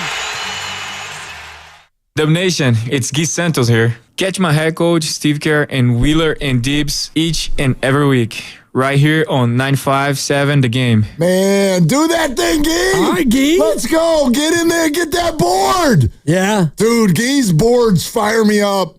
I love Gee's boards. Gee's and one, it's like a soccer goal where he gets the and one. He did everything but take the shirt off and wave it above his head. I would love it if he just starts running. That'd be amazing. Dude, and did like the double knee slide that they do, Grandy. The way his hair just like flows when he's in the middle of a scream. Was it the game? Which game was it? Was it the Pistons game or was it the Raptors game? I feel like I was sitting next to you. Where Guy had... That would be the Pistons game, I think, when you guys were there. We were at the Raptors game. You and I were. Yeah, but you were at the Pistons one too, weren't you? That was when I was there with the class. Oh, anyway, I feel like I was near you and the Guy and one, and his body started vibrating. I mean, it was... The whole thing just... I was like, I don't even know if he's in control of this anymore. Wow. This started doing its own thing. He gets pretty excited. He does. And I love it. Oh, my I'm here gosh. for it. And Grandy's right, the hair. Like, when he starts to get excited and he's shaking the body and the hair is, like, trembling, that perfect curl, it's amazing. That guy going for 7 minutes, he'll get one, and he will look at the crowd and treat them like he's a wrestler who just got entered into the ring. The arms are up. He's screaming at everybody like, dude, he gets the crowd going. And I get it. Like, that's his role. I don't know how, and this is a weird word I've decided. In our business, it's a weird word in sports. The word is talent. Like, I think people know this, right? Like, that's actually the word that's used in media for the people who are on the air. Right. They're the talent. I'm like, that's disrespectful. Like, first of all, I know plenty of people on air who've got none of it. Second of all, I know plenty of people who are off air who've got a ton of it, right? Like, so anyway, it's weird, but the word talented, if I look at Guy Santos, I'm like, you don't have a lot of basketball talent, but good God, you make the most of whatever the hell it is you've got. And people love someone who does that, whatever you do. Whatever you do, if you squeeze the orange as tightly as Guy Santos does, people are going to love you. They're going to love you. People are going to react to you. And we don't really yet know how much talent, quote unquote, he has because he doesn't really get a chance a lot to go out there and showcase a talent of like, all right, Guy, we're going to call this play for you, or we're going to run screen roll for you, or we're going to give you this pass so you can go ahead and cook and show us that ha-ha. He's in there to do what he does, which is run around with your beautiful curls and your headband, get rebounds, disturb S, and make things happen in 6 minutes. Yeah, exactly. Jack Buck, go crazy. Yep. Just go crazy. And he does. He did, yeah. 6 minutes last night, and he had the three. He somehow shot the ball 3 times in 6 minutes, and he had 3 points. He had the and one. And the and one. He 3 rebounds in 6 minutes. 3 rebounds Three in of everything. 6 minutes. Yeah. So, no, that's huge. All on offense, by the way. All offensive rebounds. So that clip that Grandy just played tells you, and what was it? Did someone hit a 3? He got an offensive rebound, and then a Warrior hit a 3. Well, no, he got the offensive rebound, and then he later got the and one. Oh, and he got okay. So there you go. That's 3 points that he earned with an offensive rebound. The Warriors won by 5. Right? Like, that's all you need to know. That's all you need to know. All right, let's keep going on the phones. 888-957-9570. It's nothing but your calls today until Steve Kerr joins us at 5:30. Larry in the city. Hi, Larry. Thanks for the call. Hey, fellas. How's it going? What's up? I'm gonna say this. I am not gonna let Steve Kerr off the hook. He is the coach, so he is responsible. Outside of the owner making a call downstairs, he has to be held accountable. And I'm not saying he should have played J.K. or he shouldn't have played J.K. I'm saying the playing time belongs to Steve Kerr. So no matter what happens, good, bad, or indifferent, it's a Steve Kerr deal. And he's going to either get praised or lambasted for what he decides. Okay, that's fair. Hold on, but Larry, that's fair. So then what would you say? Would you like to say that this decision was a good one or this decision was a bad one? I would say it's good because it worked out. Okay. And that's the zone I've been living in with Steve Kerr. When you're watching the game, you're baffled. Sometimes he take Moody out, Moody's hot. And you're going, why he taking Moody out? Sometimes he does that to JK. JK's cooking, he take him out. Or he does to Steve Kerr, or Steph Curry. It's how he sees the game. And so me as the average fan watching, I would go, I probably wouldn't do that. And to Steve Kerr's credit, one of the things he did in that 2022 championship is I think he listened to his coaches because he was set on his rotation and Ume was killing him. We would have our backups. He would have his starters. And he made an adjustment. But Steve Kerr, for me, he locks in to whatever he's decided the rotation is going to be. The other thing is what dings Steve Kerr is that if we think JK is a talent and we drafted him, I think, 7th, then it's up to Steve Kerr to get that talent out of him. When you see him tell Tatum there might not be a spot for some playing time for you in the Olympics, you're going, huh? What? How do you not figure that out? And so Steve Kerr, for me, it's an accountability thing. Right, and for Steve Kerr, but Larry, did you see where you, in a slight way, just contradicted yourself? Because you're saying, how could you not find time for Jason Tatum in the Olympics? But you yourself said the accountability lies on, in other words, he gets credit if it works out. And my memory tells me they won a gold medal. So then it was the right call, right? Well, yeah, and I agree. But what I'm saying to you is when you see that talent prior to making the decision, you can't understand why it can't happen. Well, before you know the result, you look at it and go, that doesn't make sense. And so I'm saying Steve Kerr has been fortunate, and we praise him because he got 4 championships. Yep. Right, Whatever he's been deciding has been working. But when you're in the moment, you do question it. And the few times that it hasn't worked out, he should be held accountable. He should be.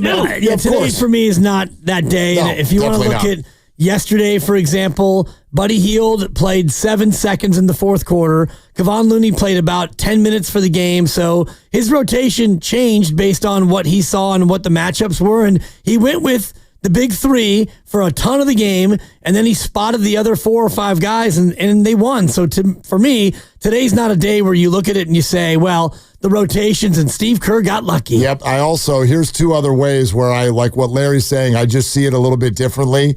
When people say, oh, you obviously thought he was talented because you drafted him number 7 overall, so therefore it becomes Steve's responsibility to get that talent out of him. I'm sorry. Anybody who says that, I can only guess you've never had kids. That's the only thing I can say. You cannot tell me that just because you see someone there and you see something in them, now it's all on you to get that out of them. No. It's on him. It is on him. It is on Jonathan Kuminga or anyone to go earn your keep. Go make it impossible for them to keep you out or whatever. And I'm not even talking in this moment about Jonathan's experience. This is all young players' experience. And then as far as the rotations tightening up when we get to the playoffs, I think that's exactly what good coaches do. It's exactly what Bruce Bochy did when they won World Series. You didn't have any questions about who was coming in the 6th, 7th, 8th inning. You knew. If you were a Giants fan, you knew exactly when Affeldt was coming in. You knew exactly when Javi or Sergio was coming in because the roles were defined. And that's that. Yes, you have to be ready to adjust, but you go into games like that with the roles defined because you're going to lean on your best. That's how you win in the postseason, I think. And if you define your roles and you define them without Jonathan Kuminga and you go out and you lose, well, then you're open for criticism. And if you go out there and you design it this way and you win, for me, you're not open to as much criticism. And I do agree with you about the idea of player development because Steve Kerr can set up a construct and he can coach up with his coaches, Jonathan Kuminga, to the best of his ability. And he can do all the things for JK that they possibly can, but he has to go in the lab, as Guru would say, and get better on his own. And he has gotten better. Yep. Jonathan Kuminga's gotten a lot better in 4 years. But in this moment, with this team and this style of play, they've determined that what they need from him in his role, he's not as good at as Guy Santos. Does anybody want to just like celebrate that the Warriors are in the playoffs? I've been celebrating. I know. I'm not talking about you. Right. Like, is anybody feeling really good today about Warrior basketball? I sure am. That was stressful as hell. I did not enjoy all of the stress. There was a lot riding on that basketball game, but they did it. And their big two did most of the work. And that's, I think, what postseason basketball looks like. We keep taking calls, and we will, on whatever. And if you do want to talk about JK, we can talk about JK. 888-957-9570. I'll throw this into the mix, though. Who's got the best duo in the Western Conference playoffs? If you could pick a duo and say, take us to the promised land, who do you like? You like Steph and Jimmy? Do you like Jokic and Murray? Do you like LeBron and Luka? Do you like Kawhi and James Harden? Do you want to pick a different one? Shai Gilgeous-Alexander and whoever the hell they've decided is their number two. Crazy you went to a 68-win team in your sixth spot. Well, because their number two is not defined. It could be Jalen Williams. It could be Chet Holmgren. There's a few different ways to go on that one. It's not as defined. But anyway, something to kick around, and we will. Again, glad you're with us. Warrior Wednesday, brought to you by Freedman's Appliance. Come see their full selection of in-stock luxury appliances and live working vignettes. Visit Freedman's Appliance in Pleasant Hill today. Also sponsored by Honda of Vallejo. Your call's next as we continue. 888-957-9570. Willard and Dibs.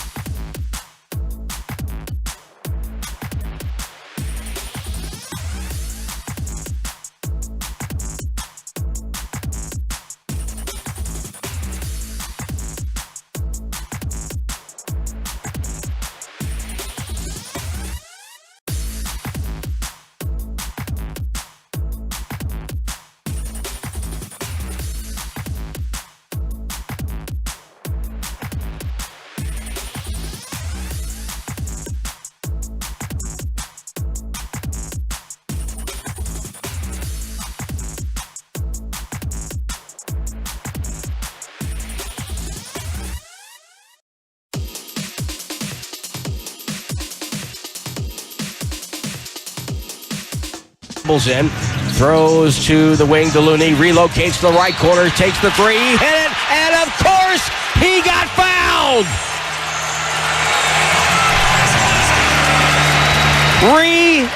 Ridiculous. Now back to Willard. Now back to Willard and Dibbs. Take it away, Mark. Say it how you want, Chef. My God, that moment, and that was to put them up by 20. 19, and then he would go hit the free throw.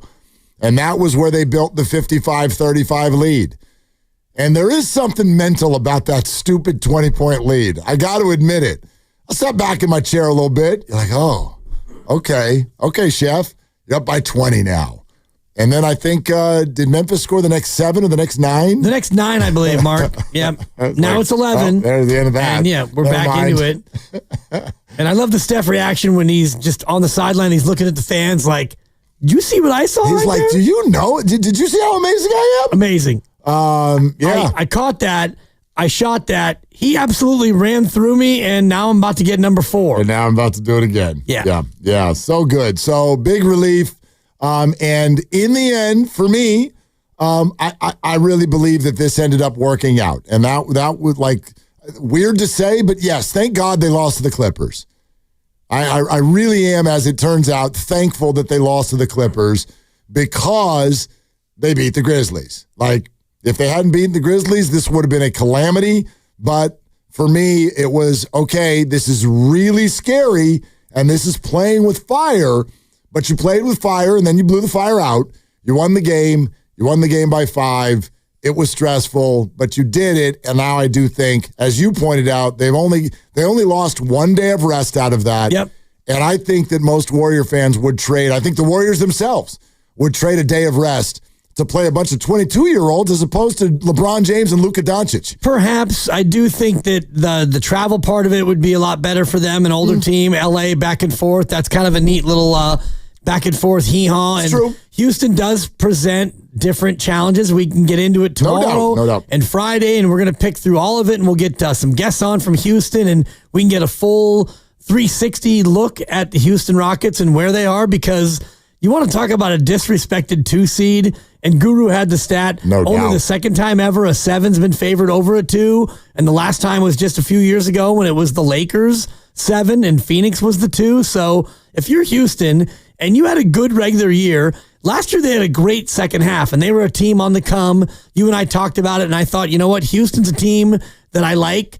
This year, I didn't think they'd be this good, but then they went through and played a full 82, and you have to remember, they have a good head coach in Ime Udoka. Yes, they do. And he's a guy who understands how to play against the Warriors, so we have 2 days to get into it. Right now, I'm just basking in yesterday because that was what I thought it would be, and that's what I really wanted. I wanted the smoke. I was here for that kind of a... Well, you're a nut job. I am crazy. Yeah. And I'm into it. You're and a nut so, job. I'm on the couch watching on my laptop because it's what I like to do, and my wife is watching The Valley season debut, and so she's going through her drama. Come on, I got my drama. Supper, like... We got 2 separate dramas going on. I know, but the non-Warrior fan, you can come to this party, can't you? Oh, she will, and she does. No, last night, it was like damn near an elimination game. The Valley season debut.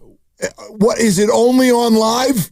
No, but it's not available at all. She was locked in like it was live. Come and you know on, what? Supper. I don't need her fandom to have my own personal enjoyment, so I'm watching it and I'm loving it. I know that, but come on. It's okay. We can have our separate things. What are we doing here? She's wondering if Jax is going to go to rehab or not. Spoiler alert, he needs to. Okay. And that's coming up. Who are you? Thank you. After the Rocket series, we'll go get him. Okay. We'll go get him. He's already there. All right, well, that's good. Long overdue. Let's go to Bert and Benicia. Hi, Bert. Thanks for calling Willie and Dibby. Oh, feeling good, man. Let me check a few boxes for you, Mark. Number 1, I'm very excited for some Warrior playoff basketball. Anytime you get to watch the greatness that is Steph Curry is a treat. I got a 7-year-old son, took him to his first game this year. I want him to watch as much Steph Curry as he possibly can until he retires. Number 2, give me the yin and yang of Steph and Jimmy, someone who is hungry, who is motivated, who complement each other as the duo in the West. Of course, I'm going to take Steph over anyone else. And number 3, as our homie Lo Neal used to say, same church, same pew on JK and Kerr. It is not Kerr's job to motivate Jonathan. He's been here long enough. He's been around Steph, around Draymond. He should know the system. He should have the basketball IQ and acumen to know where he's supposed to be on the court, when he's supposed to be there for defensive rotations, and offensively, he should at least know what is asked of me and how I can help the team. When you see Gary Payton, when you see Guy Santos, when you see Moses Moody, guys who we would say do have less talent but seem to have what's right there in the middle of their chest, have heart, and are into it, that is what drives, I think, a fan crazy looking at Kuminga, who has the talent but just doesn't either have the heart, doesn't have the acumen to pick up the system and play within the system with the people who are there. There's just something there there's no motor to him. I want to see, like Draymond said, an angry Kuminga come out and be a difference maker, even if it's just defensively. Because if you have him and Gary Payton and Draymond on the court together, you're going to have three guys that should be able to just shut people down. And I want to see that. As a fan, I want to see that. I couldn't agree with you more. That's a low Nealism. Yeah. To follow up with same church, same pew. I actually don't. You know, the one thing that I this slight adjustment on what Bert's saying from my perspective, I don't think this is that much about effort. I really don't. I don't think like sometimes when we're talking about this, it sounds to me like people think JK dogs it. I don't think this is about effort. I think it's about two things. Two things and two things only. I don't think Kuminga at age 22 is a great on-court decision maker yet. I don't think he is. And then the other thing that no one can argue, he's just not that good of a shooter. And on this team, if you're going to play that spot, you have to be able to knock down a three. And since he came back from his injury, he is 6 for 35 from three-point range. Can't have it. You can't have it right now. There's just no room for it in a must-win game. There may be room for it in the Houston series. I hope that there is. He's very athletic. They may need him in this matchup, and I would expect him to be ready because that's what a professional is asked to do. But I don't think it's an effort thing. I just don't think he makes great decisions, and he doesn't knock down shots. Well, I don't know if effort is the word I would use. The word I would use is intangibles, because if you look at the rotation, the starting lineup is now set with Moody and Pods in the big three, and then you get into your bench, and your bench is going to be GP2 for sure. It's going to be Buddy Buckets. Hope you're making them. If you are making them, you'll play more than 12 minutes. If you're not, well, you're going to get 12 minutes to ply your trade. And I do think that Quentin Post, the way he shoots, is now in that 8-man rotation. So now you get down to players 9 and player 10. And if you have Kavon and Guy and Kuminga, and you're looking for what? What are you looking for? You're looking for that je ne sais quoi from that player. You're looking for hustle plays, rebounding, pick setting, putbacks, defensive acumen, and all the rest of it. And JK's best attributes are I can score, I've got the ha-ha, I can rim run, I can elevate, I can defend, but these things are already boxes that are checked. And so when you get down to player 8, player 9, and player 10, and you're looking for those things, that's not what JK does best. And so that for me is what this is all about. It's not about the person or the doghouse or a grudge or his development or the rest of it. It's just about what you're looking for. And what you're looking for is like, it's kind of Guy Santos in a nutshell. Guy Santos, Kavon. I mean, in a way, Guy Santos makes it so that you can go to him, not even because it's like, if I said to you, what does Guy do well?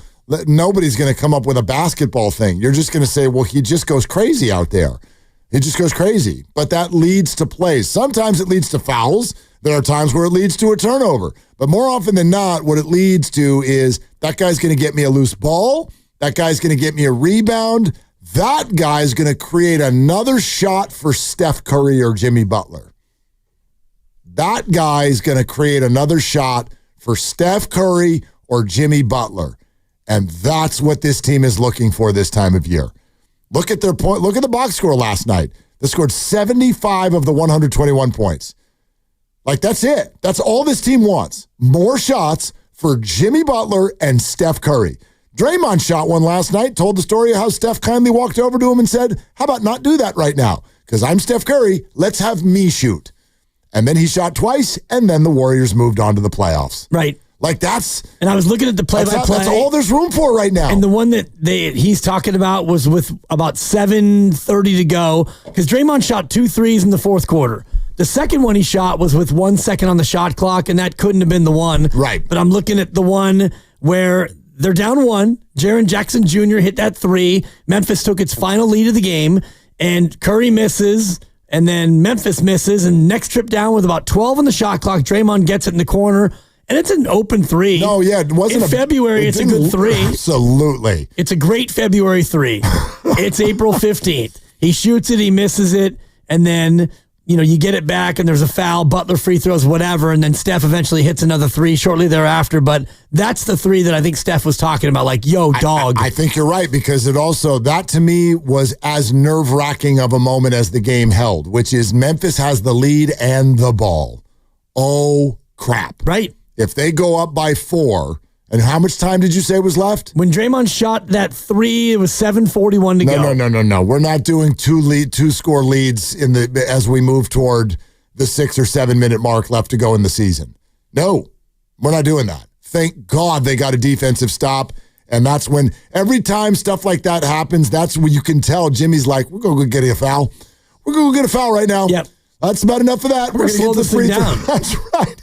It's what he's so good at. Yeah. Every time the Warriors are like, dude, please score. Jimmy's just like, watch this. I'm going to get somebody to slap my arm or not. Yep. And I'm going to go to the line, and we're going to get a couple here. And the thing that preceded the Draymond 3 that made me a little nervous is Limpy McLimperson, who... John Morant. And he was really hurt. Like, oh, yeah. That was a legitimate... And I'm so glad that ankle turned. I'm so glad that they went to the monitor and saw that it was Ja, because Ja splayed his legs out into Buddy Hield. Buddy didn't, stagger into him, and so that was not a flagrant, and they rightly did not call it as such. But still called it a foul, though. He still went to the line. Yeah, and I think that the foul was not on the fact that he landed on his foot. I don't know when it was. You're probably all I know is right. The ankle was really bad, and then he comes in, and it's like, oh, look at Ja, he's back, and then immediately, whoop, step back, 15-footer, and I'm like, oh no, not this guy. That play made me so mad. That play made me so mad because I'm like, look, I think as they got into the fourth, Ja was able to still drive a little bit, but in that moment, he wasn't. He wasn't. And I'm like, why are you sagging off of Ja? He can't go by you. He can't walk. And they let him shoot an outside jumper. That was Clinton, Get in his face. In the face. Posting that drop coverage, you just kind of sag back a little bit. Clinton is a ton of fun, and sometimes on defense, I'm like, you're new here, aren't you? You're new. And he is. Kumar in Ukiah. Hi, Kumar. What's up? Hey, guys. I just wanted to, when you were talking about, digging your toes into the carpet at the hotel room, a sense of relief today, I just wanted to mention, as a tax preparer who is also a Warriors fan, yesterday being tax day, today is probably the most relieved I've ever felt in my life. So I share that with you times 100. Love the show. Keep it going. Let's go Warriors. Kumar, thanks. Yeah. And I wonder how many extensions, Kumar, you had to file. Exactly, Kumar's like, we're done. And half of America's like, we just getting started. Exactly. Nobody does anything on time ever, anymore, ever. Nothing. Well, nothing. And shout out to my wife. We've already gotten our refund. Look at you. Because she insists. I'm a classic April 15th guy. I'm like an April 1ster. April 15th, 1999, I was playing adult league basketball and I tore my ACL and I hadn't yet filed. And so that was an extension year. Yeah, that works. Yeah. That works. I had to pay some late fees that year. Most extensions, though, come from the fact that I think the human brain always thinks you're about to be rich soon. I just think that's the way people's brains think. You know what? I know that I can't pay this now, but August, oh, baby, I'm going to have all kinds of dough in August. And then August gets here. Right. And you're like, So I used to owe $1,000. Now I owe $1,180.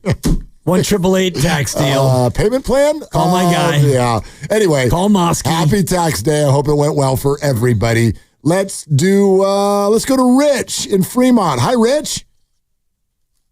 Hey, what's up, fellas? Thanks for taking my call.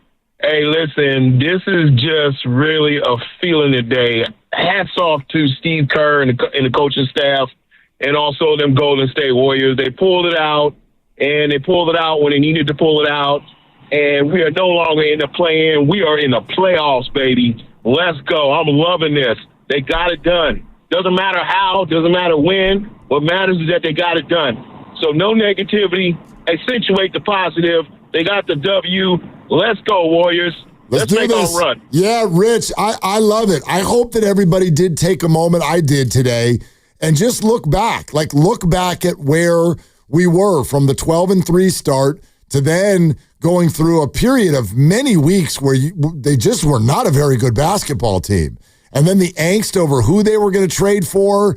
And Kevin Durant, remember we were sitting right next to each other when Shams comes out and is like, turns out Kevin Durant hates Golden State. Oh, God. He's not coming. And everyone's like, oh, my God, they're going to get no one. And it felt like Steph's career was slipping through everyone's fingers. And you were 25-25 or whatever the hell they were at that moment. And then the Butler trade. And that had its own set of opinions. Mine was not perfect by any stretch. None of ours was. Yeah, not thrilled. Did not think that was the perfect move. And boy, was I wrong. And then all of a sudden he shows up. And then I'll never forget the first half at Chicago. And you're like, this is the Jimmy Butler Warriors? They stink. I hate this even more now. And then he put his cape on at halftime against Chicago. And they've lost single-digit games since then. And at that moment, any one of us would have honestly taken any playoff spot, especially any playoff spot that's not number 8, because everyone knew all year that Oklahoma City was so powerful. You just wanted to be in the rest of the group. Was it perfect? No. Was last night scary? Yes. But are we here? Yeah, man, they did it. They did it. So now I'll never forget Steve Kerr's comment. We've got to give Steph that at bat. Well, step to the plate. Yep. You did it. You did it. And you're the second 7 seed in 30 years to be favored over the 2 seed in the first round. The last team to do it, the Lakers in 2021, they lost the series. Did they? 4-2. Oh, listen. I'm doing a deep dive on 7 and 8 seeds who win in the first round. Okay. I'll have that for you at some point, and we can talk about throughout the rest of the week. The likelihood is not very likely that a 7 or an 8 wins, but the ones that do win, it's an interesting matchup. It's an interesting case. The last one to do it was Jimmy Buckets. Oh, God. As an 8 of course. over Milwaukee. Of course. They won that series in 5. In 5 games. Yeah, in 5. No, they dominated. It happens, but it doesn't happen that often. No, listen, if I'm going to be an objective observer, and I'm not because I'm a Warrior fan, but right. I would you can try. I would think that if a gambler were looking for value going into any NBA series that's about to start, you would put your dough on the Rockets. To get a 2 seed and get juice, that much juice in your favor? Yep. That's pretty rare. It is. And the other interesting one is Clippers and Denver, because I believe that Denver opened as the favorite and it flipped to the Clippers. So 100%. Yeah. And I, like I said, I remember Sunday night, Ephraim and I had a big conversation about it on Fox. I was like, dude, I completely expect the Clippers to win that series. And I now wish that I jumped on that number right when it came out. Yeah, I jumped on it. Yeah, the Clippers, good for you. What'd you get it at? Like plus 130. Yeah, congratulations. Not a huge number, but now it's minus 125 or so, right? I just think they're a better team. Like end of analysis. They're better. They're just better than Denver. Jokic is a problem, but dude, the Clippers are so they've got legit experienced playoff performers. And they're just a better basketball team. I don't think it's close. I think it's close. And for me, the big variable is Kawhi Leonard and him being available to play. I mean, because he does get injured, but the way he's playing, and you add in Harden and Zubats, I do think that the Clippers are a team matchup-wise. They match up very well with the Denver Nuggets. Yeah, Zubats and Jokic. That's a lot of huge white man right there in the middle of that series. Yep. So to give Warriors just a brief glimpse of hope, just 2 years ago, the Lakers as a 7, Miami as an 8, they both made the conference finals. Crazy. Unheard of, actually. Yeah. Do it. Yeah, let's do it. All right. It's so scary. Morgan and Morgan Hill, what's up? Hey, guys. Thanks for taking my call. Yeah, man. I'm just so excited and relieved after that game last night, and I have just a few comments. One, the more I see Jimmy Butler, the more and more respect I get for him as a player every single game. It's hard to kind of get a sense of a player when you don't see him day in and day out. But now that we see Jimmy Butler every game since he's been here, I mean, the poise, the calmness, composure with the ball, his ability to sense the moments in the games when he should make the right pass or be aggressive, and when he talks to the refs, he's never demonstrative and he's always in control. I just gained so much respect for him. And I was thinking about that game, the Warriors, they really know how to make it a nail biter with all the clutch games. And I was thinking about those two fouls that the refs called, the one against Pods when he had that block and then the one against Looney late. And I was thinking about another fallacy of the brain. Willard, you mentioned, people think they're going to get rich. Well, another fallacy of the brain is, when you think you see something is supposed to be something, your brain fills in the rest. So like an analogy is when like you see a word, but the letters in the middle of the word are mixed up a little bit, but your brain pieces it together to know the right word. I feel like that's what happens when refs see certain plays, and it's just something that's unfixable. But anyhow, really looking forward to this Rockets series. Can't wait to see. Yep, Morgan, great call. And I agree with him. And you and I both agreed on this, I think. If Draymond Green blocks that shot, it's not called. Yeah. But it's Pods. It's star bias. Yeah. And we know this in the league. Yeah. And that's why we wanted to avoid the Lakers and Luka and LeBron, because Houston's not going to get that same star bias whistle. And Pods is begging. One time, Steve, I'm going to ask Steve Kerr this at 5:30. Will you ever just review I know he had no review at that point. He had no challenge. But will you ever just review a Pods play just because? Pod's been asking for him for 4 months. Begging. Can you please review one of mine? And Steve's like, I don't care. Shut up. Go away.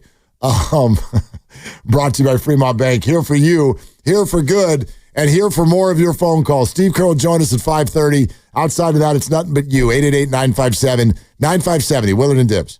And Dan Dibley here, and we're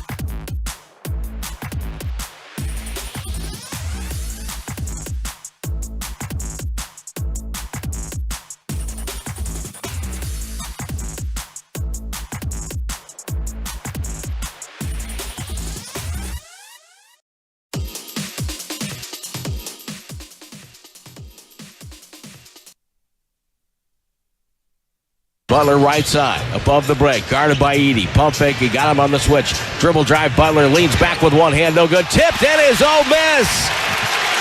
40-27 Warriors. He's doing that over a 7-2 center. Butler dribbles in, bounce pass to Draymond, layup inside, no good. Tipped in by Butler. 62-51, he's got a 21-point half. Dub Nation, it's Steve Kerr. You're listening to Willard and Dibbs on 95.7 The Game. Okay? Yeah, I'm waiting for it. Uh-huh. Steve Kerr, 5:30 on the show. Good day for it. Steve's going to be, Goo was talking about this a couple weeks ago, that we'd been on a really, really good run of Steve Kerr joining us in a really, really good mood. Yep. And then he joined us after the Spurs game last week. Oh, boy. Whoops. Well, I think we're starting a new streak. Yeah, I like it. It should be a good mood today. Should be. Yeah. And, we'll get them today, and then they play Sunday. And I don't know if we'll get them before game 2 or not. I would like to think Tuesday yes, or Thursday? But, yeah, it's one of those. Well, Thursday would be a travel day, I would guess. So if they play Wednesday, I wouldn't expect them. And that game is 8:30 Houston time. Yeah, late. I'd expect them to stay the night and then fly the next day, not having played again until Saturday. But we'll find out. He should be in a pretty chipper mood until you bash him with Kuminga questions. Well, I gotta hold his feet to the fire. Yeah, that's what apparently the job entails. It does. So we're just gonna come down his road. Can't wait. 5:30. We'll do it the right way, as we always do. 5:30. Steve Kerr, and I do want to encourage everyone, and you can have whatever take you want, but me waking up today, I'm thinking so much more about the positives and the greatness and what you said about best two-man combination in the West. Yeah, who would you take? I would take Luka and LeBron, honestly. Would you? I would, just because I think that, offensively, they're both very, very unguardable in their own ways. Elite, yeah. They're so defensively challenged, though. They are, but LeBron doesn't like to do it much anymore, and Luka's just bad. Yeah, Luka's bad. I know Steph's no awesome defender, but he tries, and Jimmy Butler's good. Right, Jimmy Butler's a good defender, and Steph tries, and LeBron, I think, is a good defender. He doesn't play a lot of defense during the regular year, but when it's like big time and big games, I mean, still the chase down block at 40. He's a guy who, when he decides to defend, is a really good defender. And then doesn't decide to do it much anymore. They hide him a lot. But look, not a crazy answer. I could hear someone being like, I'd take Jokic and whoever the hell you want to stick next to him, right, as the top duo. You could do that. And then after watching Kawhi and James Harden in person on Sunday and knowing what they've done over the last kind of handful of weeks here in the NBA, I don't think many people would answer that, but some probably should. They're going to be a problem. They are going to be a problem in these playoffs. Yeah, no doubt. Team. Yeah, no doubt about it. But they're in the other side of the bracket, if I'm not mistaken. So that's correct. You've got Houston, and you are favored according to Vegas, although I have a grim stat for you if you'd like it about... Oh, I would imagine the 7 seed almost always loses. Well, in the 22 years since they went to a best-of-7 format, because I'm going through the whole history of 7s and 8s, but I'm getting back into the 90s where it's best-of-5, and best-of-5, the underdog has a much greater chance of getting a fluky win and then holding serve at home and the rest of it. But in the 22 years since they went to best-of-7, that's 88 7 and 8 seeds, both conferences. Only 6 have been able to advance. Yeah. Which is 6.8%. I get it. Then again, I don't know, to what level this is not built like most 7 seeds. Exactly. And the Warriors are not. My further deep dive, and I'll have the data for you tomorrow, is looking at those 7s and 8s relative to their conference. And, we mentioned the Lakers in Miami 2 years ago. They were 2 of the teams to do it. And they both went to the conference finals. Now, those teams are not your garden variety 7s and 8s. Correct. The other 4 teams that were able to win in the first round, they all lost their next series. Oh, interesting. So, yeah. And that includes the Golden State Warriors in 2007. We believe. We all romanticize it. They went out and lost in 5 to Utah. Sure. But, sure. They lost in 5. It wasn't like, a fluky play. They would have been going to the finals. Anyway. One of those first games got, I can't even tell you how. I just remember going, dude, you should have won that game. I can't remember if it was poor play or mad at a ref or whatever the hell I was, but I felt like they should have got one of the early ones and they didn't. And they were not able to recover. All right, 888-957-9570. You want to take your calls until Steve Kerr joins us at 5:30. Let's go to Wilfred on 580. Hi, Wilfred. Thanks for calling. Hey, how you guys doing this afternoon? What's up? Oh, man, trying to hang in there. I thought I would change the conversation a little bit. It's kind of a left field take, but it was something I kind of thought about when I first heard that Kuminga wasn't going to play against the Clippers. And my thought was, if Steve Kerr knew, I would assume at least a week or two before he made the decision that he probably wasn't going to play Kuminga. And if that was the case, he should have probably benched him then, because now I feel like, and I'm thinking into the future on this, that maybe we've just told the rest of the NBA that either we think he can't play or he definitely can't play. And on the off chance that we can't win a championship this year, we've pretty much finished the tanking of his value that was already pretty low before he came back from injury. Well, let me ask you this, Wilfred. Do you want his value to be high going into this offseason? I mean, he's a restricted free agent. If his value is high, in theory, if you wanted to keep him, and I don't think the Warriors have made any definitive decisions about Jonathan Kuminga's future. I think they're very much just sitting in the moment right now. But if you want to keep Jonathan Kuminga on the team, I would argue, and I don't think they're messing with his value on purpose at all, but if his value goes down, that helps the Warriors keep him right now because other teams won't make him an offer, right? Yeah, but at this point, I pretty much feel like Steve Kerr has given up without saying that he gives up, whether it's a personality thing where he just doesn't get it, whether it's a studying thing where he's not doing his homework. Whatever the case is, I feel like we would want to get some value in return for him if we need to move on from him and trade him. And I feel like not being able to at least find some minutes to give him the opportunity to maybe make something happen, whether it's just 5 minutes or 6 minutes like Guy got. And, hey, maybe it's a conversation is we need you to have the same sort of energy that Guy or Quentin Post brings off the bench to make sure that, we are getting something out of him instead of just not playing him and basically telling the NBA, hey, this kid can't play. Yeah, I Wilfred, I get it. It's a totally fair take and a fair point. By the same token, the way that I look at this, when people sort of, I think you're taking these last two games, a lot of people, and thinking that there's kind of a grandiose opinion that this now represents. Steve Kerr has moved on, or he has sent a message, or this is what XYZ means. And then you usually kind of hear the follow-up take to that is, why couldn't you just give him a few minutes? And I keep giving the same response to this, which is when you go into games like that, and this is true across sports, when you go into games like that, you have to play them. If it's baseball, every pitch matters. If it's basketball, every possession matters. If it's football, every single play, every throw, every run, can cost you the game. And so if you feel like someone else on your roster is making better decisions than the person that we're having a conversation about, then there's no room. There's no room for any minutes. I also think giving someone just a few minutes is quite frankly more disrespectful than giving him none. Because two things happen then. A, it's just like an embarrassingly low number in the box score. Plus, it's going to look like when you went in there, he did something wrong and you yanked him. If he goes in there for 3 minutes, how are you going to feel when he gets pulled out? You're like, oh gosh, he did something wrong.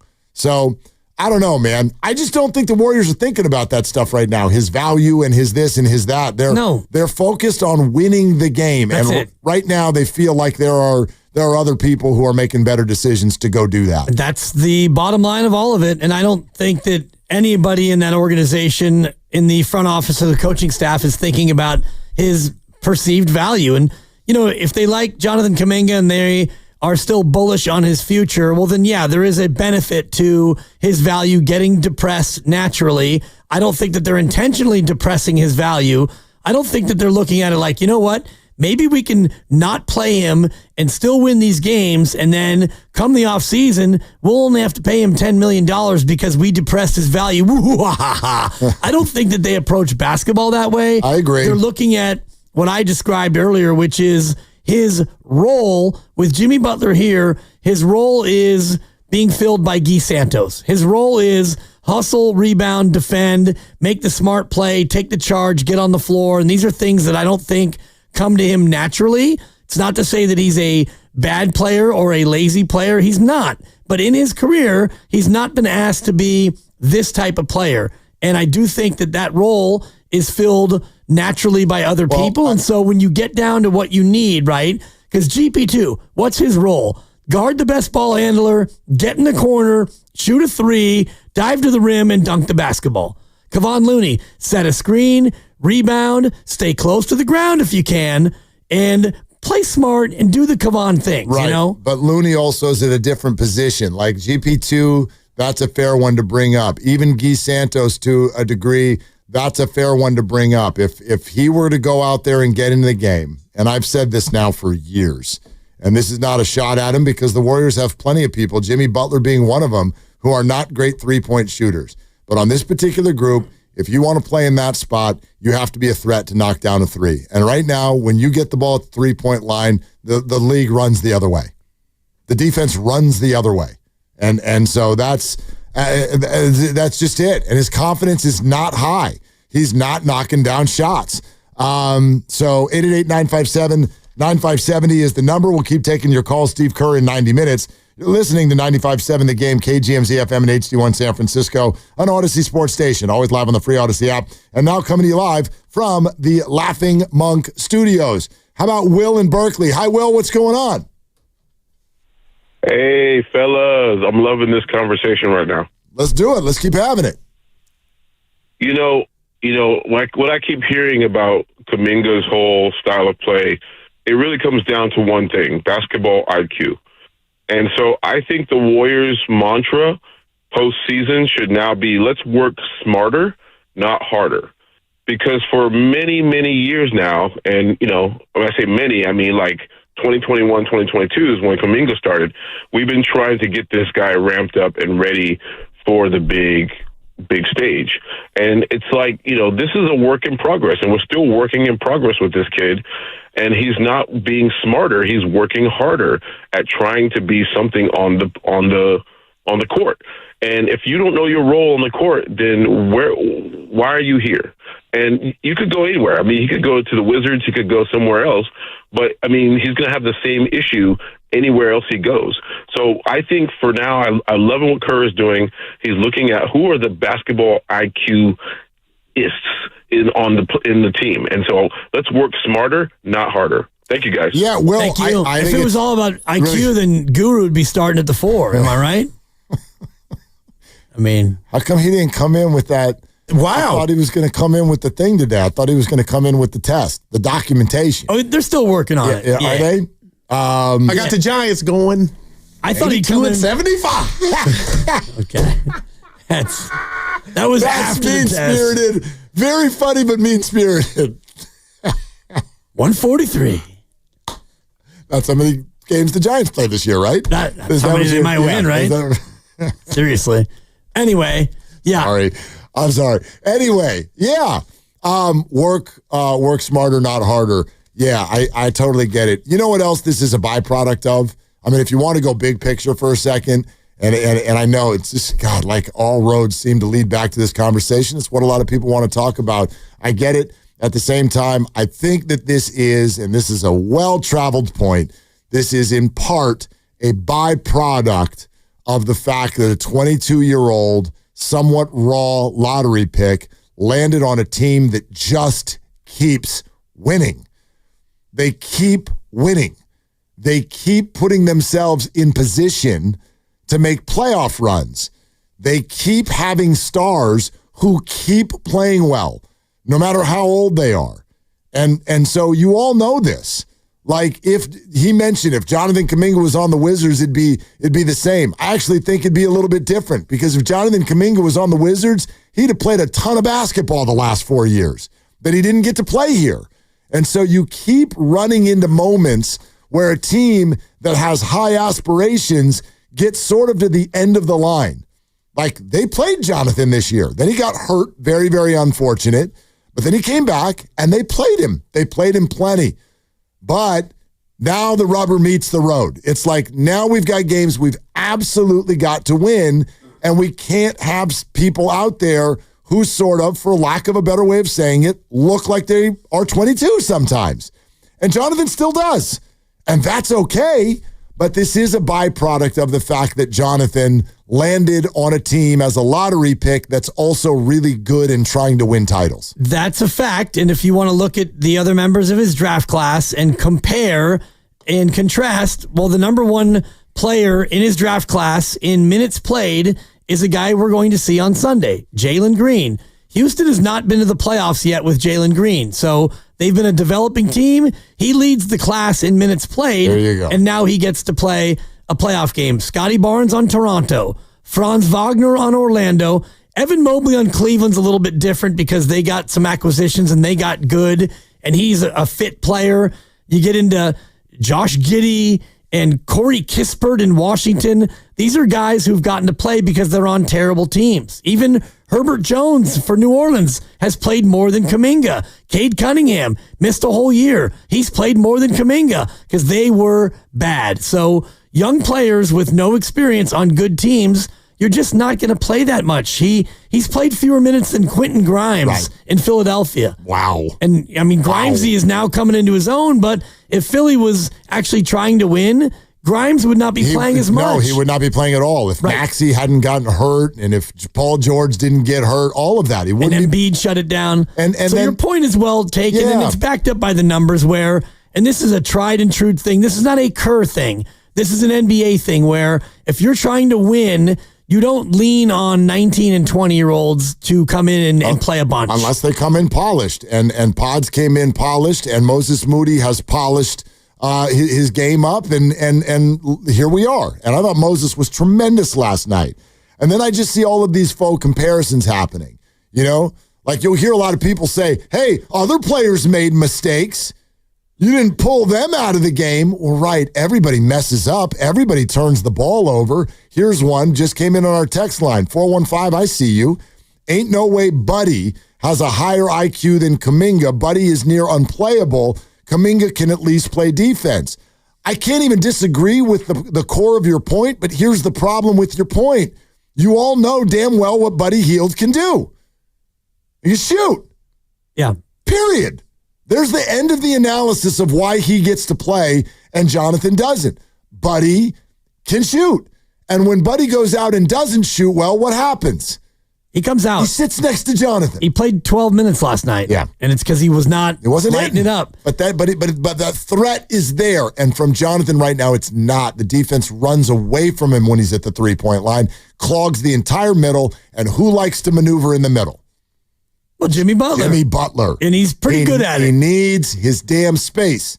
And Buddy creates it, and Jonathan doesn't. Exactly. There it is. If you want to talk about, well, Moody's in the rotation now. Well, Moody still has played 1,300 fewer minutes than Kuminga in almost identical games. So that tells you the trajectory of Moody versus Kuminga. And it also tells you that Moody does things for this team that Kuminga doesn't do. And that is play good defense on the ball and shoot the three. And that's why Moody now is in the rotation and JK's not. He's become their best defender, in my opinion. 888-957-9570. Scott in Pleasant Hill. Hi, Scott. What's cooking? Hey, how you guys doing? We're good, man. You guys, that last conversation kind of summed up a lot of my thoughts. I'm coming into this as a Kuminga supporter. I called like a couple weeks, and I was like, hey, let's give him a chance coming back from injury. Steve Kerr did that. It didn't work. But my main point is I think the big three, they're Steve Kerr supporters. I mean, his playoff record is 99-41. I think Kerr, Draymond Green, and Buckets. Curry and Butler, yeah, they are on board with this. Like Steph saying, "Hey, I want Quentin. I want Quentin in. He wanted Quinones in. And then I think the other one last night when Draymond Green got on after the game and said, hey, I want to call out TJD for letting Quentin Post sit on the bench because he's a team player. I think that was a message to Kuminga. Like, this is what we're looking for. You got to buy in and you got to be a part of this team, you know? And I don't know if there's something going on personally there, but I have a feeling that there's like a little thing where they're like, hey, Kuminga, you're not quite with us right now. Scott, thanks for calling. You literally just echoed something that Dibs, you said to me during a commercial break. Yeah, I do think that there was some signaling there from Draymond Green because he went out of his way to tell the story about TJD, and he made it seem like TJD ran in the street and rescued an injured kitten who was about to get run over by a semi-trailer truck. What TJD did was he gave up his seat to a rookie. And I know that in pro sports, that's an actual thing. You have the story over there? I got it right here. I'd love to hear from Draymond. I don't need an encapsulation sensation. No, here's what Let's hear it from Day Day. Here's what he said. Trace Jackson Davis did something on the bench today. He didn't play in the game. There was no seats left on the bench. Quentin Post said, Trace, can I get that seat? And Trace just got up. And a part of me was baffled that he got up for the rookie, because the rookie, if there's no seat, you sit on the floor. He just got up and gave him the seat. And I walked over to him and I said, that's one of the most selfless things I've ever seen a teammate do, because 99% of the time, you're going to be like, you going to go sit on the floor, Rook, or go find a seat somewhere else? But he knew he wasn't part of the rotation, and yet the rookie was. They're playing the same position, and he got up and just went, he literally got up and went and stood in the tunnel because there were no seats. And so I just wanted to put that out there, because that, to me, like, that's why you win games. It's chemistry, it's selflessness, it's togetherness. And I just thought that was a huge moment, and nobody else saw it except us three. And so I wanted to share that because I thought that was a really big moment for our bench, that, you know, you can make him sit on the floor and nothing happens. Or you can get up and boost confidence in him and he go back out there and hit a three. And I thought that was special. I love the story. I don't necessarily think that was pointed at someone else. I would like to take that at face value. I can't tell you that you're wrong. I did also like Joe Shasky's comment this morning after playing that. Why the hell don't they have enough seats? Well, it's because they sell those seats to people. Come on. Can we get enough chairs for the actual Warriors? You know how much that would cost Joe Lacob? I'm cool with it. Like, you think he's cool with it? You're paying them $50 million a year. Can you give him a chair? And plus, you know, when you get to the network level, you've got the 3 broadcasters and the stage manager and the stats person. They take seats as well. Mm-hmm. We're sponsored by San Francisco International Airport. We'll take more of your calls next on Willard and Dibs.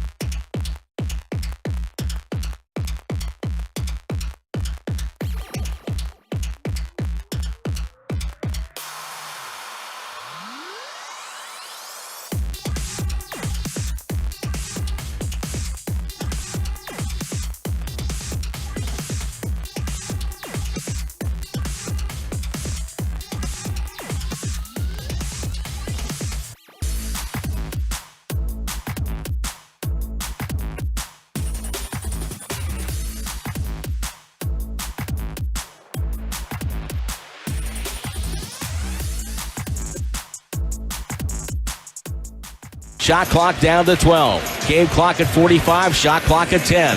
Curry screens. Butler comes down the lane. Pass outside. Threw it right to Pippen. Turnover. Pippen on the go. Goes up. Blocked by Podziemski. And a foul. Nick Booker calls a foul on Podziemski.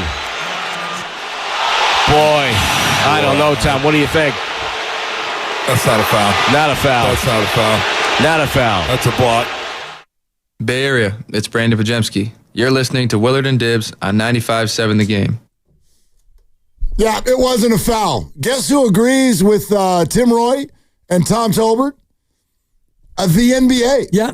The last 2-minute report is out, and there are 4 ICs listed in the last 2 minutes. Incorrect calls. Mm-hmm. 2 of them went against the Warriors. 2 of them went for the Warriors. So we can all look at... Yeah, the refs didn't ruin the game. They just annoyed us in the final 2 minutes. Right, and That's the one all. that nobody talks about is when Ja tried to foul Steph, didn't, and the ball went off of Steph, and they gave it back to the Warriors. That's kind of a fake one to me, because that's the way all officials officiate the game of basketball. But in this day and age, a lot of those get reviewed, and if he gets looked at, then you look at it and you go, "Oh boy, that should be a Memphis ball." If you want to tell me the ball went off of Steph's leg, then I'm going to tell you Ja reached. It's a foul. Should have been. He tried to foul him. Right. So, I mean, Ja was literally yelling at the refs, "I'm trying to foul him over here." So, anyway, that one to me is kind of faux, and it doesn't matter. Steph and Jimmy combined for 31 free throw attempts. I don't think Warrior fans have anything to complain about, but I do think the last 90 seconds of basketball, it got loose. It got loose, and a game can get ruined when that stuff happens. Those were 2, in my mind, really bad calls. that went against the Warriors. Didn't hurt him, and so everything in the end is fine. Yeah, I think the Pods one was pretty clear to me that it was a block. It wasn't a foul. The Kavan one's a weird one because you got a couple of big bodies in there and you get your hands on somebody and they fall. Doesn't mean that you pushed them, but it can mean that that's the way that gets called. And that's one that I don't know if either one of them would have been overturned, but the last 2-minute report is indicating that had they taken a second look at that one, it would have gotten overturned. And Steve Kerr today at 5:30, one thing that I'm going to ask him is how he goes about allocating his challenges, because you've got twirly finger Draymond and you've got I need it Pajemski. How does Steve go about deciding? I know he goes to the second row, but is there a thought where you want to hold it like late into a game when you really, really, really need one? I'd also like to know if he feels that the final 2 minutes of a basketball game should be conducted as such, where if you don't have a challenge, oh well. Like the NFL takes over in the last 2 minutes. You don't need a challenge anymore. They're just going to look at it. I wonder what he'll have to say about that. That and much more with Steve Kerr at 5:30 today. But your phone calls until then, and I want to share this tweet with everybody too. Hello, AOS Floor, who tweeted at us and at 95.7 The Game and said, here we go, Rockets and Warriors. Easter Sunday, they've got Amen, and we've got Moses. Wow, that's a 5. That's for you Catholics out there, that's a damn 5. That's some good religious humor right there. No doubt. Who wins in that case, by the way? I think I'm like, on Easter, what's more powerful, Moses or Amen? Well, I believe that Easter is more of a New Testament, so Moses a little bit out of his depth as an Old Testament character, and so I don't think that Jesus staged his comeback until the New Testament. He was down at the half. I know that. I don't even know what the hell's going on right now. Jesus goes into the locker room and he's down a bunch. When Moses takes a charge and he gets up, is someone going to say he has risen? Well, first of all, Moses gets the ball at the top of the circle, and as he drives down, the defenders just part. Okay, and he's got a free lane to the bucket. And then you go into halftime, and Jesus is down a bundle. And then you get late into the New Testament, and back comes JC. You thought they were down 42 with 8 minutes to go? Christ is coming back. Christ has risen. He is him. We should probably stop. I can't stop. I got so much more. I can do 5 minutes of humor on this.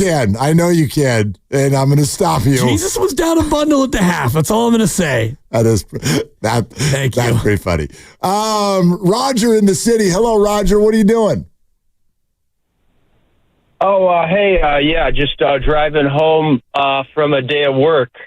Yeah, that happens. All right. Congratulations on being done. Hello? Yeah, go ahead, Roger. You're done with work. I just wanted to say, oh, sorry. I thought you meant done for, like, you were dropping me. No. Sorry. No. We're not going to treat you like Guy Santos and let you walk in the game and scream and leave. Like, we're not doing that. Oh, God, love Guy. Anyways, just wanted to say, yes, like a lot of people have said, it's pretty obvious that Kerr and the analytics kind of speak for themselves and that they know what they're doing. But you know what Jonathan Kuminga knows how to do? He knows how to cook the Rockets.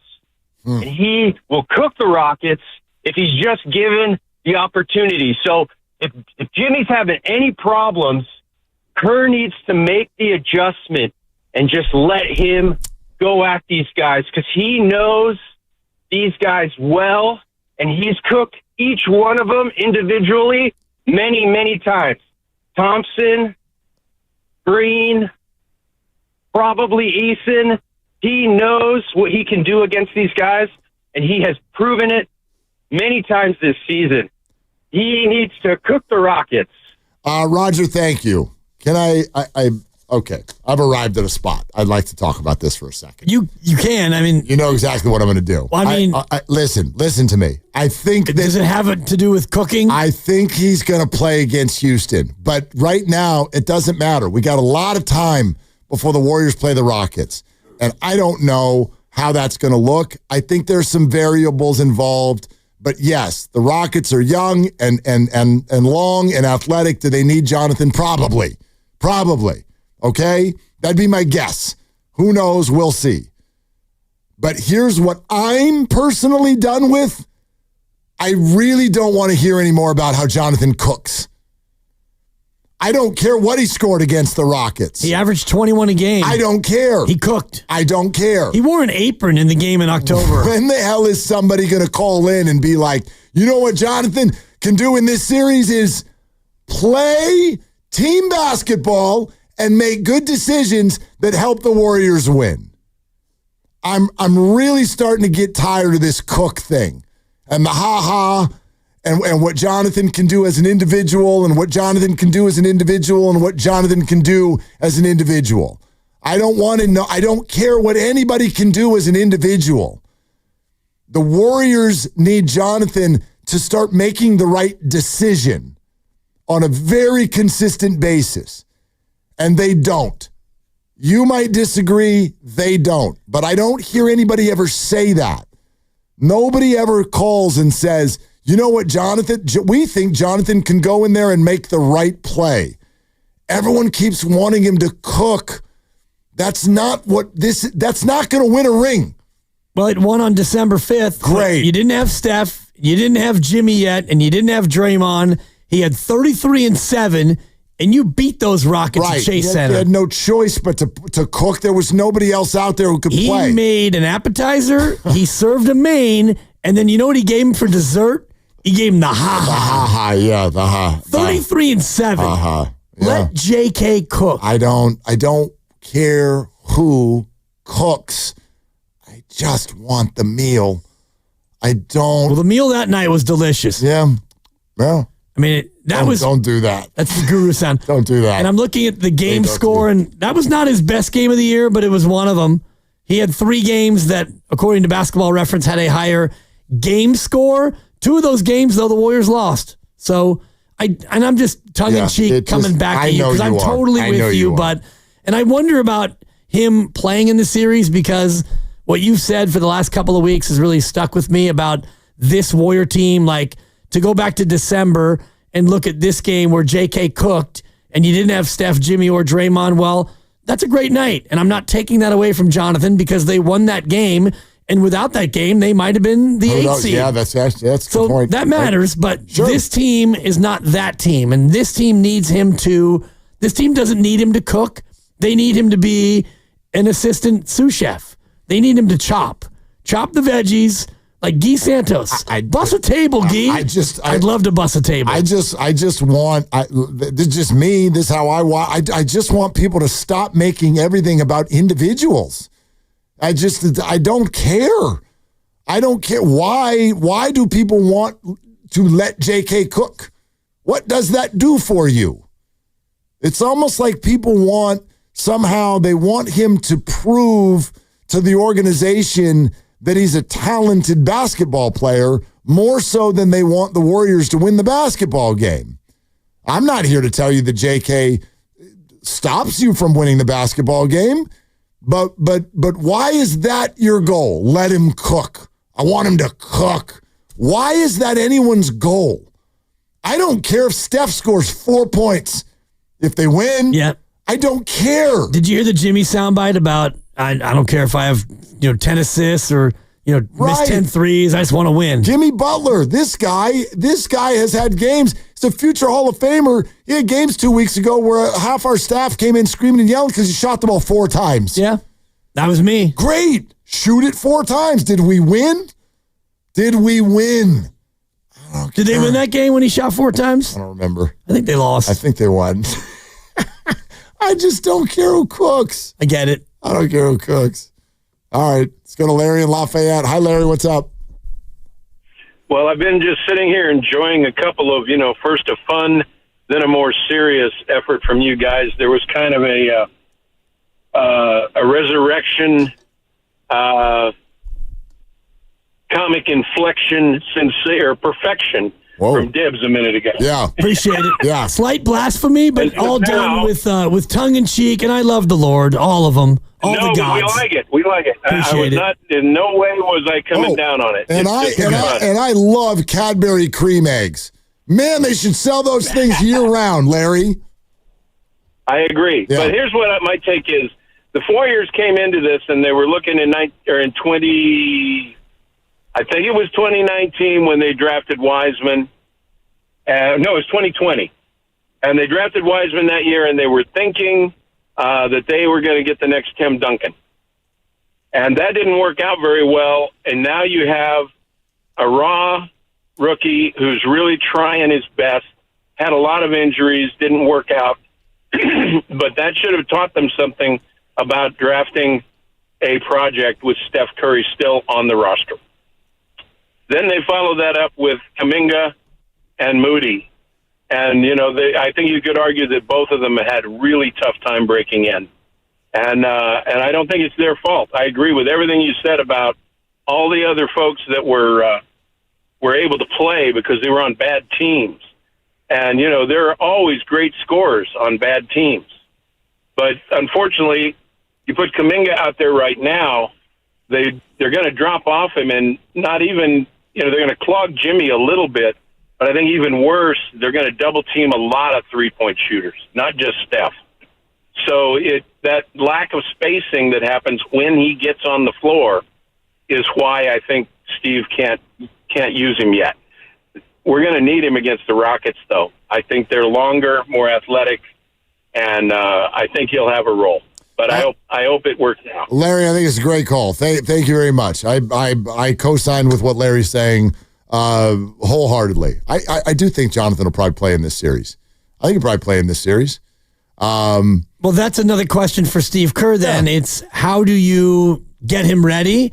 How has he stayed ready? Well, that's his responsibility. It's Jonathan's responsibility and Steve's, and I wonder about where he is mentally after having 2 DNPs in 2 gigantic games. And, I'm sure Steve will say, Jonathan's a professional, and we've been talking to Jonathan, and he'll be ready when called upon and all the rest of it. But I personally just wonder about bringing a 22-year-old back after 2 games of DNP, and now it's, all right, JK, get in there. We need you, kid. But this isn't new. Moses went through this his whole career.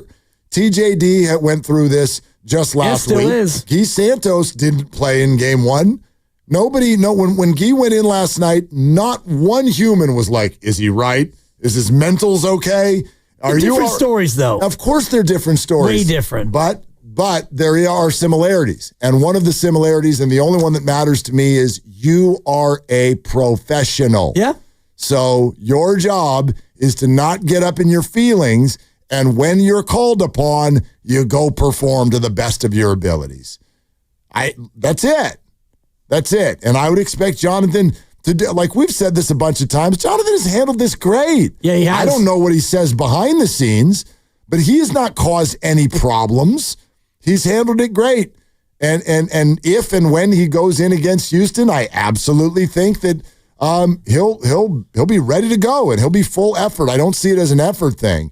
I don't see him as a great decision maker, and I don't see him as a great shooter. And those two things are a problem for Warrior basketball. But I think early in this series, you'll probably see him. I don't know if you'll see him late. I don't know if you'll see him late. Depends on how he does early. If he gets some time in the early portion. Yeah. I just wonder about his confidence, because when you go from DNP to, all right, now we're going to play you, you're usually not given a big, long leash. And if you're not given a long leash, do you press or do you kind of play tentatively? It depends on your nature. And JK thrives when he plays with that downhill aggression and he attacks the rim and, you get the ha-ha and he's trying to dunk on people. I just wonder if he does get minutes, if he's not tentative, being afraid to make a mistake. Maybe, yeah. I mean, I think the mental challenge is always there for professional athletes. You know what I mean? Like people who, let's say that you're getting your first chance in a while, or let's say you sign a new contract, or let's say you get traded somewhere. We went through this with Dennis Schroeder. Remember when it was, he's pressing. He's pressing because he's in a new environment and he really wants to show out well. Well, that's the deal. Pro sports throws a bunch of mental crap at you, and you have to be able to handle it and perform. And so, same thing here, I think. Let's go to TK in Petaluma. Hi, TK. Thanks for calling. Hello, guys. First of all, I love the show. I love listening to it on my way home. Second of all, when you all walk out tonight, look out for those lightning rods with all of those religious jokes. Be careful. Yeah, I'm good. I've been doing it for 50 years, and so far, so good. Although it is a little cloudy today. No, we'll be all right. And I am wearing a metal jacket, so yeah. Full metal jacket for Dibs. Yeah, remember, God, Dibs did most of the jokes. Anyway, go ahead, TK. If God can't take a joke, then he's not the all-knowing, all-loving creature that we all think he is. Come on, God. Fair enough. My comment along the same lines that you've been talking, I think that the piece that I would say is I think Kerr is more comparable than you guys are giving him credit. And here's what I mean by that. You get athletes, when you get them on your team, you get what you get. They are what they are. They have whatever athleticism, whatever. I hate when people constantly throw around IQ. This is basketball. These are athletes. The fact of the matter is, yes, they have to be smart and all of that. But at the end of the day, you have what you have. And I think it's up to the coach to figure out combinations where he can get the most out of the players you have. And if you have an issue with him being on the floor with Jimmy, which is what he specifically said, then there are going to be times where you're going to have to get Jimmy off the floor. Because he is not going to go through several 7-game series playing 40 minutes. You have to be able to look out further than that and know that he won't be able to play. So therefore, you have to be already planning the times that he's off the floor, put Kuminga in where he's able to do what he is able to do best, maximize his talents. It's not easy, but that's why the coach is the one that you have to be required to have the highest IQ than anybody else, because he has to figure out those combinations to get the most out of everybody. So if you can't have them on the floor at the same time, even if you're giving Jimmy a break and you're getting him in for 2 minutes here, a minute here, or 3 minutes there, that is a better proposition than not playing him at all and not going into this series where you know you're going to need him. Okay, eventually. so That's TK, yeah, this is a great call, but here's what I would respond and say to those points. Number one, the idea that can Jimmy Butler be doing 45 minutes a night for the entire playoffs? No, probably not. But these last 2 games were not that. These were treated as one-game must-win situations. And I guarantee you, even if Jonathan suddenly has a role, or anyone, Guy, TJD, if they've got a role in game 1, 2, or 3, if this series gets to game 7, that's out the door. That's out the door. We're going with our best, and we're putting our best foot forward, and I think that that's completely fair. One other thing to bring to the conversation with the crowd that wants certain players, hey, just give them a little nugget. Give them a little 3 minutes. Let me just present this for your thoughts. I think there are some players who would absolutely rather have 0 minutes than 7. And the reason is stats. That's it. Because stats are very much part of the conversation when it comes to money. And when you play, now your PPG, there goes your points per game. Yeah. Right now, I'm telling you, this comes up I get when an agent is out there talking to teams, and you're not going to rely on Brooklyn's GM to know the whole story of how this, that, and the other unfolded with the Warriors. And he's looking at let's go to his basketball reference page. Oh, yeah. And let's check out, what's his playoff points per game? Oh, 1.2? What the hell's the matter? I'm not paying for that guy. I'm telling you, this is at minimum a part of the conversation. I would agree. And right now for his career, Jonathan Kuminga is averaging 8 minutes a game.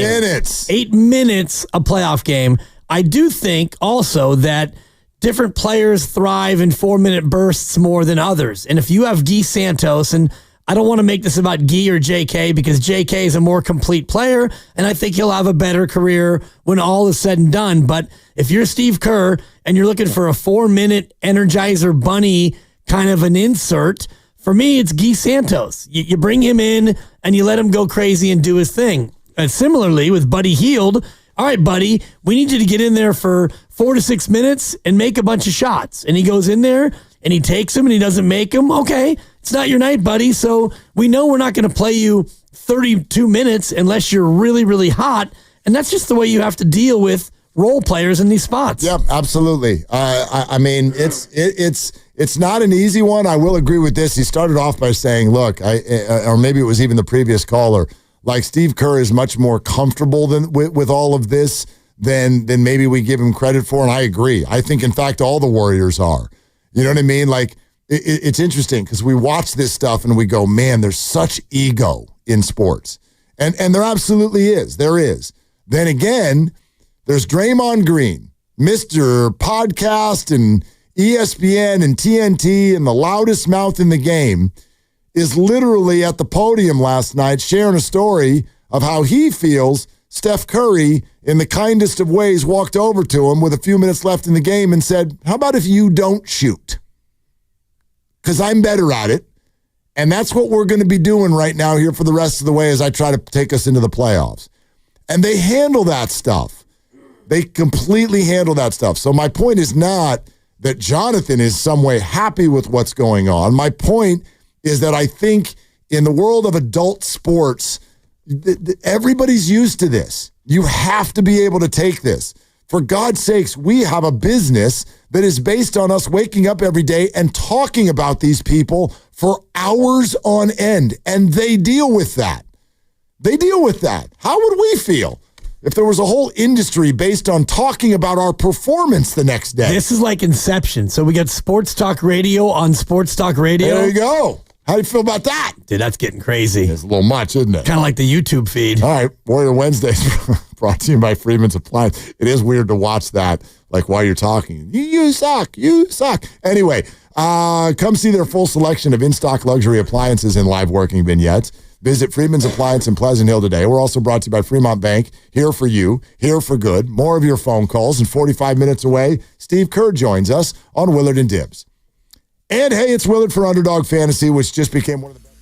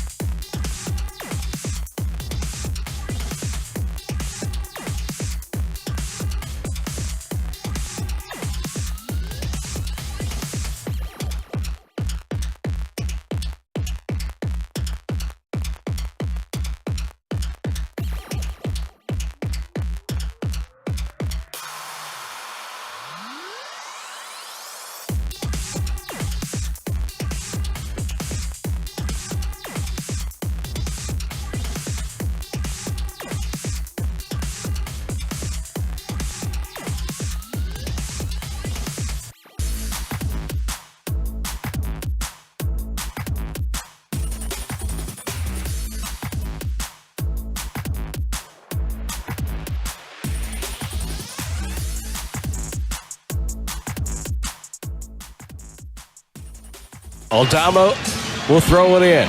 Kennard cuts to the corner.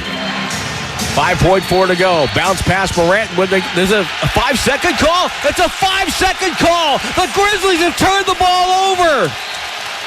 Wow. They didn't get the ball in time. Dub Nation, it's the voice of the Warriors, Tim Roy. Catch the head coach of the Warriors, Steve Kerr, with Willard and Dibbs every week right here on 95.7 The Game. It's kind of one of the things I'm talking about when I think it was our very first caller of the day where Robin is like, the Warriors always like mess up at the end of games. How do you think they feel in Memphis today? What would you say today if we woke up, the Warriors are down 3 in a huge basketball game? You're playing for your life. You're down 3 with 6 seconds to go. And you can't even inbound the ball. Right? I mean, get it in. I mean, that's like, I would argue that Memphis messed that up a hell of a lot more than the Warriors did last night. You could argue that, and I'd have to go back and look and see what it is they were trying to do. I was just, in the moment, fixated by two things. One, Steve Kerr listening to me in my suggestion box, because you remember last week, I asked Steve about why you didn't defend the inbounder when you were taking on, it was Harrison Barnes who hit that 3. So that must be, he's not a Spur. Barnes play for? Yeah, the Spurs. He's a Spur now? Yeah. There you go. They didn't guard the inbound.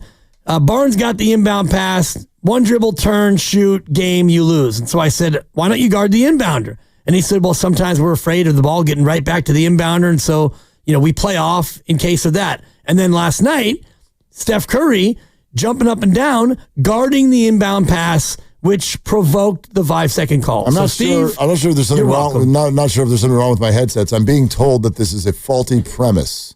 Faulty premise. Gods above, radio gods, are saying that your question was why don't you use a big man to guard the inbounder? Right. And in this case, you used Steph Curry. You could try to yuck my yum all you want. No, it's in my headset. Well, then whoever's saying it in your headset shouldn't be such a coward and come on the air with it. Because the construct of the show is I say something self-congratulatory in nature. Right. And either you or Grandy or Lucas or all of you try to schmidt on my point. Well, yeah, because you have a lot of bad points. That's not true. And in fact, yesterday I refuted Grandy's attempt at a rebuke by doing the stats, running the numbers, and proving Mark wrong about the officials, which turned out to bear fruit. What do you mean? Because not only did I tell you that this officiating crew tends to have a lot of points in their games, I also told you to bet the over. Say Grandy. And both things came true. Say Grandy. You said to prove Mark wrong, and listeners are going to think you're talking about me. You're not talking about me. I'm talking about Mark. Yeah, Grandy. Fine. Mark. Doesn't matter. And in this case, it's Lucas Cowardice, the director of Cowardice. If I were you've not trumpeted what I think you could argue. Now, we're both good arguers. That's why we do what we do. But, I think I could wiggle myself out of this paper bag with a follow-up point. But if I were you, I would have spent more time over the last week trumpeting the 48 hours where the whole station got into a debate about how aggressive Jimmy Butler should be offensively. And you were on the side of, dude, you need to shoot more. And from the moment you said that, Jimmy Butler has shot the ball 1,289 times.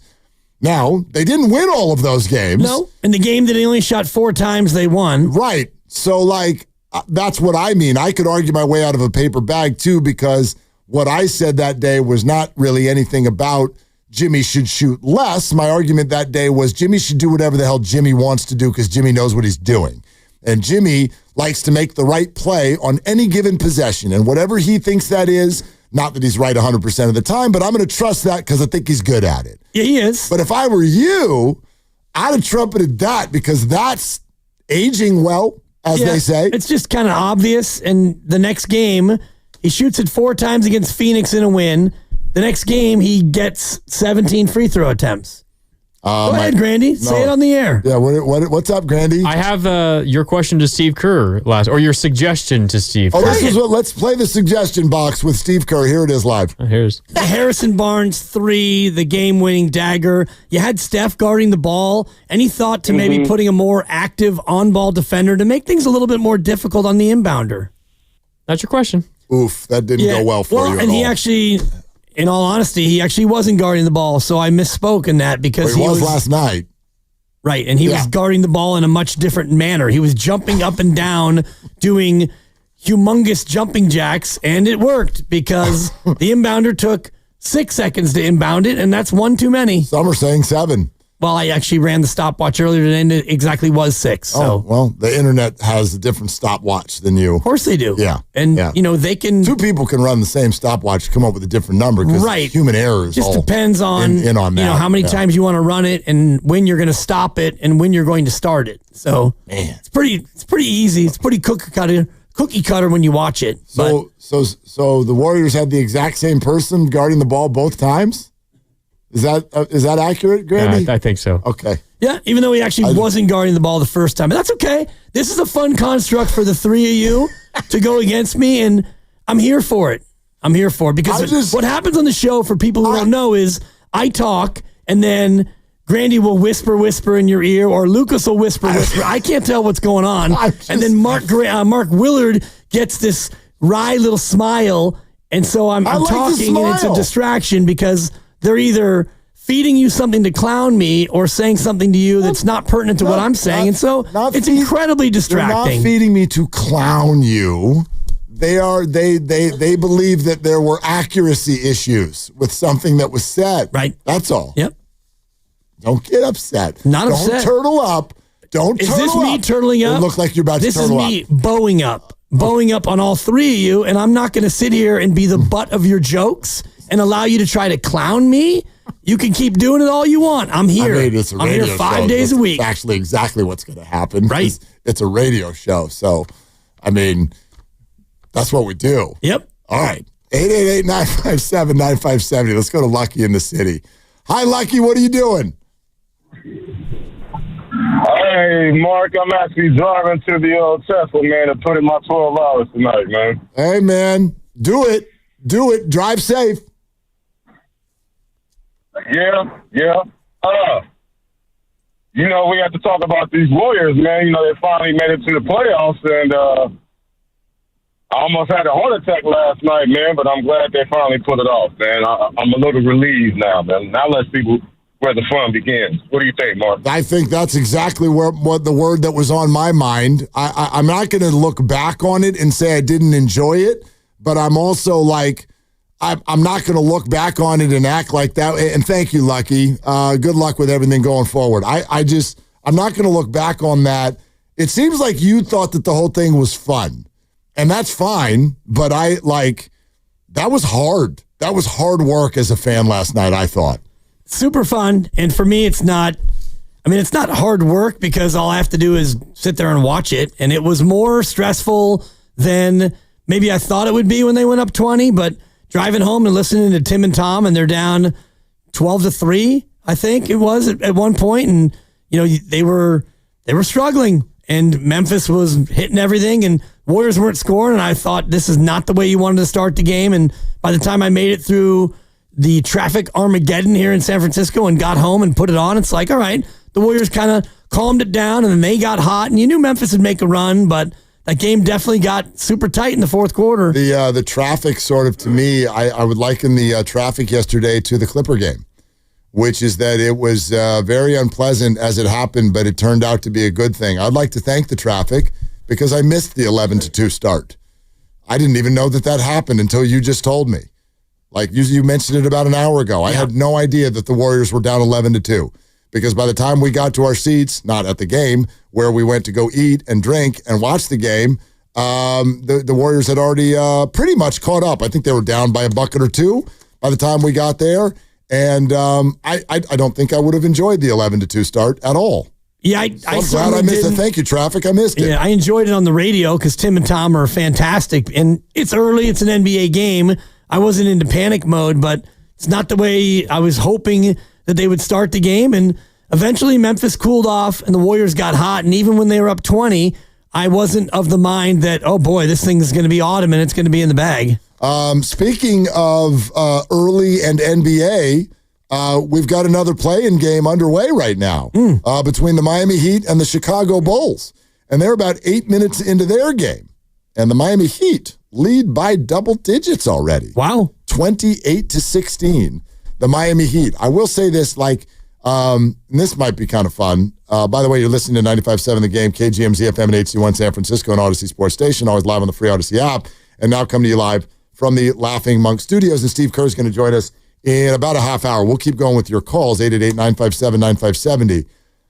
You had sort of mentioned a few days ago that you don't like, I don't know if you were just making fun of it or do you actually not like the play-in tournament? I don't like the play-in tournament. Why? Because I think it devalues what the 7 and 8 seeds do in the regular season. Okay. I understand that it allows the 9 and the 10, and in some cases the 11 or the 12, depending on how close they are, to keep trying to play meaningful games. But for me, the value of an 82-game season is greater than what allowing a 9 and 10 seed to have hope is worth. For me, you play 82 games, and if you're one of the 8 best, you've earned a playoff spot, and instead you create these games that aren't playoff games. They're not regular season games. They live in the ether, as Steve Kerr said in his post-game press conferences. They're not regular season stats. They're not playoff stats.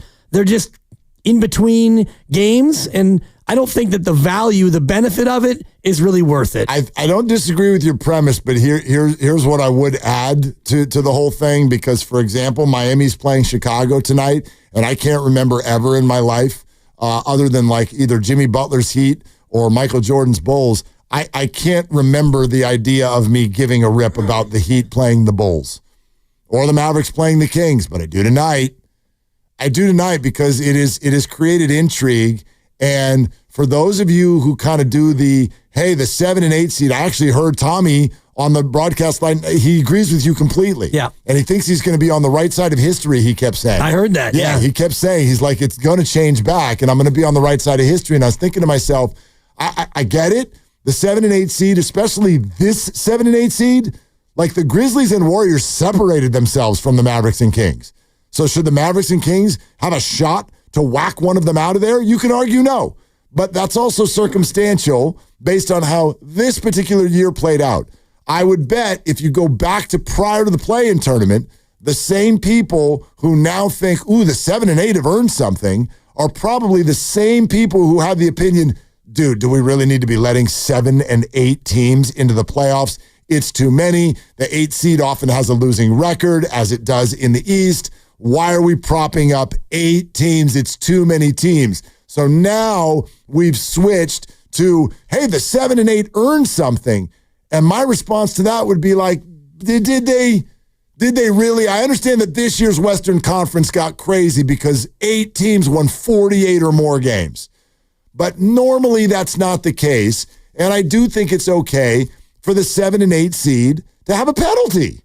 You can't have a penalty. Dude, 7 other teams finished ahead of you. So I don't know, man. Like, I don't know how much they earned. And I admit that this year's West is kind of a point on your side of the table in this conversation, but it's not usually like that. It just depends. I was looking like at the last 4 years of play-in, and the majority of the time there is some separation. And this year is, I think, a gross example where Miami's 37 and 45, and yet they have a swinging chance to get in there. And honestly, they had no motivation down the stretch of the season because they had a 7-game lead at the end over Toronto, who was the 11th seed. So for me, you're allowing these teams that are not even mediocre, they're sub 500, and you're giving them a swinging chance. And so Miami beats Chicago today. If they do, well, now they get a crack at the Atlanta Hawks, a team that was 3 games better. Also under 500, though. Right, but at least they were the 8th seed. But what did that, you know what I mean? They were the 8th best, so to the extent that you were better than 7 other teams in your conference, and, the winner would get a right to take on Cleveland, and it's possible that they are an 8 seed that beats a number 1. I just think sports are allowed to create drama. Sure. They just are. You know what I mean? And I don't think the penalty is that much. It's funny, like to listen to you chat about it and then think about how much you love March Madness, which is patently unfair to the regular season. You achieve a 34-2 record. You win your conference. You win your conference tournament. You're a 1 seed. The first time you take the court, if you lose, you're done. Well, it's fair in that That's you totally unfair. You get a patsy. It's not like you have to go up against a really good team. I mean, as of a few years ago, I know NIL has changed this, but it wasn't patsies. I mean, a 16 has beaten a 1. Only twice. I understand in the that. history. I understand that, but So it's extremely rare. But the concept, because what if you take it down a few? What if you're a 3 seed? What if you're a 4 seed? You're playing a really good team right out of the gate. You got 40 minutes to not blow your season. Totally devalues the regular season completely. It depends on how you look at it, because if you're a team in one of the power conferences and you go 19-13, well, you have a great chance to make it. This year, the SEC had 14 teams get into the tournament. So the regular season already is devalued by the fact that you're in a very good, tough conference, and almost every team in that conference, I think all but 2, got into the tournament. Meanwhile, if you are a team like McNeese, you got to be near perfect in your conference and win your tournament just to get in there. And then you get Clemson, and you got to knock off Clemson in the second round to advance. And so I think that it's more unfair to the little teams, where you've got to not only be great, but you have to be great and win your tournament, and then you go up against a big boy. All of it does the same thing, though. I mean, it all devalues the regular season. I get the emotion around it right now in this moment. The Warriors were too good to have to be in a play-in situation. You could argue Memphis was too. They weren't in the last 2 months, but that record, 48-34, should not be ending up in these must-win one-game night situations, travel, and then, okay, now we're going to go here and see if we can win. I mean, you should not. But that is rare, and all in all, Again, I'm going to watch these games tonight. I wouldn't normally have. Yeah. I would not normally have cared 2 rips about these 2 teams playing each other. But faux drama or not, it created some drama. I suppose, and, I'll watch the late game, and I cared so much about the game that's going on right now that I didn't even bother to get the remote and turn off this hockey game that I'm not watching. And we've got... Well, we should do that. We should turn it off. The Heat have opened up a 14-point advantage. Right. I'll do it just because it's more interesting to me than this New Jersey, Detroit. And New Jersey. Which I love hockey. Yeah, sure. I think this is playoff hockey. Who knows? I'm not so dialed in that I would know that, but I'm not that interested in the 9-10 play-in game. And you talk about fair versus unfair, and I'm thinking about all the 7s who beat the 2s and the 8s who beat the 1s, and I'm going back to 2010. The Spurs were 50-32. They were the 7 seed. Yep. And they knocked off the 2-seeded Dallas, who was 55-27. And they were the 2 seed, and they were only 5 games better than San Antonio, who was the 7. Warriors are only 4 games worse than the 2 seed this year. Right. So, and that is maybe the closest. I didn't look at all the 2 7s over history, but that's kind of my point about it would be an upset. It actually wouldn't be an upset according to the Vegas odds, because the Warriors are actually favored. Right. But, Houston having 4 more wins and being the 2 seed versus the 7 seed, that's pretty rare in and of itself, because that same year that the Spurs were the 7, OKC was the 8 with 50 wins. All 8 teams had 50 wins. 408 texting in and mentioning something. His thought crossed my mind earlier, but we haven't brought it up yet today. What happens later on tonight in this game? Klay Thompson plays an elimination game in Sacramento. Oh, boy. How'd that work out last time? 0 for 10. Yep, and staring at the sky. Yep. And never putting on the jersey ever again. Holy cannoli. This is crazy. Yeah. All right. Good luck, Klay. I bet you he'll score tonight. I'll take the over on half a point. Cabo. Let's go to Theo in the East Bay. Theo, what are you doing? Yeah, enjoying the show, watching some baseball, having no Waterloo. Let's go. What flavor's your Waterloo, Theo? Watermelon, baby. Oh, that's straight. Okay, that's classic. I'm in. You got to turn your radio down, Theo. I got slow. Turn your radio down. Listening to me once is more than enough. Took the words right out of my mouth. I know. That's why I did it. All right, here we go, boys. Yeah, I wanted to talk about yesterday's officiating. No, you guys, big IQ show here, big officiating crew here. But last night, after the challenges were gone, it felt like every call that the refs made were wrong, and that's something that the NBA needs to fix. But also looking ahead, I'm glad we got the win. But for Houston in that first game, I think we're going to see a 9-10 man rotation, just because Steve Kerr might need to go to some of those guys, and I don't think he wants them cold. So expect some Kuminga action, baby. Have a good one, boys. All right, Theo, thanks very much. I do want to remind everybody, Theo said that as if a 9 to 10 man rotation is going to mean some sort of an expansion for the Warriors. Yesterday was a 10 man rotation, and Jonathan wasn't in it. Yeah. You would need to get to 11 if you're going to see Jonathan Kuminga, unless somebody else, a Guy Santos, a Kevon Looney, somebody else sits out. But right now, you're already at 10, and he didn't crack that. Just the facts. Yes, and I do think that, and I was kind of looking at this in the second quarter like, oh, this would be the time. And then you see the headbanded hair going to the table. It's like, okay. How quick did you text that? Because I saw that. That text came up, and you're like, immediately. Guy over Jonathan. Yeah, I mean, it was right as I was watching. It's like, okay, that'll do it for JK in this game. And you're right. It was a 10-man rotation-ish. I mean, Guy got 3 minutes of get in there and go crazy. Each half. It's 6 counts, total. Yeah. Right. Yeah. I mean, that counts as being in the rotation, but Kevon didn't even get to 10 minutes, and Buddy only got 12. So, to your point, it's going to be a restricted rotation as you get deeper in the series. But, yeah, thank you for that last sentence, because, again, I do want to stress that to everybody. Like, I'm not trying to sit here and tell you that any particular player's not playing in this series. I don't think that's the case at all. This game, as Sunday was as well, was coached as if it was an absolute must-win game. It's not just the size of the rotation, it's the number of minutes. It's how long are you sticking with your main people. Did everybody notice that Steph Curry played the entire fourth quarter? That's not normal. But he did last night. Why? Well, because you entered the fourth quarter up by 3 points, and people were pooping in their pants. Oh. I know I was. Like, that was not going well.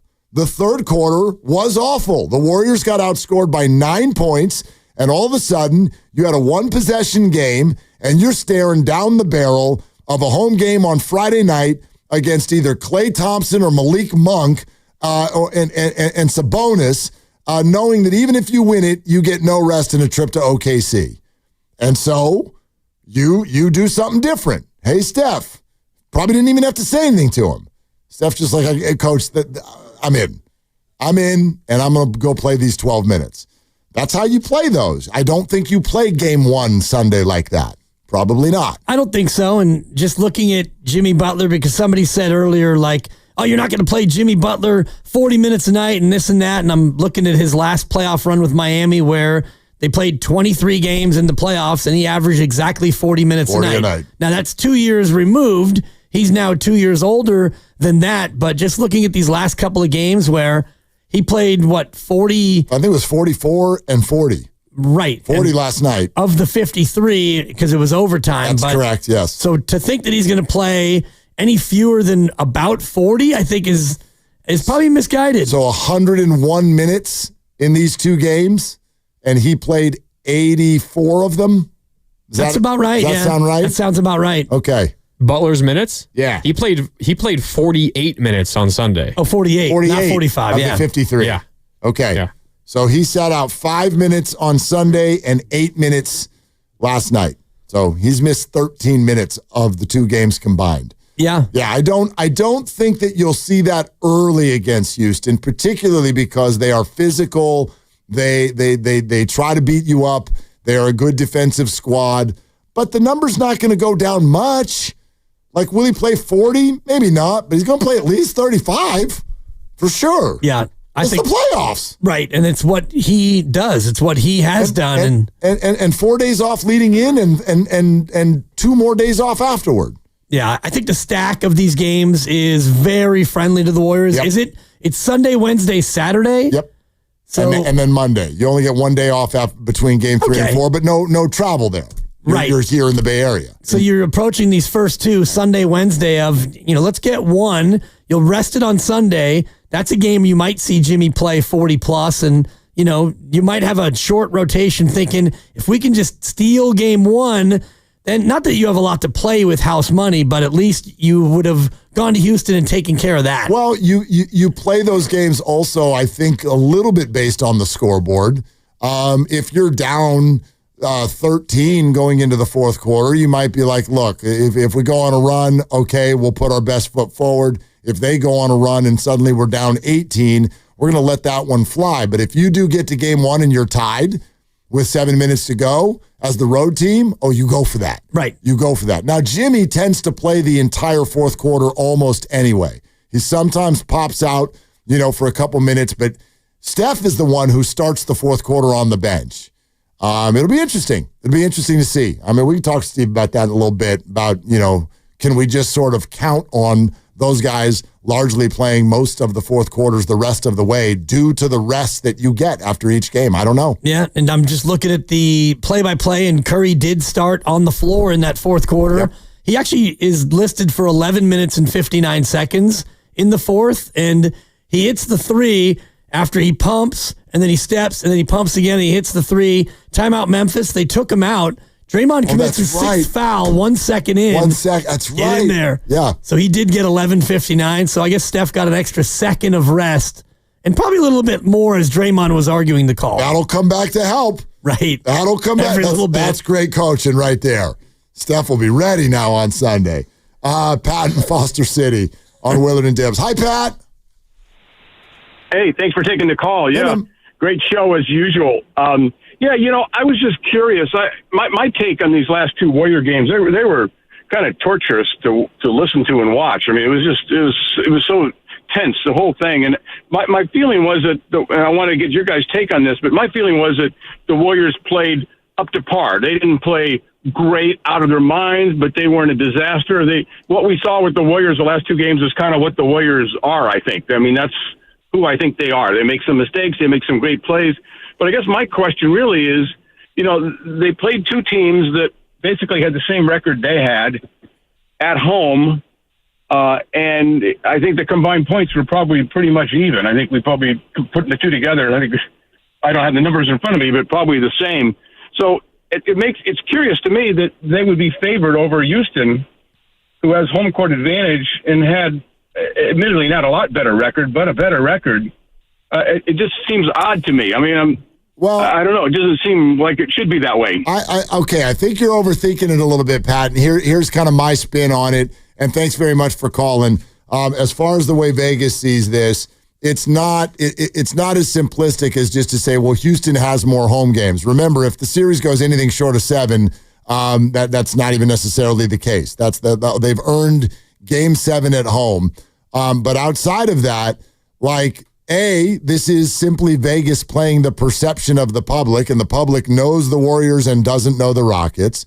And then B, it's the playoffs now. And so I think we do run this through a different prism. The bottom line is the Rockets have a bunch of people who are 22 years old, and they rely on them a lot, and they have not played in the playoffs at all. And they're going up against people who have been in the playoffs literally their entire lives. Steph and Draymond and Jimmy Butler, who have all this unbelievable cachet and this resume through postseasons.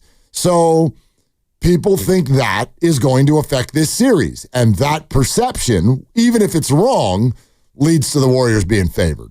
Absolutely. And if you look at the history of Steph Curry in the playoffs, the Warriors are 4-3 with Steph when they lose game 1 in a series. So it's the kind of veteran performance that you're going to get. And I do think that the Warriors have lost 3 consecutive game 1s in the postseason. I know they lost game 1 to Sac. Yep. They lost game 1 to the Lakers. And I think the series before that, the playoff series before that, would have been the Boston Finals.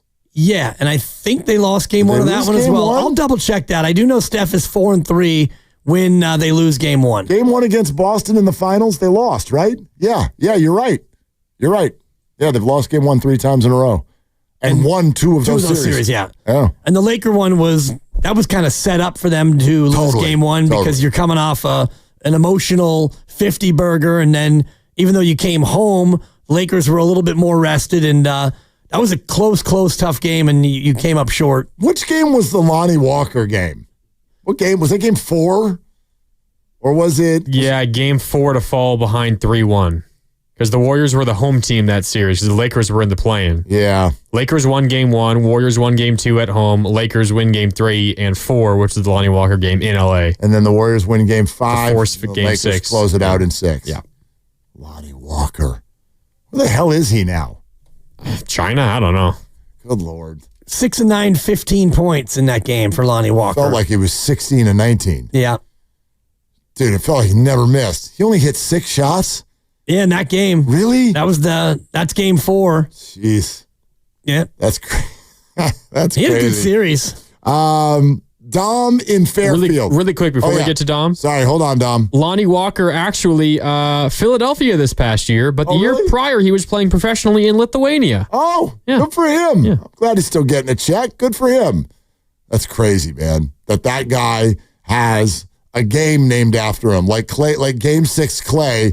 This guy's got a game named after him, and a year and a half later, he's in Lithuania. Good Lord. Dom in Fairfield. Hey, Dom, thanks for calling. What's up, fellas? Love the show. Thanks, man. I think this series is going to be determined by the style of refereeing.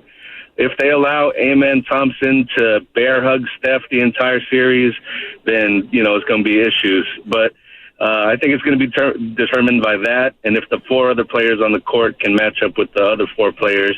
And that's where Jimmy Butler kind of plays into it, and his ability to find the open, person and, score and dictate the offense from there. So, that's all I wanted to say. All right, Dom, thanks very much. I don't disagree with sort of the premise of what he's talking about, and I don't want to think about that. I don't want to make it about that. But what's fresh in my mind is when the Rockets and Warriors played, I guess that was a week and a half ago on Sunday. What's fresh in my mind is the way the Rockets approached Steph Curry in that game, the way Udoka approaches this and even got into Steph's face going into halftime, and what I talked to you about the day after that show, which is the referee's job to set the tone of the game, and I did not like the way they did that in that series because they really, really allowed the Rockets to just get overly physical with Steph Curry, and you damn well better believe that 5, 6, or 7 times, however many times they play, they're gonna walk that line every time and test the officials to see how physical they can get with Steph. And I hope the officials do a good job of setting the tone in the right spot. It just depends on the crew you get, because last night we can all look at calls that we thought should have been made. Either way, they called, I think, 50 fouls in the ball game, and both teams shot a good number of free throws. The Warriors shot more free throws. In this game you're referencing, Houston and the Warriors, Golden State shot 11 free throws. Steph shot 0 free throws. 0 free throws in a game where he was being held, hugged, caressed, clutched. I think Amen Thompson got the second base at one point. And hopefully he got an amen. Right. But anyway, and Amen Thompson's a hell of a talent. Yep. He's a very good defender, and that will be a problem. I get very triggered, as many Warrior fans do, because of the history and the person, when I see Dylan Brooks using his chest to move Steph Curry all over the floor. I don't trust him. He broke the code. You damn well better believe I'm about to ask Steve Kerr about facing Dylan Brooks in the playoffs, and if he's worried about it. And I don't know what he'll say. He'll probably say no.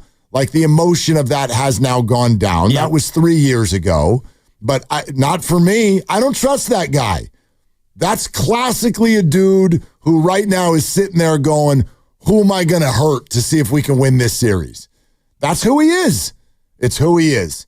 And, not thrilled that the Warriors get to dance with him again. Should Steven Adams be equally concerned and maybe wear a cup in that series, considering he's going up against a guy who has flail kicked him in the nards twice? I know you like to do that. I'm just wondering, they're not the quid same. pro quo. I'm not saying they're not the same. They're they're not the same. One of them, as Steve very eloquently said after this, one of them took somebody's career into jeopardy. Yes. I'm not saying that kicking somebody in the hoo-hays twice is okay. And he tackled him on another play. No, so. Draymond pushes the line and often goes over it. I'm just wondering if Houston Sports Talk Radio is having the same concern about Draymond Green. I've never seen Draymond do that. I've never seen Draymond take someone's career into his own hands.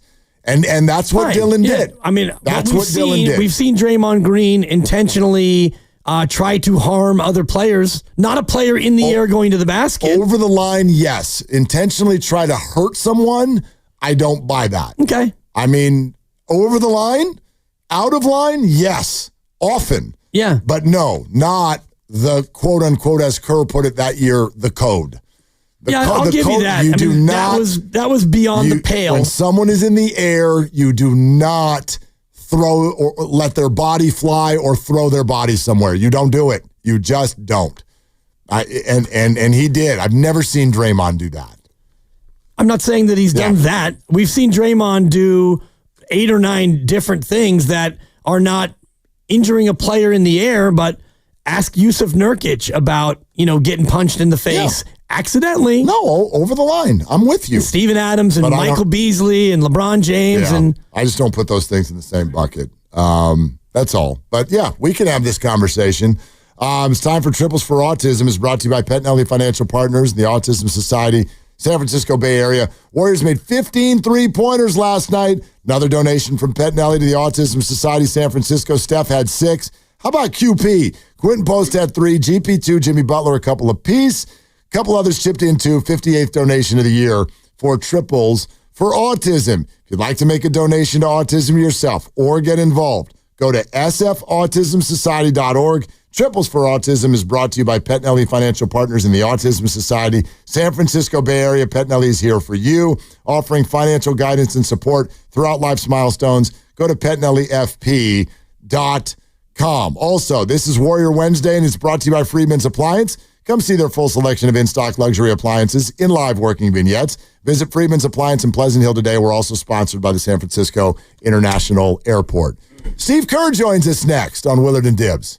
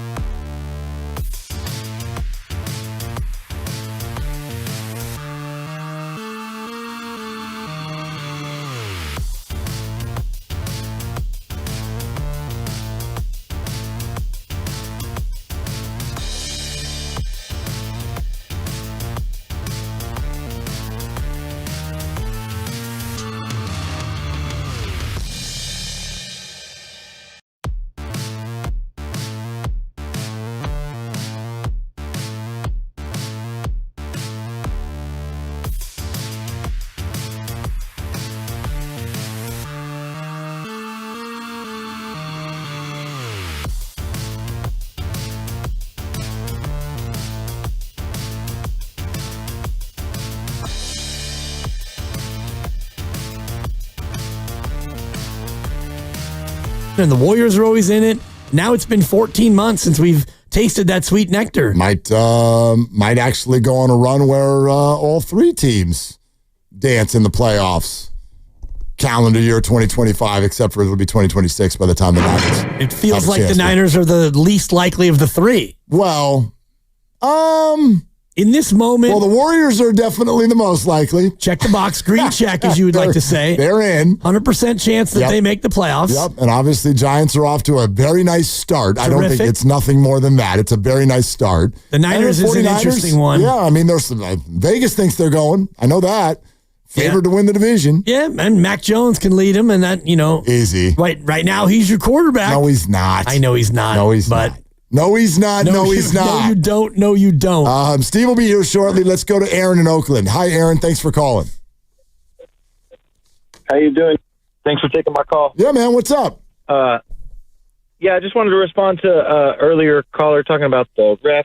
Worried about the refs. I think the Warriors too much. They get in their head and worry about the refs. Last night in the game, first shot of the game, Curry's trying to draw a call, and Draymond's arguing with the refs.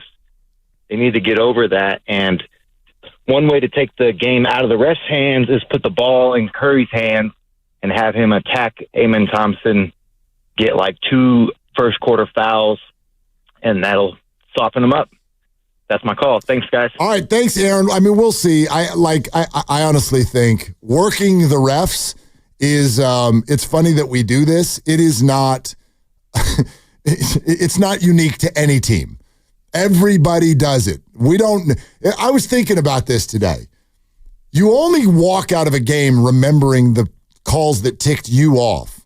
You don't even notice when Memphis is yelling at the refs. You don't even notice it. But believe me, it was there. Believe me on Grizzlies radio, 104.5 for sure today.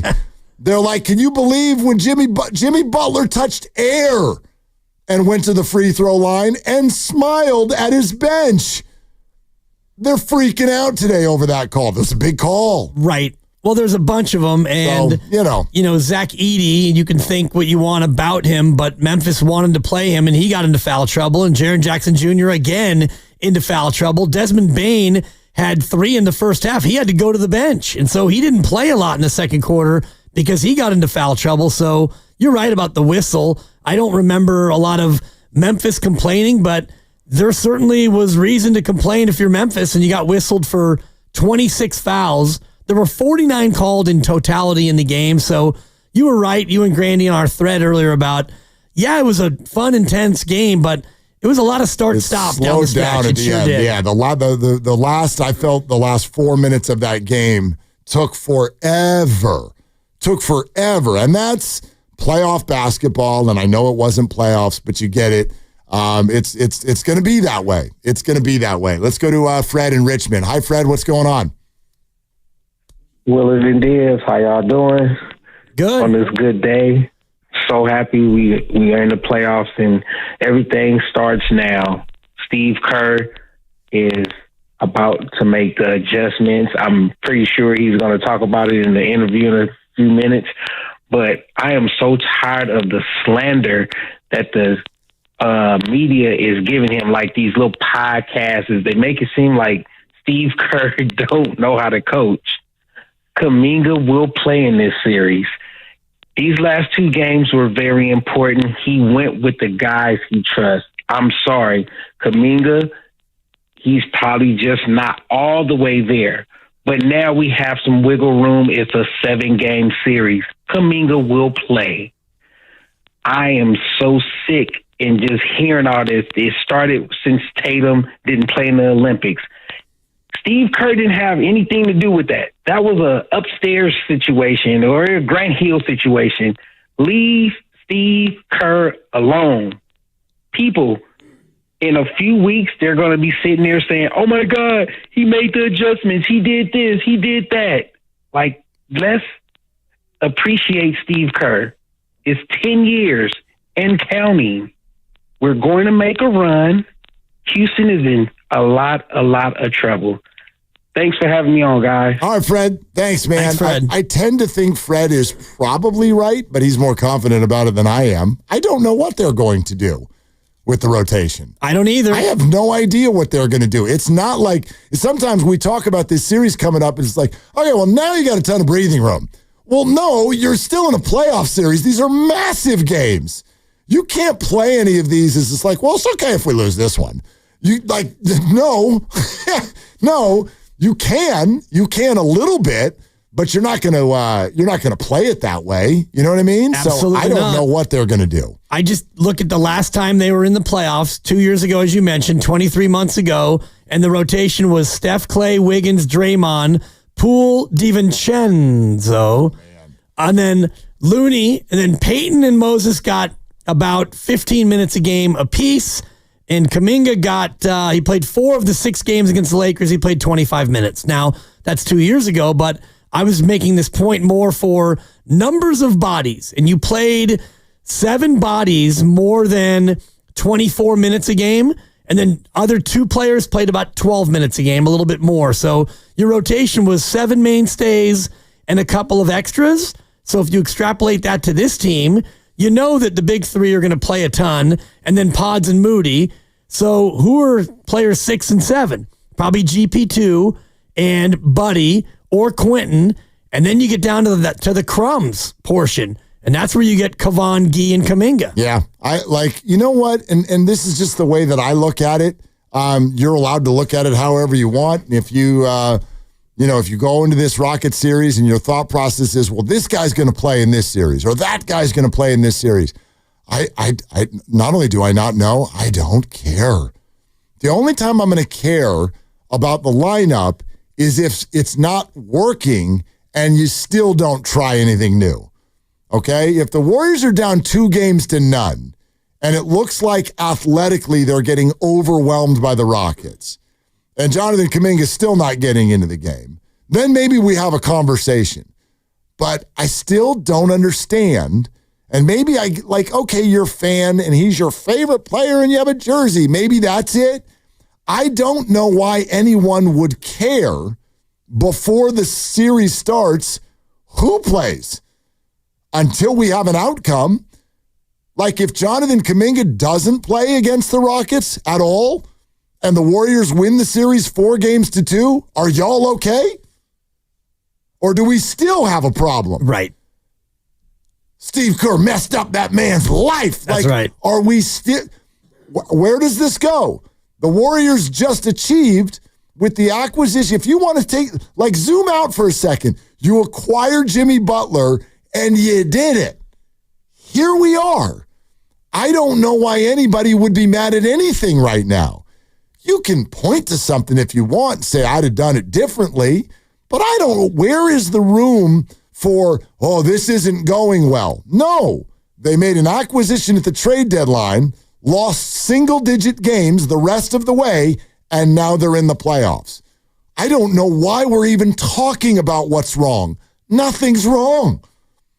It's working. Nothing is wrong. It's working, and part of it is that Kuminga got hurt, and so he was robbed of his chance to really get more of a playing time sample size with Jimmy Butler because he was hurt for the first half of the Jimmy Butler, right? So Butler comes in, Kuminga's hurt for about a month, and they don't play together. Kuminga hurt the pelvis and missed another game, so they never got